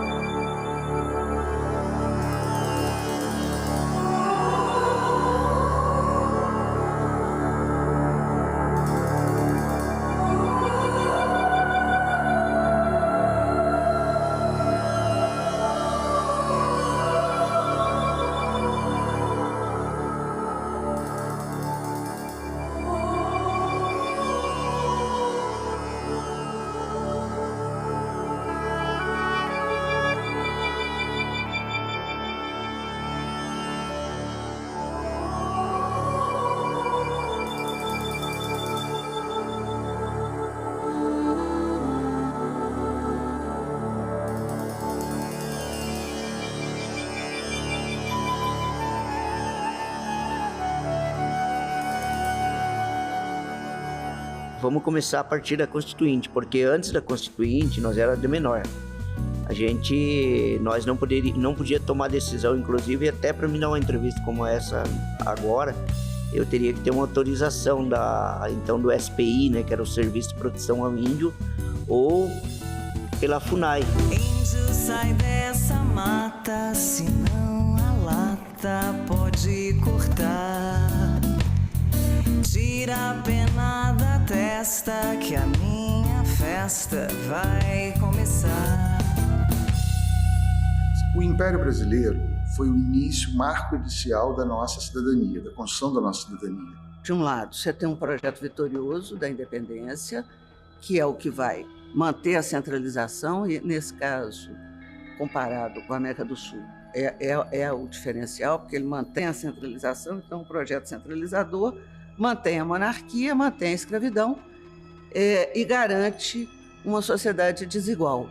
Esse projeto está na matriz do Estado brasileiro, é o projeto vitorioso da independência. E a gente, para falar sobre direitos da população negra, começa a pensar mais nesse marco da Constituição Cidadã do que precisamente a independência do Brasil. Porque a gente tem um Brasil deixando de ser colônia, mas um povo que trata principalmente a população negra como colonizado. A gente tem que lutar pelos nossos direitos, né? E a gente tem que ir à luta. E superando as dificuldades, a gente tem que incluir pessoas, não só nas convivências, mas também participando de políticas públicas, de colocar pessoas com deficiência, ter voz e ter a sua própria autonomia também. A gente tem que fortalecer os seus direitos. Porque a gente nunca teve paz. Eu não posso assim falar que governo A, o B ou C deu alguma trégua para a gente assim, ou tivemos alguma paz. Mesmo as próprias políticas ou programas que foram construídos para nós nos governos, sempre houve muita luta para garantir e cobrar que o Estado criasse um programa, criasse uma política que fosse importante, fosse bom para nós, povos indígenas. Porque ninguém é igual a ninguém. A gente só se juntou porque são pessoas que sofrem estigma, discriminação e preconceito. Então, foi uma estratégia. A gente inventou uma bandeira, a gente inventou uma plataforma e foi assim que a gente conseguiu os direitos. Então, a gente teve que inventar todos esses rótulos, eles são totalmente arbitrários. A gente pode mudar. Eu espero que a gente elimine. Eu não quero morrer sem a gente eliminar todas essas letrinhas e que as pessoas sejam elas mesmas e não precisa desse rótulo político. E que a igualdade não se resume aos que são iguais, mas aos que são também diferentes. Iemanjá, Iemanjá, Obaluaê, Iemanjá, Oxum. Obaluaê, Iemanjá, Oxum. Os quilombos são a primeira forma de resistência, porque tanto se questionava o poder escravocrata, mas como havia um espaço de resistência cultural. Era onde a gente podia, né, a gente fala, os meus ancestrais podiam, de fato, serem o que eram, né? Então, podiam cultuar os seus cultos, podiam se organizar enquanto comunidade e podiam, de fato, tomar suas próprias decisões. Tentando sintetizar esses 200 anos dessa busca por uma cidadania mais plena, mais inclusiva, a gente pode dizer que é uma estrada lenta, tortuosa, não linear, marcada por avanços e retrocessos e com um movimento que muitas vezes parte da sociedade civil, parte do conjunto de homens, mulheres, trabalhadores e que encontra eco no Legislativo, na Câmara dos Deputados e no Senado, mas muitas vezes a Câmara dos Deputados e o Senado não tem força suficiente para aplicá-los. Então também é uma relação contraditória. Eu sei de alguns momentos em que o parlamento vai retroceder, talvez o pior deles da história do Brasil seja 64, né? No momento em que é o parlamento que consuma o golpe de Estado quando ele declara vaga a presidência da República com João Goulart presente no território nacional. Em 1999 começa a surgir os movimentos contra nossos direitos. Em 2001 é formada uma frente de religiosos e nós também, fazendo contraponto, fundamos aqui a Frente Parlamentar pela Cidadania LGBTI+. E aí, de repente, você começa a olhar, eita, os negros não se vacinam. Eita, a mortalidade infantil é maior na população negra. Eita, as mulheres estão sendo esterilizadas, são quase todas negras. Opa, peraí, tem um problema. Então, o problema da miscigenação foi ter escondido a exclusão da população negra. Mas, infelizmente, existe ainda preconceito, rejeição também. O papel do Legislativo em relação ao avanço ou os retrocessos da cidadania no Brasil é exatamente contraditório. Porque se nós tínhamos 2 projetos de independência, tem um brasileiro republicano, libertário, revolucionário, que está com mulheres instalando a República no meio da praça. Esse é o brasileiro que nós poderíamos ter sido, né? E tem o brasileiro que nós fomos, e que também se mobilizou, e que enfrentou a guerra de independência, e que montou um projeto de uma monarquia constitucional, pensou uma Constituição. Então, se você juntar as duas coisas, tem algumas perguntas. Então, esse brasileiro que nós fomos e que nós poderíamos ter sido, trazem para nós as questões centrais que estão lá. O Dom Pedro dizendo que democracia no Brasil nem pensar, e o jornal, saindo no dia seguinte, o jornal dizendo só a santa democracia poderá nos salvar. A questão das riquezas que tem nos territórios indígenas, eles para nós, ele não é o que interessa para nós, o que tiver abaixo das terras indígenas. O que interessa para nós é o que está em cima, é a terra que tem em cima, é a floresta, é os animais, é os encantados que a gente chama, os invisíveis que estão lá dentro e nós, os povos indígenas que estamos ali também.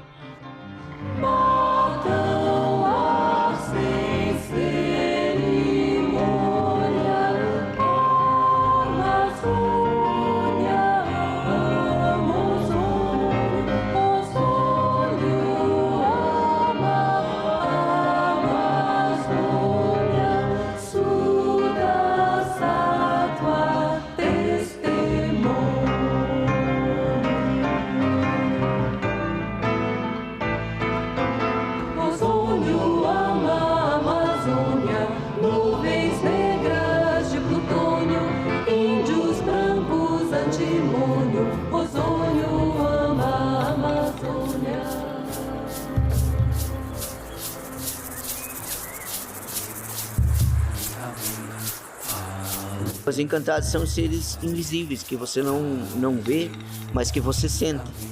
A partir da hora que você tem uma conexão de espiritualidade.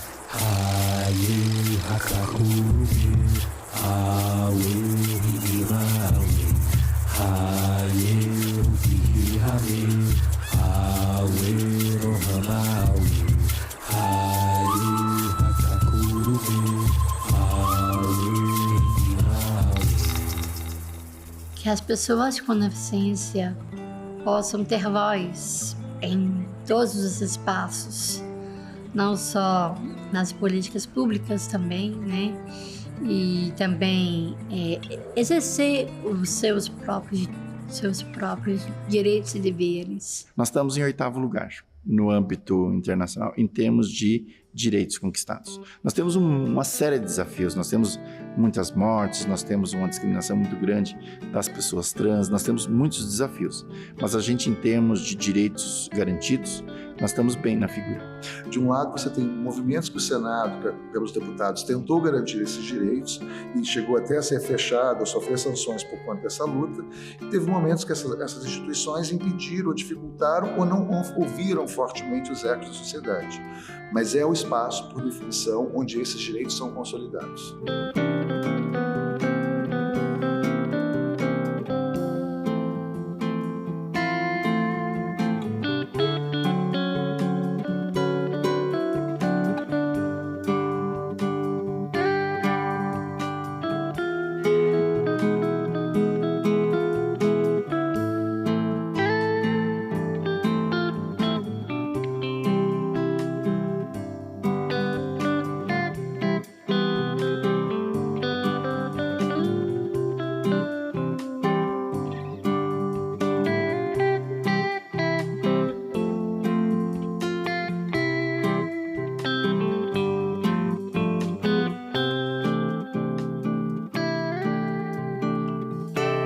Esses panfletos criaram um grande debate e num momento muito bonito, porque é um momento que não existe Brasil, existe só a ideia de Brasil. Então eles estão tentando dar concretude a um projeto de Brasil e a um desejo de futuro para nós. Isso eu acho que vale a pena nós chamarmos de Volta ao Coração hoje.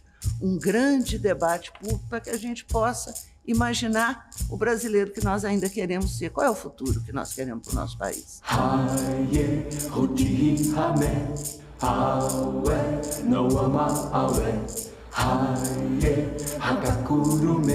Awe, Renima Awe, Haye, Hodihi Hame, Awe, Noama Awe, Haye, Hakakurume, Awe, Renima Awe, Haye, Hodihi Hame, Awe, Noama Awe, Haye, Hakakurume, Awe, Renima Awe.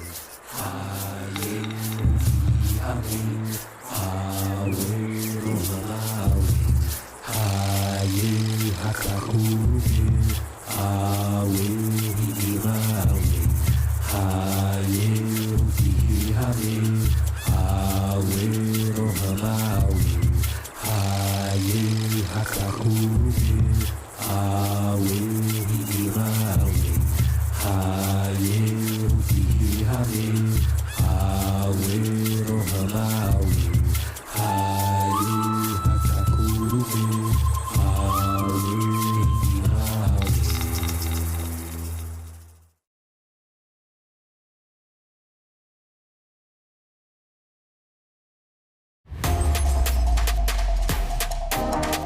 A TV Senado está com tudo pronto para mais uma temporada.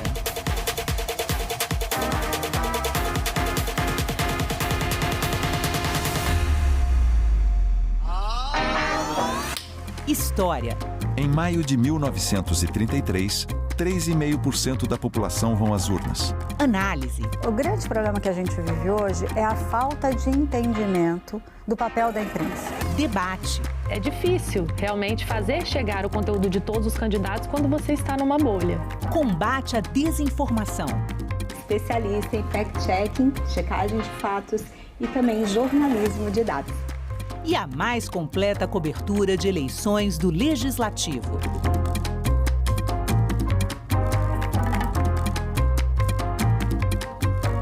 TV Senado, democracia todo dia. Agora é lei. O programa Luz do Povo vai beneficiar famílias de baixa renda que consomem até 80 kWh. A gratuidade na conta de energia elétrica deve atingir famílias inscritas no Cadastro Único de Programas Sociais com renda familiar mensal por pessoa menor ou igual a meio salário mínimo. O programa também alcança lares de idosos que recebem o benefício da prestação continuada, indígenas e quilombolas. O Senado votou, agora é lei. Quando você não tem emprego, você não tem para onde ir, você é obrigado a se manter na violência, que é o que acontece com muita gente.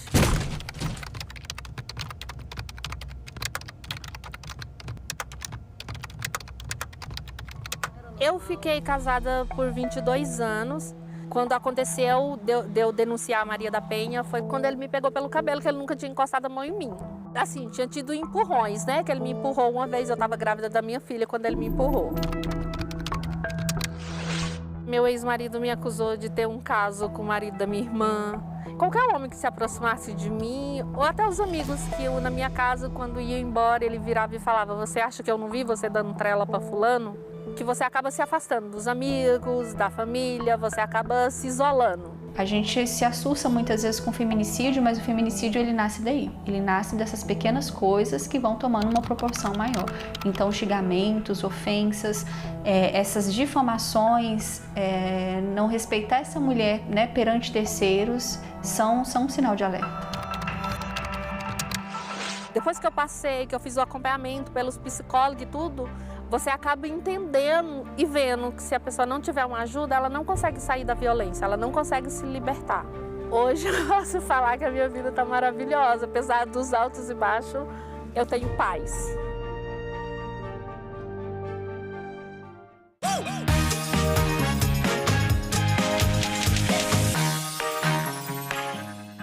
Posso votar sem biometria?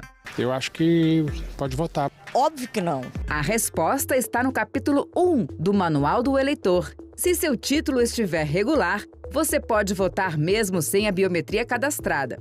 Desde 2008, a Justiça Eleitoral usa impressões digitais para identificar o eleitorado. A identificação biométrica torna o processo eleitoral mais seguro, impede que uma pessoa vote no lugar de outra e evita a duplicidade de inscrições por...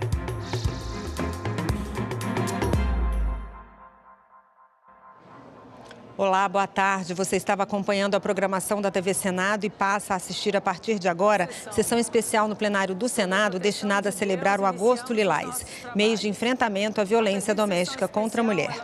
Acompanhe. Convocada em atendimento ao requerimento número 9 de 2026, de autoria desta presidência e de outros senadores, aprovado pelo plenário do Senado Federal. A sessão ela é destinada a celebrar o Agosto Lilás. Convido para compor a mesa dessa sessão especial as seguintes convidadas.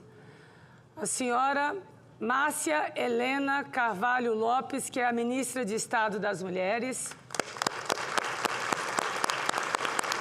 A senhora Fabiana Costa, conselheira nacional do Ministério Público. A senhora Tenente Coronel Renata Cardoso, chefe do Centro de Políticas de Segurança Pública da Polícia Militar do Distrito Federal. A senhora Raquel Branquinho, diretora-geral da Escola Superior do Ministério Público da União e procuradora regional da República. A senhora Maria Tereza Firmino Prado, coordenadora do Observatório da Mulher contra a Violência do Senado Federal. Sejam todas bem-vindas. A presidência informa que a presente sessão contará também com a participação dos seguintes convidados por meio de discursos gravados em vídeo. A senhora ministra Carmen Lúcia, ministra do Supremo Tribunal Federal. A senhora Ilana Trombica, diretora-geral do Senado Federal. A senhora Luísa Trajano, presidente nacional do Grupo Mulheres do Brasil. O senhor Tiago de Ávila, promotor de Justiça do Ministério Público do Distrito Federal e Territórios e integrante do Comitê Gestor do Cadastro Nacional de Violência Doméstica do Conselho Nacional do Ministério Público. A senhora Cíntia Mendonça, assessora jurídica da Vice-Presidência do Tribunal de Justiça do Amazonas e autora do livro Feminicídio, uma análise a partir das ações da Rede Rosa no combate à violência contra as mulheres na cidade de Manaus. Convido a todos para, em posição de respeito, acompanharmos o hino nacional em interpretação da Choro Popular Orquestra, projeto musical vinculado ao Clube do Choro de Brasília e da cantora Joana Duarte. Sejam muito bem-vindos.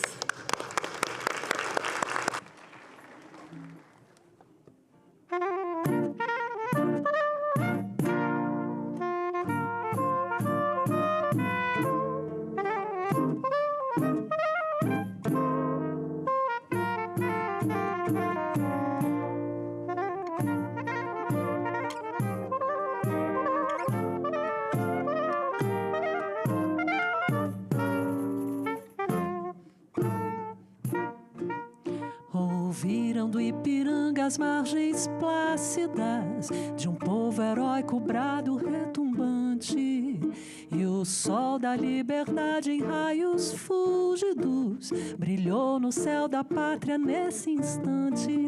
Se o penhor dessa igualdade conseguimos conquistar com braço forte, em teu seio, ó liberdade, desafio o nosso peito à própria morte. Ó pátria amada, idolatrada, salve, salve. Brasil, um sonho intenso, um raio vívido de amor e de esperança a terra desce.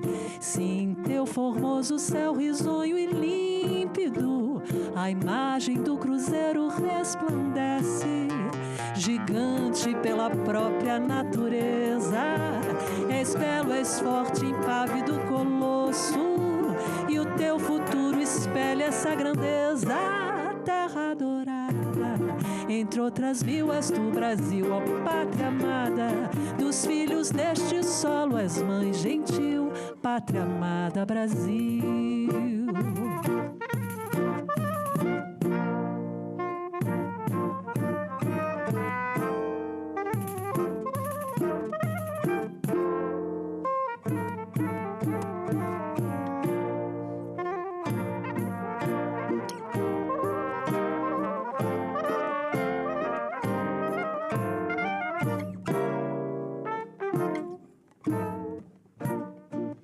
Deitado eternamente em berço esplêndido, ao som do mar e à luz do céu profundo, fulguras, ó Brasil, florão da América, iluminado ao sol do novo mundo.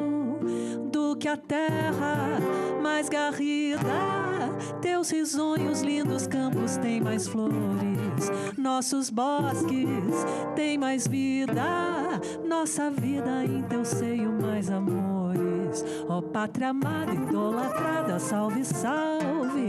Brasil de amor eterno, seja símbolo, o lábaro que ostentas estrelado, e diga ao verde louro dessa flâmula, paz no futuro e glória no passado.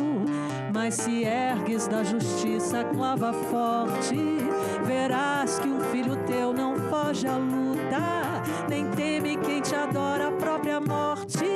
Terra adorada, entre outras mil és tu, Brasil, ó pátria amada. Dos filhos deste solo és mãe gentil, pátria amada, Brasil.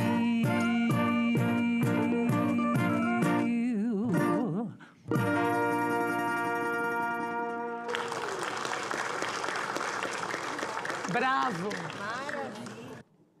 Bravo! Gratidão, Orquestra Popular, Orquestra Choro Popular e a nossa querida Joana Duarte. Obrigada, obrigada, gratidão. Eu gostaria de registrar a presença na galeria dos alunos do ensino fundamental da Instituição de Ensino Agostiniano de Goiânia, Goiás. Sejam muito bem-vindos, meninos.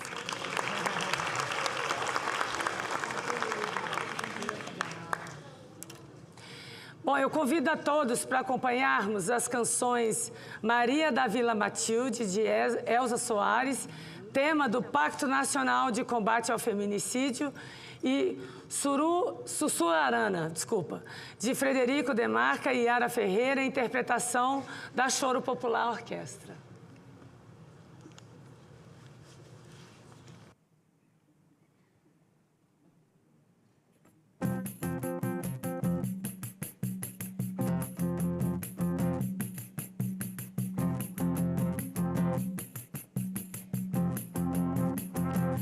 Cadê meu celular? Eu vou ligar 180. Vou entregar teu nome e explicar meu endereço. Aqui você não entra mais, eu digo que não te conheço. E jogo água fervendo se você se aventurar. Eu solto meu cachorro e apontando pra você eu grito Pex! Eu quero ver você pular, você correr na frente dos vizinhos. Cê vai se arrepender de levantar a mão pra mim. Cadê meu celular? Eu vou ligar 180. Vou entregar teu nome e explicar meu endereço. Aqui você não entra mais, eu digo que não te conheço. E jogo água fervendo se você se aventurar. Eu pego meu cachorro e apontando pra você eu grito Pex! Eu quero ver você pular, você correr na frente dos vizinhos. Cê vai se arrepender de levantar a mão pra mim. E quando o Samango chegar, eu mostro o roxo no meu braço. Entrego teu baralho, teu bloco de bule, teu dado chumbado, ponho água no bule. Passo e te ofereço um cafezinho. Cê vai se arrepender de levantar a mão pra mim.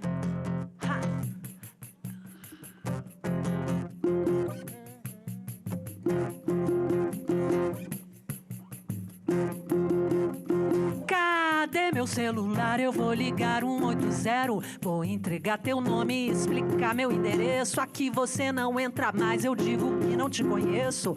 E jogo água fervendo se você se aventurar. Eu pego meu cachorro e apontando pra você eu grito Pex! Eu quero ver você pular, você correr na frente dos vizinhos. Cê vai se arrepender de levantar a mão pra mim. Ha! E quando tua mãe ligar, eu capricho no esculacho. Digo que é mimado, que é cheio de dengo, mal acostumado, tem nada no quengo. Deita, vira e dorme rapidinho. Cê vai se arrepender de levantar a mão pra mim. Cê vai se arrepender de levantar a mão pra mim. Cê vai se arrepender de levantar a mão pra mim. Cê vai se arrepender de levantar a mão pra mim. Cê vai se arrepender de levantar a mão pra mim.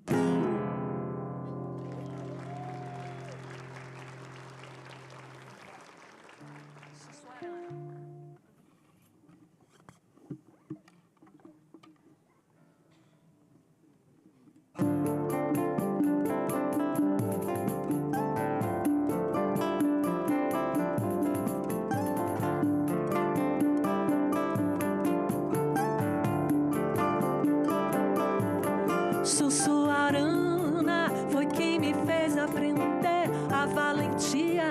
Quando é matar ou viver, andar na terra, andar, lutar e seguir. Eu sei que é ela quem toma parte de mim. Eu viro fera, só me provoque pra ver. Eu viro fera, enfio a unha em você, sou arredia. Eu não te dou permissão, a lua cheia sangra de dentro do meu coração.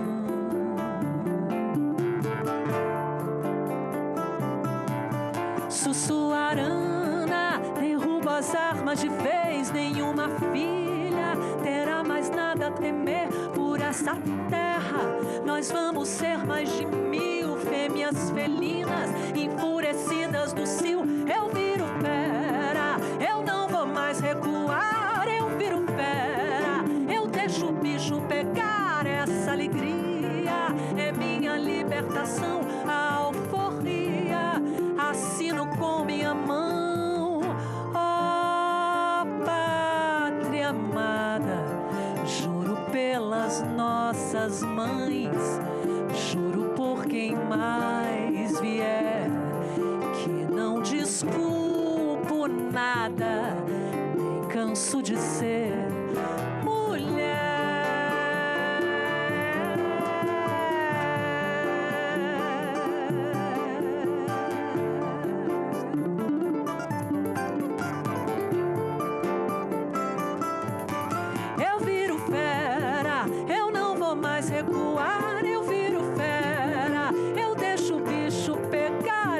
alegria é minha libertação, a alforria. Assino com minha mão, eu viro fera. Só me provoque pra ver, eu viro fera. Enfio a unha em você, essa alegria é minha libertação, a lua cheia sangra de dentro do meu coração.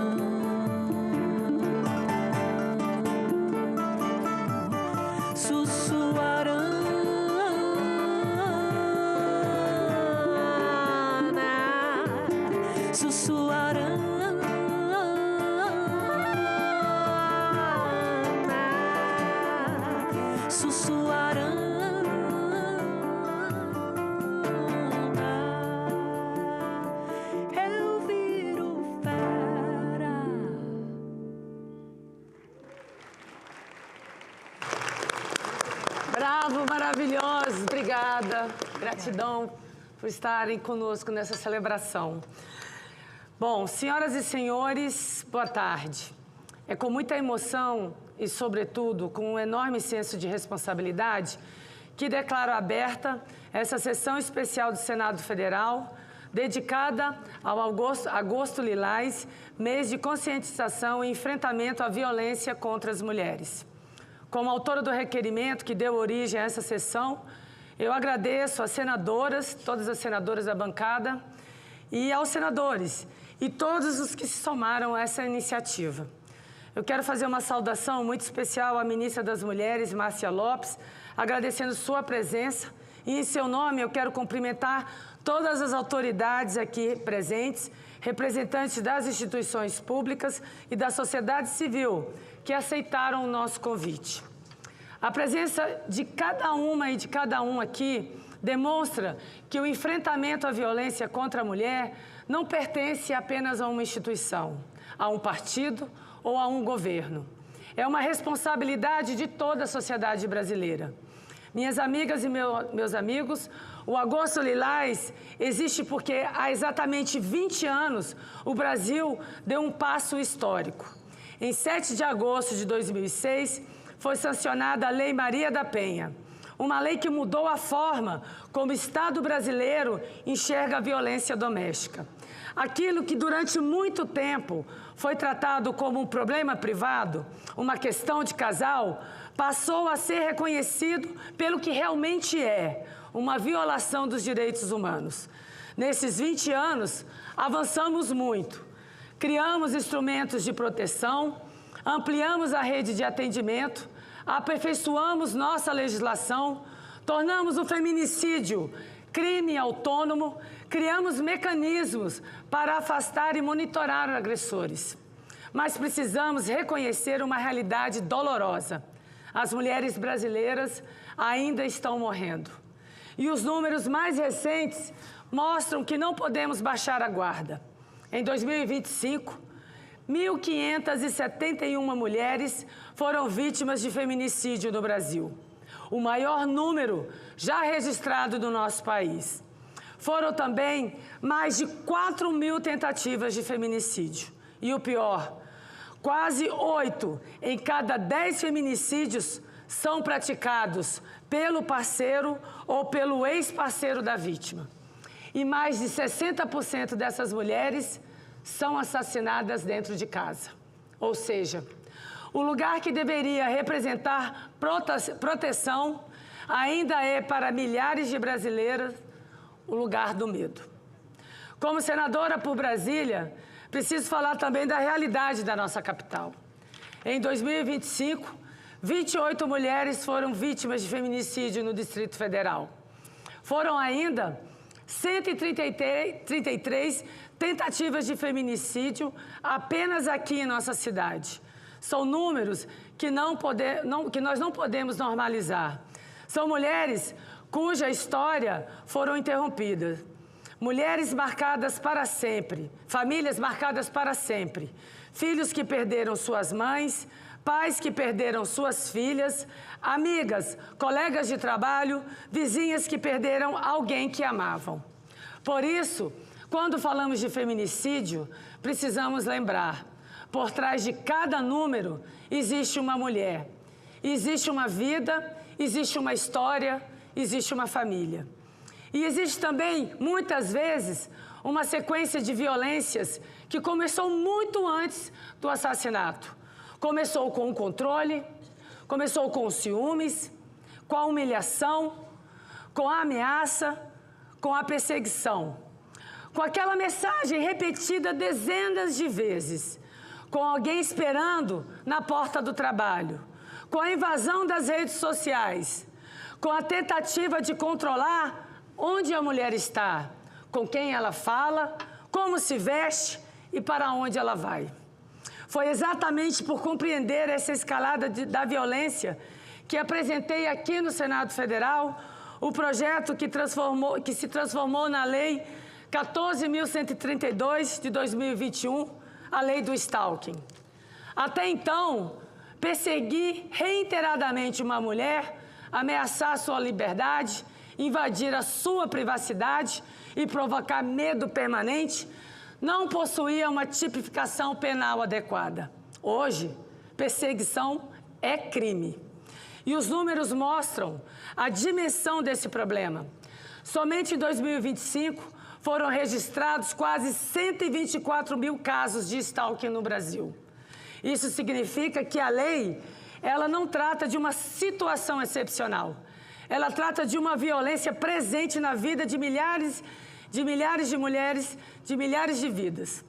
E precisamos agir antes que a perseguição ela vire uma agressão, antes que a ameaça vire um feminicídio. Foi com essa mesma preocupação que trabalhei pela ampliação do monitoramento eletrônico de agressores. Em 2025, eu relatei nesta casa a proposta que permitiu o uso da tornozeleira eletrônica para fiscalizar o cumprimento das medidas protetivas e possibilitou que a própria vítima fosse alertada quando o agressor se aproximasse indevidamente. E neste ano... Obrigada. E neste ano, tive também a responsabilidade de relatar a proposta que avançou ainda mais. Hoje, graças à Lei 15.383 de 2026, a tornozeleira eletrônica pode ser determinada imediatamente como medida protetiva de urgência quando houver risco à vida ou à integridade da mulher. E a vítima pode receber um dispositivo capaz de avisá-la sobre a aproximação do agressor. Isso é usar tecnologia para salvar a vida. Também aprendi ao longo desses anos de mandato que combater a violência contra as mulheres exige muito mais do que aprovar leis. Precisamos fazer com que as políticas públicas elas cheguem onde as mulheres vivem. Por isso, tenho procurado transformar também as minhas emendas parlamentares em instrumento de proteção e, é claro, autonomia. Ao longo do mandato, nós destinamos quase 30 milhões para políticas e projetos voltados às mulheres brasilienses. Esses recursos ajudaram a apoiar 94 projetos sociais que já beneficiaram mais de 20 mil mulheres aqui no DF. São iniciativas de acolhimento, capacitação, geração de renda, autonomia econômica e enfrentamento à violência. Também contribuímos para a construção de centros de referência da mulher brasileira em Sobradinho, no Recanto das Emas e no Sol Nascente. Ministra Márcia, nós sabemos que nenhuma dessas ações elas funcionam isoladamente. Nesse sentido, eu quero reconhecer uma iniciativa importante do governo federal na figura do presidente Lula, que é o Pacto Nacional do Brasil contra o Feminicídio, lançado neste ano e que, de forma inédita, reúne o Executivo, Legislativo e Judiciário em torno de uma responsabilidade que precisa ser de todo o Estado brasileiro. Prevenir a violência, proteger as mulheres e responsabilizar os agressores. E quero destacar também que esse compromisso, ele não termina aqui. O programa do governo apresentado pelo presidente Lula para o próximo mandato é muito claro ao afirmar que, enquanto as mulheres continuarem sendo discriminadas e vítimas de violência, o Brasil não será o país que queremos. E transforma essa afirmação em compromisso concreto. O Pacto de Enfrentamento ao Feminicídio continuará como eixo central dessa política. O programa prevê ampliar a rede de proteção, concluir 30 casas da mulher brasileira e 15 centros de referência, ampliar as salas lilás, fortalecer o monitoramento eletrônico de agressores e continuar capacitando nossas forças de segurança. É importante saber que o enfrentamento à violência contra as mulheres não será interrompido, ele será ampliado. E isso precisa caminhar junto com outra dimensão fundamental, a autonomia das mulheres. Autonomia econômica, igualdade de oportunidades, igualdade salarial, qualificação profissional, acesso ao crédito e apoio ao empreendedorismo feminino. Porque proteger uma mulher também significa garantir condições para que ela possa romper o ciclo de violência e reconstruir sua vida com liberdade e independência. Senhoras e senhores, amigas e amigos, diante do tamanho desafio, precisamos estar juntos, fortalecer a união de toda a sociedade nessa missão. Precisamos da união dos estados, dos municípios, precisamos do Ministério das Mulheres, criado e recriado pelo presidente Lula, precisamos do Parlamento, precisamos do Judiciário, do Ministério Público, das defensorias, das forças de segurança, da saúde e da assistência social. Precisamos das organizações da sociedade civil e precisamos também dos homens. Porque não haverá uma sociedade sem violência contra as mulheres se os homens não fizerem parte dessa transformação.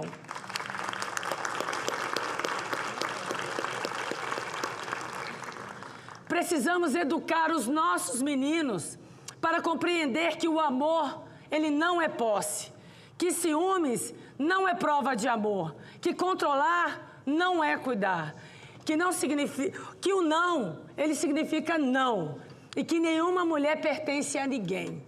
O enfrentamento à violência também passa pela educação, pela mudança cultural e pela construção de novas formas de relacionamento baseados no respeito. Minhas amigas e meus amigos, presidir essa sessão tem para mim um significado muito especial.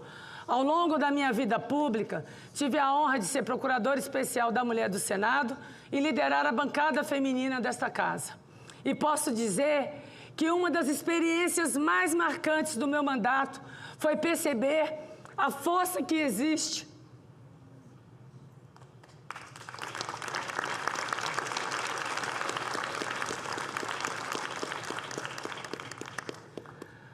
quando as mulheres do parlamento se unem. Temos diferenças políticas, temos diferenças partidárias, temos visões diferentes sobre muitos assuntos, mas existe algo que precisa estar acima dessas diferenças. Nenhuma mulher deveria morrer simplesmente por ser mulher.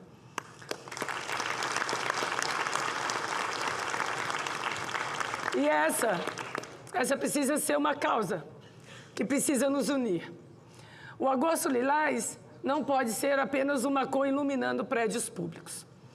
Não pode ser apenas uma campanha durante 31 dias. Ele precisa representar um compromisso permanente.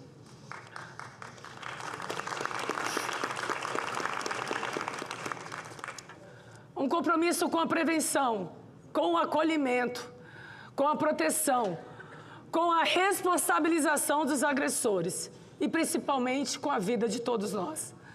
As mulheres que estão nos ouvindo e que vivem qualquer forma de violência, eu quero deixar uma mensagem a todas vocês. Vocês não estão sozinhas. Procurem ajuda, conversem com alguém de confiança, busquem a rede de proteção. Por favor, denunciem. E a nós, agentes públicos, cabe garantir que quando uma mulher tiver coragem de pedir ajuda, ela verdadeiramente encontre uma porta aberta e não uma barreira, não mais uma barreira. Que essa sessão especial não seja apenas uma homenagem, que seja também um chamado ao Estado brasileiro às instituições, aos homens e a toda a sociedade. Porque enfrentar a violência contra a mulher não é uma pauta apenas das mulheres, é uma causa do nosso Brasil. E enquanto houver uma única mulher com medo dentro de sua própria casa, enquanto houver uma única mulher perseguida, ameaçada ou agredida, enquanto uma única mulher perder a vida simplesmente por ser mulher, nosso trabalho, ele não estará terminado. Que os 20 anos da Lei Maria da Penha nos façam olhar para tudo que conquistamos, mas, sobretudo, que nos deem coragem para enfrentar tudo aquilo que ainda precisamos mudar com muita coragem. Por todas as mulheres que vieram antes de nós, por aquelas que estão lutando hoje como nós aqui, e pelas meninas que têm o direito de crescer e viver em um país onde ser mulher jamais seja uma sentença de medo ou de morte. Muito obrigada. Nossa.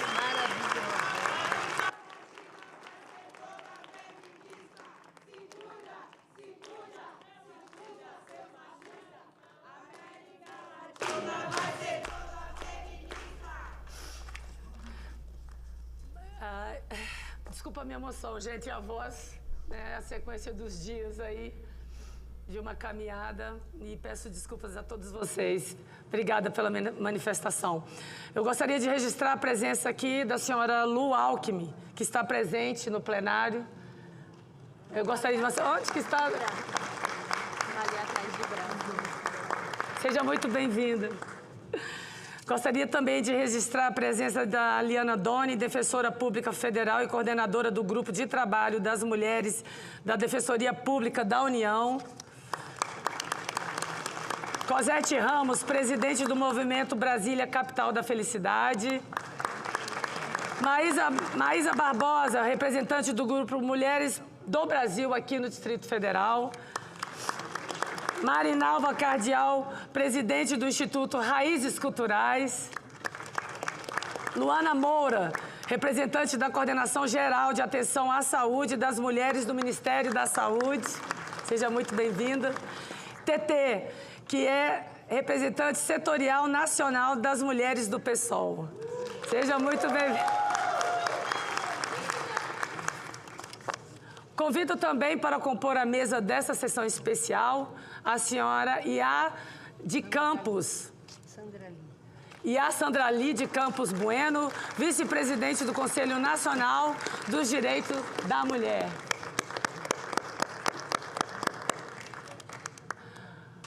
Convido a todos para acompanharmos a canção Agora Só Falta Você, de autoria de Rita Lee e Luiz Carlini.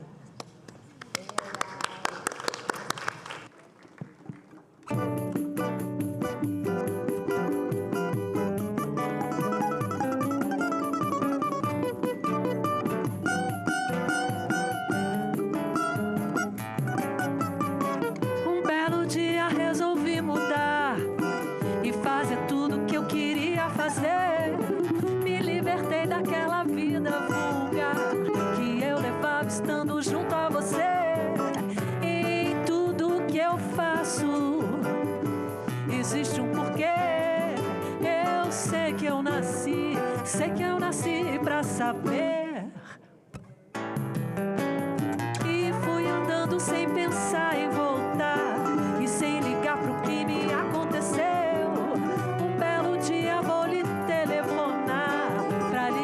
Que aquele sonho cresceu no ar que eu respiro.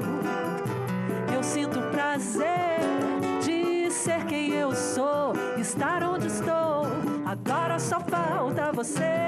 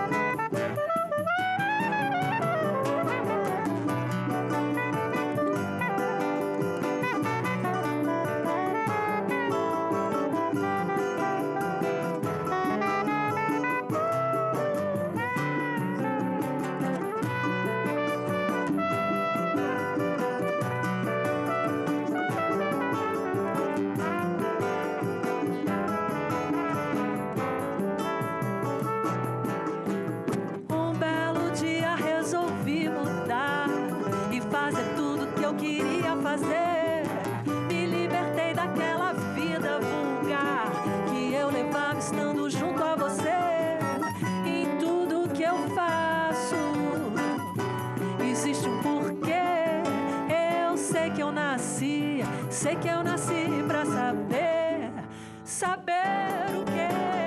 E fui andando sem pensar em voltar e sem ligar pro que me aconteceu. Um belo dia vou lhe telefonar pra lhe dizer que aquele sonho cresceu no ar que eu respiro. Eu sinto prazer de ser quem eu sou, estar onde estou. Agora só falta você. Agora só falta você. Agora só falta você. Agora só falta você. Gente, uma salva de palmas para Choro Popular Orquestra e a cantora Joana Duarte. Obrigada, gente. Bom, eu solicito à Secretaria-Geral da Mesa a exibição do discurso da senhora ministra Carmen Lúcia, ministra do Supremo Tribunal Federal. Cumprimentando todas as pessoas presentes nesta solenidade do Senado da República, pela confraternização que nos propicia neste espaço tão importante da Federação Brasileira, que é o órgão senatorial.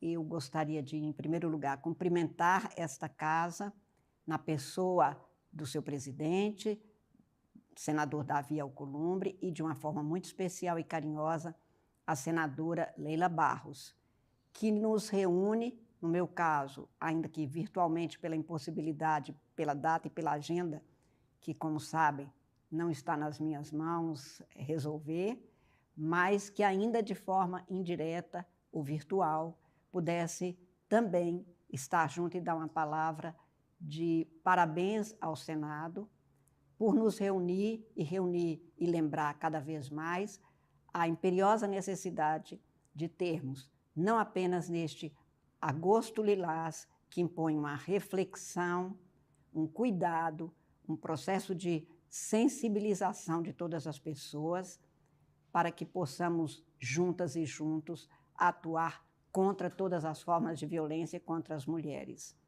Neste mês de agosto, completam-se 20 anos da vigência da Lei Maria da Penha, assim chamada exatamente porque uma mulher foi torturada, foi de todas as formas violentada, não teve a resposta adequada do Poder Judiciário brasileiro naquele momento pela ausência da punição adequada, o que levou o nosso Estado brasileiro a ser condenado no plano internacional a que prestasse a jurisdição adequada.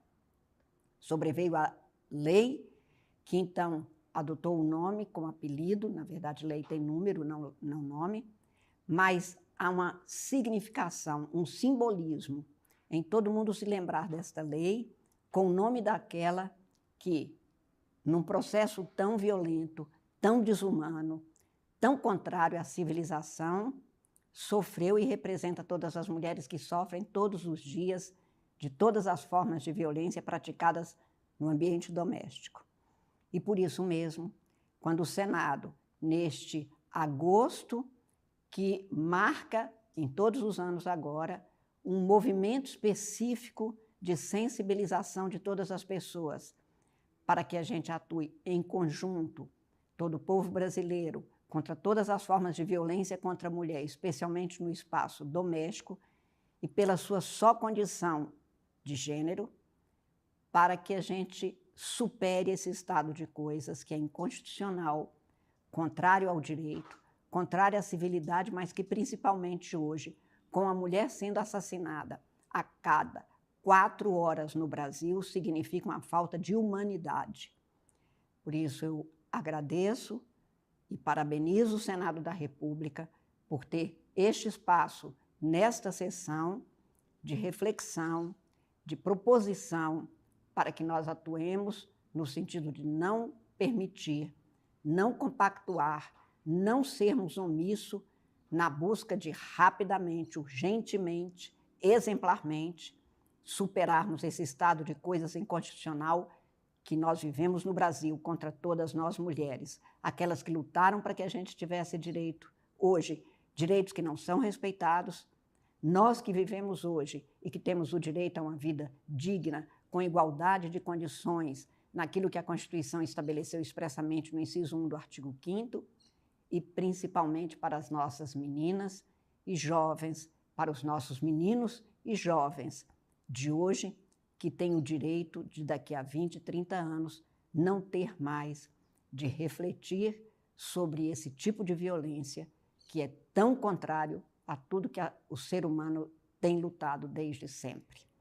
Eu agradeço ao Senado e agradeço de uma forma especial às senadoras, na pessoa da senadora Leila Barros, por ter tido este empenho, esta diligência de propor esta sessão específica para nós pensarmos, não esquecermos de todas as mulheres que são violentadas e para que a gente consiga construir um Brasil justo e solidário de mulheres e homens que têm direito e podem usufruir dos seus direitos.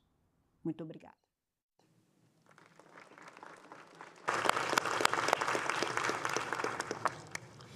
Grata ministra por esse momento, pelo vídeo e pela participação na nossa sessão.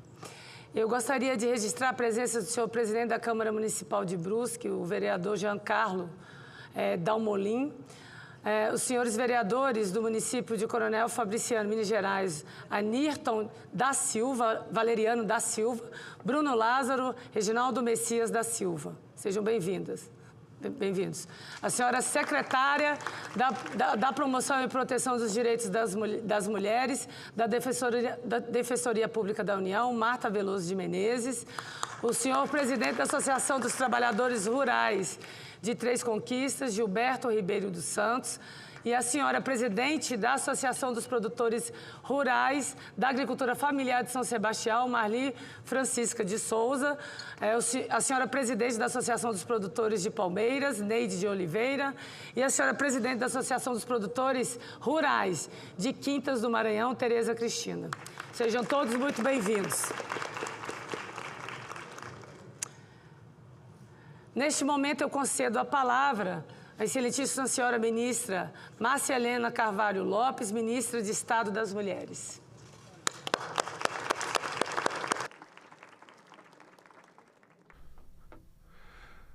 Em Brasília, 4h21, você acompanha ao vivo pela Rádio e TV Senado a sessão especial para celebrar a campanha Agosto Lilás. Na presidência, a senadora Leila Barros. Da Kazumi Yamamoto, representante do movimento Escolhemos Viver, a Osana Alves, presidente da Horta Girassol de São Sebastião, Giliardi Bento, líder comunitário da comunidade Aguilada, de São Sebastião. Por favor, ministra. Obrigada. Boa tarde, é mesmo uma emoção a gente integrar essa grande mesa de honra e uma plateia tão qualificada que tem aqui o compromisso dessa luta permanente em defesa da vida das mulheres. Querida amiga, companheira, senadora Leila Barros, que dirige esta sessão especial tão importante, que marca esse Agosto Lilás, mas que a gente sabe que a sua trajetória, os seus projetos, a sua luta é para muito além, todos os dias, são todos os dias, é o seu cotidiano. Então, você é uma mulher que nos orgulha muito e que chegou, né, ao cargo, a esse cargo de senadora, e nós queremos muito, muito mais mulheres na política. A conselheira do Conselho Nacional do Ministério Público, Fabiana Costa, que tem lutado e também dirigido, liderado iniciativas muito importantes. A querida Raquel Branquinho, diretora-geral da Escola Superior do Ministério Público da União, que ontem nos brindou também no nosso Conselho Nacional com uma participação tão importante. A chefe do Centro de Políticas de Seguranças Públicas da Polícia Militar do Distrito Federal, Tenente-Coronel Renata Cardoso, muito obrigada. A coordenadora do Observatório da Mulher contra a Violência do Senado Federal, Maria Tereza Prado. A vice-presidente do Conselho Nacional dos Direitos da Mulher, do Ministério das Mulheres, Yá Sandrali, e que aqui, né, junto comigo, que presido esse conselho, também acolhemos todas as nossas conselheiras aqui presentes, bastante conselheiras aqui, ontem e hoje reunidas, e não podiam deixar de estar aqui nessa sessão. Quero cumprimentar as representantes do sistema de justiça, dos movimentos sociais, de toda a sociedade civil, quem nos brindou com a sua fala, sempre muito potente, ministra do STF, Carmen Lúcia, e de todas aquelas que deveremos ouvir ainda, Luísa Trajano, Tiago Pierebon, muito obrigada. A presidenta da Associação Nacional de Travestis e Transsexuais, Bruna Benevides, que está conosco no Conselho, enfim, todas as mulheres aqui presentes, e dizer que esse é um momento singular, né? É um momento em que nós ocupamos um dos poderes da República, o Senado Federal, que pode, cada vez mais, fazer um trabalho determinado em defesa dos direitos e da vida das mulheres. Entrar neste plenário hoje me traz o senso de urgência que o momento exige. O Agosto Lilás deste ano não é apenas um mês de conscientização.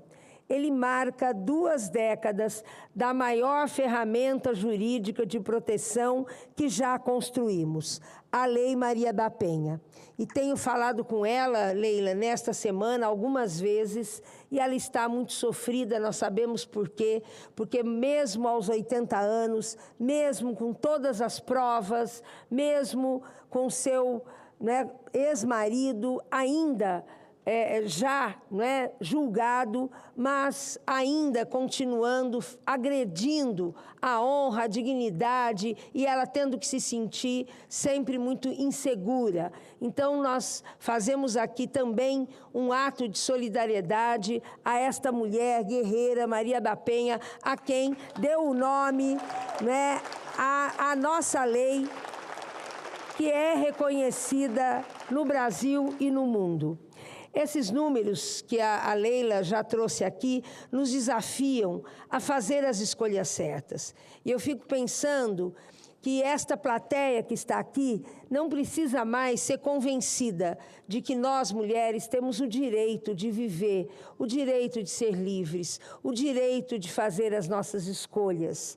Nós, mulheres e meninas, temos o direito de receber a proteção, a atenção, o cuidado daquilo que a nossa Constituição de 88 e que as mulheres lutaram tanto para que fosse promulgada a Constituição Cidadã, onde no artigo 3º fala claramente que não se aceita nenhum tipo de discriminação de raça, sexo, etnia, nenhuma discriminação. Então, isso está na lei. E a gente sabe que, como já foi dito pela ministra Carmen Lúcia, o que está na lei é o que deve reger o país, a nossa Constituição. Então, é muito importante que, numa sessão como essa, além da gente refletir, da gente reforçar, reafirmar tantos problemas, tantos desafios, tanto sofrimento a que são submetidas as mulheres desse país.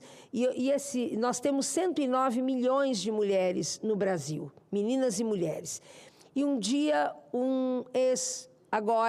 pouco tempo, um ex-ministro da Fazenda me perguntou: qual é o índice de violência contra as mulheres no Brasil? Eu falei: o índice é 100%. E aí ele me olhou assustado. Eu falei: você conhece alguma mulher que na sua vida não tenha se sentido julgada, rotulada, discriminada, ofendida, humilhada e tantas sofrendo violência física, psicológica, moral, enfim. E aí ele disse: é real. Eu falei: então é isso, esse é o nosso grande desafio. É a gente universalizar, é a gente pensar o país com essa grandeza que ele tem, na sua potência, na sua beleza, na capacidade que toda a sociedade brasileira tem, de construir um país cada vez melhor, e é nisso que a gente aposta, mas que não combina violência contra as mulheres, nenhum tipo de violência contra crianças e adolescentes, idosos, pessoas com deficiência, população da rua, transfobia, racismo. Nada disso combina com o desenvolvimento social e econômico sustentável nesse país. Por isso, eu não tenho dúvida, tudo que essa casa e a outra casa vizinha, que é a Câmara Federal, tem como obrigação fazer é lutar, lutar, lutar todos os dias para a gente erradicar qualquer violência contra a mulher no Brasil. Eu fiquei muito satisfeita quando a lei que criminaliza a misoginia passou nesta casa por unanimidade. Muita luta, né, Leila? Muita luta das mulheres senadoras, a gente sabe disso, mas passou. E agora, a nossa luta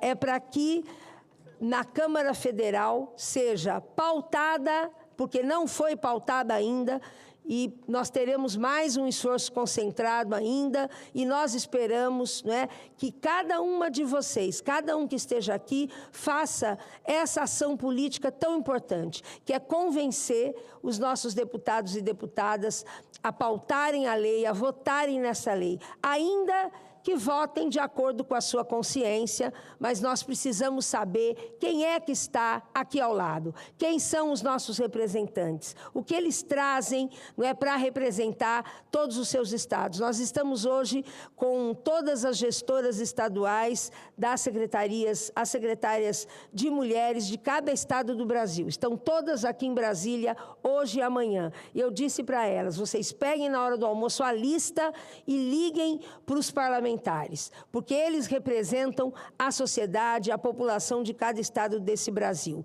Então, esse mês de agosto lilás não é um mês, como já foi dito aqui, não é, que nós vamos usar o roxo. Claro que podemos usar os bottoms, cantar, tudo isso é importante porque demarca uma luta, uma posição, é sempre um sinal importante. Mas mais do que tudo isso, é a gente pensar em quais estratégias nós precisamos ter, enquanto movimento social, enquanto entidades, enquanto parlamento, enquanto executivo, enquanto judiciário, enquanto Ministério Público, as polícias, as forças de segurança, não é, todas as instituições desse país. E o Brasil, quando quer, ele mostra para o mundo a sua força, a sua potência, a sua coragem em tomar decisões importantes. Temos aqui também no Senado aí o debate do fim da escala 6x1. E pergunte para qualquer mulher se ela é contra ou a favor. Claro que ela é a favor da redução da escala 6x1, da mudança, do fim da escala 6x1, porque isso tem um impacto na vida das mulheres que há milênios tem dupla, tripla jornada de trabalho e sabe bem o que é viver, não é, sempre no limite, não é, do horário, do tempo e do tempo que não tem para se cuidar, para a sua saúde, doente, mas que tem que carregar nos ombros uma responsabilidade exatamente pela consequência de uma história de patriarcado, de machismo, de misoginia. Então, também temos aqui a PEC da Segurança Pública, o projeto de terras raras, temos o PLP 41, que estabelece o sistema de enfrentamento à violência com recursos para isso. Enfim, nós temos que revogar a lei, a LAP, não é? A lei de alienação parental. Isso é urgente, porque cada vez que eu recebo, acabei de mostrar para a Leila, tem 4 novos feminicídios aqui. Um deles, o marido matou a mulher grávida e jogou do carro porque disse que não queria a gestação. E assim por diante. Cada hora é de um jeito, é de uma forma, não é? E temos ainda, mesmo tendo aprovada a lei do vicaricídio, isso vai ser fundamental. É preciso que a gente ponha todas as leis em prática. E isso é uma tarefa de cada um de nós, que estamos aqui, não é? No Executivo, no Legislativo, no Judiciário, em todos os lugares. Que somos conselheiras, não é? Que somos idealistas, que somos sonhadoras, mas aquele sonho que é completamente possível realizar, porque ele está na Constituição Federal. Eu quero concluir com mais 2 aspectos. Primeiro, que um deles já foi nominado aqui pela Leila. quando o presidente da República chama os poderes para conversar e para dizer: Fachin, Alcolumbre, Hugo Mota, vamos ver. Nós representamos os 3 poderes. Ainda estava lá o Paulo Gonet, ainda estava a ministra Carmen Lúcia, nesse primeiro dia dessa reunião, onde se deliberou por esse Pacto Nacional Brasil contra o Feminicídio. E a ideia foi exatamente essa. Vamos ver o que cada um de nós temos como atribuição, o que estamos fazendo, o que está faltando, quais os vazios, quais os buracos, como vamos articular e dialogar com os estados do Brasil, com todos os 5.570 municípios. E eu vejo aqui que tem vereadores de Brusque, de outras cidades. Que bom que vocês estão aqui, porque esse é o nosso dever, é levar em frente uma decisão que foi muito acertada. Nós temos já, e vamos agora completar 200 dias de Pacto Nacional, e tem dado certo. São medidas protetivas, medidas rigorosas em relação aos agressores, mais de 21 mil agressores presos com mandado de busca e apreensão, a redução do tempo das medidas protetivas para que as mulheres tenham acesso em 1 hora, em 5 horas, em 1 dia e não mais em 16 dias, as tornozeleiras e os relógios digitais que a Leila falou aqui, né? A ampliação das casas da mulher brasileira, dos centros de referência, o teleatendimento em saúde mental, iniciado pelo Ministério da Saúde, o nosso pacto para que eu imaginava que as crianças até pudessem ficar aqui, porque eu ia me dirigir a elas, não é? Porque elas representam a nossa esperança, o nosso futuro, e nós haveremos de ter em todos os currículos da educação básica, porque já regulamentamos, a Lei Maria da Penha vai à escola, muito em breve, no currículo, todo o conteúdo sobre o direito das mulheres e nenhuma violência contra a mulher. Nas universidades...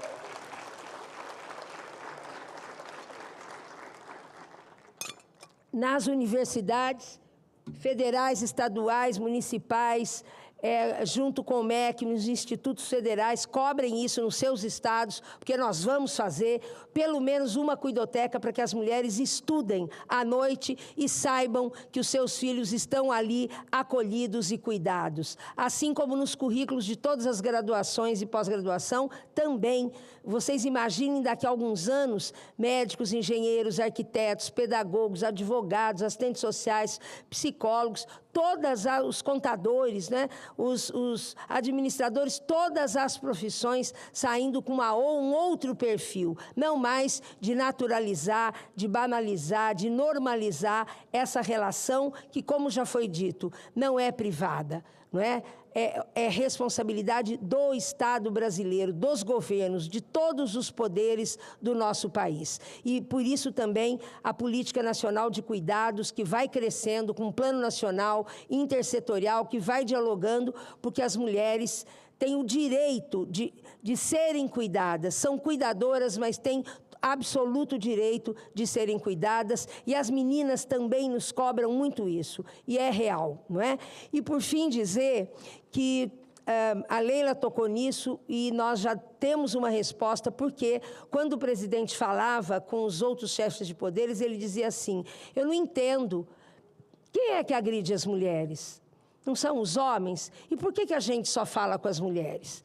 Nós temos que falar com os homens. E ele fez uma encomenda que imediatamente o Sindicato dos Metalúrgicos do ABC respondeu, que foi preparar uma cartilha voltada aos homens, a meninos e homens, a formação, não é? Por isso está aqui, papo de homem, violência contra a mulher, temos que dar um fim.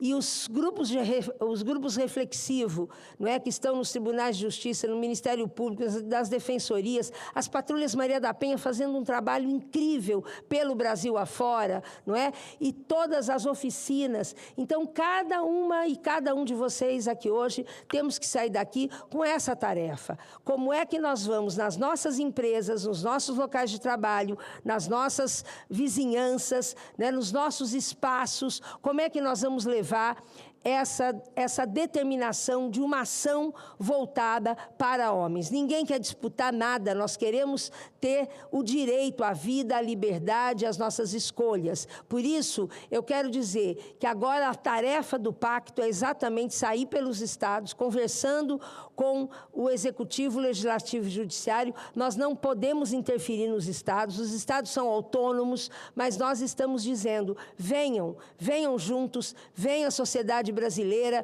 venha, porque nós temos o direito de viver, o direito de sonhar, o direito de ter uma vida plena. Nós queremos construir coletivamente um projeto de felicidade. Então, senadora, parabéns por essa sua iniciativa. Estamos juntas, o Ministério das Mulheres, que tem aqui uma galera bem grande do Ministério das Mulheres. Estamos lá trabalhando muito todos os dias pelo enfrentamento à violência das mulheres, mas também pela autonomia econômica, pela política de cuidados, pela participação das mulheres na política. Nós queremos as mulheres inteiras. Muito obrigada, gente. Parabéns, Leila.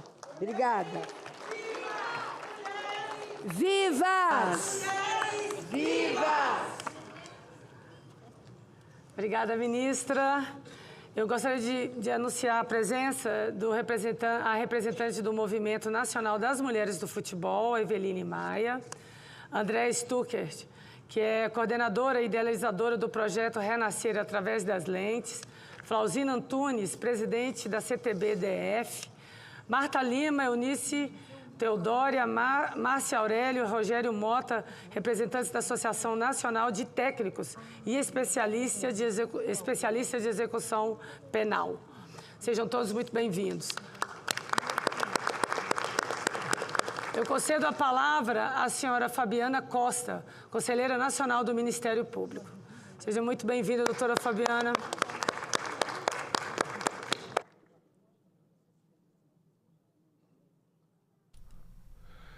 Em Brasília, 4 horas e 40 minutos, você acompanha ao vivo sessão especial para celebrar a campanha Agosto Lilás.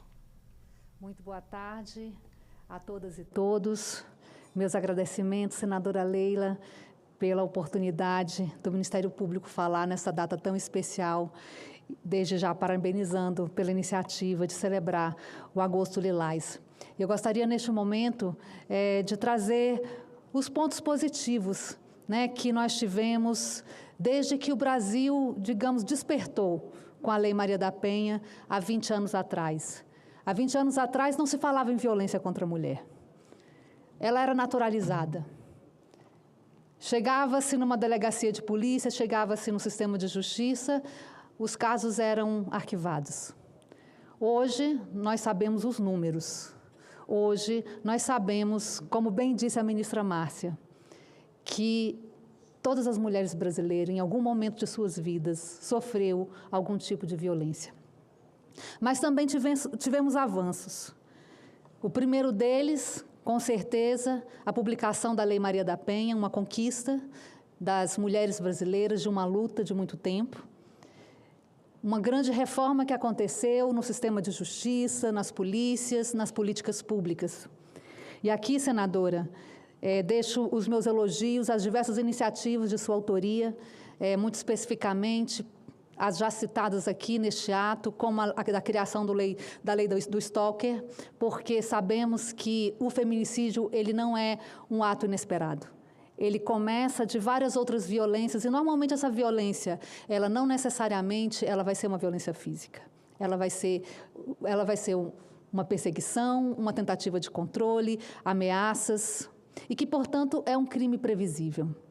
E, nesse sentido, ministra Márcia, é que nós temos algo a celebrar neste dia de hoje. Aqui no Distrito Federal, por exemplo, emendas, senadora, como a que Vossa Excelência dispõe para políticas públicas voltadas para mulheres, já fazem resultado.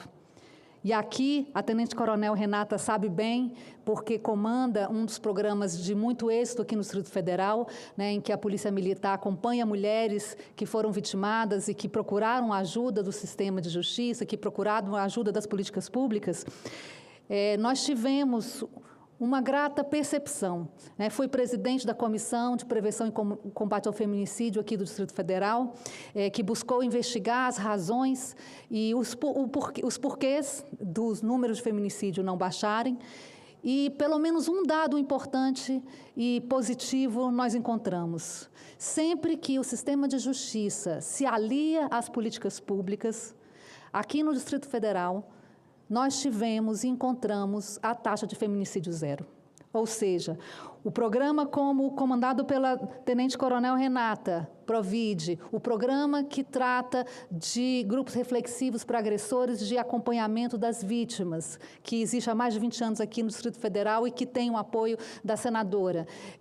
O programa de botão de pânico e o programa do monitoramento eletrônico, todas as mulheres que foram acompanhadas por esses programas ficaram vivas.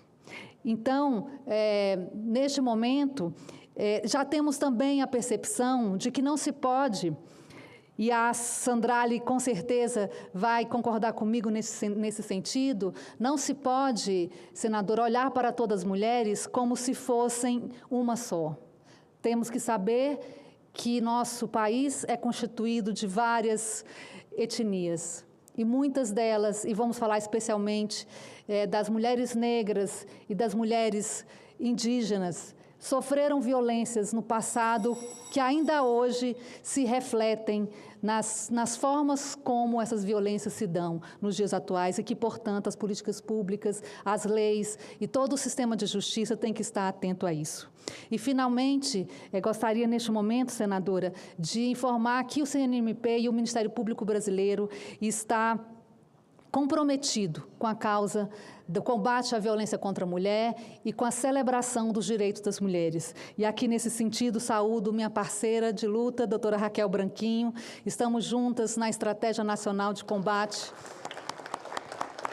à Violência Política de Gênero, entre tantas outras iniciativas que o Conselho Nacional do Ministério Público e todo o Ministério Público brasileiro vem adotando para que a gente possa, daqui a mais 4 anos, senador, estar aqui com Vossa Excelência novamente neste púlpito, falando dos avanços que conseguimos. Muito obrigada. Grata, doutora Fabiana Costa, conselheira nacional do Ministério Público. Obrigada, sempre parceira nossa aqui nos eventos, nas audiências públicas. Bom, eu solicito agora à Secretaria-Geral da Mesa a exibição do discurso do senhor Tiago Ávila, promotor de Justiça do Ministério Público do Distrito Federal e Territórios e integrante do Comitê Gestor do Cadastro Nacional de Violência Doméstica do Conselho Nacional do Ministério Público. Olá, meu nome é Tiago Pierobon, sou promotor do MPDFT, sou também professor e pesquisador na área de violência contra as mulheres. Atualmente estou afastado, trabalhando na Comissão Interamericana de Direitos Humanos. É importante destacar que as opiniões que eu vou destacar nesse vídeo são de minha responsabilidade pessoal e não representam necessariamente a opinião das organizações e instituições que eu integro.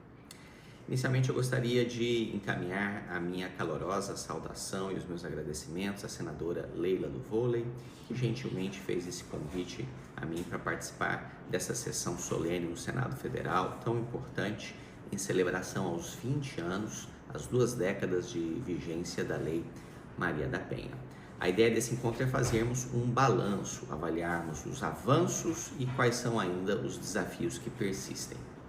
Bom, na área dos avanços, nós temos, sem dúvida, muita coisa para comemorar, né? A Lei Maria da Penha, ela trouxe uma revolução na temática dos direitos das mulheres. Pela primeira vez, ela incorpora no ordenamento jurídico o conceito de violência baseada no gênero e, portanto, se torna, na expressão de uma colega minha, Carmen Raio, ponto de ancoragem da visão das mulheres dentro do ordenamento jurídico. Na linha da Convenção de Belém do Pará, ela, portanto, reconhece que existe um conjunto de violências que são praticadas contra as mulheres pelo fato de serem mulheres.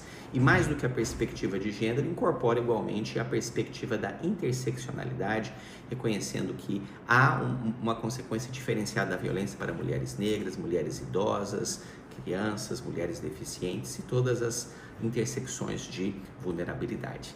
Na linha dessa diretriz da Lei Maria da Penha, tivemos avanços importantes, como, por exemplo, a institucionalização dos protocolos de atuação com perspectiva de gênero. O protocolo do CNJ já foi editado, a Defensoria Pública, temos informação que ainda esse ano vai ser publicado o protocolo do Ministério Público, que nada mais são esses protocolos do que diretrizes concretas no passo a passo de como respeitar os direitos das mulheres na tramitação dos processos, nos atendimentos das mulheres em situação de violência.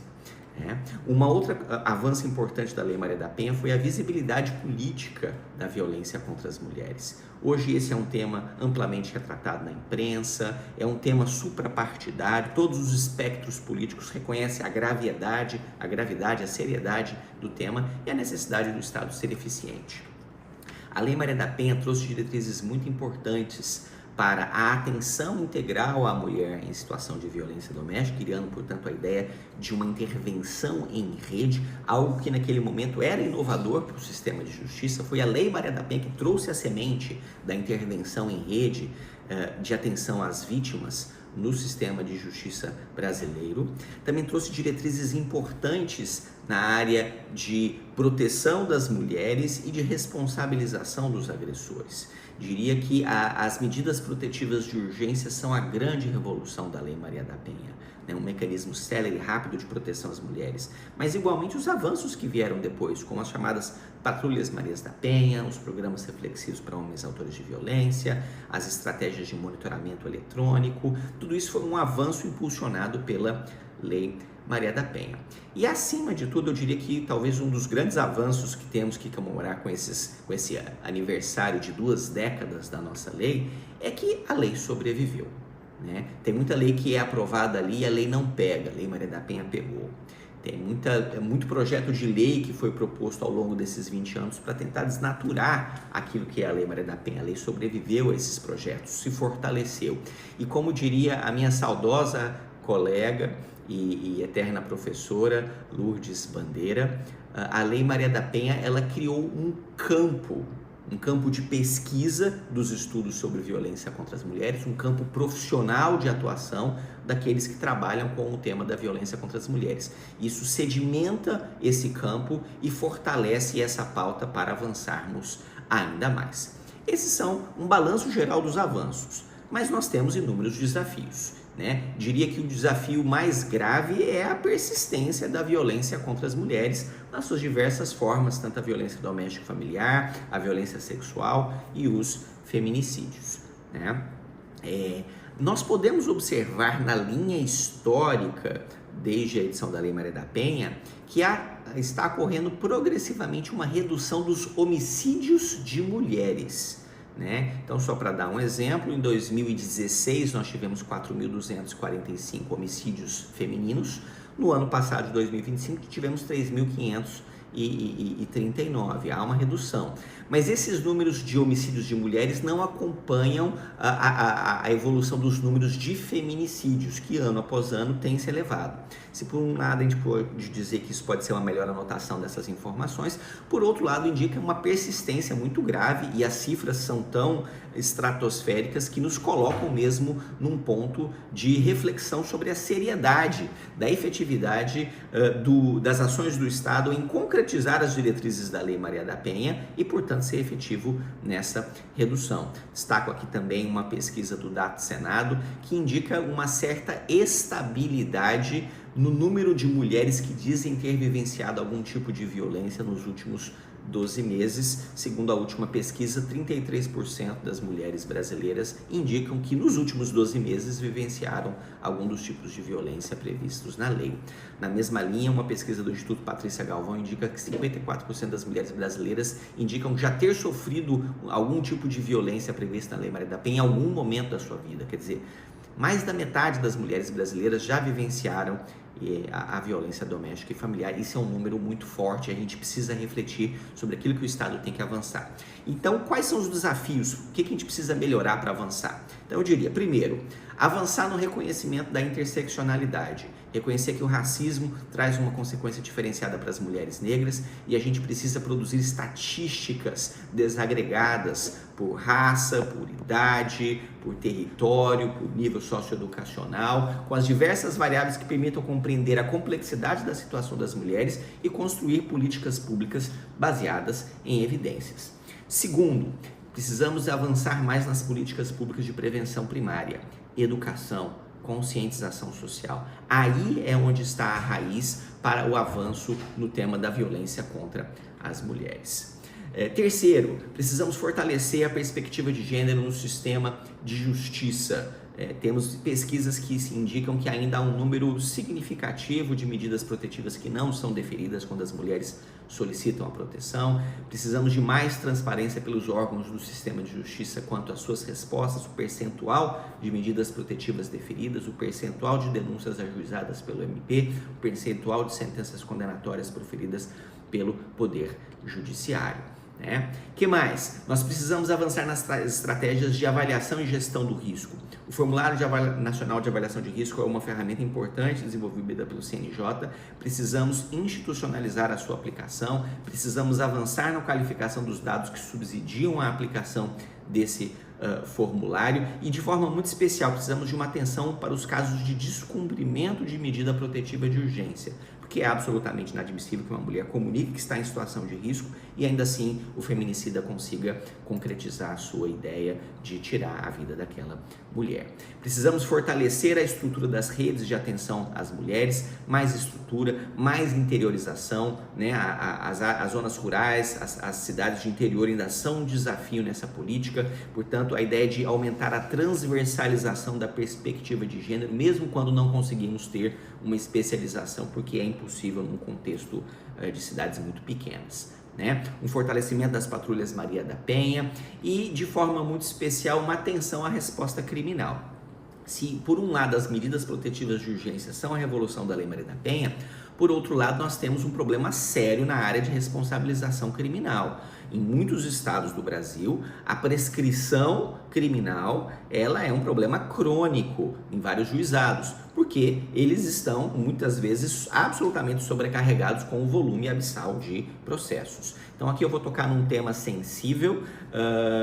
Se por um lado em 2006 foi correta a decisão da Lei Maria da Penha de proibir os acordos processuais, nós vamos precisar chegar em algum momento de rediscutir essa política criminal. Eu acredito que isso precisa ser discutido com o movimento de mulheres, com o movimento feministas, elas que lograram o avanço da edição da Lei Maria da Penha, mas nós temos pesquisas que sinalizam que a maioria dos outros países do mundo trabalha com algum modelo de responsabilização antecipada dos agressores. Não falo de desresponsabilização, falo de aceleração da responsabilização desses agressores, sempre associada à proteção integral da mulher durante esse período de responsabilização e ao atendimento das necessidades das mulheres. Para concluir essa minha intervenção, eu destaco que precisamos ter uma atenção especial às novas formas de violência que estão surgindo e se recrudescendo, a violência digital, os discursos de ódio nas redes sociais, os chamados red pills, os masculinistas, a violência vicária. Estamos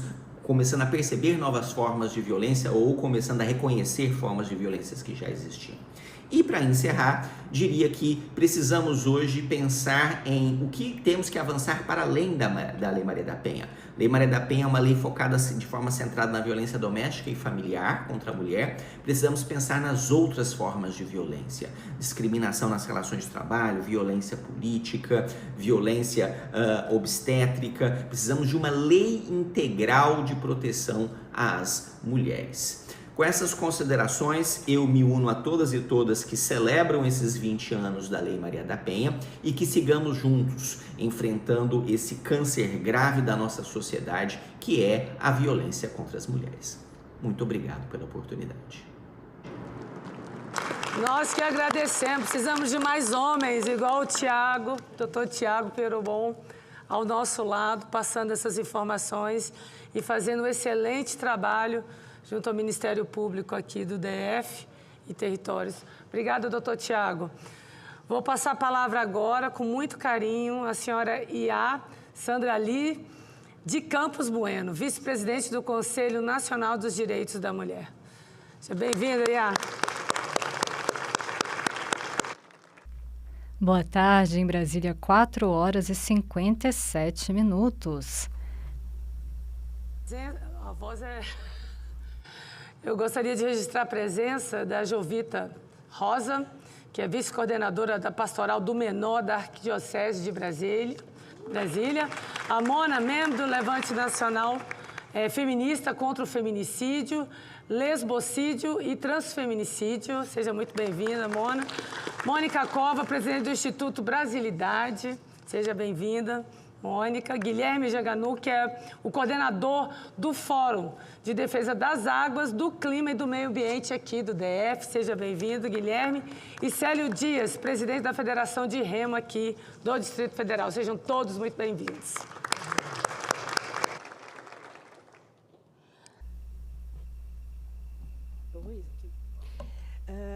Com o meu pedido de bênção, a ori de cada pessoa aqui presente, em especial da senhora presidente e requerente dessa sessão, senadora Leila Barros, da nossa ministra Márcia Lopes, da senhora conselheira do Conselho Nacional do Ministério Público, Fabiana Costa, da representante da Polícia Militar do Distrito Federal, senhora Tenente Coronel Renata Cardoso, a nossa querida diretora-geral da Escola Superior do Ministério Público, Raquel Branchini, a senhora coordenadora da Mulher contra a Violência no Senado Federal, Maria Tereza Prado,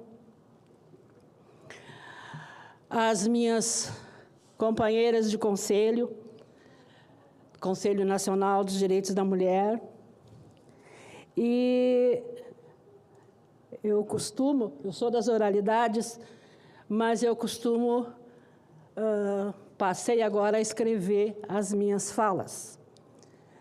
Mas eu fui autorizada, provocada pela minha ministra, quando cita a lei, o PL da misoginia, fui provocada e autorizada pela Fabiana Costa, quando fala das mulheres negras, e quero pedir licença para as minhas companheiras de conselho, que pela primeira vez eu vou falar em nome da minha organização, Coalizão Negra por Direitos.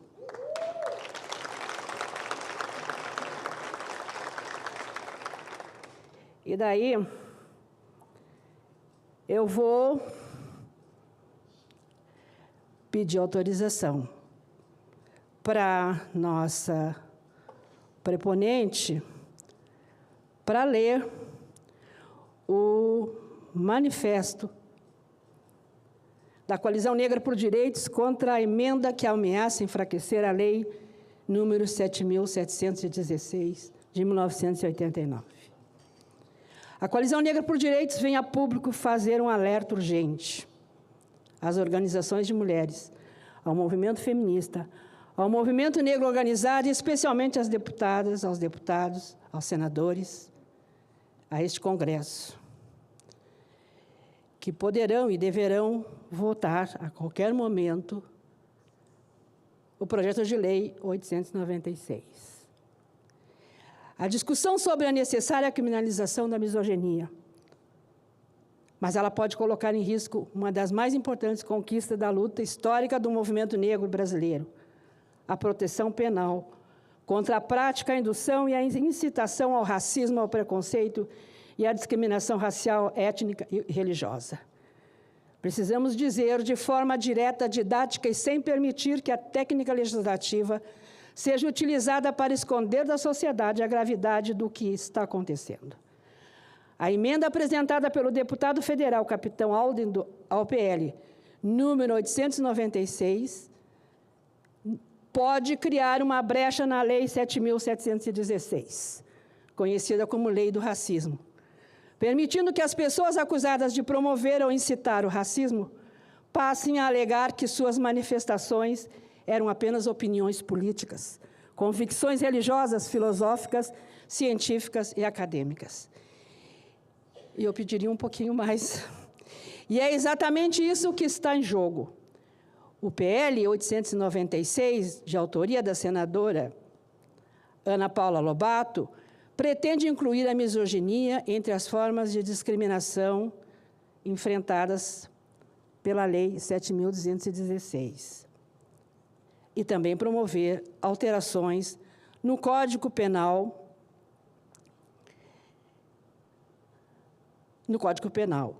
A iniciativa é legítima, urgente, necessária. A misoginia não é uma abstração, não é um desconforto individual, não é uma divergência de opinião. Ela estrutura relações sociais. Ela alimenta a violência contra as mulheres. Ela legitima a sua desumanização, impulsiona perseguições nas redes sociais, transforma o ódio em audiência e lucra e prepara o terreno simbólico e político no qual a violência física e o feminicídio se tornam possíveis. O Brasil precisa criminalizar a misoginia.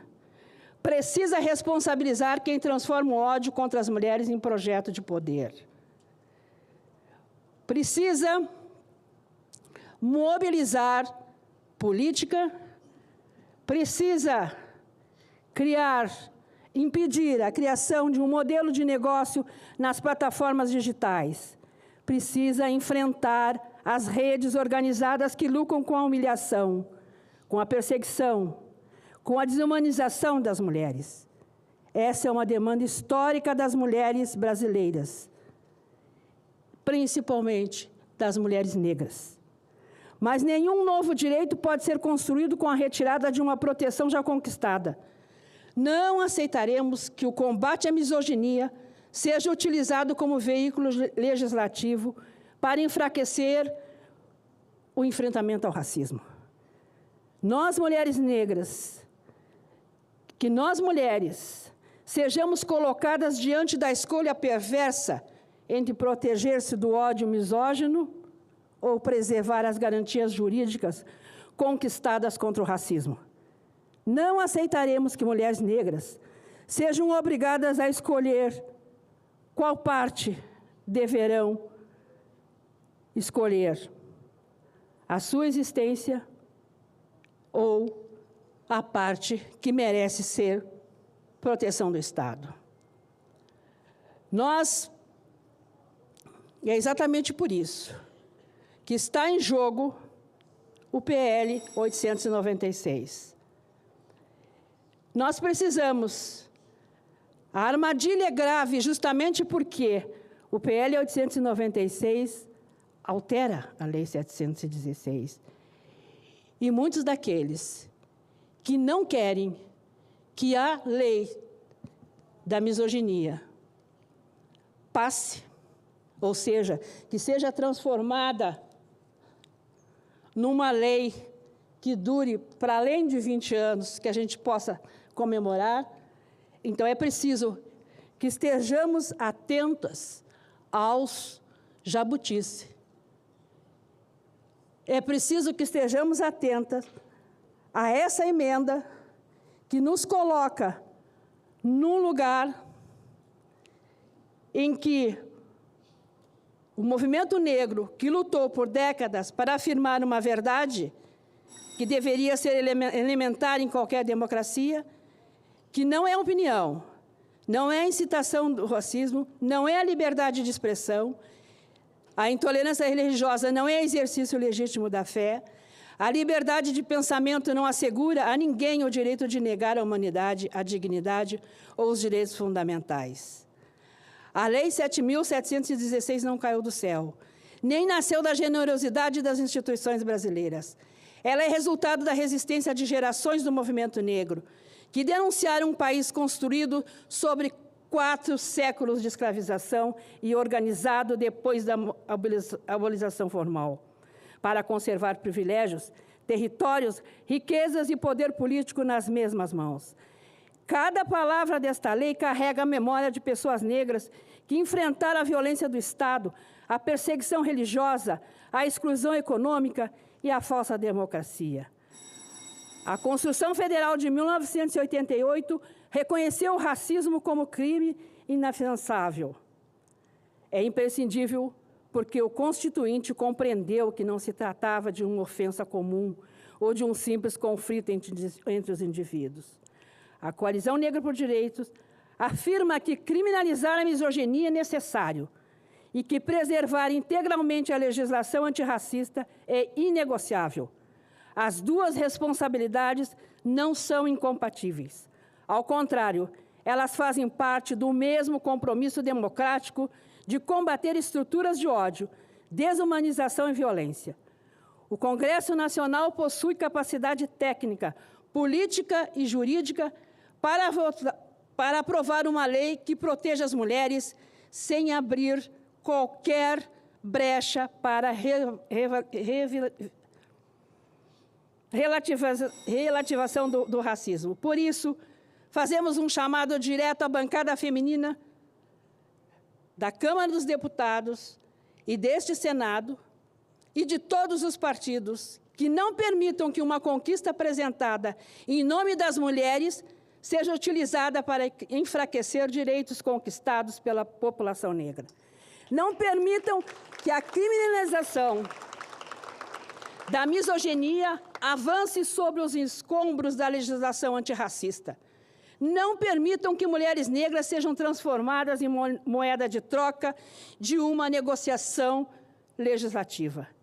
Fazemos também um chamado à bancada negra, às parlamentares e os parlamentares comprometidos com os direitos humanos, à Frente Parlamentar Mista Antirracista, às organizações feministas e às entidades da sociedade civil. Este é o momento de acompanhar cada requerimento, cada parecer, cada complementação de voto, cada emenda, cada destaque e cada acordo construído no Colégio dos Líderes. O projeto tramita em regime de urgência. E nós queremos aprovar a lei da misoginia. Mas não basta votar favoravelmente a criminalização da misoginia. É necessário saber qual texto será aprovado. É necessário impedir que uma emenda aparentemente técnica altere o alcance de uma lei construída pela luta do povo negro. É necessário rejeitar qualquer redação que permita interpretação, opinião política, convicção religiosa, formulação filosófica ou alegação científica como salvo-conduto para a prática e indução ou incitação ao racismo. A Coalizão Negra por Direitos propõe que o movimento negro brasileiro organizado atue de maneira unitária para exigir a rejeição das emendas que enfraquecem a Lei 7.716. Pressione as lideranças partidárias, dialogue diretamente com a relatoria, mobilize a bancada negra e feminina, solicite posicionamentos públicos dos partidos e acompanhe nominalmente os votos dados no plenário. Defendemos que qualquer ressalva referente à liberdade de expressão seja redigida de maneira estrita, exclusivamente vinculada aos novos dispositivos relativos à misoginia, sem produzir qualquer alteração, limitação, causa de exclusão ou interpretação restritiva sobre os crimes de discriminação, preconceito de raça, cor, etnia, religião, procedência nacional já previstos na lei. Defendemos ainda que o texto final declare expressamente que nenhuma de suas disposições poderá ser interpretada para reduzir a proteção penal contra o racismo ou a intolerância religiosa. Não se trata de negar garantias constitucionais, nem de defender uma legislação penal vaga ou arbitrária. Trata-se de impedir que o argumento de segurança jurídica seja utilizado seletivamente para oferecer segurança aos agressores e insegurança às vítimas. O devido processo legal deve proteger todas as pessoas, mas não pode ser transformado em instrumento de neutralização de uma lei antes mesmo da sua aplicação. A liberdade de expressão é fundamento da democracia, mas não existe democracia onde a liberdade de alguns significa licença para tirar a humanidade dos outros. Obrigada. Nós que agradecemos a participação e em nome da bancada feminina do Senado Federal, um abraço à Coalizão Negra por Direitos e dizer que estaremos atentos aos jabutis e aos retrocessos. Obrigada. Tá bom? Obrigada pela participação, irmã. Eu vou conceder a palavra agora à senhora Raquel Branquinho, diretora-geral da Escola Superior do Ministério Público da União e procuradora regional da República.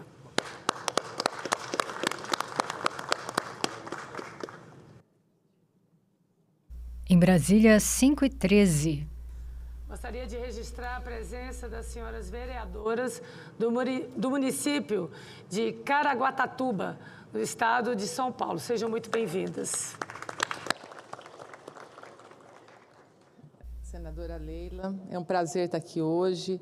Parabenizo pelo evento e pelo trabalho que tem realizado nessa pauta, que já foi indicado aqui, referenciado pela doutora Fabiana, que está à frente também, junto comigo, nas atividades que o Ministério Público Brasileiro tem desenvolvido. E a gente consegue reconhecer o trabalho dos parlamentares e das parlamentares, e com destaque para a sua atuação desde bastante tempo que a gente está discutindo, desde quando era procuradora da mulher no Senado Federal.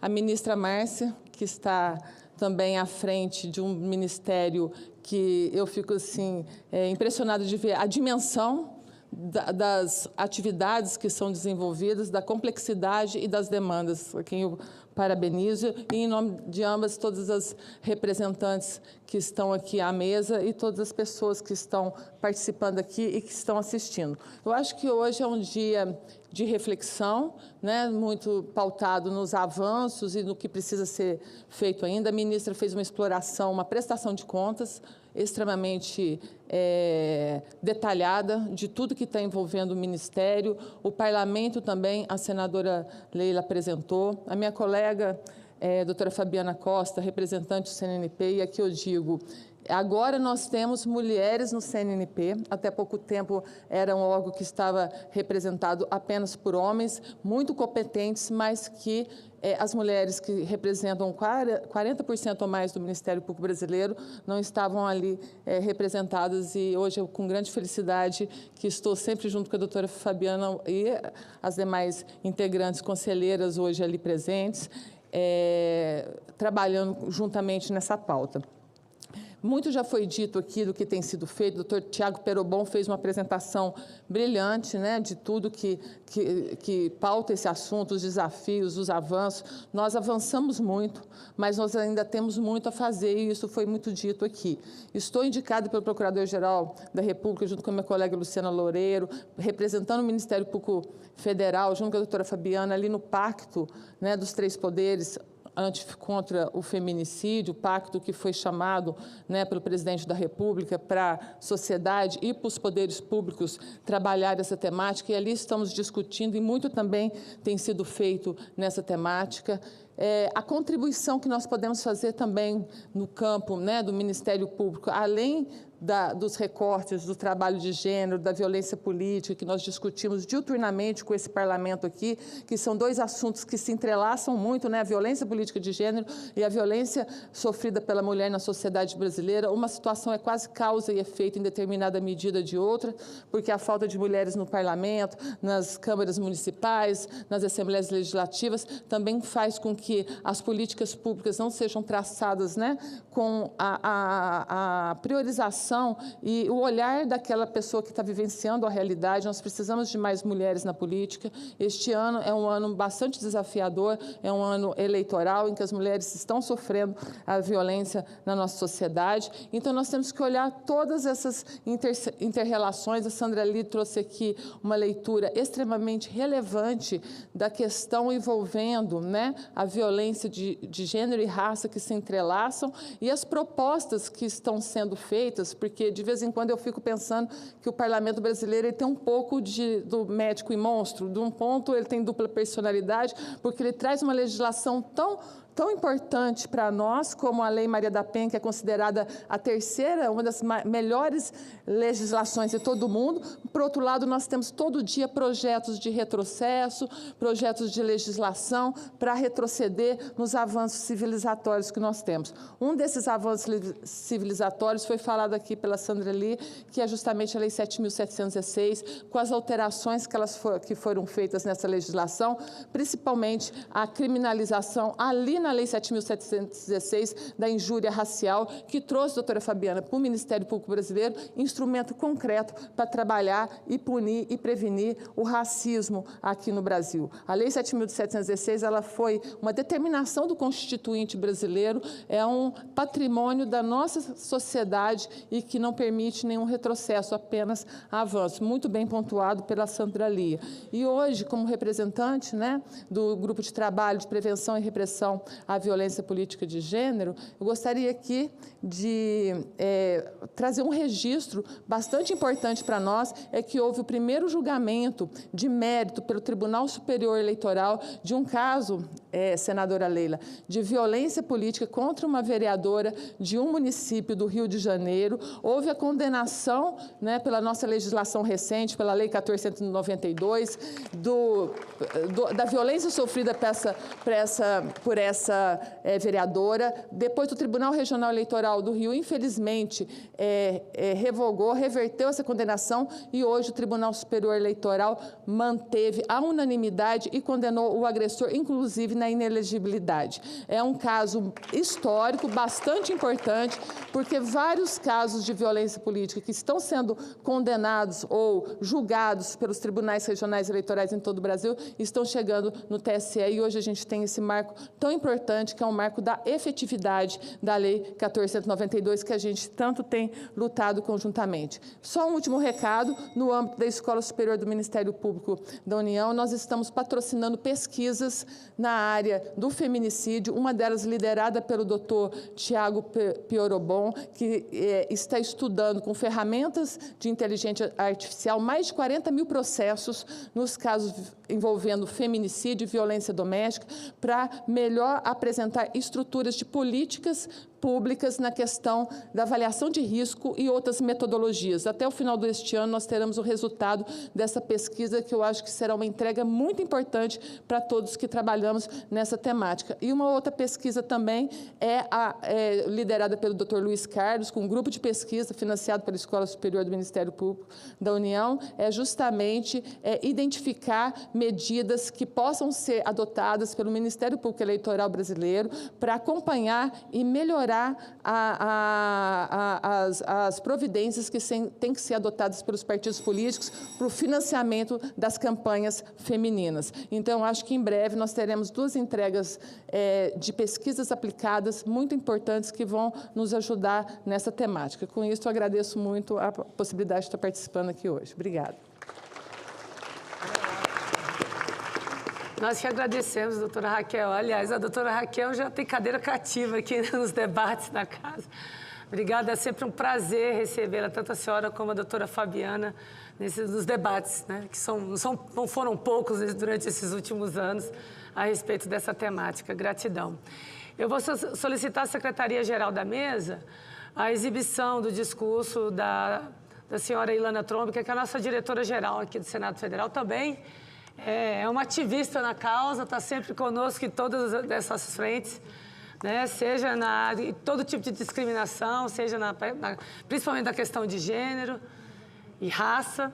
E é muito bom ter a Ilana como parceira aqui no Senado. Eu, que sempre me sinto tão à vontade nesse plenário, hoje me sinto um pouco órfã dele, porque o meu coração e a minha vontade é estar aí, com todos e com todas, nessa sessão tão importante, onde a gente comemora os 20 anos da Lei Maria da Penha. Comemorar uma lei é realmente algo necessário, inclusive porque esse normativo foi uma mudança completa em relação aos direitos das mulheres. A partir da Lei Maria da Penha, a questão da violência doméstica veio à tona e foi algo que, ao longo desses 20 anos, passou a ser estudado, divulgado, cobrado das autoridades. Hoje, o nosso sistema de proteção à mulher é realmente muito mais robusto.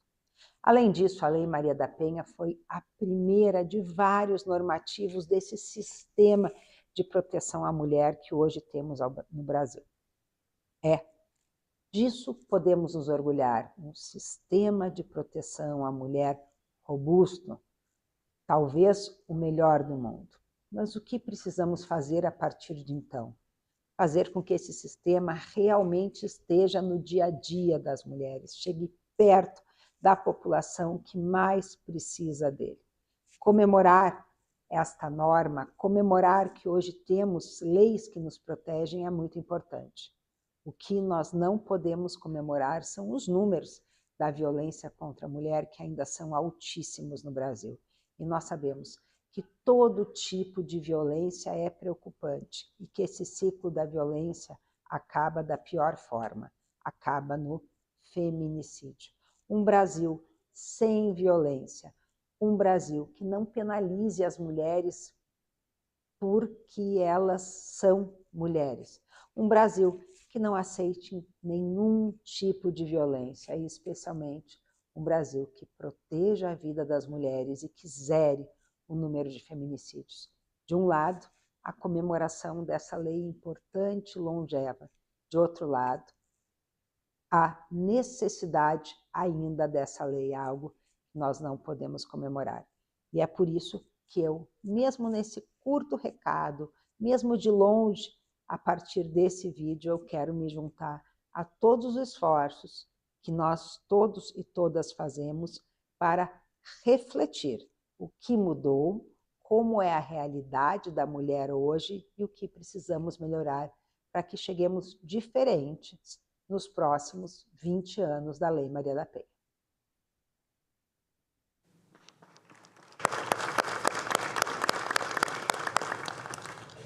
Forte abraço para a nossa diretora-geral do Senado, a Ilana Trômica. Obrigada. Concedo a palavra agora à senhora Tenente Coronel Renata Cardoso, chefe do Centro de Políticas de Segurança Pública da Polícia Militar do Distrito Federal. Seja muito bem-vinda, dona Tenente Coronel. Gente. Em Brasília, 5h25. Todas e todos. Vou cumprimentar todos os presentes aqui na pessoa da senadora Leila Barros. Queria agradecer o convite. É muito simbólico e muito importante a presença da Segurança Pública, da Polícia Militar, em uma data tão expressiva e uma sessão solene tão importante. Eu vou completar 30 anos de serviço e, de todo esse tempo de carreira, 15 anos dele são dedicados ao enfrentamento da violência doméstica e familiar. E tudo começou, senadora, de uma forma muito instigante, porque eu fui trabalhar exatamente na Corregedoria da Polícia Militar do DF, e a gente tinha ali o procedimento mais instaurado, era as sindicâncias para apurar a violência doméstica cometida por seus integrantes. E, na época, eu pedi autorização do Comando Geral da Corporação para que eu pudesse ir para a academia, estudar esse fenômeno, onde foi possível, ali na Universidade de Brasília, acompanhada ali pela professora Lourdes Bandeira e Tânia Mara, fazer um trabalho onde a gente conseguiu identificar o perfil desse homem autor de violência da segurança pública e, mais do que identificar um perfil, trabalhar dentro de uma instituição, de um ethos eminentemente masculino, a incorporação em seus pressupostos da Lei Maria da Penha. Porque, mais do que falar para mulheres, a gente precisa trabalhar isso com toda a sociedade, inclusive com os homens ali na segurança pública, que atendem a maior parte dessas demandas, principalmente nos momentos de emergência. Então, a partir dessa identificação, nós criamos também um grupo reflexivo para homens autores de violência da segurança pública, porque saiu um estudo aqui no Distrito Federal, a radiografia dos homicídios de mulheres, isso antes da lei do feminicídio, e que metade das mulheres que eram vítimas de homicídio com características de gênero, seguidas de suicídio do autor, este autor, metade deles eram servidores da segurança pública aqui no Distrito Federal. Então, nós implementamos esse grupo reflexivo no ano de 2018. E de lá para cá, infelizmente, a gente teve 2 feminicídios cometidos neste intervalo de 2018 até 2026 e apenas 3% de novas reincidências.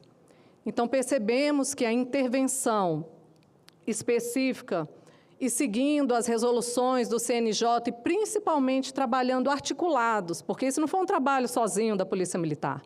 A gente caminha juntos, né? A rede é isso. Então, a rede, às vezes a gente até brinca, o doutor Benhur, né, que é um juiz muito conhecido aqui de Brasília, ele fala, coronel, a gente não pode usar por rede, vamos usar a rede. E para a gente, nós temos um lema aqui na nossa rede, que para a gente o que importa é que a mulher não esteja no caixão, porque depois que ela morre, infelizmente, a gente tem muito trabalho em relação aos órfãos do feminicídio e essa chaga, essa mazela social. Então, com esse trabalho do Grupos Reflexivos, nós aumentamos o escopo. A nossa corporação entendeu que precisa incluir em seus pressupostos a Lei Maria da Penha, principalmente na sua prática. E, com isso, a gente incluiu uma disciplina específica para toda a formação e aperfeiçoamento dos nossos servidores. Todos agora passam por uma disciplina específica para que eles aprendam não somente o fenômeno da violência doméstica, mas como atender uma mulher que está passando por essa situação. Para que ele entenda o Formulário Nacional de Avaliação de Risco, para que ele entenda a diferença que tem um xingamento, um puxão de cabelo, para que ele tenha empatia naquela hora mais difícil e que encoraje a mulher a prosseguir e a ter o seu direito atendido. Então, a gente está trabalhando na formação com os grupos reflexivos e também estamos com várias ações para que a gente amplie o nosso atendimento do nosso serviço especializado, que é o Provide. Felizmente, que é a nossa Patrulha Maria da Penha. O policiamento de prevenção orientada à violência doméstica hoje está atendendo 715 mulheres e destas, 320 têm medidas protetivas classificadas como risco extremo. Então, são aquelas mulheres que a gente tem que estar ali na lupa, diariamente, fazendo o nosso melhor para que ela tenha a sua vida restabelecida, a sua autonomia e consiga viver novamente longe da violência. Então, são medidas e que a gente conta muito com o Parlamento. Agradecemos muito o apoio da senadora Leila, da senadora Damares, como a senadora falou. Aqui, a gente está acima das bandeiras, da ideologia, entendendo que o principal é que a mulher viva longe da violência e prestando um serviço de qualidade. A gente sabe que precisa evoluir muito. A nossa instituição hoje não tem mais o indexador de ingresso de mulheres, né? A gente não tem mais um percentual que limita o ingresso das mulheres na nossa instituição. Mas nós não queremos rivalizar entre homens e mulheres. Nós queremos trabalhar juntos por um Distrito Federal melhor, por um Brasil melhor. E agradecemos, viu, senadora, todo o apoio do Parlamento, do Senado, da Câmara Federal. Recebemos recentemente 40 viaturas da senadora Damares, onde a gente pôde ampliar o atendimento do Provide, que está hoje em todos os batalhões operacionais da Polícia Militar e na área rural, porque hoje a mulher do campo sofre muito. E, por fim, nós estamos finalizando agora um trabalho de pesquisa para entender a violência cometida contra a mulher idosa. A população brasileira está envelhecendo e hoje 10% do nosso público atendido pelo Provide são de mulheres idosas, que são duplamente vítimas, né? E estão ali em uma situação dupla de vulnerabilidade. Então, nós estamos trabalhando firme, viu, senadora? E continuamos à disposição sempre pelo fim da violência doméstica familiar. Muito obrigada. Grata pela participação, Tenente Coronel Renata Cardoso. Somos muito orgulhosos, né, da corporação da nossa PM, aqui do Distrito Federal, assim das forças de segurança, tanto PM, bombeiros militares e a Polícia Civil, Penal também.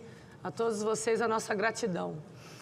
Eu solicito à Secretaria-Geral da Mesa a exibição do discurso da senhora Cíntia Mendonça, que é assessora jurídica da Vice-Presidência do Tribunal de Justiça do Amazonas e autora do livro Feminicídio, uma análise a partir das ações da Rede Rosa no combate a violência contra a mulher na cidade de Manaus.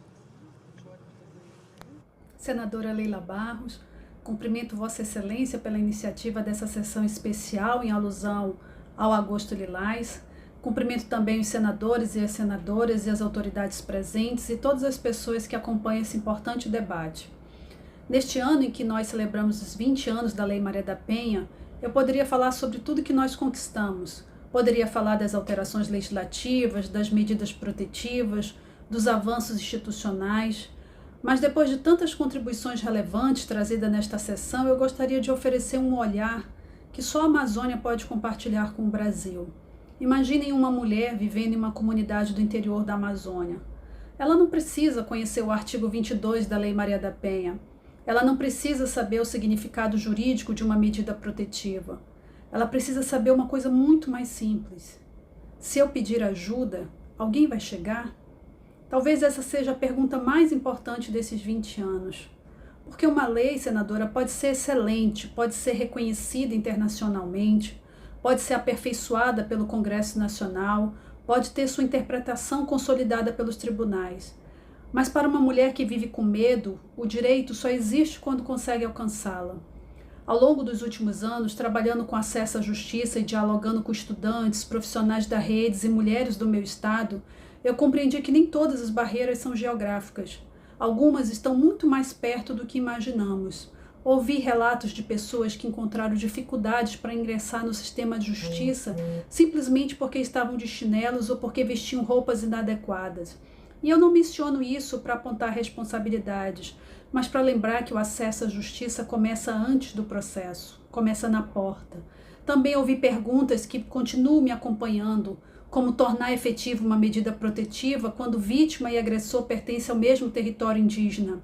Como assegurar afastamento sem desconsiderar que para muitos povos território significa identidade, pertencimento e comunidade. Essas são perguntas que não enfraquecem a Lei Maria da Penha, ao contrário. Elas nos desafiam a garantir que um mesmo direito seja capaz de proteger mulheres que vivem em realidades profundamente diferentes. Porque igualdade não é oferecer respostas idênticas, é fazer com que todas tenham acesso à mesma proteção, respeitando suas diferentes realidades. Mas a Amazônia ela não quer ser reconhecida apenas pelos desafios que enfrenta, ela também produz soluções. No Amazonas desenvolvemos iniciativas como o aplicativo Ronda Maria da Penha, concebida a partir da cooperação entre instituições para utilizar a tecnologia na proteção das mulheres. E também concebemos propostas como a Casa Flutuante da Mulher Brasileira, pensada a partir das especificidades da Amazônia, onde muitas vezes é a proteção que precisa encontrar caminho para chegar até a mulher. Experiências como essas demonstram que precisamos inovar, mas também nos ensinam que a próxima fronteira não é apenas criar ferramentas, é criar condições para que elas produzam resultados concretos. E isso exige infraestrutura, capacitação, governança e exige orçamento. Nenhuma política pública se sustenta apenas pela força da lei. Ela precisa de pessoas, precisa de estrutura, precisa de investimento permanente. Não podemos naturalizar redes sobrecarregadas, equipes reduzidas e ausência de serviços especializados em tantos municípios brasileiros. Direitos não se concretizam apenas por boas intenções. Eles dependem de instituições fortes, profissionais valorizados e investimento contínuo. Porque proteger mulheres não pode ser apenas um compromisso jurídico, precisa ser uma prioridade permanente do Estado brasileiro. Talvez essa seja o verdadeiro desafio dos próximos 20 anos da Lei Maria da Penha. Nós já construímos um dos mais importantes marcos legais do mundo na defesa das mulheres e agora precisamos fazer com que esse patrimônio alcance quem encontra ainda obstáculos para acessá-lo. Há 20 anos, a Lei Maria da Penha mudou o direito brasileiro. Agora o nosso compromisso é fazer com que esse direito se transforme em proteção real, na capital, no interior, na aldeia, na comunidade mais distante de um rio amazônico. Porque uma lei verdadeiramente transforma o país não apenas quando está escrita para todos, mas quando consegue chegar a cada mulher que precisa dela. E talvez possamos medir os próximos 20 anos por uma única pergunta, aquela mesma que eu fiz sobre a mulher do interior da Amazônia no início da minha fala. Se eu pedir ajuda, alguém vai chegar? Porque quando se trata da vida de uma mulher, senadora, chegar não basta. É preciso chegar a tempo. Muito obrigada. Obrigada, doutora Cíntia Mendonça, pelo seu relato, pela sua participação. E um super abraço, né, a todos da cidade de Manaus, nosso Amazonas. Eu vou conceder a palavra agora à senhora Maria Tereza Prado, que é coordenadora do Observatório da Mulher contra a Violência do Senado Federal. Seja bem-vinda. Em Brasília, 5 horas e 38 minutos, você acompanha pela transmissão conjunta da Rádio e TV Senado, sessão especial para celebrar o Agosto Lilás. A todos e todas, cumprimento minhas colegas de mesa, em especial a senadora Leila. Agradeço muito o convite, a oportunidade de estar aqui falando desse trabalho tão importante que é desenvolvido ali pelo Observatório, com o Instituto de Pesquisa Data Senado, dentro da Secretaria de Transparência aqui do Senado. Então, falar dos 20 anos da Lei Maria da Penha já é um desafio. Falar dos 20 anos, a partir dos dados da pesquisa desses 20 anos, é um desafio ainda maior, mas também é um privilégio, porque são poucas as políticas públicas que a gente consegue ter esse acompanhamento por meio de uma pesquisa. E a pesquisa, ela começou em 2005. Um ano antes da sanção da Lei Maria da Penha. Então, ela nos permite olhar o Brasil antes da lei e acompanhar a cada 2 anos como que essa realidade foi mudando ao longo dessas 2 décadas. Então, na primeira edição da pesquisa, lá em 2005, o Data Senado fez uma pergunta muito simples às brasileiras. O Brasil precisa de uma lei específica para proteger mulheres da violência doméstica? E a resposta foi praticamente unânime. 95% das brasileiras disseram sim. Então, a pesquisa, ela não nasceu para avaliar a lei, ela ajudou a mostrar que essa lei era necessária. E esse dado revela algo muito importante, né? Então, a lei, ela representou muito mais do que uma mudança na legislação, mas ela rompeu aquela lógica de que, tão falada aqui hoje, que a violência doméstica ela está restrita ali ao ambiente privado. Então, a lei traz essa ideia de que a violência doméstica é algo de interesse público, né? E a história da pesquisa mostra muito bem essa transformação que foi ocorrendo nesses 20 anos. Então, quando a gente revisita as 11 edições até aqui, a pergunta que foi feita ali, né, revisitando essas 11 edições, foi o que realmente mudou nesses 20 anos e o que continua igual. Então, a primeira mudança foi a própria compreensão do que é a violência. Então, a gente tem ali muito claro nos números. Lá em 2005, a ideia de que violência era violência física. Então, 55% das mulheres relataram ali violência física. A gente teve algumas mudanças ao longo desses anos na forma como era feita a pergunta, mas fica muito evidente e claro como que os outros tipos de violência vão ficando mais conhecidos. Não necessariamente aumenta a incidência desses tipos de violência, mas eles vão ficando mais conhecidos das mulheres. Então, hoje a gente tem um conhecimento da lei de uma forma muito mais ampla. Então, na pesquisa de 2023, por exemplo, a violência psicológica ela apareceu em 89%, em segundo lugar estava a moral com 77%, a física já aparecia em terceiro lugar. Não quer dizer, como eu disse, que esses tipos de violência ficaram maiores, mas que o reconhecimento desses tipos de violência, sim. Então, uma das grandes contribuições que a gente vê da lei é esse reconhecimento, né? Mas outra transformação muito importante é a própria difusão da lei. Então, em 2009, 83% das brasileiras conheciam ou tinham ouvido falar sobre a Lei Maria da Penha. Poucos anos depois, esse número chegou a 99%. Então, conhecer a Lei Maria da Penha todas conheciam, mas isso não significa que as mulheres conhecem os seus direitos. Então, em 2025, agora na última edição, 78% das brasileiras afirmam conhecer pouco ou nada sobre a lei. 2025.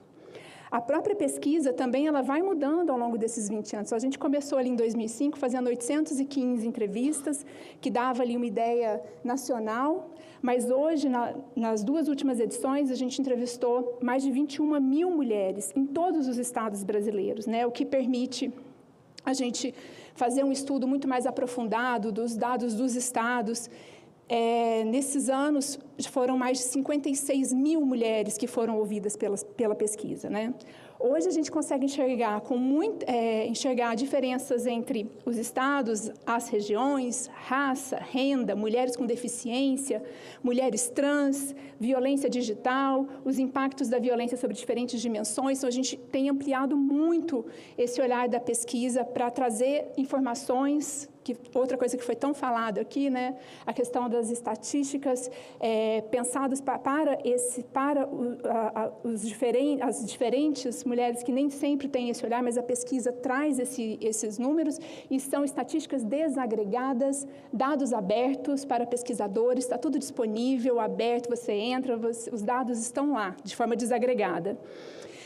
Ao longo desses 20 anos, não mudou apenas o Brasil, mudou também a nossa capacidade de enxergar esse problema no país, né? Mas algumas coisas em relação à lei que a pesquisa traz continuam exatamente iguais. Então, o principal agressor continua sendo alguém muito próximo da vítima. Em 2005, 65% das mulheres apontavam o marido ou companheiro como agressor. Na última pesquisa agora, 81% tiveram como agressor marido, companheiro, namorado ou ex-marido. Também permanece um aspecto que atravessa toda a história da pesquisa, o medo. Ao longo de mais de 2 décadas, o medo aparece de forma recorrente como uma das principais barreiras para a denúncia. Na edição de 2025, ouvindo diretamente as mulheres que sofreram violência e não denunciaram, aparecem razões muito concretas para esse silêncio. A preocupação com os filhos, a descrença na punição do agressor, a expectativa de que a violência não se repetiria e também o medo da pessoa que agrediu. Medo, sempre medo. Isso mostra que as leis conseguem transformar as instituições. Romper o ciclo da violência dentro das relações familiares é um desafio muito mais complexo. E outro resultado muito importante nessa trajetória aparece quando a gente consegue identificar a diferença entre a violência declarada pela mulher e a violência vivida. Então, quando perguntamos diretamente às mulheres, agora em 2025, você sofreu violência nos últimos 12 meses? 4% das mulheres responderam, sim, eu sofri violência. Mas quando a gente coloca situações de violência, que são situações que estão ali na Lei Maria da Penha, a gente faz a mesma pergunta, aparecem outros 29% de mulheres que sofreram violência, que está ali, que é um crime, e que elas não reconheceram essa violência vivida como uma violência. Então, e juntando isso, então a gente tem 33% de mulheres que relataram ter vivido violência nos últimos 12 meses. Então, quando reunimos esses dois grupos, a gente chega nesse número, né, dos 33%, que é 1 em cada 3 brasileiras. Esse resultado revela um enorme desafio para as políticas públicas, porque há muitas mulheres que vivem violência, mas ainda não reconhecem o que viveram como violência. Que é outro dado, né, que merece reflexão também, é que 71% dos casos havia pelo menos uma testemunha e que 41% eram crianças que estavam presentes. Então, traz aqui que a violência também ela não atinge apenas a mulher, ela alcança famílias inteiras e vai atravessando gerações. Se em 2005 a grande pergunta era se o Brasil precisava de uma lei específica, e 95% das mulheres responderam que sim, hoje a pergunta é diferente. Como proteger mulheres que muitas vezes ainda não reconhecem que aquilo que elas vivem é violência? A pesquisa ajuda a responder essa pergunta, ela mostra que ainda existe uma parcela invisível da violência e aquilo que não é reconhecido dificilmente será denunciado, enfrentado, interrompido. Mas a pesquisa também nos mostra que ela precisa continuar evoluindo. Então, ainda esse mês, até o final do mês de agosto, nós vamos lançar os 27 relatórios estaduais da pesquisa. É um relatório para cada unidade da federação, mais um relatório que faz um comparativo nacional. Nós estamos olhando também para o próximo passo. Nós estamos desenvolvendo uma pesquisa, Instituto Data Senado, Observatório, em conjunto com os maiores pesquisadores do tema no Brasil, sobre reconhecimento de violência, adesão às normas masculinas e outros aspectos relacionados às relações de gênero. Vamos estudar em profundidade, porque prevenir também exige compreender as causas dessa violência e não apenas as consequências. Por isso, acredito que a principal mensagem desses 20 anos dessa análise aqui seja essa. A Lei Maria da Penha, ela mudou profundamente a forma como o Estado brasileiro enfrenta a violência contra a mulher. A pesquisa, ela ajuda a mudar como que nós conseguimos enxergar essa violência. E agora o desafio é transformar todo esse conhecimento e tudo que a gente tem feito em prevenção. É isso. Muito obrigada a todos e todas. Obrigada, Maria Tereza. Sempre também outra grande parceira aqui do nosso Observatório da Mulher no Senado Federal. Eu vou, antes de encerrar a nossa sessão, eu vou passar a palavra para a nossa última oradora, e aí eu vou solicitar à Secretaria-Geral da Mesa a exibição do discurso da senhora Luísa Trajano, que é presidente nacional do Grupo Mulheres do Brasil. Olá, pessoal. Eu sou Luísa Helena Trajano, presidente do Grupo Magalu e presidente do Grupo Mulheres do Brasil. 20 anos da Lei Maria da Penha, como a gente tem que celebrar. E por isso, tudo isso eu quero agradecer com muito carinho a senadora Leila do Fole pelo convite a cumprimentar a Procuradoria Especial da Mulher no Senado Federal pela realização desse encontro. É uma alegria a gente participar, mesmo que por vídeo. Eu queria muito estar aí, de uma data tão importante. Essa lei, gente, é uma das maiores conquistas das mulheres brasileiras.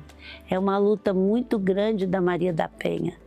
Ela representa coragem, proteção e esperança. Já imaginou quantas vidas nesses 20 anos, por causa dessa lei, foi salva? Milhares de vidas. Mas ela também nos ensina que a violência contra a mulher não é um problema de família ou de uma casa, é um problema de toda a sociedade. E todos nós temos responsabilidade nessa transformação. Eu costumo dizer, gente, que é um perde-perde completo. Na vida sempre ganha e perde em qualquer situação, mas nessa todos saem perdendo. No Grupo Mulheres do Brasil, o movimento que tem a alegria de presidir, acreditamos muito e provamos que a força da união é que faz a diferença. Gente, quando a sociedade civil, empresa e poder público trabalham junto no mesmo foco, as mudanças acontecem rapidamente e verdadeira. Nós do grupo estamos presentes em centenas de cidades no Brasil e no exterior, mobilizando voluntários e voluntários para promover educação, autonomia, economia, cultura, cidadania, mas ações de enfrentamento à violência contra a mulher é a única que tem em todo lugar. Não tem uma cidade e um país que não tem problema de violência contra a mulher. Para isso, gente, as leis são essenciais, mas elas precisam caminhar junto com a informação, acolhimento e oportunidade, porque ter a lei e não informar e não cobrar não adianta nada. Então nós precisamos garantir que nenhuma mulher se sinta sozinha e que todas tenham condições de reconstruir suas vidas com dignidade. O direito à vida está na Constituição. Eu sempre digo, quando uma mulher cresce, ela puxa a outra. E quando uma mulher consegue romper o ciclo de violência, ela não só transforma a própria vida, como ela fortalece a sua família e inspira toda uma comunidade a fazer isso. É muito difícil vencer o ciclo da violência. Por isso eu quero fazer um convite, que empresas, governos, organizações sociais e cada cidadão façam sua parte. É um problema nosso, pode estar mais perto da gente do que a gente pensa. Combater a violência contra a mulher não é uma causa apenas das mulheres, é um compromisso de todo cidadão. Só vamos construir um país melhor quando todos puderem viver sem medos e com dignidade e oportunidade. Parabenizo os 20 anos da Lei Maria da Penha e parabenizo a Maria da Penha, que sofreu muito para fazer essa lei. Agradeço a senadora Leila do Vôlei, mais uma vez, por esse convite e por toda a sua dedicação à defesa das mulheres. Quero também destacar a importância do esporte, que inspira, transforma e abre caminhos. Estamos vivendo um momento muito especial para o esporte feminino, com cada vez mais reconhecimento e visibilidade. E já na expectativa, né, gente, da Copa do Mundo Feminina do próximo ano, que será no Brasil. Esse avanço precisa caminhar junto com uma sociedade que respeita, que valoriza, que protege as mulheres dentro e fora das quadras, dos campos, dos ambientes de trabalho e das suas casas. Nós acreditamos muito no Brasil, eu acredito muito, o Grupo Mulheres do Brasil acredita muito. Nós acreditamos que podemos construir um país onde nenhuma mulher tenha medo de morrer por violência. Tem o direito de sonhar, de ocupar seu lugar, de educar seus filhos. Muito obrigada a cada um de vocês e vamos cada vez mais divulgar, fazer valer a Lei Maria da Penha. 20 anos.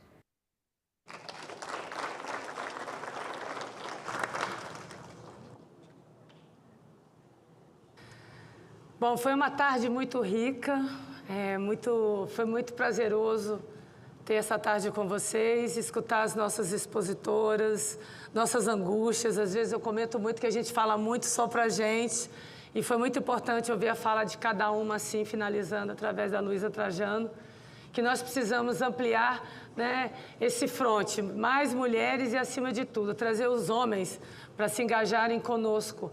Porque desde essa lei, que há 20 anos, está completando agora a Lei Maria da Penha, nós sabemos que ela realmente é um divisor de águas. É um divisor de águas por entendermos que o enfrentamento à violência à mulher não é só enfrentarmos o que muitas vezes, antigamente, para a sociedade era simplesmente uma briga de casal. Né? Hoje nós entendemos que a violência doméstica, aquela violência que a gente sabe onde o percentual maior de agressão, o maior número dos agressores estão dentro de casa. É parceiro, é ex-parceiro ou é um parente que agride as mulheres. Mais de 60% dos feminicídios são praticados dentro de casa. Então, nós não podemos admitir, e é muito importante que os poderes estejam unidos, a sociedade civil, as instituições e todos vocês que estão conosco nesse fronte. E, acima de tudo, a colaboração dos homens. Os homens precisam entender que não é uma, digamos, uma pauta feminina, é uma pauta da nossa sociedade. Por trás de cada feminicídio tem filhos, tem família, tem amigos e uma vida interrompida brutalmente. Por muitas vezes a gente não dá a devida atenção.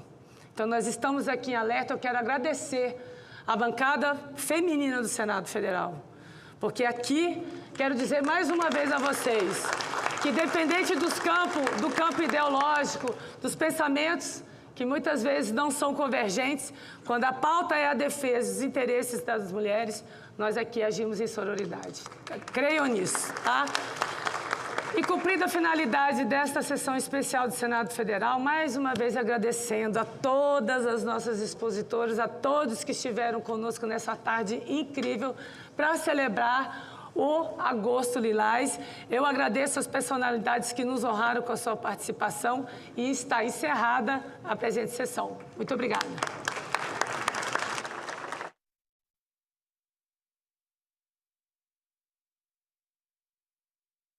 17h56, você estava acompanhando a sessão especial aqui no plenário do Senado, destinada a comemorar o Agosto Lilás, o mês de proteção à mulher, e também aos 20 anos da Lei Maria da Penha. Essa sessão especial faz parte da campanha nacional de conscientização e enfrentamento da violência contra a mulher. A sessão foi solicitada e presidida pela senadora Leila, que está aqui ainda no plenário com muitas convidadas. Foram muitas convidadas, tanto assistindo aqui à sessão, como fazendo discursos, pessoas representando a segurança pública, a ministra da Mulher, o Ministério Público, também entidades e muitos convidados aqui no plenário e muitos discursos. Inclusive, a senadora Leila fez um discurso bastante emocionado mais cedo. Se eu consegui, a gente vai tentar fazer uma entrevista com ela também, mas agora ela está ali, como vocês podem ver, tirando fotos e comemorando a sessão, que foi bastante celebrada, é muito, muito emocionante, muitos discursos emocionados aqui também, falando dessa campanha de enfrentamento contra a violência, contra a mulher. E então, enquanto a senadora comemora, celebra e faz fotos e cumprimenta os convidados, a gente vai ver que hoje de manhã o plenário aprovou 16 empréstimos internacionais com garantias da União, para estados e municípios. Os senadores aprovaram também 305 milhões de reais em ações emergenciais para locais afetados por desastres ambientais. Veja como foi. Os senadores aprovaram 3 autorizações para a cidade de São Paulo contratar empréstimo internacional com a garantia da União. 2 empréstimos serão destinados à eletrificação da frota de ônibus da cidade para a redução da emissão de gases poluentes. Cada um dos financiamentos tem o mesmo valor, 248 milhões e 300 mil dólares. O Banco Interamericano de Desenvolvimento é um financiador. A outra instituição que empresta é o Banco Mundial. Também foi aprovada a autorização de empréstimo entre a Prefeitura de São Paulo e o Banco Interamericano no valor de 205 milhões e 300 mil dólares para investir no programa Avança Saúde 2, que é voltado à reestruturação e à qualificação da rede hospitalar e dos serviços de atenção especializada. Os investimentos não se limitam à realização de obras ou à aquisição de equipamentos, mas procuram estabelecer condições permanentes para uma gestão mais eficiente e orientada às necessidades da população. Os empréstimos internacionais para a cidade de São Paulo eram os únicos na pauta, mas o presidente do Senado decidiu votar outros pedidos de financiamento com o aval da União. São 16 mensagens de operação de crédito para estados e municípios do Brasil. E aí eu liguei para o senador, presidente Renan Calheiros, para pedir a autorização para ele, para da mesma maneira fazermos o que fizemos para a cidade de São Paulo. Que eu pudesse recolher as assinaturas do requerimento de urgência das outras 13 mensagens, para que nós pudéssemos incluir como item extra-pauta todas as mensagens que foram publicadas no dia de ontem, para a gente tratar todos os entes subnacionais da mesma maneira. Também foi aprovada a medida provisória editada pelo governo em maio e que abriu crédito extraordinário no valor de 305 milhões de reais para ações de proteção e defesa civil. O dinheiro é destinado a populações atingidas por desastres naturais, como chuvas intensas, enchentes e secas. E nesta quarta-feira, o Senado aprovou compensações para renúncias fiscais, incentivos para a Copa do Mundo Feminina de 2027 e para a exploração de minerais críticos. O projeto que reduz impostos dos combustíveis foi uma solução construída por acordo entre Executivo e Legislativo para destravar matérias da área fiscal. A proposta cria regras para o governo federal abrir mão de receitas, como as dos combustíveis, e compensar essa renúncia com recursos extraordinários do petróleo. O objetivo é reduzir os impactos do conflito no Oriente Médio sobre a economia brasileira. No acordo costurado entre os poderes, outros temas foram incluídos no texto, como minerais críticos e estratégicos, fertilizantes e a Copa do Mundo Feminina de 2027. Segundo a liderança do governo, a negociação sobre o texto reuniu medidas de política pública e regras fiscais. Incluiu ainda ajustes nos novos impostos criados pela reforma tributária, IBS e CBS, para o setor agropecuário, além de regras para empresas exportadoras e outras adequações orçamentárias. O texto cria um regime especial para 2026, permitindo que algumas renúncias sejam feitas mediante compensação por receitas extraordinárias da União. O objetivo é compatibilizar políticas públicas com responsabilidade fiscal. São inegáveis os efeitos deletérios do conflito no Oriente Médio sobre a economia brasileira. O efeito mais imediato é a elevação do preço dos combustíveis. O Brasil adotou algumas medidas como a redução de tributos federais e a concessão de subvenções a produtores e importadores, condicionadas à redução equivalente do preço de venda, que amorteceram o choque sobre os preços domésticos. É necessário, contudo, que essas políticas se mantenham. Por isso, o PLP prevê a possibilidade de continuidade de benefícios tributários e assegura um prazo de 30 dias para que o agente econômico elegível à subvenção receba os valores devidos. E eu converso agora ao vivo com a senadora Leila, que foi quem solicitou e presidiu a sessão. Senadora, foi uma sessão bastante emocionante. A senhora está cercada aqui das suas convidadas. Com as melhores, né, que são as mulheres, num mês de reflexão sobre o enfrentamento à violência contra as mulheres. E a casa abrindo, né, chamando a sociedade civil, as instituições, os poderes, para fazer esse debate tão necessário, tão importante. Por mais que tenhamos, nesses 20 anos, inúmeros avanços na Lei Maria da Penha, a gente sabe que o desafio é enorme, ainda temos muito ainda a trilhar nessa jornada para ajudar a salvar as vidas, né? Para que a sociedade, de um modo geral, veja com mais preocupação, com mais atenção, o quanto que está ainda banalizada a vida das mulheres. A senhora se emocionou no seu discurso. É um assunto difícil ainda. É um assunto difícil, porque às vezes você se sente impotente. Eu já estou aqui há 7 anos, fizemos inúmeras revisões na questão da Lei Maria da Penha, orçamento, tornozeleira agora efetivada, né, contra o agressor, com a mulher que tem medida protetiva, a lei do stalking, que é da minha autoria, enfim, a lei do feminicídio. Nós temos inúmeros avanços. O que falta? Eu creio que nesses anos eu entendo que passa pela educação.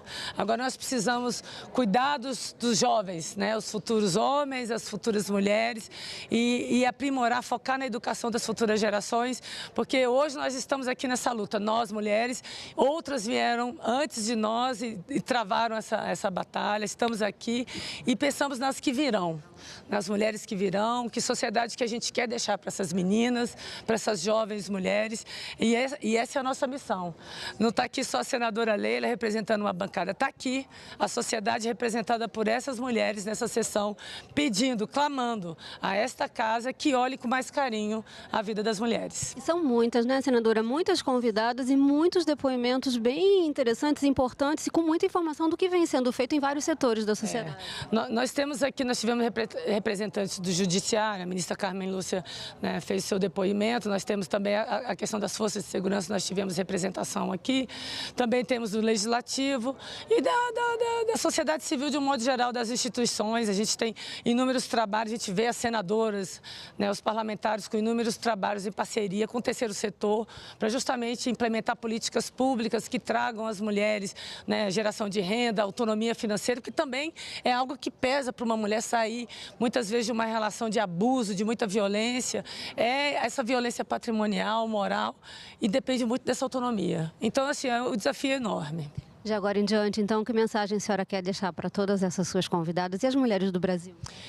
Que enquanto tiver uma mulher morrendo 4 por dia, nós vamos estar aqui lutando. Vamos estar lutando, debatendo, né? Correndo atrás de orçamento, porque não adianta a gente ter leis a Lei Maria da Penha é a terceira maior legislação no mundo, né? Ela está entre uma das 3 melhores do mundo. Mas o que falta é a rede de proteção, a gente já tratou disso. É orçamento? É educação? Vamos debater, não desistir, seguir persistindo, lutando para que a gente consiga diminuir esses índices absurdos. Uma sociedade que se diz civilizada, de estar matando ainda esse número absurdo, estarrecedor de feminicídios no Brasil. Nós não podemos aceitar e vamos continuar lutando. Muito obrigada, senadora. Parabéns pela sessão. Obrigada. Parabéns, comemore aí com suas convidadas. Vamos embora. Obrigada, gente. Eu quero um beijo aqui para as mulheres que amam Brasília. Como ela é querida, né? E a gente termina essa edição convidando você a acessar o QR Code que aparece na tela e conhecer a página especial da Agência Senado, com notícias e informações sobre as eleições gerais de outubro. Este ano, cada eleitor vai votar 2 vezes para o Senado. São 2 vagas por estado. Os votos têm que ser em pessoas diferentes. Se votar na mesma pessoa, o segundo voto será anulado. E os candidatos e candidatas precisam ser do mesmo estado do eleitor.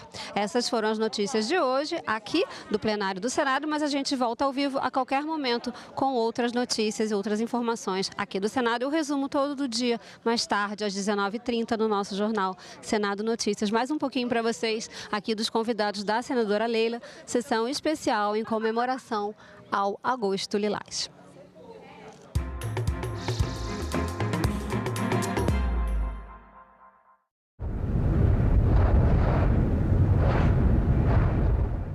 Os hemocentros públicos, eles são responsáveis pela coleta, processamento, distribuição e atendimento 100% da rede pública de saúde do país. O sangue possui diversos componentes e a gente tem as hemácias, as plaquetas, os leucócitos, que são as células de defesa. Eu acho de boa, mas eu entendo que tem gente que tem medo de agulha, né? Para essas pessoas é compreensível não quererem doar.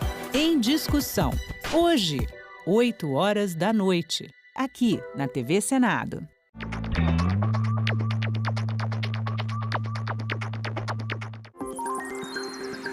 Aquele post na rede social, aquela mensagem no grupo da família, é verdade ou mentira? Se você receber uma informação duvidosa sobre o Senado, mande para o Senado Verifica, um serviço de checagem que analisa notícias e responde se a informação é falsa, verdadeira ou imprecisa. Ficou na dúvida? Senado Verifica.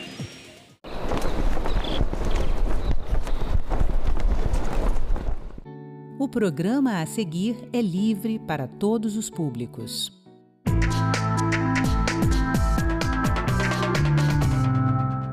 Bairro Rosário é reconhecido como o primeiro quilombo urbano do Piauí, passo importante para a garantia de direitos.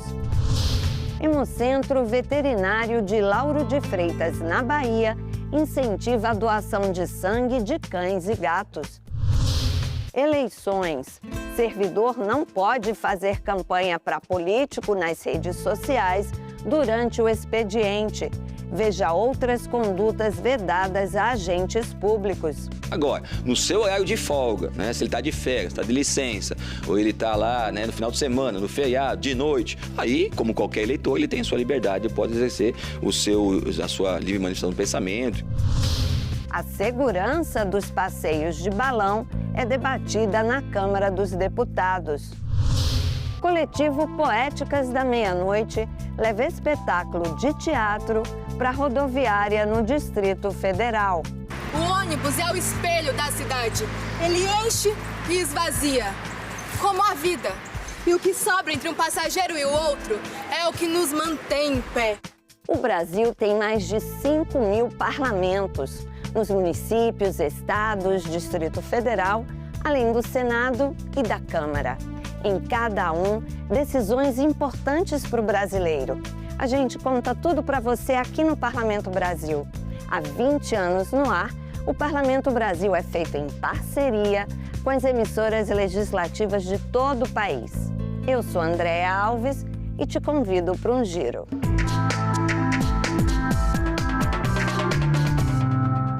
Qual o valor de um reconhecimento? O que significa ter a própria identidade confirmada? O bairro Rosário, na cidade histórica de Oeiras, no Piauí, foi reconhecido como o primeiro quilombo urbano do estado.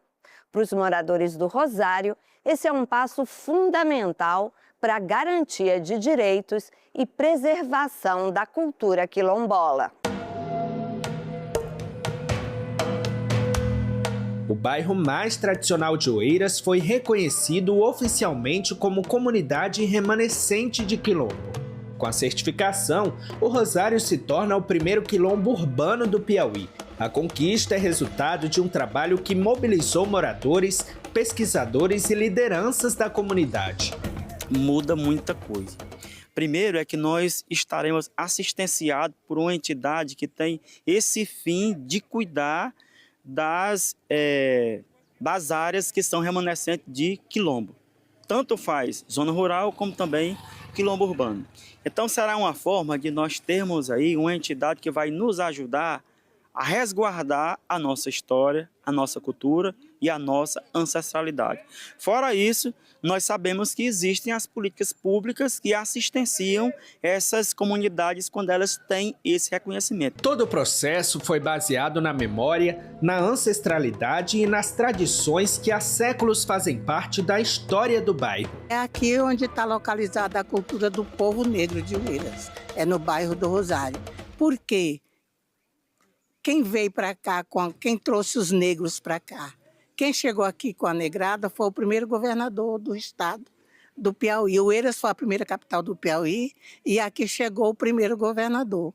Quando ele chegou aqui, os jesuítas tinham sido expulsos porque os jesuítas moravam aqui no Rosário. E quando o Marquês de Pombal expulsou os jesuítas, todo o patrimônio que eles tinham estava aqui no Rosário. E aí, quando o primeiro governador do Piauí chegou aqui em Oeiras, onde vai botar o primeiro governador, onde o governador vai morar, aí trouxeram ele para residir na casa dos jesuítas, que já era uma casa montada com tudo que podia receber o governador. Então, o primeiro governador do Piauí morou aqui no Rosário. O reconhecimento foi publicado no Diário Oficial da União, por meio de portaria da Fundação Cultural Palmares. Além de oficializar a identidade quilombola da comunidade, a certificação inclui o Rosário no Cadastro Geral de Comunidades Remanescentes de Quilombo do Brasil. Na prática, o reconhecimento abre caminho para o acesso a mais políticas públicas. Como comunidade tradicional, povo tradicional, reconhecido assim pela Constituição, há direitos especiais para essas comunidades que visam preservar a identidade e a origem, porque são povos que foram excluídos ao longo da história do Brasil e que precisam ser reparados na falta de acesso a políticas públicas, principalmente. Então, nós temos direito, por exemplo, a uma comunidade quilombola, ao PDDE, Programa Dinheiro Direto na Escola.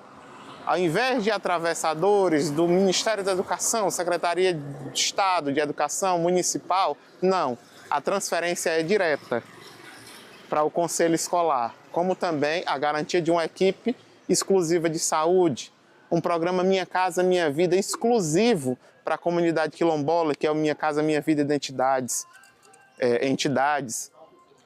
Também temos a agricultura periurbana, financiamento com crédito reduzido ou com juro reduzido para as famílias que moram nos quilombos urbanos, mas que desenvolvem a agricultura familiar nos limites da cidade. Para quem nasceu e cresceu no Rosário, o título vai muito além de um documento.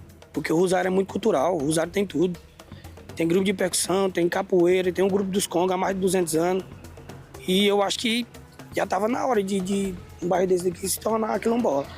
Isso faz com que a cultura se torne viva.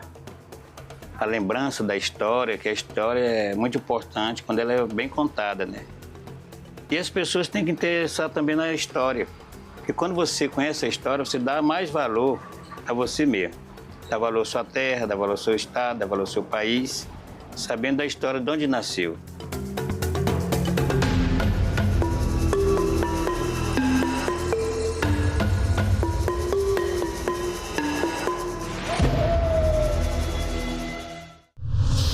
Você sabia que animais também podem doar sangue? Pois é, muita gente não sabe, viu? O Hemocentro Veterinário de Lauro de Freitas, lá na Bahia, explica como é essa doação. E veja ainda quais as condutas são proibidas para o servidor público durante esse período de eleições. Notícias das casas de leis do país. Quem olha esse gatinho nem imagina, mas ele está prestes a doar sangue. Assim como acontece com os humanos, cães e gatos também podem ser doadores e ajudar a salvar vidas. Uma prática que, segundo a médica veterinária responsável por esse hemocentro, ainda desperta surpresa entre muitos tutores. A primeira coisa é que vem assim, eu não sabia que cão e gato doava sangue, né? Ou que precisava de uma transfusão. Então essa é a primeira coisa que eu ouço. A falta de informação ainda é um dos maiores desafios. Mas para que esse gesto de solidariedade aconteça com segurança, existem critérios que protegem tanto o animal doador quanto o paciente que vai receber a transfusão. O cão, para doar sangue, ele precisa ter entre 1 a 8 anos, no mínimo 25 quilos, precisa ser um animal sadio, né, clinicamente saudável, porque ele vai passar por uma avaliação clínica. O gato, o mesmo critério em relação à idade, 1 a 8 anos, no mínimo 4 quilos. Ele não pode ser um gato muito obeso. As condições também são as mesmas. O animal precisa estar sadio, bem clinicamente e não possuir nenhuma outra patologia que comprometa o processo de doação. O trabalho desenvolvido por esse hemocentro tem ultrapassado as fronteiras do Brasil. As atividades realizadas na unidade despertam o interesse de profissionais de outros países. Esse grupo de colombianas visitou o local para conhecer de perto o funcionamento do serviço e levar a experiência para a Colômbia. Bueno, la idea de nuestra referenciación acá en el Hemocentro es implementar todas las actividades y las prácticas que realiza el Hemocentro de captación, promoción y la parte de procesamiento para caninos e felinos. Desde a criação do Hemocentro em 2019, mais de 6.000 bolsas de sangue já foram coletadas. Parte desse material é destinada ao Hospital Municipal Veterinário de Salvador, além de outras clínicas veterinárias que realizam transfusões em animais. A procura por novos doadores aumentou, mas o desafio agora é ampliar ainda mais esse número. Um cão doador, um gato doador, ele possui alguns benefícios quando participa desse processo. Existe um clube de doadores, né? E quando ele participa do clube de doadores, ele tem avaliações frequentes, anuais. A cada 3 meses eles podem doar sangue e quando eles doam sangue, em troca, eles recebem uma série de exames, né? Então são exames hemograma, bioquímico, eles sabem qual é a tipagem sanguínea, porque caso um dia ele precise, vai estar sabendo, né? E a cada doação a gente realiza tudo isso novamente. Então, para o doador, isso é uma vantagem. Então, para quem ainda não sabe, além de estar ajudando, né, um outro paciente, ainda vai estar recebendo uma série de benefícios. Agentes públicos da Assembleia Legislativa participaram de uma palestra ministrada pelo promotor de justiça Moisés Casarotto sobre as condutas vedadas durante o período eleitoral e os cuidados que devem ser adotados nas eleições de 2026. A iniciativa teve como objetivo orientar servidores e gestores sobre os limites impostos pela legislação eleitoral. O artigo 73 da Lei das Eleições, ele estabelece uma série de vedações aos agentes públicos em geral, né, durante essa campanha eleitoral.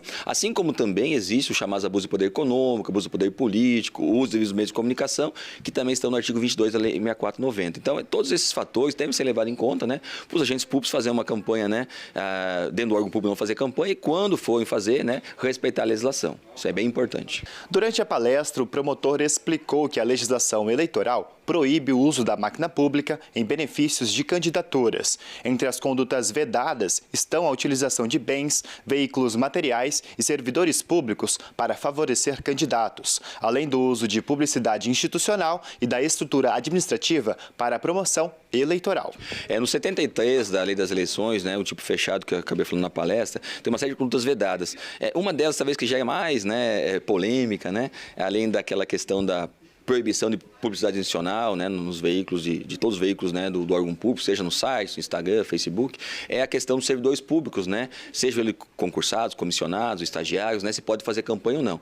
O artigo 73, né, e também o próprio abuso do poder político até permite que faça umas folgas do trabalho, quando está final de semana, feriado, na folga, né, ou se licencia, porque durante o trabalho, ele recebe dinheiro público dentro do trabalho, ele não pode fazer campanha para o candidato. Então, durante o expediente normal do trabalho, ele não pode fazer campanha, não pode ficar postando, né, sistematicamente na rede social, ele não pode fazer nenhum tipo de campanha a favor do partido do candidato. Agora, no seu horário de folga, né, se ele está de férias, está de licença, ou ele está lá, né, no final de semana, no feriado, de noite, aí, como qualquer eleitor, ele tem sua liberdade, pode exercer a sua livre manifestação do pensamento e se engajar na campanha do seu parlamentar, o que é natural, né, especialmente quem é cargo comissionado. Mas isso tem que ser fora do horário do expediente. Outro ponto abordado foi a necessidade de separação da atuação do agente público da atividade político-eleitoral. Moisés Casarotto também orientou sobre os cuidados no uso da inteligência artificial, das redes sociais e reforçou que o conhecimento da legislação é fundamental para evitar infrações e assegurar um processo eleitoral transparente e equilibrado. IA é uma realidade, né?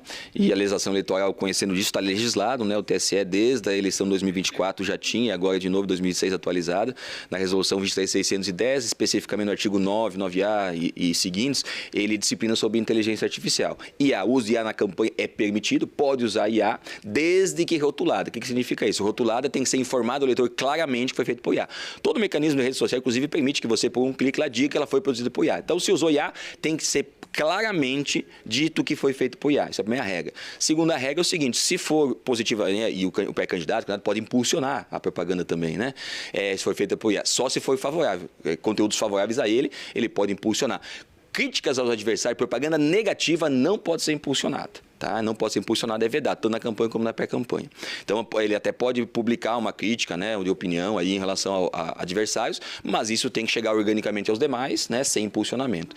E o que é completamente vedado na IA? É completamente vedado deepfake. Deepfake é usar a imagem ou a voz de uma pessoa mudando o que ela falou. Deepfake nem por bem nem por mal. Não pode usar deepfake nem em hipótese. E também não pode usar chatbots, respostas, né, de aplicativos de mensagem, né, reproduzindo a voz do candidato de pessoa. Tem que ser um avatar mesmo de resposta, né, eventualmente se usar, né, respostas automáticas, não pode ser simular a voz do candidato de pessoa física.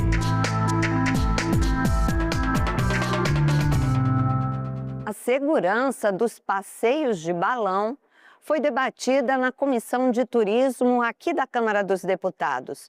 A Agência Nacional de Aviação Civil está preparando uma regulamentação específica para o setor.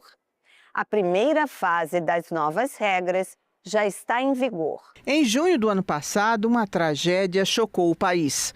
Um balão pegou fogo ao decolar e o extintor não conteve as chamas, provocando a morte de 8 pessoas. O fato aconteceu em Praia Grande, Santa Catarina, um dos polos do balonismo do Brasil, que já registrou 100 voos diários durante a temporada.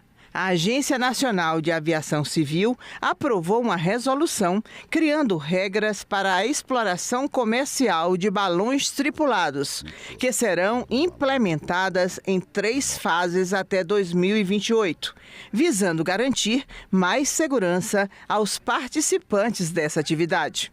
As novas regras exigem que as empresas sejam cadastradas na ANAC, a realização da análise de risco, além da necessidade de se ter equipamentos obrigatórios, como extintores, altímetros e sistema de desinflagem rápida. Os pilotos também devem possuir uma licença para pilotar o balão. O representante da agência, Eduardo Bragueto, informou que agora já há locais específicos para realizar essa formação. Os pilotos precisam de um curso, tá? Eles precisam ser certificados, eles precisam passar por uma prova da ANAC. O que essa resolução trouxe de novidade foi que eles passassem por uma prova da ANAC e fossem certificados, aprovados por um examinador da ANAC. No início ali do ano havia uma dificuldade de centros de treinamento, que ainda não existiam muitos centros de treinamentos disponíveis no Brasil para formar esses pilotos, para realizar um curso, né? Mas hoje já temos 4 centros de treinamento certificados no Brasil que podem promover esses cursos. A fiscalização é feita pela Agência Nacional de Aviação Civil e conta com a ajuda dos municípios. O presidente da Associação Brasileira das Empresas de Ecoturismo e Turismo de Aventura, Evandro Schutz, sugeriu um maior controle por parte dos prefeitos das cidades onde o balonismo turístico é praticado. Criar condições de o próprio município entender desde o início do alvará de licença das operações de empresas de turismo de aventura, que comecem a cobrar e exigir as questões da gestão da segurança para a liberação de alvará. Então, pensar nessa estrutura de regulamentação inicial, porque senão a gente vai estar apagando incêndio o tempo todo. E a gente precisa começar a educar e ensinar os nossos empresários e empreendedores que, ao colocar um produto que coloca pessoas em risco de vida, a gente está dando um tiro no pé do Brasil, da divulgação e da promoção internacional como destino seguro para turismo de natureza, e afeta diretamente a economia nacional. Gestos que comunicam. A língua brasileira de sinais Libras é usada por milhares de surdos no país. Criada por lei em 2002, ela ainda é pouco conhecida, o que ajuda a perpetuar o silêncio entre ouvintes e pessoas com deficiência auditiva. O assunto é abordado no programa Em Discussão, aqui da TV Senado. Segundo o IBGE, em 2022, o número de pessoas com deficiência no Brasil ultrapassava os 14 milhões. Mais de 2,5 milhões com alguma dificuldade para ouvir. Experimenta ouvir um jornal sem áudio, sem nenhuma legenda. Isso é se colocar no lugar de uma pessoa surda. Eu já tive problemas, principalmente na área jurídica. Não tinha intérprete. Eu procuro colegas da área, que a maioria trabalham no sistema voluntário. Não é um trabalho profissional. A Secretaria da Pessoa com Deficiência tem esse setor chamado Central de Interpretação de Libras, Língua Brasileira de Sinais, para atender pessoas surdas em órgãos públicos, concessionários de serviços públicos, tanto presencialmente aqui, como também marcando previamente na agenda, e em loco, indo até o local, então, fazendo a intermediação entre a pessoa ouvinte e a pessoa surda. Os intérpretes não estão em todos os locais, né? Então, às vezes, a gente chega no local e a gente não consegue ali interagir. Se tivesse intérprete, tivesse pessoas fluentes em Libras em outros locais, isso daria maior acessibilidade, maior possibilidade da gente participar igualmente. Uma escola bilíngue é uma escola que eles podem se comunicar por meio da primeira língua deles, que é a língua de sinais. Então, todo o conhecimento, todos os conteúdos, todas as disciplinas são ministradas por meio da Libras, que é a primeira língua do estudante surdo. Então, desde o momento que eles chegam ali na portaria, eles já são cumprimentados em língua de sinais. Todos os nossos servidores, eles se comunicam por meio da Libras, e todos os meus professores ou são surdos ou são bilíngues.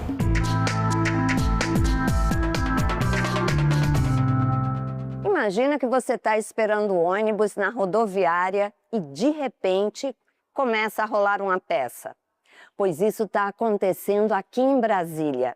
O coletivo Poéticas da Meia-Noite explora esses novos palcos com o espetáculo Qualquer Um. A peça traz a história de duas vendedoras ambulantes e aborda temas como acessibilidade, inclusão e empatia. Esse trabalho ele inicia no ano passado, onde a gente começa a pesquisar, obviamente, como é que esses transeuntes, como é que esses passageiros, de certo modo, se mobilizavam.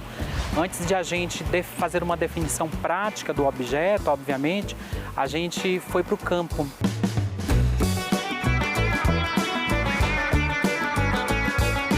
Tem uma questão que é muito nítida dentro da nossa profissão, que é a ideia da acessibilidade, que tem estado em voga e que acho que é muito importante, inclusive, enquanto reparação, também para a ideia de pensar como é que esses corpos invisibilizados, todos os dias, pegam transporte público e como esses transportes públicos também são mobilizados e ajudam esses passageiros a chegar nos seus pontos.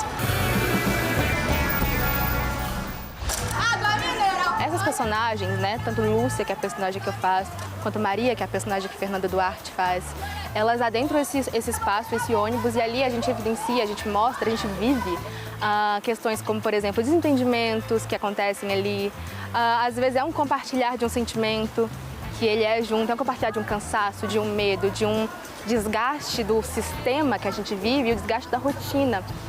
São compartilhamentos que infelizmente são verdades, que são as violências que a gente vive no transporte público, vive no trabalho. Então essas vendedoras, elas passam por muitos processos que são muito difíceis na vida delas. A gente segue, mas o mundo continua girando e segue fingindo que nada aconteceu aqui dentro desse ônibus. Mas aconteceu. Todo dia acontece. O ônibus é o espelho da cidade.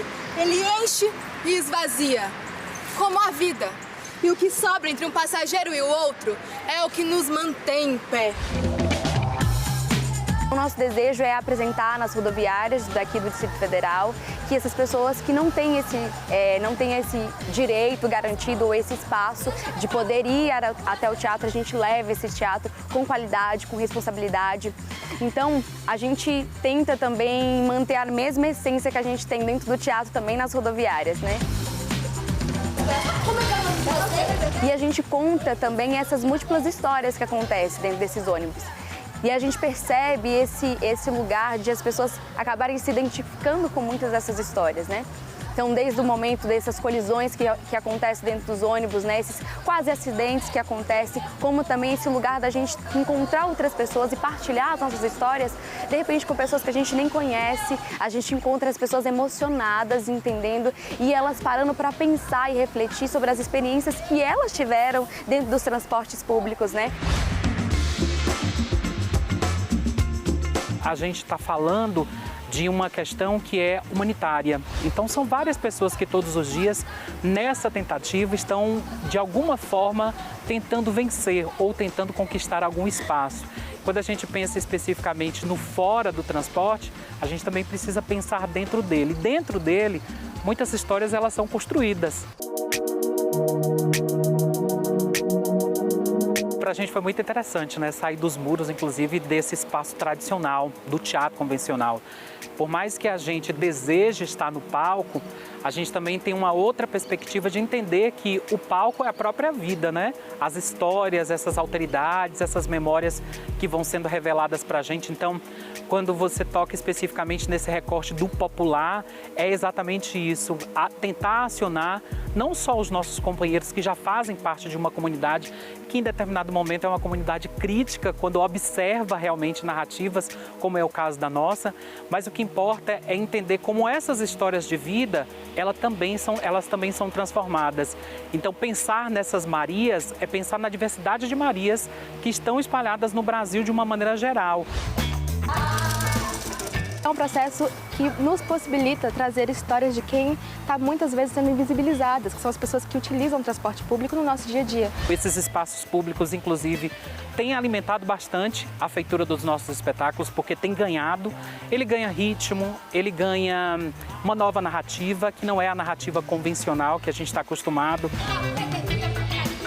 Que a gente siga, mesmo quando o nosso destino é só voltar para casa com o gelo ainda pingando nas costas.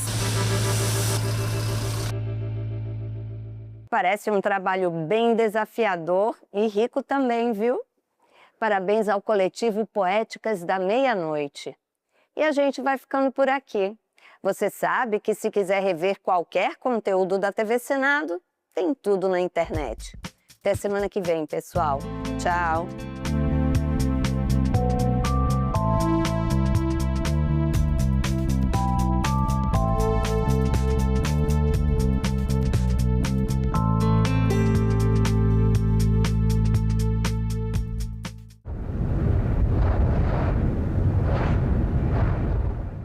Os hemocentros públicos, eles são responsáveis pela coleta, processamento, distribuição e atendimento 100% da rede pública de saúde do país. O sangue possui diversos componentes e a gente tem as hemácias, as plaquetas, os leucócitos, que são as células de defesa. Eu acho de boa, mas eu entendo que tem gente que tem medo de agulha, né? Para essas pessoas é compreensível não quererem doar.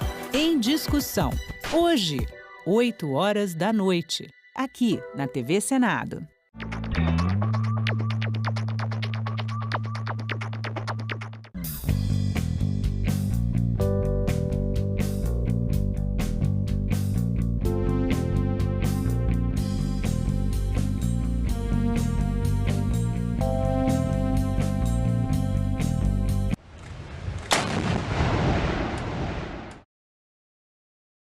O programa a seguir é livre para todos os públicos. Olá, bem-vindos ao Ecosenado. Você vai ver nesta edição como é o consumo de energia e de água dos centros de processamento de dados no Brasil. A nossa economia, como foi evoluindo, né, a economia era digital, veio trazendo essa demanda, né, dessa infraestrutura, né, para você conseguir suportar tudo que a gente faz hoje em dia, né, desde uma mensagem que você manda no WhatsApp ou um e-mail que você vê, tudo isso está sendo suportado por data centers. Um dos projetos da Liga do Bem, que une amor ao próximo e sustentabilidade. A gente acredita muito que a solidariedade, ela pode trabalhar com a reciclagem e ela dá dignidade para as pessoas. O lêmure de cauda anelada, espécie de primata que está ameaçado de desaparecer. E os bastidores de uma reportagem que exibimos em 2013 sobre aproveitamento de podas de jardim para a produção de adubo orgânico.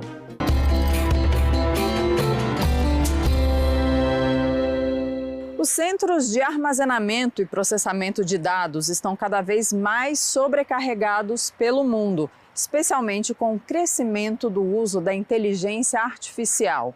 Para funcionarem corretamente, os chamados data centers enfrentam desafios de infraestrutura que envolvem recursos naturais, como é o caso, por exemplo, da refrigeração dos equipamentos. A gente nem para pensar que a cada segundo, compras, zilhões de dados, das simples mensagens, transações bancárias, segurança de voos, diagnósticos, cirurgias à distância, informações científicas, tudo isso circula sem parar no espaço do planeta, sem descanso, 24 horas, todos os dias do ano.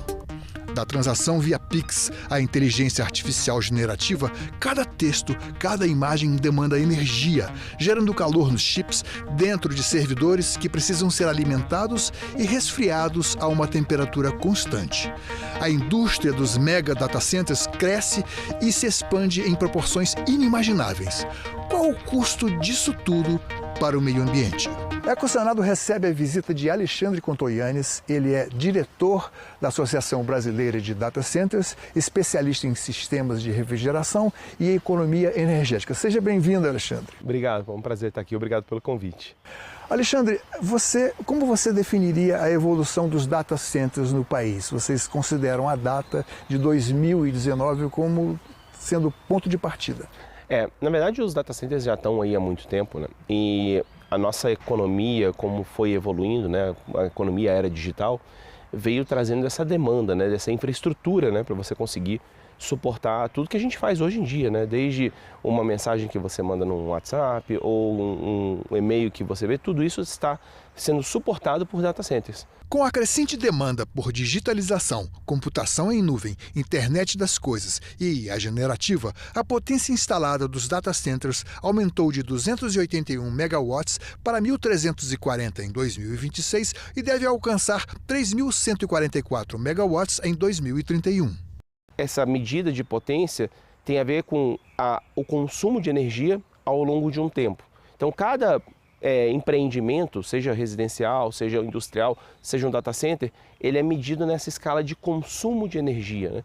Isso é feito, né? A gente precisa disso para quê? Para a gente fazer o planejamento energético. Então, se eu tenho uma demanda de tantos megawatts lá, eu tenho que ter uma geração de tantos megawatts, é um equilíbrio.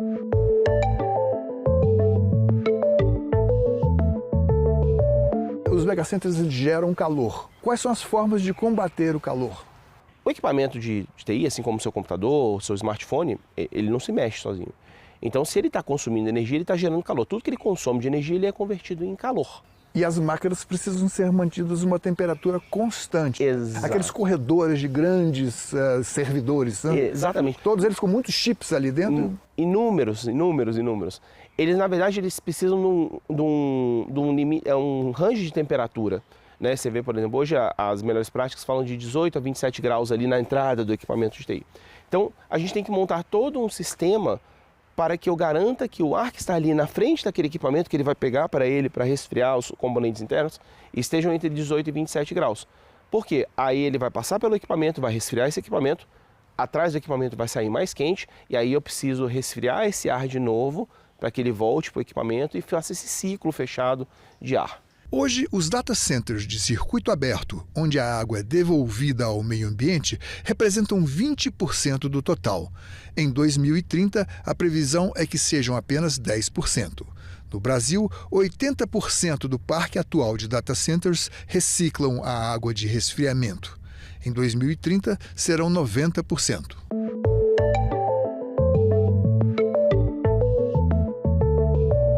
Vocês têm uma meta estabelecida de, em 2030, 90% dos data centers brasileiros serem todos aqueles que consumem água de forma reciclável, circuito fechado. É isso? O que explica isso aí? Por que esse objetivo? Porque, no final das contas, quando você faz esse balanço de gasto de energia, gasto de água, não vale a pena no país. Não vale a pena do ponto de vista financeiro, inclusive, então você tem que pensar que o data center é um empreendimento. Então, ele deve tomar as decisões pautadas também no menor custo de operação. Existe concorrência, etc. E, por consequência, e graças a Deus, a gente tem que essa decisão econômica também é a mais sustentável, porque a água ela é utilizada e não consumida. Agora vamos falar de meio ambiente e o que os data centers têm a ver com isso. Vocês estabeleceram uma meta que é estudar isso de uma forma em 3 escopos diferentes. O trabalho do Luiz Tossi, que é um pesquisador, eu dei uma olhada aqui para poder entrevistar, ele tem 3 escopos que eu diria que são conjuntos de fatores, né? Com o crescimento exponencial da indústria dos data centers, a avaliação ambiental, que de início era restrita à eficiência energética, passou a exigir inventários de gases de efeito estufa nos escopos 1, 2 e 3. Você tem, por exemplo, a questão de carbono embutido, que a gente chama de embodied carbon, que, por exemplo, para construir uma edificação, seja de um data center ou qualquer coisa, eu tenho um carbono ali. Aquele cimento que foi utilizado, ele gerou um carbono. O metal que foi utilizado nas armações, eles geram um carbono. Então, aquele carbono embutido ali, tudo isso é computado no ciclo de vida de um data center ou de qualquer empreendimento que a gente pensa. Isso é monitorado e rastreado. O escopo 1 considera as emissões diretas de fontes controladas ou pertencentes ao próprio data center. O escopo 2 inclui as emissões indiretas da geração de eletricidade, vapor ou resfriamento comprados. Já o escopo 3 considera a combustão de geradores a diesel em manutenções e testes, além do vazamento de refrigerantes. No escopo 2, o fator crítico é o carbono da eletricidade. É aí que os data centers brasileiros têm a maior vantagem comparativa com os dos Estados Unidos. De acordo com o escopo 2 brasileiro, a geração de carbono em data centers é estimada em 0,638 mil toneladas de CO2 equivalente por megawatt de TI ao ano. Nos Estados Unidos, é de 4,55 mil toneladas de CO2, cerca de 7 vezes maior. A gente tem uma série de vantagens, digamos assim, do ponto de vista ambiental, do ponto de vista de energia, que estão conectados, enfim, e de posição geográfica. O nosso litoral está cheio de cabos submarinos, conectando a África, a Europa, etc. Então isso é uma grande vantagem competitiva, a gente ter esse litoral extenso. Nosso clima é bom, do ponto de vista de refrigeração. Algumas posições, nem tanto, mas a maioria, como a gente é um país continental... E você não mencionou a nossa energia ser 85% a 90% limpa. Então, nossa energia, como a gente tinha falado lá atrás dos Estados Unidos, a nossa energia é muito limpa. Então, além de tudo, o consumo de energia é um fator de preocupação mundial? Claro que é. Temos um excedente de energia. A gente tem um potencial... Não consumimos toda que produzimos. É o que eles chamam de curtailment. Então, hoje, por uma série de fatores, não só de falta de demanda, mas questão horária, etc., no ano passado, 20% do potencial de produção de energia solar e eólica foram desligados. Porque, no final das contas, a geração de energia é um balanço. Eu não consigo gerar mais do que eu estou consumindo. Não tem jeito. Além dos Estados Unidos hoje, e estamos usando os Estados Unidos como exemplo por serem o maior polo, terem essa energia, essa pegada de carbono maior, além disso, eles não têm mais energia disponível. Então, além da gente ter energia disponível, nós temos essa energia limpa, com essa pegada de carbono relativamente baixa e num custo, quando comparamos no ponto de vista global, competitivo.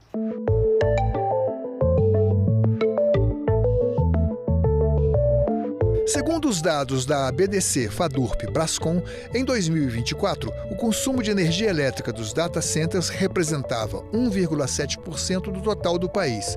E para 2029, a projeção é que chegue a 3,6%.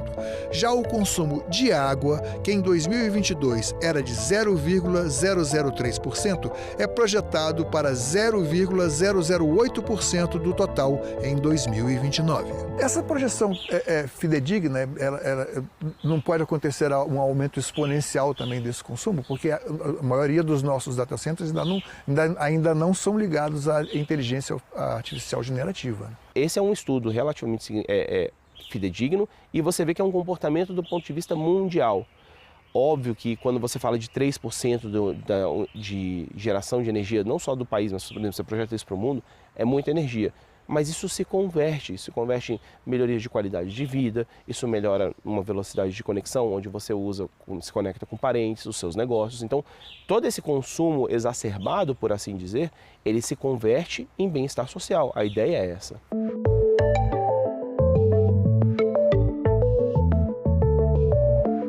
Como é que nós podemos aqui nos preparar para a legislação para evitar para defender esse ponto de vista que não haja um crescimento indiscriminado? O que a gente tem que fazer é um bom planejamento.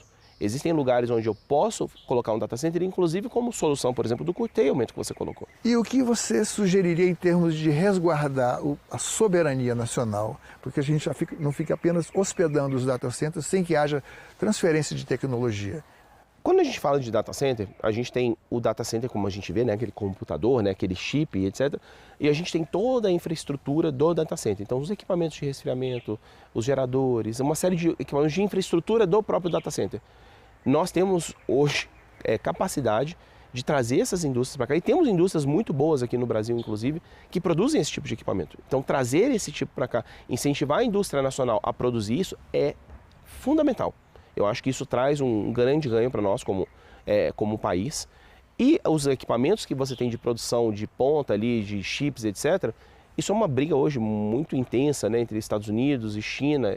Eu não acho que é por aí a gente buscar produzir, trazer essa tecnologia para cá, que eu acho que nem é um momento, mas todo o resto da infraestrutura a gente tem potencial de fazer isso. E sem dúvida nenhuma é muito importante que a gente faça isso. Quando a gente traz um data center, não é só o computador, é toda a infraestrutura. E o país tem indústrias muito boas, inclusive de padrão benchmark mundial, que podem fazer essa infraestrutura e a gente ajudar a gerar a economia aqui, sem dúvida nenhuma. Nós precisamos de energia constante, sem parar, 24 horas por dia, 7 dias por semana, 365 dias por ano, né? Mas a nossa matriz limpa, ela é muito instável. É a energia solar, que só gera quando tem o sol, vem aí as baterias, ainda não chegaram, e a energia eólica, que também depende dos ventos, né? Como é que vocês encaram esse desafio? O que pode ser feito para que haja uma utilização plena sem que gere insegurança para os próprios data centers? Esse é um tema relevante também, né? Então, quando a gente fala do curtailment, uma das causas é essa, né? Essa intermitência natural do sistema, né? A energia solar ela vai produzir de dia, né? Não tem jeito. E como você disse também, as baterias, né, que estão começando a ver, é uma possível solução, não uma solução definitiva, mas uma das soluções que a gente tem para esse excesso de energia produzida, a gente conseguir absorver ele, ou armazenar ele e colocar ele para funcionar durante a noite. Isso tudo é planejamento. Na visão de vocês, o que seria uma legislação boa para o país e para as pessoas, em termos de data center? Sendo muito franco, uma legislação clara, uma regulação clara, muito límpida sobre o que a gente espera dos data centers, o que a gente vai incentivar e o que a gente espera em contrapartida. Isso, para mim, é fundamental. Alexandre, muito obrigado pela sua presença aqui no EcoSenado. Muito obrigado. Desde 2015, a Liga do Bem atua com projetos e campanhas que têm como base a ajuda ao próximo e o exercício da política sustentável. Uma dessas ações ganhou relevância ainda maior agora no inverno. Você consegue imaginar o que caixas de leite vazias podem fazer por pessoas em situação de rua ou de baixa renda, especialmente em dias mais frios? Inspirada pelo trabalho da ONG Brasil Sem Frestas, de Curitiba, a Liga do Bem, projeto voluntário formado por colaboradores do Senado e pessoas da sociedade civil, usa esse material que iria para o lixo para proteger pessoas mais vulneráveis de baixas ou altas temperaturas.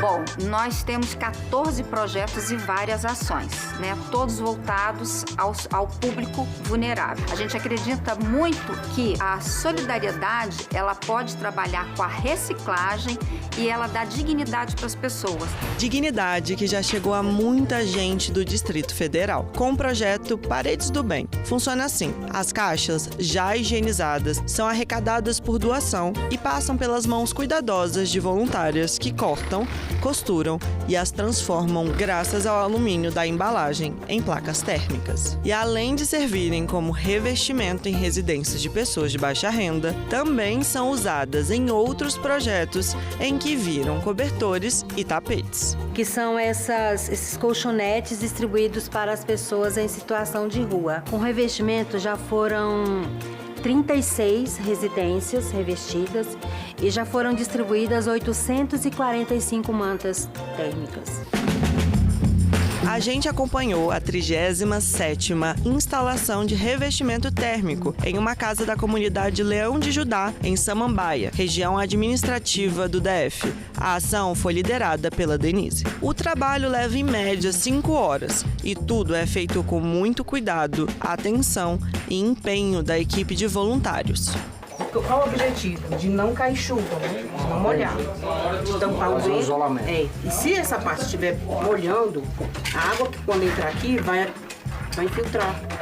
E vai perder o material. Mas sempre também, ó, tentando deixar o mais retinho possível. Pra dar aquela harmonia na casa, entendeu? Pra deixar também. Aí aqui você já pode começar, ó, sempre passando a mão. Pra não deixar vai esticando bem a barriguinha, hein? Que a gente chama, né? Outros moradores da mesma comunidade já foram beneficiados. O Agnello é um deles. Mais ou menos no abril, maio do ano passado, a Liga do Bem colocou o revestimento aqui em casa e ficou muito bom. Tampou os buracos, né, que entrava bicho, inseto e tampou tudo. Era cheio de buraco, vento, frio. No quarto ali chega soprava, né, no frio de noite, o vento. E depois que colocou esse revestimento, ficou muito bom. Vedou totalmente, diminuiu, não tem mais tanto calor, não tem tanto frio. Então melhorou bastante mesmo a qualidade de vida. E não é só essa ação da Liga do Bem que se relaciona com a reciclagem. O grupo reaproveita materiais do próprio Senado, que não são mais utilizados para confeccionar bolsas. E também recebe tampinhas de garrafas plásticas e lacres de latinhas de bebida para usar o dinheiro para o bem. Nós vendemos para reciclador e compramos fraldas geriátricas, infantis e cadeiras de roda. Então a gente atende crianças com câncer, crianças com comorbidade, mulheres em tratamento do câncer, idosos, mulheres vítimas de violência. Então todos esses projetos são destinados a esse público. Esses 2 projetos já tiraram do meio ambiente 51 toneladas de tampinhas e 2 toneladas de lacres. As tampinhas são aceitas PP5. É uma tampinha mais dura, né? Porque geralmente tem umas tampinhas transparentes de molinha, aquela não serve. A recicladora não recebe aquela. A gente tem mais de 200 parceiros, né? Que a gente... Eu, no caso, né, vou lá, recolho as tampinhas. A gente tem esses galões que o próprio Senado, né, nos fornece, que são vencidos, não servem mais para água. Mais uma vez, a sustentabilidade do Senado, né, com o nosso projeto. E aí a gente leva para os parceiros, eles enchem, né, e eu vou lá e recolho.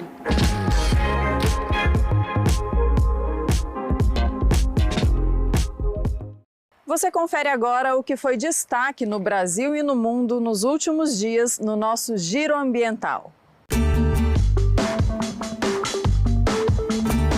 O El Niño continua se intensificando, segundo a Organização Meteorológica Mundial.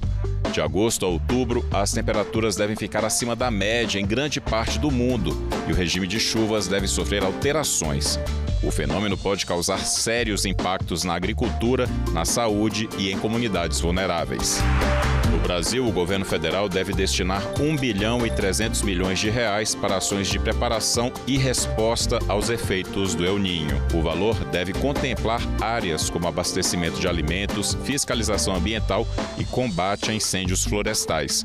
As projeções climáticas indicam que o El Niño deve continuar crescendo com alta probabilidade de atingir intensidade forte ou muito forte entre agosto e dezembro. O Fundo das Nações para a Infância, o UNICEF, e a Organização Global de Saúde Pública, Vital Strategies, lançaram o painel Crianças e Meio Ambiente, uma plataforma online com dados sobre a exposição ambiental de crianças e adolescentes. A ferramenta traz dados dos 5.570 municípios brasileiros. São indicadores nas áreas de eventos climáticos, qualidade do ar, infraestrutura ambiental e urbana e ambiente escolar. 333 cidades apresentaram situação de vulnerabilidade severa e multidimensional. Os dados completos podem ser conferidos em www.criançasemeioambiente.org.br. Ele ficou popular nos anos 2000 por causa do personagem Rei Julian da franquia Madagascar. Infelizmente, o lêmure de cauda anelada é uma espécie em perigo e desde a época do filme, a estimativa é de que houve um declínio de 95% da sua população no mundo. O lêmure de cauda anelada é o mais estudado de todos os lêmures. Acostumados a viver em grandes bandos com mais ou menos 30 membros, criam hábitos coletivos, como manter o rabo erguido para grandes deslocamentos e produzir mais de 20 vocalizações diferentes. A hierarquia é uma característica forte da espécie, com fêmeas dominadoras e uma alfa sob comando do bando. Esse animal é endêmico do sul e sudeste da ilha de Madagascar. Passa mais da metade do tempo no chão das florestas, sendo considerado a espécie mais terrestre entre eles. O habitat dos lêmures de cauda anelada vem sendo transformado em terras agrícolas e explorado para a produção de carvão, além de exageradamente pastoreado por gado, o que deixa o solo exposto e vulnerável. Outro fator de ameaça é a domesticação. O comércio ilegal compromete a preservação da espécie e o amadurecimento cerebral dos filhotes, por causa do afastamento materno, já que o contato é importante para o desenvolvimento de comportamentos normais. Os lêmures de cauda anelada machos são conhecidos ainda pelos cheiros fortes que exalam para marcar territórios, competir com outros machos e atrair fêmeas.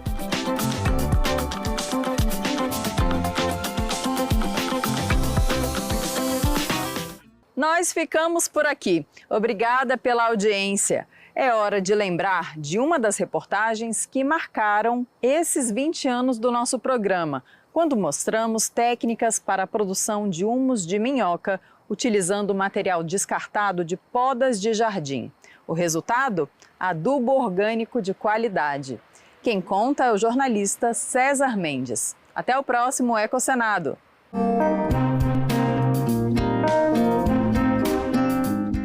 Nos arredores de Brasília, próximo à cidade satélite do Paranoá, encontramos o produtor rural Dario Dascher. Em um sítio com cerca de 20 mil metros quadrados de área, ele desenvolve há 6 anos técnicas para a produção de humus de minhoca, utilizando o material descartado de podas de jardim. Essa matéria sobre reaproveitamento de podas de jardim, que foi a que nos deu o Prêmio Sebrae de Jornalismo, inclusive pelo nosso repórter cinematográfico, Carlos Alberto Pereira, que faleceu depois de Covid, né? O Carlos Alberto ganhou esse prêmio Sebrae de Jornalismo de reportagem cinematográfica. O trabalho que a gente fez lá no Pura Vida, que era um sítio aqui perto do Paranoá, onde eles recebem podas de jardins e processam isso para transformar em humus, né? E aí ou seja, um adubo, né? Um processo muito interessante no contexto, inclusive, da Política Nacional de Resíduos Sólidos, que foi aprovada no Congresso, ainda está em eterna implementação, né? Mas porque isso impede que você leve para o aterro sanitário a poda de jardim, que aquilo ali não tem lógica nenhuma ir para um aterro sanitário, porque aquilo ali é um material que pode virar adubo. Então, por que você vai levar aquilo para um aterro sanitário, que é para um material que não serve para nada, né? O correto é você separar o reciclável, né? Que seja plástico, papelão, alumínio, né? Vidro, né? Aí o que não presta para nada vai para o aterro sanitário, né? Só que o que acontece frequentemente nas grandes cidades brasileiras, as podas de jardim vão também, porque as pessoas ensacam aquilo ali, o caminhão de lixo passa e leva. Então esse projeto do Dario, ele era uma alternativa a isso daí.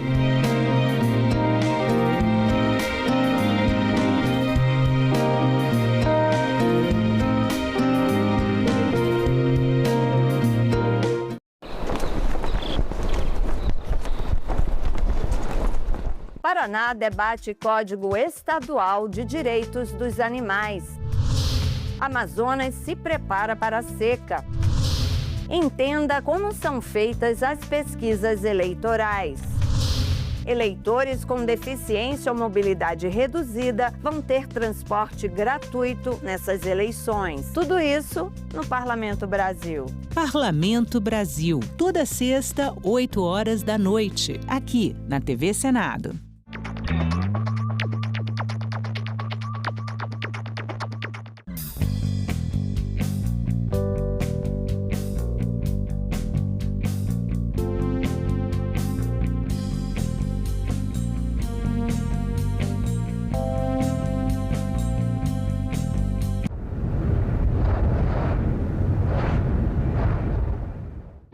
O programa a seguir é livre para todos os públicos.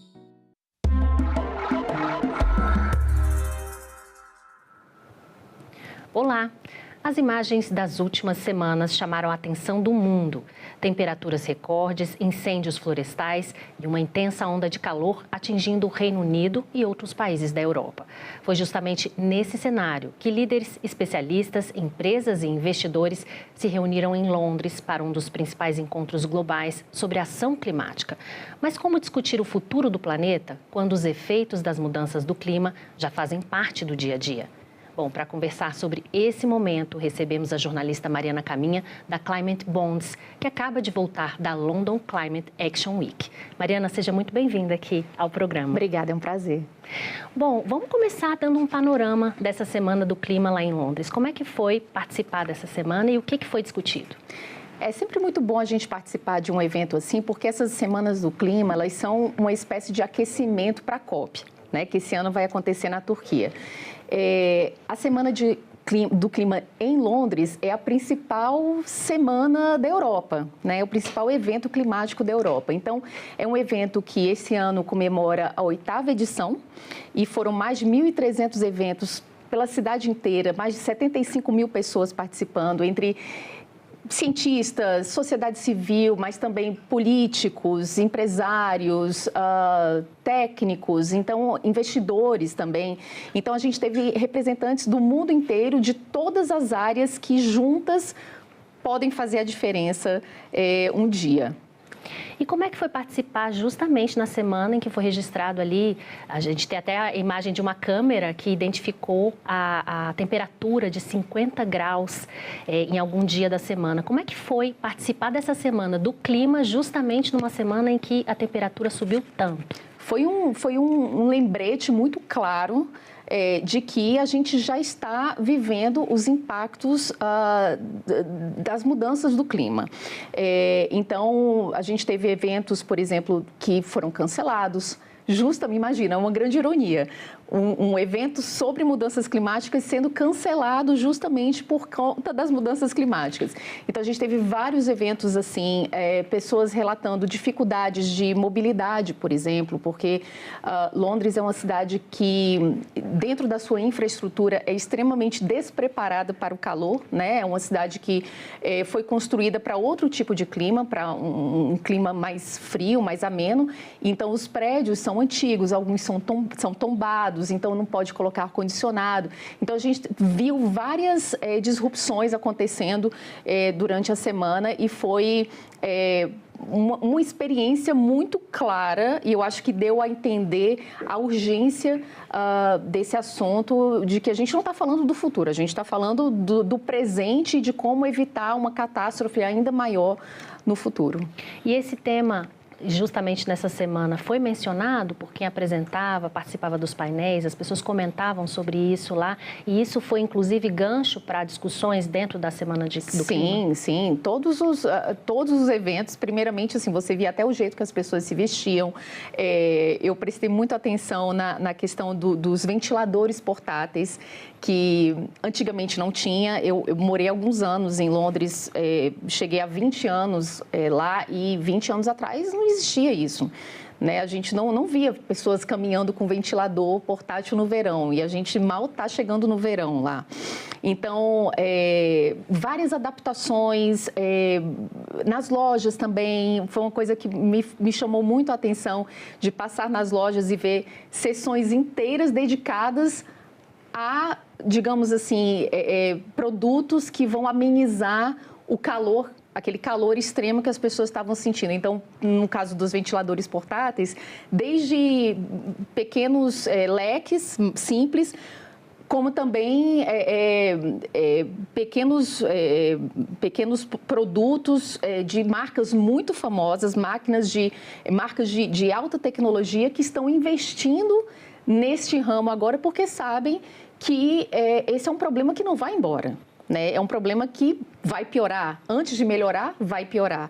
Então, até nisso você vê como o clima hoje, ele saiu das discussões acadêmicas, né, de cientistas, e realmente entrou na vida das pessoas e está impactando o nosso dia a dia. Né? E é uma coisa que a gente tem de entender, tem de ver qual é a nossa responsabilidade e não normalizar isso, né? Não é normal a gente sair de casa com um ventilador portátil como se fosse um celular, né? Porque senão a gente não consegue ficar na rua debaixo do sol. Então, eu acho que foi quase como um experimento de marketing para mostrar mesmo para as pessoas, olha, isso aqui é algo urgente e a gente tem que agir logo, né?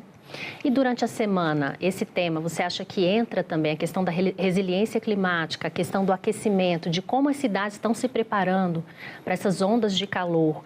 Vem o El Niño aí também na primavera. Isso foi também centro de debates, na verdade, pautou mais a Semana do Clima ou não? Sim, ao longo dos anos, né, eu trabalho na cobertura, na divulgação de dados climáticos já tem uma década. Então, antigamente, 10 anos atrás, a gente não falava de adaptação e resiliência, a gente falava de mitigação, né, a diminuição das emissões. Hoje, hoje adaptação e resiliência são dois temas que estão tão presentes quanto a mitigação. E no caso do que a gente viu de Londres, até foi divulgado um plano da cidade em relação à resiliência, então como que a cidade pode se preparar, né, para outras ondas de calor, não só na questão de infraestrutura, como também no plantio de árvores, que é o que a gente chama de solução baseada na natureza. Então, algumas coisas que podem ser feitas baseadas na natureza. Então, é um assunto que não só pautou a semana, de forma muito intensa, inclusive teve uma grande conferência dentro da Semana Climática só sobre resiliência, foi um dos maiores eventos que a gente teve, como também as pessoas viram na prática que resiliência é algo, e adaptação é algo necessário. Então, por exemplo, trens foram cancelados, teve gente que não pôde ir para a Semana do Clima, porque moravam numa cidade um pouco distante de Londres, e os trens simplesmente foram cancelados porque os trilhos empenaram com calor. Então, é grave dessa forma. E não só Londres, mas várias cidades da Europa não estão preparadas para isso. Então, eu acho que isso põe em cima dos políticos, né, das pessoas que tomam decisão, uma responsabilidade muito grande, mas também os investidores também, né, como forma de pressionar para que esses investimentos sejam feitos de forma responsável. É aí que entra a minha próxima pergunta, que é exatamente, você falou que investidores estiveram presentes nessa Semana semana debatendo. Você acha que os investimentos climáticos estão indo também para essa parte de resiliência e preparação das cidades? Onde estão indo os investimentos nessa área? Sim, bom, voltando um pouco atrás, quando a gente pensa nos investimentos no que a gente chama de verde ou sustentável, os investimentos aumentaram muito nos últimos anos. Então, para você ter uma ideia, a primeira dívida verde foi emitida em 2007. Até 2019, a gente conseguiu um acumulado de $1 trilhão.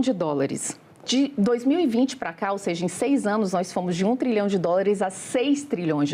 Então, daí você vê como o mercado está muito mais acelerado, né? E a mesma coisa aconteceu. No início, era muito mais investimento em mitigação. Agora, os investimentos estão muito em projetos de resiliência e adaptação, né?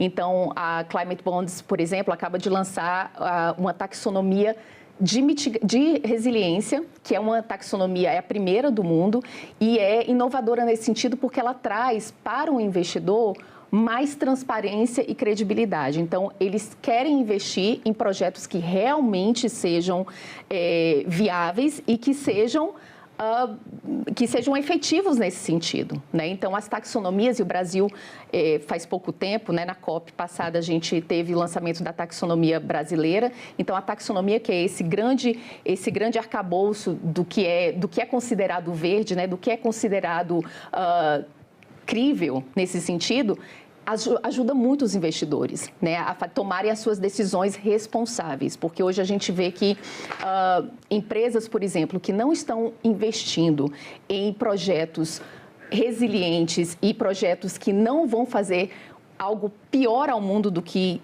nós já estamos fazendo, essas empresas que não estão investindo em transição, elas não têm futuro, porque elas não vão ter investimentos. Os investidores querem cada vez mais projetos e iniciativas que sejam responsáveis, porque, no fim das contas, um investimento sustentável, ele é um investimento mais seguro.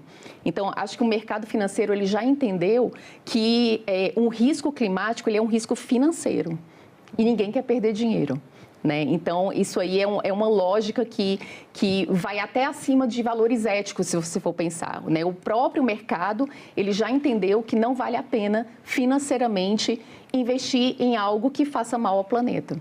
E lá você pôde acompanhar medidas concretas, exemplos do que já está sendo feito na prática? Eu acho que agora, né, a gente falou muito em questão de metas, promessas, agora o foco está muito na implementação dessas metas, né, como que a gente pode acelerar essa transição. Então, eu já mencionei aqui esse projeto da Prefeitura de Londres, por exemplo, de investir em resiliência. A gente teve outros painéis que trataram um pouco das metas da COP e como é que a gente vai implementar isso até a próxima COP.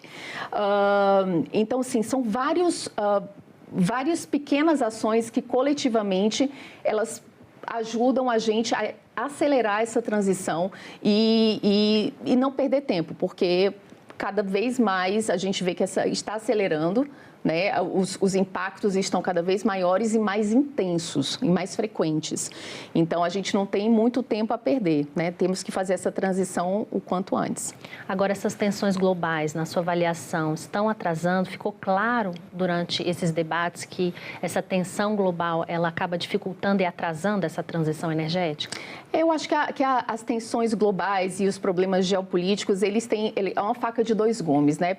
Por um lado, eles atrapalham sim, por outro, eles aceleram um pouco as ações locais. Então, como é que nós, como um país, podemos ser menos dependentes de combustíveis fósseis? Como que nós podemos acelerar a nossa independência energética? Então, eu acho que essas tensões, elas geram uma ação de uma forma ou outra, né? Eu acho que, obviamente, nós queríamos que todos nós estivéssemos na mesma página, né? Todos em prol do mesmo objetivo, mas essas tensões, elas também aceleram, porque quanto mais dependente você é como país de combustíveis fósseis, mais na mão de outros países você está.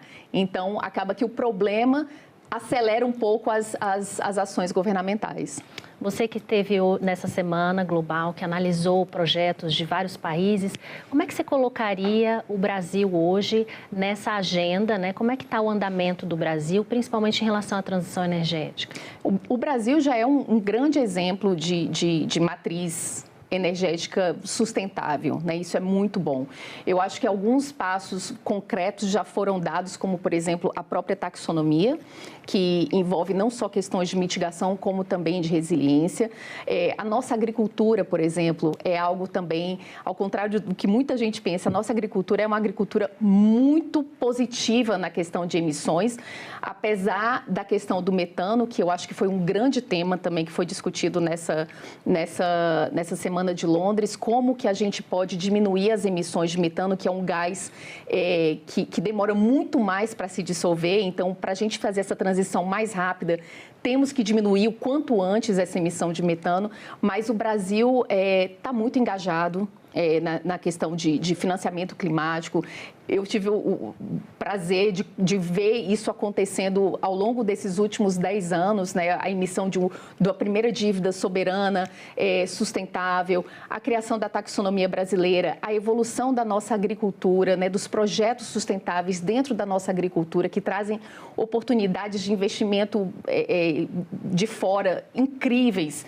Então, o Brasil tem muito a explorar, né? E a questão da infraestrutura também, nossa infraestrutura, de ser uma infraestrutura mais resiliente, uma infraestrutura mais conectada com essa agenda. Então, eu acho que as possibilidades são imensas. O que a gente precisa hoje é de um conjunto de projetos, um conjunto de atividades que sejam críveis, que demonstrem credibilidade para o investidor, e essa ligação do investidor com esses projetos e toda a segurança, digamos assim, de infraestrutura para que esses negócios aconteçam. E aí são vários atores envolvidos, né? O governo, o Banco Central, né? Todos esses atores juntos, eles têm de trabalhar para favorecer que esse investimento caia no Brasil. A boa notícia não existe escassez de investimentos. Nós temos trilhões de dólares no mercado financeiro, né, prontos para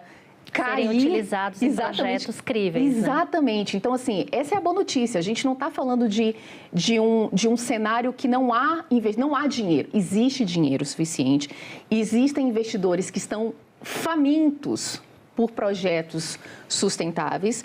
O que a gente precisa fazer é essa mágica acontecer, né? Que a gente tenha um ambiente seguro para que esse investimento caia e os projetos que sejam comprometidos, que sejam realmente alinhados à taxonomia, né? Nós temos a taxonomia brasileira, mas temos outras taxonomias no mundo que conversam entre si, o que eles chamam de interoperabilidade entre taxonomias. Então, tudo isso favorece que esses investimentos realmente caiam para o nosso país. A boa notícia é essa, é que existe dinheiro. A má notícia estamos hoje com 7 trilhões de dólares acumulados em dívida alinhadas à sustentabilidade, mas a gente precisa de uma média de 6 trilhões por ano para que a nossa economia seja uma economia realmente sustentável. Então, a gente precisa acelerar muito mais. E na sua avaliação, a gente tendo aqui poder público, Congresso Nacional, leis, né, a questão da segurança jurídica, falta alguma coisa para que esses projetos saiam do papel no sentido de legislação? É para isso que a gente trabalha, né? A gente trabalha conectando todos esses atores. É óbvio que uma legislação que favoreça esse investimento, ela ajuda muito, mas não só isso, né? A gente precisa realmente de um engajamento de todos os setores da economia, né? Dos bancos, dos verificadores, da sociedade civil. Nós precisamos de todos esses atores trabalhando junto para que realmente o nosso país consiga progredir nessa agenda. Mas muito já foi feito. Eu acho que nos últimos 10 anos o Brasil realmente saiu do zero nesse sentido para ser um país de ponta, né, na questão das emissões. Na América Latina, nós somos, se eu não me engano, o segundo lugar no número de emissões alinhadas à sustentabilidade, né, ou verde, ou sustentáveis. Então, nós da Climate Bonds, nós trabalhamos também com isso, né? Nós trabalhamos também nesse diálogo com todos esses atores, não só do governo, mas também os bancos, empresas, todo mundo junto, porque isso não é um assunto, não é um problema que a gente resolve só com uma linha de trabalho, né? Somos todos juntos que podemos... Tem todo um processo, né? O projeto tem que ser aprovado e ele tem que passar por um financiamento, o banco tem que ter uma linha de crédito específica para esse projeto. Exatamente, né? E tem que ter iniciativa também do terceiro setor, o governo tem que apoiar, é toda uma rede, né? Exatamente. Bom, voltando à semana em Londres, a semana climática, o que mais te marcou nessas discussões? Eu acho que todo esse envolvimento da sociedade, todos os atores, tanto dos governos do mundo inteiro, quanto as ONGs, os técnicos, os cientistas, eles mostram juntos que esse debate já alcançou outro nível. Você conversou há poucos dias com o Carlos Nobre, que é, na minha opinião, um dos maiores cientistas do mundo que a gente tem nessa área do clima. E ele, há quantos anos o Carlos Nobre tem falado dos perigos, desse caminho que a gente está trilhando, irresponsável economicamente, para o futuro do planeta. Agora a gente vê que esse debate já saiu dessa esfera. Então, é muito bonito ver que todo mundo está ali discutindo um problema que atinge a todos nós, mas atinge muito também aqueles países que talvez pouco contribuíram para onde a gente está agora, né? Então, são países que pouco emitem gases, mas países que mais sofrem com as consequências do clima. Então, o que me marca muito, principalmente como comunicadora, é pensar que todos esses dados, que toda essa teoria tem cara, né? A gente tem a cara das pessoas que sofrem com isso, tem CEP, tem filho. Então, eu acho que o nosso dever como comunicador é justamente traduzir todos esses dados em uma história, né? Porque a gente sabe que é assim que a gente se toca e é assim que a gente move a ação para frente. E você acha que o debate também vai pautar ao longo dos anos para frente essa questão que a gente fala que é a justiça climática, né? Quem são os mais atingidos por essa questão, pelo aquecimento global? Os mais pobres, os negros, né? As comunidades mais distantes, que têm menos recursos. Você acha que isso também vai pautar, a partir de agora, essas semanas de debate sobre o clima? A gente sempre tem uma agenda de justiça climática nessas semanas, na COP também, mas eu ainda acho que essa pauta ainda é pouco explorada. Eu acho que ainda existe muito espaço para essa pauta crescer. Não acredito que essa pauta seja hoje o mainstream ali das discussões. Eu acho que as discussões estão muito focadas em mitigação, em adaptação, em financiamento, mas ainda não chegou ao ponto da gente traduzir isso para uma justiça climática que realmente aconteça. Então, eu acho que a luta continua. Tem que, cada vez mais, precisamos ter mais discussões sobre isso, mais debates e mais clareza sobre essas consequências. Mesmo em Londres, que estamos falando aí de um país, a Inglaterra, que estamos falando de um país que é país de primeiro mundo, um país rico, dentro do próprio país nós vemos que as pessoas sofrem de forma diferente. Né? Então, nós temos pessoas que não têm dinheiro para comprar um ventilador e nós temos a pessoa que paga R$1.000 num ventiladorzinho portátil. Essa questão não é só no Brasil. Essa questão não é só no Brasil e não é só quando a gente fala de países africanos. A gente, dentro das próprias cidades, nós vemos que as pessoas são afetadas de formas diferentes. Né? E eu acho que isso tem de ser endereçado de uma forma que dentro de cada realidade nós possamos amenizar um pouco as consequências, que são consequências terríveis. Né? A gente está falando de pessoas morrendo, pessoas sem água, pessoas que têm de sair do seu país, por exemplo, para um outro país porque não tem mais comida, não tem mais água. Eu vi um documentário... Eu esqueci agora o nome, mas um documentário muito interessante sobre um caso no Senegal, por exemplo, que simplesmente uma cidade foi devastada por um aumento do nível do mar, foi devastada, e as pessoas vivem hoje em campo, como se fosse um campo de concentração, né, com tendas. Então, assim, é muito triste. O que está acontecendo com o mundo é algo muito triste. E nós temos que não podemos ter medo de falar sobre isso, não podemos evitar falar sobre isso, porque é algo que nos atinge hoje, mas vai atingir de forma muito pior os nossos filhos, os nossos netos e quem está vindo por aí. Bom, você pôde enxergar do lado dos investidores, né? Tem esse trabalho na Climate Bonds, também pode enxergar pelo lado das cidades que estão sofrendo, vivenciou isso na prática durante a semana.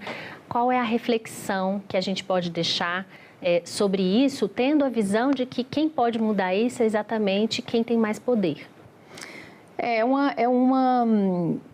A gente sempre sai desses eventos com um misto de orgulho, no sentido de que a gente contribui para que essa discussão aconteça. Nós somos literalmente a última geração que pode fazer alguma coisa acontecer, pode mudar o futuro do planeta, porque se nós não tivermos esse protagonismo agora, realmente o futuro é catastrófico. Dá um pouco de ansiedade também, porque nós sabemos, né, diante das informações, nós sabemos o que está por vir, né, as coisas vão piorar um pouco. Se a gente não fizer o que tem de ser feito agora, as coisas vão piorar demais, e se a gente fizer tudo o que é para ser feito, ainda vai piorar um pouquinho antes de melhorar. E o que sempre me toca muito são as histórias, né? São as histórias que a gente encontra, são as atividades que são feitas no âmbito da comunicação, como que a gente pode tocar as pessoas, né? Os tomadores de decisão, como nós podemos influenciar nessas decisões. Então, nós que somos da comunicação, tanto de comunicação corporativa, quanto nós jornalistas, né, jornalistas que estão aí no front da notícia, nós temos muita responsabilidade, né? Não só de promover os números, mas também de transformar esses números em histórias. Sensibilização. Exatamente. Né? Sensibilização e informação. Bom, Mariana, foi ótima a nossa conversa. Agradeço a sua participação aqui no programa. Obrigada, foi um prazer. Bom, hoje a gente conversou com a jornalista Mariana Caminha sobre a experiência de participar da London Climate Action Week em meio a uma intensa onda de calor no Reino Unido. Falamos sobre adaptação, investimentos, inovação, cidades, empresas e principalmente sobre como a emergência climática deixou de ser um debate sobre o futuro para se tornar uma realidade do presente. Se você quer assistir esse e outros programas da TV Senado, acesse o nosso canal no YouTube ou o site senado.leg.br/TV. Obrigada pela audiência e até o próximo programa.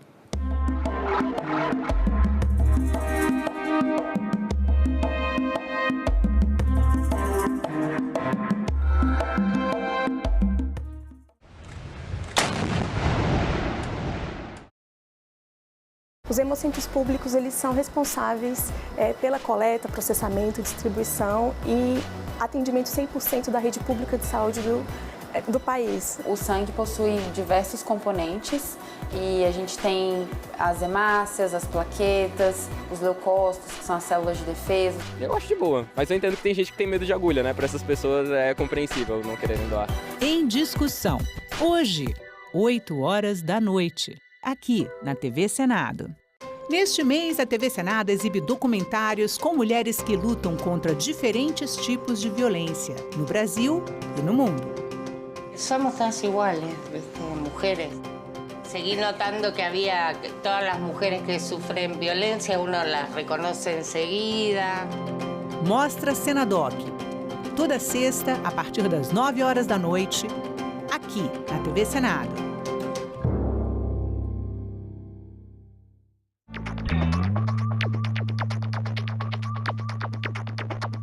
A gente também fala tupi. O nome Sergipe tem origem no tupi e significa no Rio dos Siris. É formado por seri, que quer dizer siri, mais i, palavra para água ou rio, mais p, que significa a preposição em, no. O siri é uma espécie de crustáceo encontrado em locais de areia ou de mangue. O termo siri também vem do tupi e tem o significado de correr, deslizar, provavelmente em razão de como ele se move. A gente também fala tupi.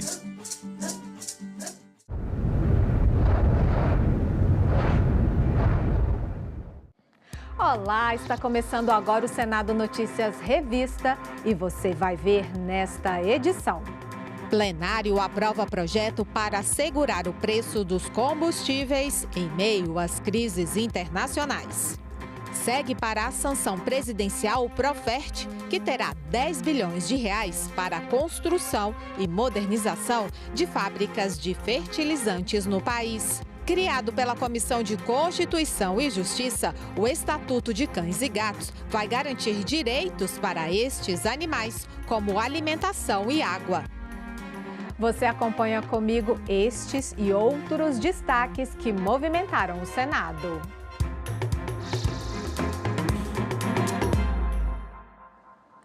Em uma sessão especial, o Senado destacou a campanha Agosto Lilás, voltada para a conscientização e o enfrentamento da violência contra a mulher. 1.571 casos de feminicídios foram registrados no Brasil em 2025. O total corresponde a uma taxa de 1,4 feminicídio para cada 1.000 mulheres. Os dados foram divulgados pelo Anuário Brasileiro de Segurança Pública. O Agosto Lilás é uma campanha nacional de conscientização sobre a prevenção e o enfrentamento da violência contra a mulher. A iniciativa busca reforçar a importância da denúncia e da rede de apoio e proteção às vítimas. Para celebrar a campanha Agosto Lilás, o Senado realizou uma sessão especial. Quando falamos de feminicídio, precisamos lembrar, por trás de cada número existe uma mulher, existe uma vida, existe uma história, existe uma família. Na sessão, representantes de instituições públicas destacaram a importância das políticas públicas de proteção e acolhimento às vítimas e enfatizaram a relevância do papel de cada cidadão no combate à violência contra a mulher. Para que a gente atue em conjunto, todo o povo brasileiro, contra todas as formas de violência contra a mulher, especialmente no espaço doméstico e pela sua só condição de gênero, para que a gente supere esse estado de coisas que é inconstitucional, contrário ao direito, contrário à civilidade, mas que principalmente hoje, com a mulher sendo assassinada a cada 4 horas no Brasil, significa uma falta de humanidade. Temos que saber que nosso país é constituído de várias etnias.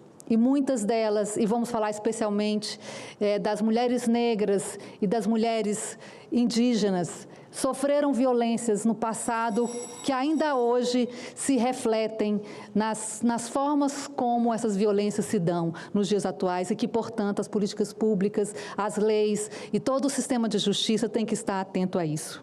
Comemorar esta norma, comemorar que hoje temos leis que nos protegem é muito importante. O que nós não podemos comemorar são os números da violência contra a mulher, que ainda são altíssimos no Brasil. E nós sabemos que todo tipo de violência é preocupante e que esse ciclo da violência acaba da pior forma, acaba no feminicídio. O plenário aprovou nesta quinta-feira 16 empréstimos internacionais para estados e municípios e a liberação de 305 milhões de reais para ações emergenciais em locais afetados por desastres ambientais. Os senadores aprovaram 3 autorizações para a cidade de São Paulo contratar empréstimo internacional com a garantia da União. 2 empréstimos serão destinados à eletrificação da frota de ônibus da cidade para a redução da emissão de gases poluentes. Cada um dos financiamentos tem o mesmo valor, 248 milhões e 300 mil dólares.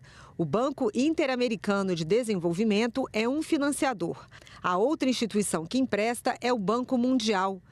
Também foi aprovada a autorização de empréstimo entre a Prefeitura de São Paulo e o Banco Interamericano no valor de 205 milhões e 300 mil dólares para investir no programa Avança Saúde 2, que é voltado à reestruturação e à qualificação da rede hospitalar e dos serviços de atenção especializada. Os investimentos não se limitam à realização de obras ou à aquisição de equipamentos, mas procuram estabelecer condições permanentes para uma gestão mais eficiente e orientada às necessidades da população. Os empréstimos internacionais para a cidade de São Paulo eram os únicos na pauta, mas o presidente do Senado decidiu votar outros pedidos de financiamento com o aval da União. São 16 mensagens de operação de crédito para estados e municípios do Brasil. E aí eu liguei para o senador, presidente Renan Calheiros, para pedir a autorização para ele, para da mesma maneira fazermos o que fizemos para a cidade de São Paulo. Que eu pudesse recolher as assinaturas do requerimento de urgência das outras 13 mensagens, para que nós pudéssemos incluir como item extra-pauta todas as mensagens que foram publicadas no dia de ontem, para a gente tratar todos os entes subnacionais da mesma maneira. Também foi aprovada a medida provisória editada pelo governo em maio e que abriu crédito extraordinário no valor de 305 milhões de reais para ações de proteção e defesa civil. O dinheiro é destinado a populações atingidas por desastres naturais, como chuvas intensas, enchentes e secas. O plenário do Senado também aprovou renúncias fiscais para a Copa do Mundo Feminina de 2027 e incentivos para a exploração de minerais críticos.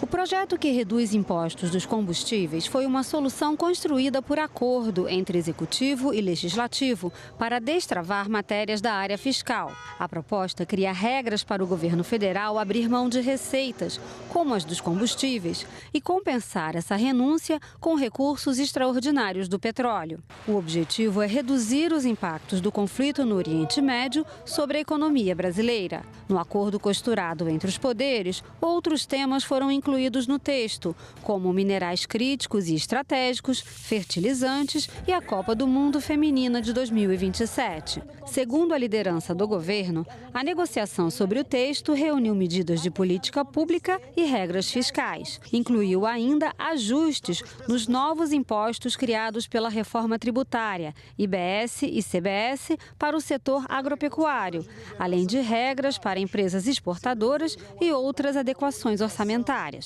O texto cria um regime especial para 2026, permitindo que algumas renúncias sejam feitas mediante compensação por receitas extraordinárias da União.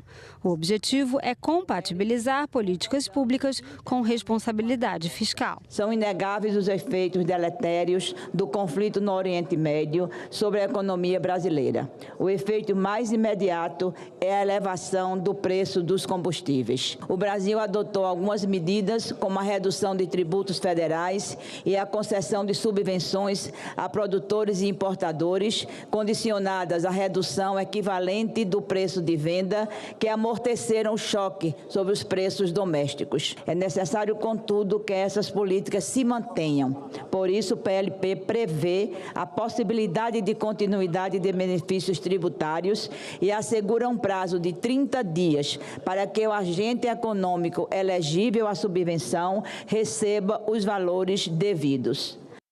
E seguiu para a sanção presidencial a criação de incentivos para a produção nacional de fertilizantes e o fortalecimento da política de garantia de preços mínimos da Conab. O Brasil importa mais de 80% dos fertilizantes usados na agricultura.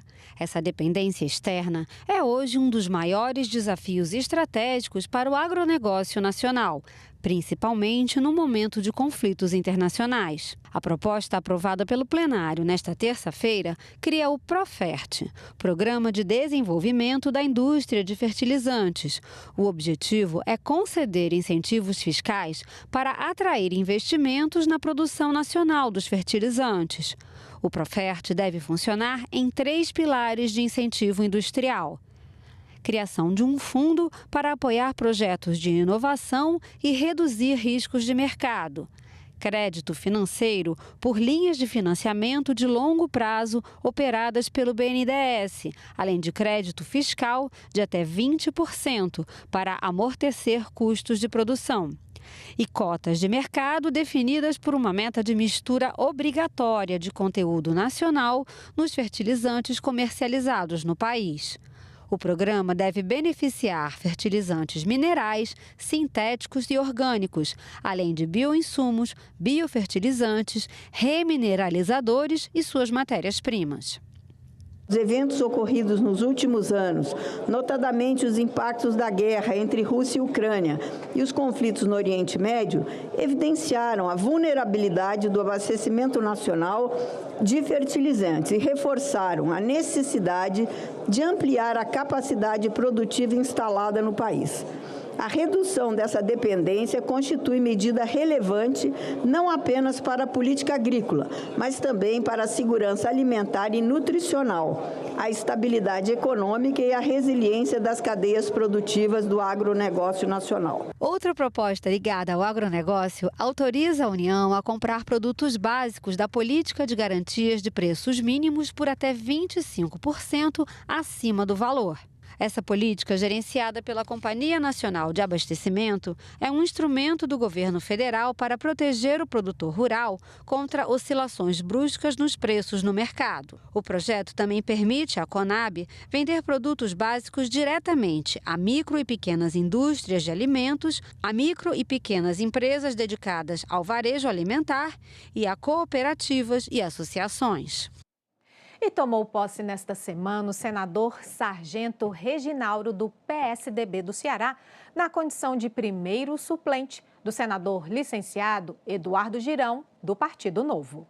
Sargento Reginaldo está na reserva do Corpo de Bombeiros Militar do Estado do Ceará. Ele é mestre em educação, professor, ator, diretor teatral, dramaturgo e deputado estadual. Iniciou sua atuação parlamentar em 2019, ao assumir mandato como vereador de Fortaleza.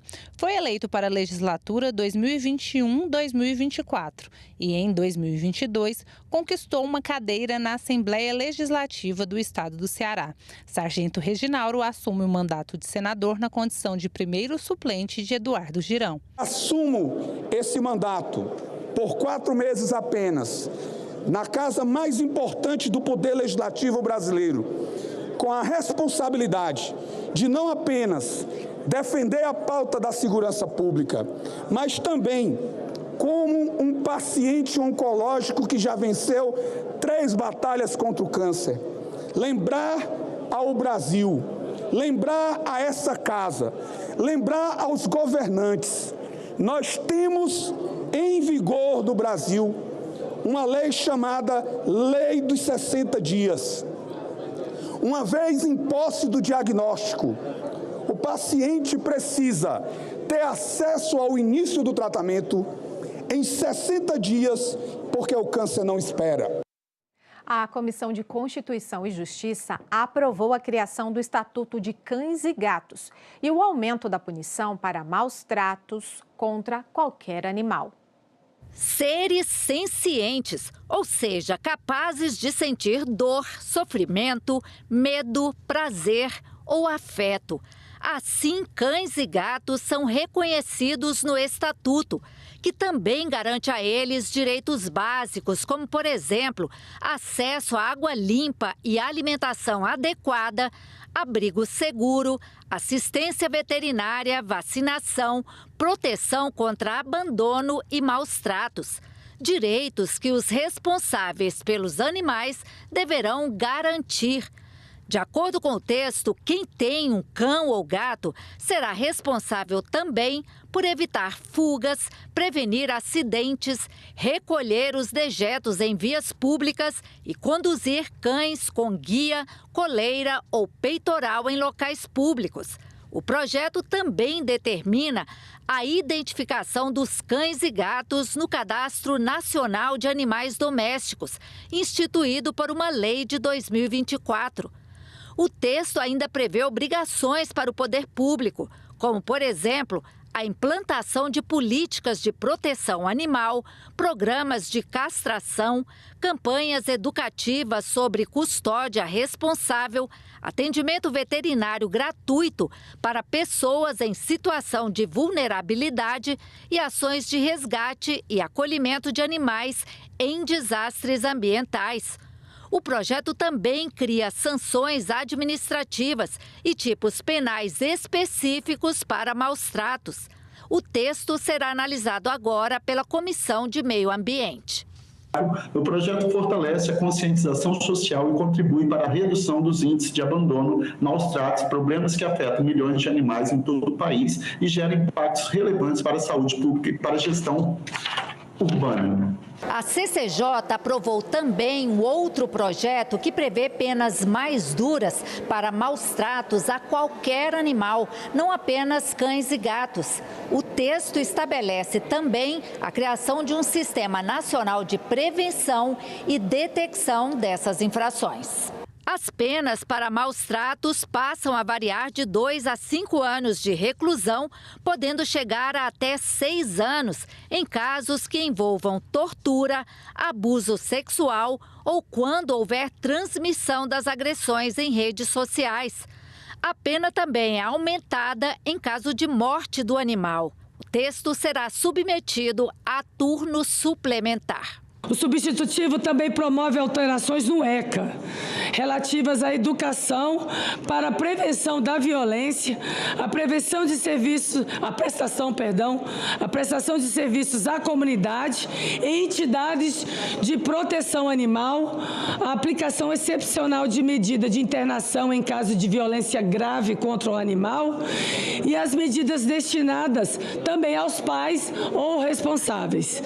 O substitutivo altera ainda a Política Nacional de Educação Ambiental para estabelecer que o poder público incentivará programas intersetoriais de proteção animal e de proteção da infância e da juventude. Por fim, o substitutivo determina a instituição de Sistema Nacional de Prevenção e Detecção de Maus-Tratos integrado a cadastros de pessoas condenadas por tais crimes. A Comissão de Assuntos Econômicos incluiu os agentes de segurança pública no grupo prioritário da restituição do imposto de renda e decidiu pela implantação gradual do novo piso salarial de médicos e cirurgiões dentista. A proposta prevê um piso de R$ 13.662 para uma jornada de 20 horas semanais. O valor representa um aumento significativo em relação ao piso atual, que é de R$ 3.636. A proposta também prevê um adicional de 50% para o trabalho noturno e para as horas extras. Ele estabelece também uma atualização periódica desse piso salarial, mediante o índice de correção definido no substitutivo, buscando evitar perda do poder aquisitivo. O projeto já tinha sido aprovado pelas comissões de Assuntos Econômicos e Assuntos Sociais, mas como foi apresentado um recurso para que a matéria fosse analisada também pelo plenário, foi aberto um novo prazo para apresentação de emendas. 4 foram apresentadas e, por isso, a proposta voltou para a análise da Comissão de Assuntos Econômicos. As emendas serão apreciadas na CAI e na CAS, onde também já tramitou a matéria. Depois volta para o plenário e, aprovado no plenário, irá para a Câmara dos Deputados. O relator, senador Nelsinho Trade, acolheu uma das 4 emendas apresentadas ao projeto. Ela prevê que o novo piso seja implementado de forma gradual. Primeiro serão 40% do valor, depois 70%, até chegar a 100% do novo piso. A transição confere tempo de adaptação aos empregadores, tanto do setor privado quanto do setor público, e mitiga eventuais impactos negativos sobre o mercado de trabalho. Os percentuais escalonados garantem elevações significativas em cada um dos anos de transição. E o valor final do piso salarial mantém-se inalterado. O importante, quanto garantir um novo piso, é garantir que ele seja viável e possa, de fato, ser cumprido. Por isso, considero importante a implementação gradual, que permite a adaptação sem abrir mão do valor integral do piso. Aprovado. Os senadores aprovaram também projeto que dá prioridade a profissionais da segurança pública no recebimento da restituição do imposto de renda. A proposta inclui policiais, bombeiros, agentes penitenciários e guardas. Uma realidade incômoda é o sentimento de desprestígio que predomina entre as categorias de agentes públicos diretamente ligados à vigilância da ordem social. Com isso em mente, o PL número 458 de 2024 busca reduzir um pouco essa injustiça, trazendo maior motivação e orgulho para essas carreiras. Não estamos falando de privilégio, estamos falando de reconhecimento, de uma medida simples, mas carregada de justiça para aqueles que dedicam suas vidas à proteção dos brasileiros.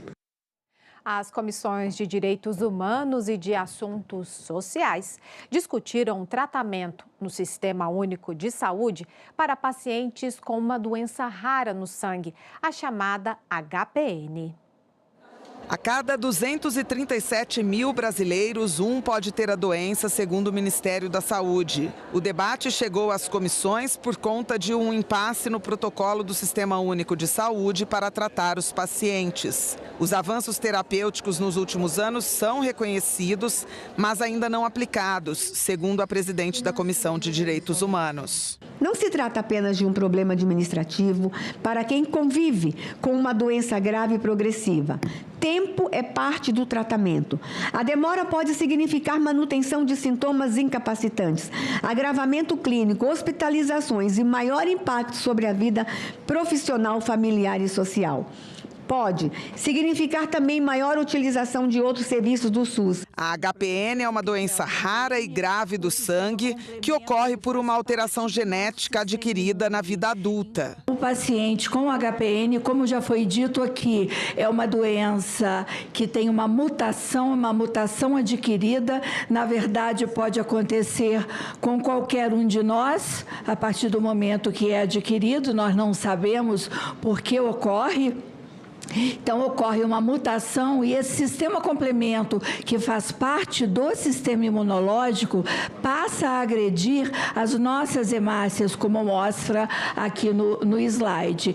Essas hemácias rompidas dentro do vaso sanguíneo causam o que nós chamamos de hemólise intravascular. Hemólise quer dizer destruição do glóbulo vermelho intravascular dentro do vaso sanguíneo. A representante da Associação de Pessoas com Doenças Raras destacou a necessidade de o SUS oferecer os medicamentos que já foram incorporados ao protocolo de atendimento. Essa nova avaliação das 3 tecnologias e mais a reavaliação do ravulizumab, que é um medicamento que já foi incorporado.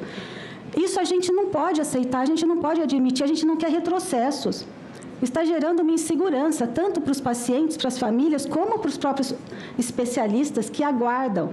E agora ele está sendo novamente avaliado. O Ministério da Saúde apresentou as 2 linhas que tem trabalhado para conseguir atender aos pacientes com a doença: a necessidade de prover os medicamentos de alto custo e a capacitação das equipes de saúde para acolher e ajudar na identificação da doença. Internamente, o Ministério da Saúde tem discutido, como vai fazer com esse portfólio de produtos. E a gente espera que, no cenário lá da Conitec, uma decisão positiva para a comunidade de pacientes venha, atendendo às necessidades. A gente tem parceria produtiva com a indústria, tem produtos de diversas naturezas que têm sido ofertados, então a gente tem feito esse trabalho.